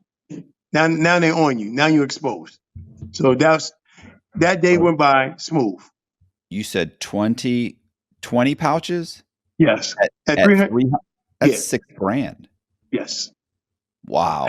Well, what happened with me is I had first of all, I'm not trying to put my vices on any correction officer. I drunk a lot due to stress from the job and stress from going on through. I'm not making no excuses. I'm just telling you the reality. And I had a gambling problem. I had to shoot dice with the best of them. So those two combined with not having any money was a recipe for disaster. So I can go in a gambling spot and win $5-6 grand, or lose $5-6 grand, and with no worries because I know I could go to jail and get that back. So not good. That it's not good. It was terrible. But when I'm in it, when I'm living it, uh, it justified the means. When Yeah. I was in it, you know. Does anybody um does anybody on the street, because by now you're divorced. Yes. You're seeing your kid periodically. I'm assuming your wife got custody. Yes. So you're seeing your son. Is it son, right? My son and daughter. Okay, you're seeing your son and daughter every whatever, a few times a week. Mhm. Do you have a girlfriend at this point? You know, I had a couple of girlfriends. You know, I'm young. Yeah. Listen, I'm still. You could be broke, right? But as long as you got this badge and run around the hood with a gun, Yeah. there's going to be somebody willing to be with you. Right. You know, at all times. So do you have your own place now, or you're still hanging out at your? Well, I'm in between. I still live with my mom's, but now I have a female friend that I'm living with, and now the money is coming in because now I used to make a lot of trips with tobacco to make money, Right. but then once I started doing other things like bringing in cell phones, if it was an inmate's birthday, I would those airport little nips of liquor that they Yeah. give you at the airport. The single serving size, yeah. Yes. Guess what? $500. Fucking It's your ridiculous. birthday. Your mom wants to do something for your birthday. Either she'll give me $500, or listen. I'm gonna tell you, I was a piece of shit because I'm in this life. So if your mom didn't have my whole $500, she could always supplement payment in various ways. Right. And for $500, I would bring the little nip of liquor, put it in an iced tea bottle, lock you in your cell because, come on, everybody who don't smoke weed, if you're not a weed smoker, you can smell that 10 blocks away. Nobody in there got liquor, so they're going to smell liquor Right. in there. So my thing is, the agreement is, if I bring this to you, you got to lock in for the day. Now, you'll lock in for your birthday, you'll be drunk, you know, and you enjoy your birthday. Happy birthday. You know, I Does got $500, you got a little sip of liquor. You does know, your girlfriend that you're with, does she know what's going on? Does anybody on the No. street know what's going on? no, nobody. Guess what? I'm gonna tell you. And you know, one of the hardest things for me during this whole ordeal was to tell my mom, look her in the face, and tell her that I'm guilty. Because you know, your mom don't believe you. Your mom's gonna fight the whole world for you. I She know. writing the governor. They framed him. My mom. I had to tell her that I was guilty. Now, the image that I had was Gary joined the Marines. He's a decorated war veteran, and now he's a correctional officer. Right. So only a few people where I went to the gambling spot knew that I was a CEO because they were these guys were in and out of jail, so they would see me in the jail, and then they would see me on the street. Now, some people didn't know that I was a correctional officer because when you're a correctional officer, your hours rotate every week. It's something called the wheel. 1 week you're 7 to 3, next week you're 3 to 11, next week you're working midnights. So at different times, I would be in the gambling spot during the day, during the night, this and that. So nobody knew, and I had money. So a lot of people didn't know that I was a correction officer. I was getting my pay. Well, my pay wasn't really anything but due to child support, but my other activities, and then I would do overtime to make up for the money that I was losing. So I was making pretty decent money. So nobody really knew what I was doing until I got busted. And I was on the front page of the local newspaper. That's when holy crap. Then people like, I knew it because they was like, I knew correction officers didn't make that kind of money that you were spending. So, Yeah. I was gonna say it's like Mike Dowd had multiple businesses. He's driving a brand new Corvette. It's like, what are you doing? You're a police officer. At that time when he was a cop, he was a corrupt cop in New York. Like, cops weren't making anything. Like, what's like, obviously you're doing something. So yes. What I was gonna say is, so how did it progress from you're thinking it's just tobacco, and then it becomes a cell phone. Like, did you think? So, like, anybody who's doing crime, when you get away with it for a couple of times. You think you invented the wheel. You think you covered your ass where nobody's going to lead back to you. And you got people in place that are trustworthy now because y'all don't make money together. So, like a businessman, you supply and demand. People, they were putting clamps down, tapping inmate phone calls, stuff like that. Of course, inmates are not supposed to be having sex in jail. So what happened with me is I kind of became like a businessman, supply and demand. I seen a need, whatever they needed, I found a way to get it to them safely. Meaning I would have people at the time, Western Union me the money, right? Right. And it was a female correctional officer that was willing, a willing participant. Now, I'm going to tell you something funny.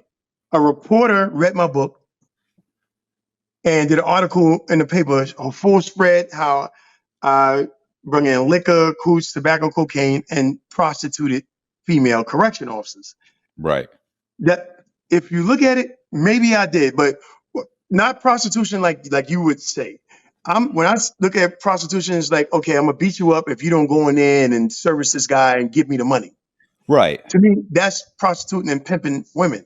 Yeah. If the female is willing, and I'm just protection, I'm not forcing her to do anything. She just paying me to make sure she's okay.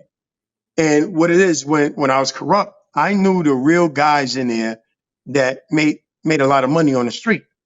So I knew they would pay. So this is another thing, correction officers, if you're out there doing bad, inmates are going to talk regardless.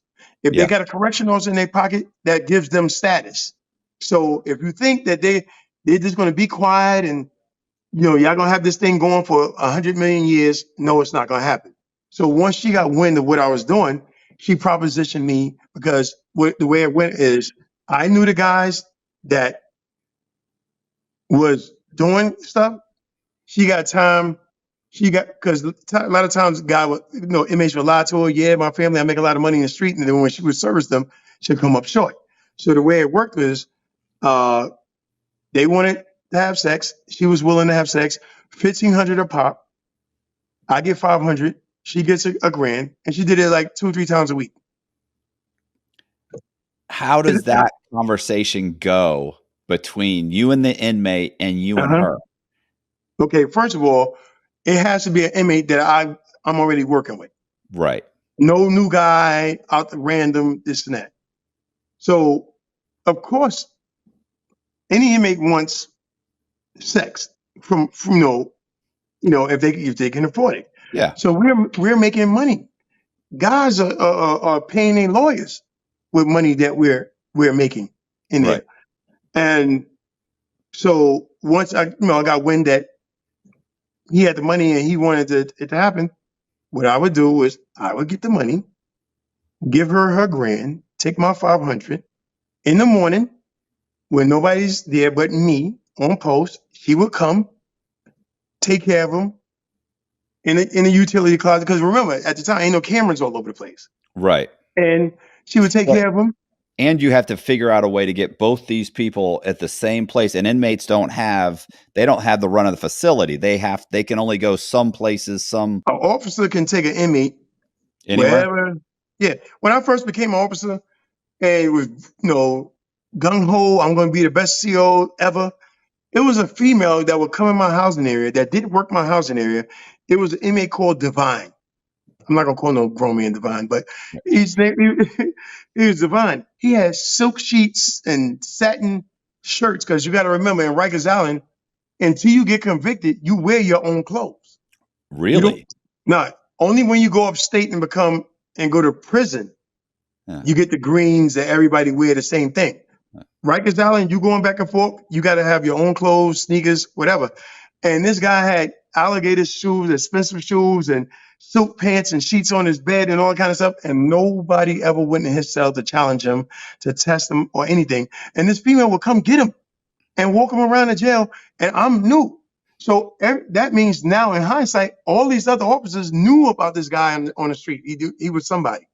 Right. So she would come, and certain inmates had certain privileges. So now, when I'm running my housing area, and if me and the female know what's going on, there's nobody else there. So I would let the inmate out, tell him to go and sweep and mop over here, or go get the supplies and do this and that.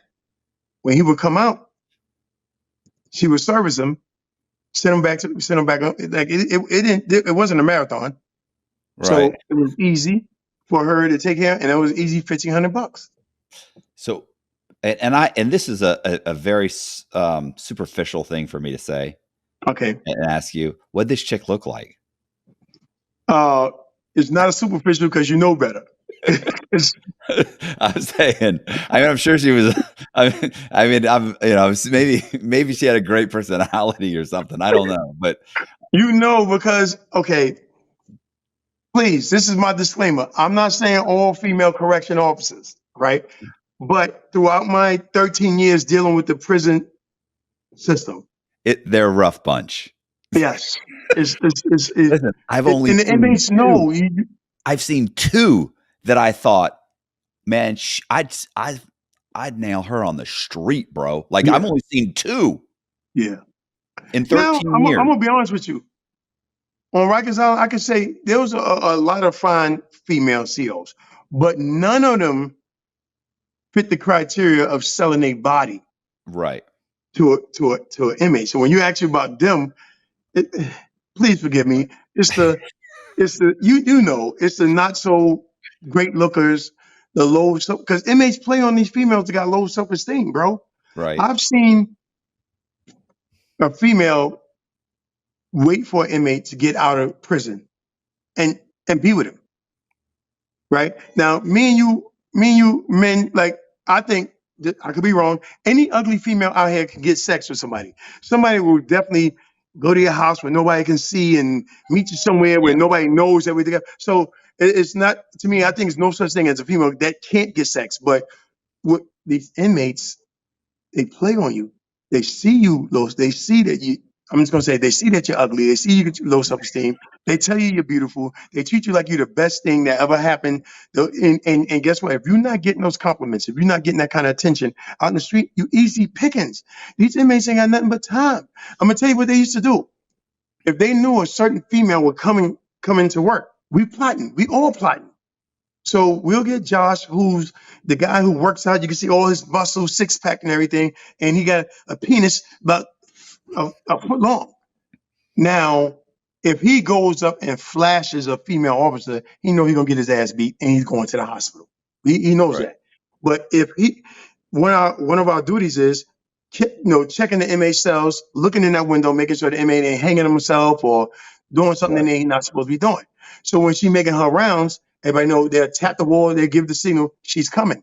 So he would accidentally be sleeping with his Johnson out.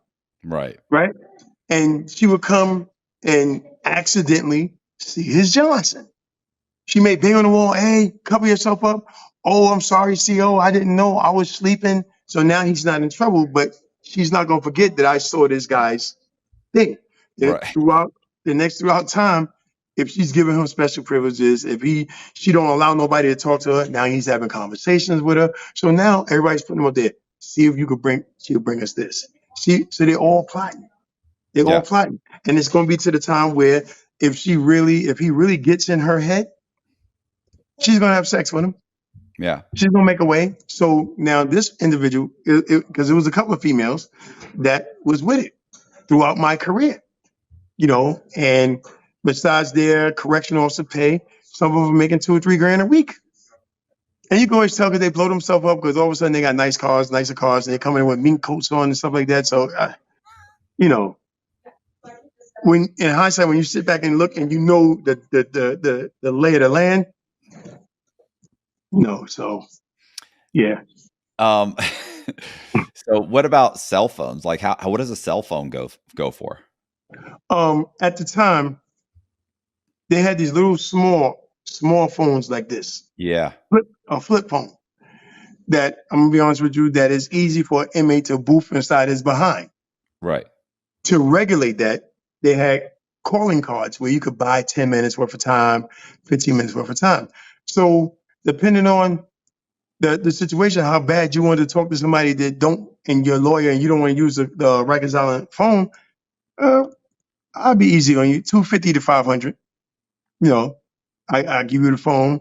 You get 10 minutes to talk to whoever you want to talk to. You bring my phone back until the next time somebody wants to use it. Oh, I okay. mean, at So this you're time, keep, I was you're running like keeping the I was phone. running my organization like it was a business, cell phone, liquor, this and that. So I mean, it sounds crazy, but it's not further from the truth. So you're keeping the phone. Oh yeah, oh yeah. I had an inmate one time try to keep the phone, and I had to put a hit out on him. Oh no.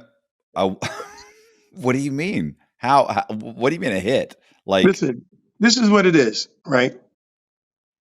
Once you establish yourself and you're doing dirt, I'm gonna say doing dirt. Nobody, no inmate wants that messed up. So if somebody comes along, and it's just like if you're doing selling drugs in the street. Don't be shooting and killing nobody, because then you're gonna bring the cops here, and it's bad for business. So it's the same thing in the jail.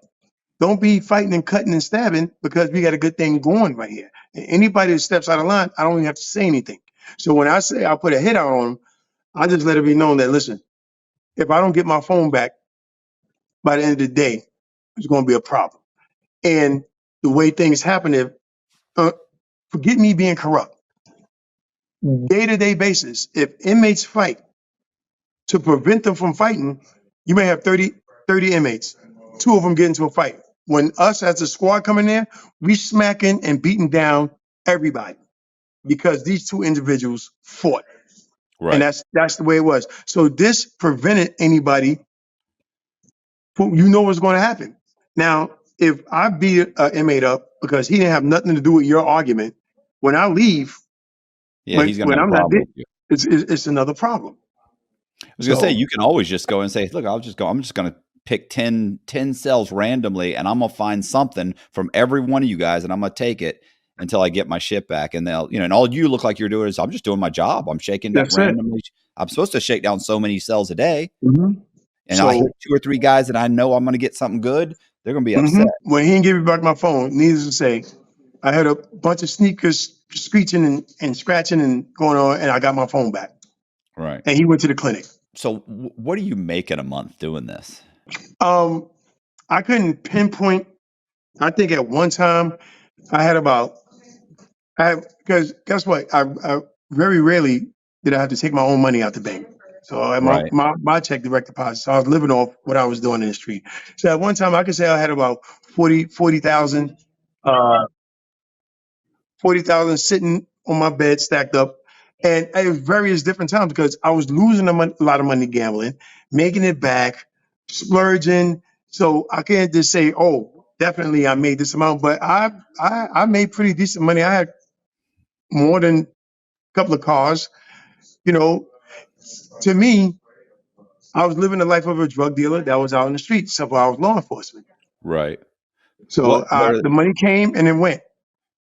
So Yeah. how often, like, not how often, but were there any times that I don't want to say upper echelon, but basically like I don't know what the ranks are in the state, but it's like the lieutenants, the warden, the assistant warden, that, Yes. and I don't know, in federal prison, let's say they know stuff's going on.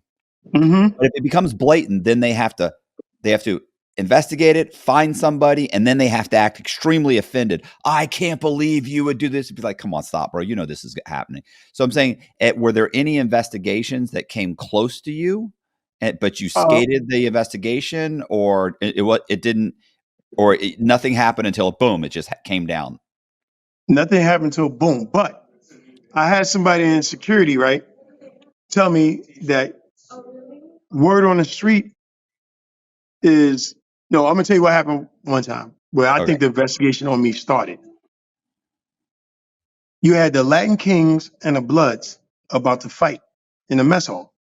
So we had all the officers gearing up, putting on riot gear, about to go in, trying to defuse something that's about to happen. So me just being who I am, walked into the mess hall in the middle of all this hostility that was going back and forth between the blacks and Hispanics. As soon as I walk in there, everybody calms down. Everybody calms down. Everybody goes and sit down and at their table. I'm unaware of what was going on before I got there. So there's a captain that turns and look at me. And she says, "Who are you?" And I said, "Oh, I'm Officer Hayward. I'm Officer Gary Hayward, blah, blah, blah." And she said, "No, who are you?"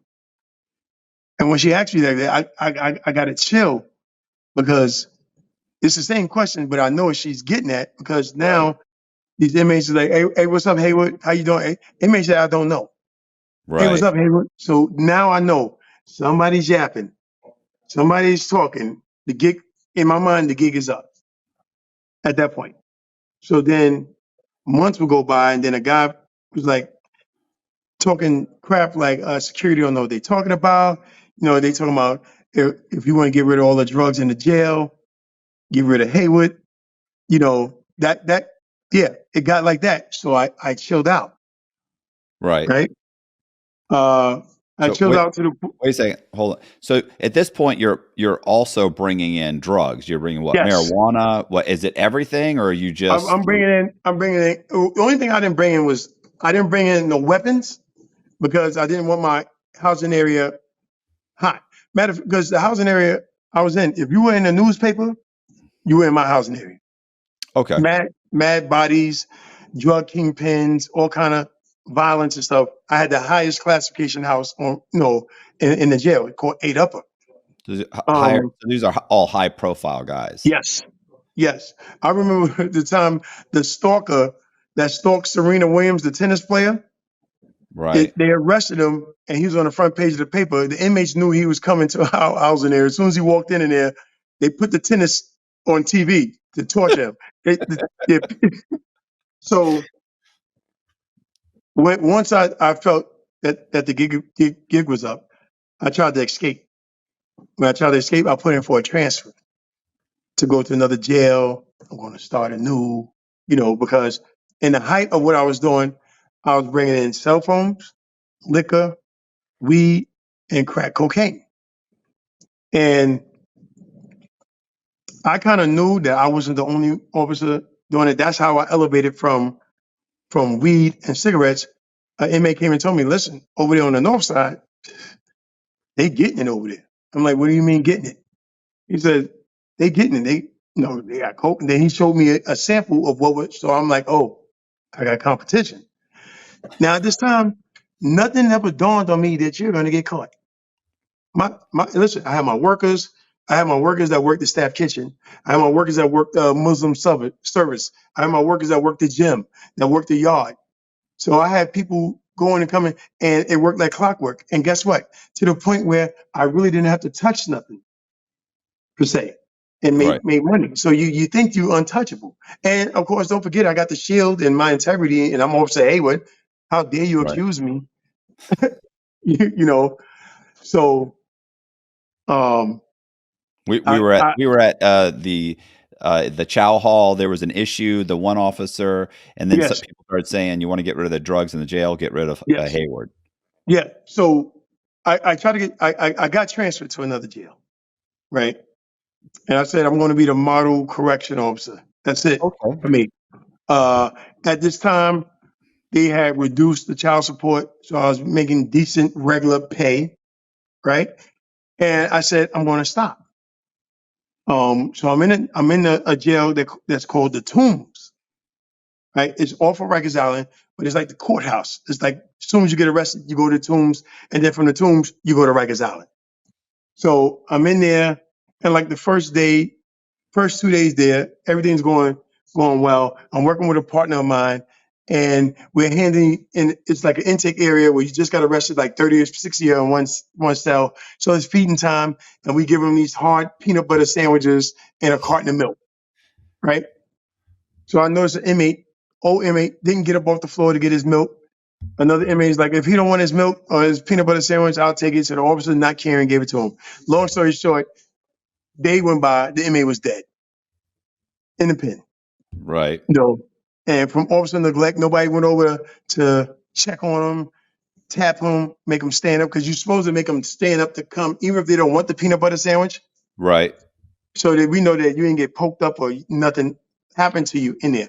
So I'm working there, and I'm thinking I escaped, but lo and behold, I get modified. And I get modified by a captain that came in with me. Matter of fact, me and this captain, I'm gonna tell you what happened. I'm brand new on the job, and me and this captain both brand new on the job.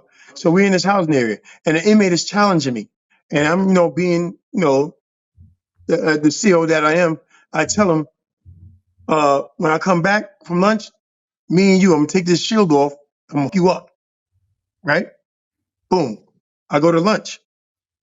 Alarm happens. So alarm. This is alarm is when all officers are sitting in a lunch area, and then a bell rings that lets us know another officer is having a problem, that we all got to go to that housing area to help the officer. But we got to put the riot gear on and everything. Alarm happens. I put the riot gear on, and I run with the squad, like 12 of us, down there, and I notice we going to my housing area that I just left. When I get there, the officer comes out stuttering. She says, gunshots. And we like, gunshots? She said, somebody in there shot a gun off inside the housing area. And I could tell it was real because all the other inmates was at the gate wanting to get out, not wanting to be in there because somebody in there shooting. Right. So one by one, we took the inmates out, pat them down, laid them on the floor, handcuffed them. Pat them down, laid them on the floor, handcuffed till all the inmates were out. When we went inside, we saw an inmate laying on the bed with a gunshot wound inside the jail. So, okay. Yeah, I don't know how would you get a gun in the jail, but okay. I mean, other than an officer bringing it. So well, you were a model officer for at this that time. Yes, at that time. So that was like the first sign that stuff is crazy. And then you look at the senior officers, they looking like this is nothing new to them. To me, how did a gun get in and then the guy get shot? But long story short, somebody smoked a gun in there to the inmate, so the inmate could shoot another inmate and they could get a big lawsuit against the city. Because how am I getting shot inside the jail? They didn't find the gun. They find the gun, but they don't know who shot him. No. Okay. Later on, he talked. They found out everything. That's how I know it was an intricate plot to sue the city. So because guess what? Whether they did or not, I don't know. But it still raised a whole bunch of eyebrows. How did this gun get inside the jail? And the same guy that was with me when we found the gun is the same guy years later that modified me. That came, told me to meet him in his office, took my shield, took my gun, and told me I'm placed on restricted duty and that they would notify me why. Now, like I told you, I thought I escaped from Rikers Island and that lifestyle. So for 4 months, I'm sweating, trying to figure out what the hell is going on. I dotted my I's, I crossed my T's, who snitching, who could have did this, who could have did that, because I know they're not going to modify me if they don't have something. Right. So that was like the beginning of the end. Now I'm on restricted duty. I'm not on Rikers Island. I'm in a jail in Queens, working the elevator away from inmates, away from everybody else, waiting to see what's going to happen, and then it happened. How long were you? It was 4 months. About 4 months, they came to my home. They took me down to an office, and they sat me down. The police? Internal affairs for the jail. Corrections. Yeah. Okay. So they sat me in the office, and they said, you know why you're here? No, I'm playing dumb. No, because I'm going to take everything with me to the grave. I know you never caught me with no drugs. I have no drugs on me, no drugs in my car, no drugs nowhere. So let's find out what you got. Right. So they said, we just want to show you something. So I'm sitting at a table and I look at a screen on the wall and they have a video of me meeting a girl outside and she's handing me the drugs. The drugs that I was so comfortable and careless. I've been doing this a while with her that I didn't check it. I didn't look in the bag and I took it right inside to the inmate. It was marked drugs. So she was coming to testify and the inmate was coming to testify to get less time. That I met her. They had me on video. They had me look at the video. They asked me, "Is that me?" I wouldn't acknowledge that that's me, but it was me, like clear as day. Right. And so that was my downfall. The marked drugs went inside, and to get lesser time, they would come into court to testify against me. The thing that shocked me and my family was in the front page of the paper, because I've been on the front page of the paper 4 or 5 times. They said if convicted of all charges, he faces the rest of his life in jail.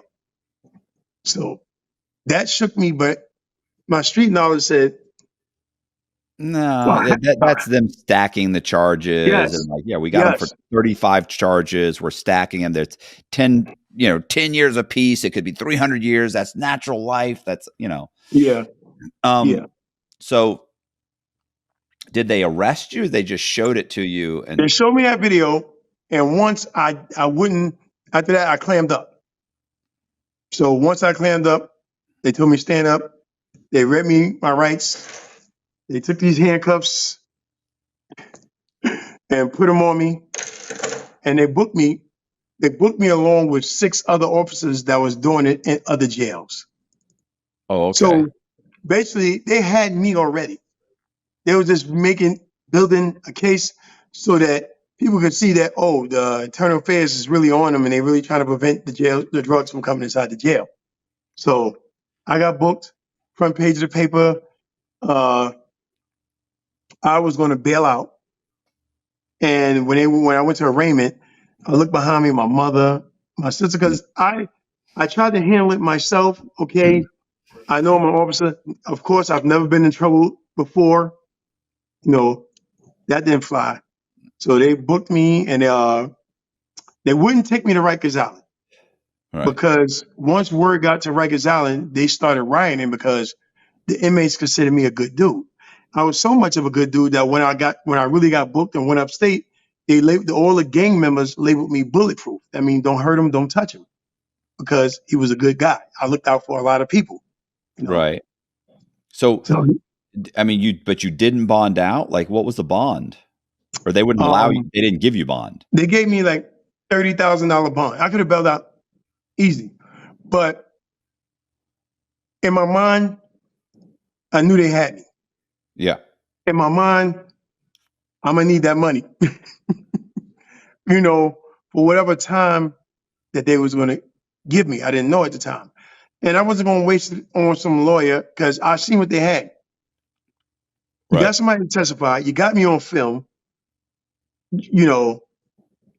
So all it was a waiting game for me to see how much time they was going to give me. They came back with various offers and stuff like that. And what was the first offer? First offer was 4.5 to 12. Okay. And what does that mean? I know the federal system. So if you in 4 years you can get parole if the parole board allows it. Yes. Maximum you'll do is 12. 12 years. Okay. So damn. I was going to take it. Are you serious? I was going to take it, but I called home. And mom wanted to put all the chips in there, and because I had the money. Nobody knew what I was doing, so nobody knew I had the money. Right. So just when I was going to take it, I guess I took too long to answer. Thank God, they came with another offer because they wanted to get a conviction. Right. So they came with 2 years flat with 1 year post-release supervision. Okay. I ripped his shirt, getting the pen out of his pocket to sign that agreement. because I knew it was no such thing. And we just, because other officers bailed out, right? And fought it. By the time I came home from prison, they were going in. Right. I already knew. So I said, that 2 years, I already had been in there 5 months. I only had to do 20 months out of the 24 months. And then 1 year, give me that. Even though it was horrific, because being law enforcement locked behind the bars, I'm going to tell you what they did. I've never been in trouble before a day in my life. So I'm thinking I can get work release, get some kind of program, and go home within 2-3 months, maybe 6 months. I get in there, and the sergeant, when you go to prison, everybody gets a physical. They want to know if you got any kind of anything. So it's like a gymnasium for the officers and inmates, one by one, getting a physical, getting shots, whatever you want to get. So in front of the gymnasium full of hundreds and hundreds of inmates, the sergeant said, "Hey, well, stand up." So I stood up and loud, so it was quiet as church in there. He said, "How long were you a correction officer on Rikers Island?" But wait a minute. So the inmates didn't know, like these same inmates at this prison aren't thinking he's a good guy. No. Well, guess what? Certain inmates that have certain status sent word he's a good guy, right? But they don't control all the inmates. Yeah. So right. what the sergeant did, he did that. So he said, "Listen, to protect you and my officers, now I got to put you in protective custody." Okay. So once they put you in protective custody, you can't be awarded work release or any kind of program. So that means you got to do the whole 2 years. Right. And you gotta. I was gonna say you're gonna spend a lot of time in your cell. 22-hour lockdown. I was 22-hour lockdown, 1 hour to, I guess, recreation. Yeah, you got take a shower. You can either take a shower, use the phone, or go to rec. You can't do all three. You can't even do two. That's it. That is it. Did you get good time? You get good time on 2 years, 4 right? months. 4 months. Okay. Yeah. So what about halfway house? Once you're in protective custody, none of those programs are afforded to you. Now, if I took the risk, like I was a tough guy, and say put me in general population as a correction officer, I probably wouldn't be here today. Yeah, it could have gone bad. I was gonna say, when you had mentioned that story, I was locked up in a county jail. I mean, it was the U.S. Marshals holdover, but they're in county jails. Mm-hmm. They just have one pod where it's for the federal inmates. So I was in this pod, and there was a guy. This is a black guy, big guy. He had to be 6'3", 6'4", big guy. But keep in mind, there's maybe 50 guys in this unit, and 30 of them, maybe 35, are all Mexican. Okay. Maybe there's like 10 black guys, 4 or 5 white guys. So the big black guy decided, and there's one TV, and we're all in one unit. One big pod, and there's cells, and each cell there's like 5 cells, and each cell holds 10 guys. So finally, after a week of this guy being here, he comes up and he decides he's not watching, Mexican or Spanish TV anymore. Mm-hmm. And he walks up and he just changes the TV. And I mean, these guys go nuts. And they're screaming and hollering, and they go to turn back, and he pushes one of the guys back like, "No, we're not. I'm running this TV now. We're watching what I want to watch, and you ain't going to do nothing." And so I later talked to him after the Mexicans jumped on him. I mean, there was like 10 of them. Like they was only 10 of them attacked him because only 10 could get to him at one time. And so later, when I saw that dude again, I don't know if it was in the shoe or if it was I think it was at ACDC. I saw him. I think he might have been in my same pod. And I said, "Hey, bro," I said, "what were you thinking?" He goes, and he looked at me, he goes, "Man, they're little, bro. they're like your size, cock. Like they're smaller than you. Those guys, some of those guys are 5'2", 5'3". I thought I can take them. And he said, and I said, but you couldn't take them. And he goes, no, there was 10 of them. He said, it doesn't matter how big you are. He goes, there's 10 of these guys. And he said, look, once they got him on the ground, talk about somebody screaming. He went from being a big badass to squealing. I mean, it was like Jesus. Like, and and I was like, yeah, bro, there's 10 of them. Like, there are. Like, he's like, yeah, once that one of them got a hold of my leg and they just yanked my leg out and I hit the ground and they all jumped on me. He said, I realized I fucked up. Really fucked up. So I mean, I get, and these guys didn't have knives. Like, they didn't come at it with knives. They just beat the hell out of them. So on general population where the inmates have knives, it could go really bad. It could go really bad. I don't care how tough you are. I've had officers get revenge or use tactics where they'll put a Crip in an all blood house. Yeah. And one time the Crip went in there, big guy. Now, the cell phone is our eyes to the world. I'm not the telephone. Talking to your family, your girl, your kid, your friend telling you, yeah, such and such went on here, blah, blah, blah. He took the phone. He pulled a shank out, a knife, a homemade knife, put it in the middle of the floor and said, this is my phone now. Whoever wants this phone, meet me in my cell. Yeah. We had to get him out of there, hospital. But guess what?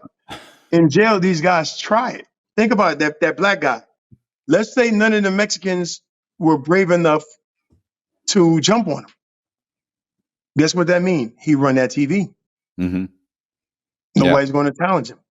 You know what's so funny is you and I talking about this to someone, on the street that's never been locked up for any length of time. I mean, going to jail for 3 days doesn't mean shit, but for somebody who's never been locked up for any length of time, like, they have no idea.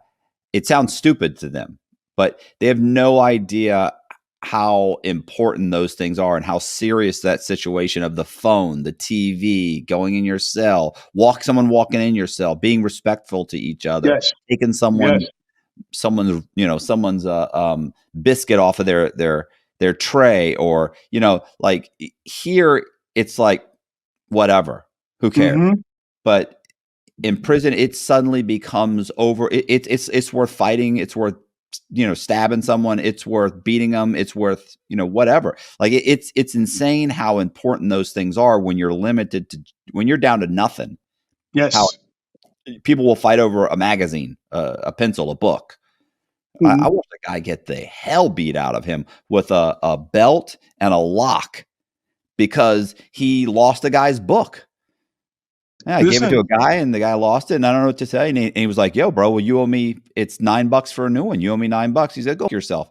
Man, that dude said, all right, walked off, came back 2 minutes later. Bam, bam, bam, bam, bam, bam. Just guy screaming, blood all over the cell. I mean, it was like, and this guy was tiny too, the guy that beat him up. I remember his name was Truck. He was like 5'2". I was like, Truck was the nicest guy. Listen, to me, the most dangerous inmate is the crackhead that came off the street that don't have no family, don't have no money, don't have nothing. It was a mob guy. I mean, he was a serious connected guy that could have people go to your family, go to your house, right, and visit your family.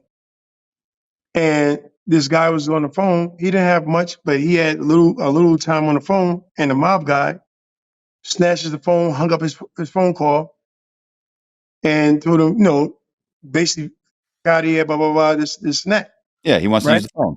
And he threatened them. He said, listen, I'll have them come over there. I'll make one phone call, and they'll be at your house tomorrow.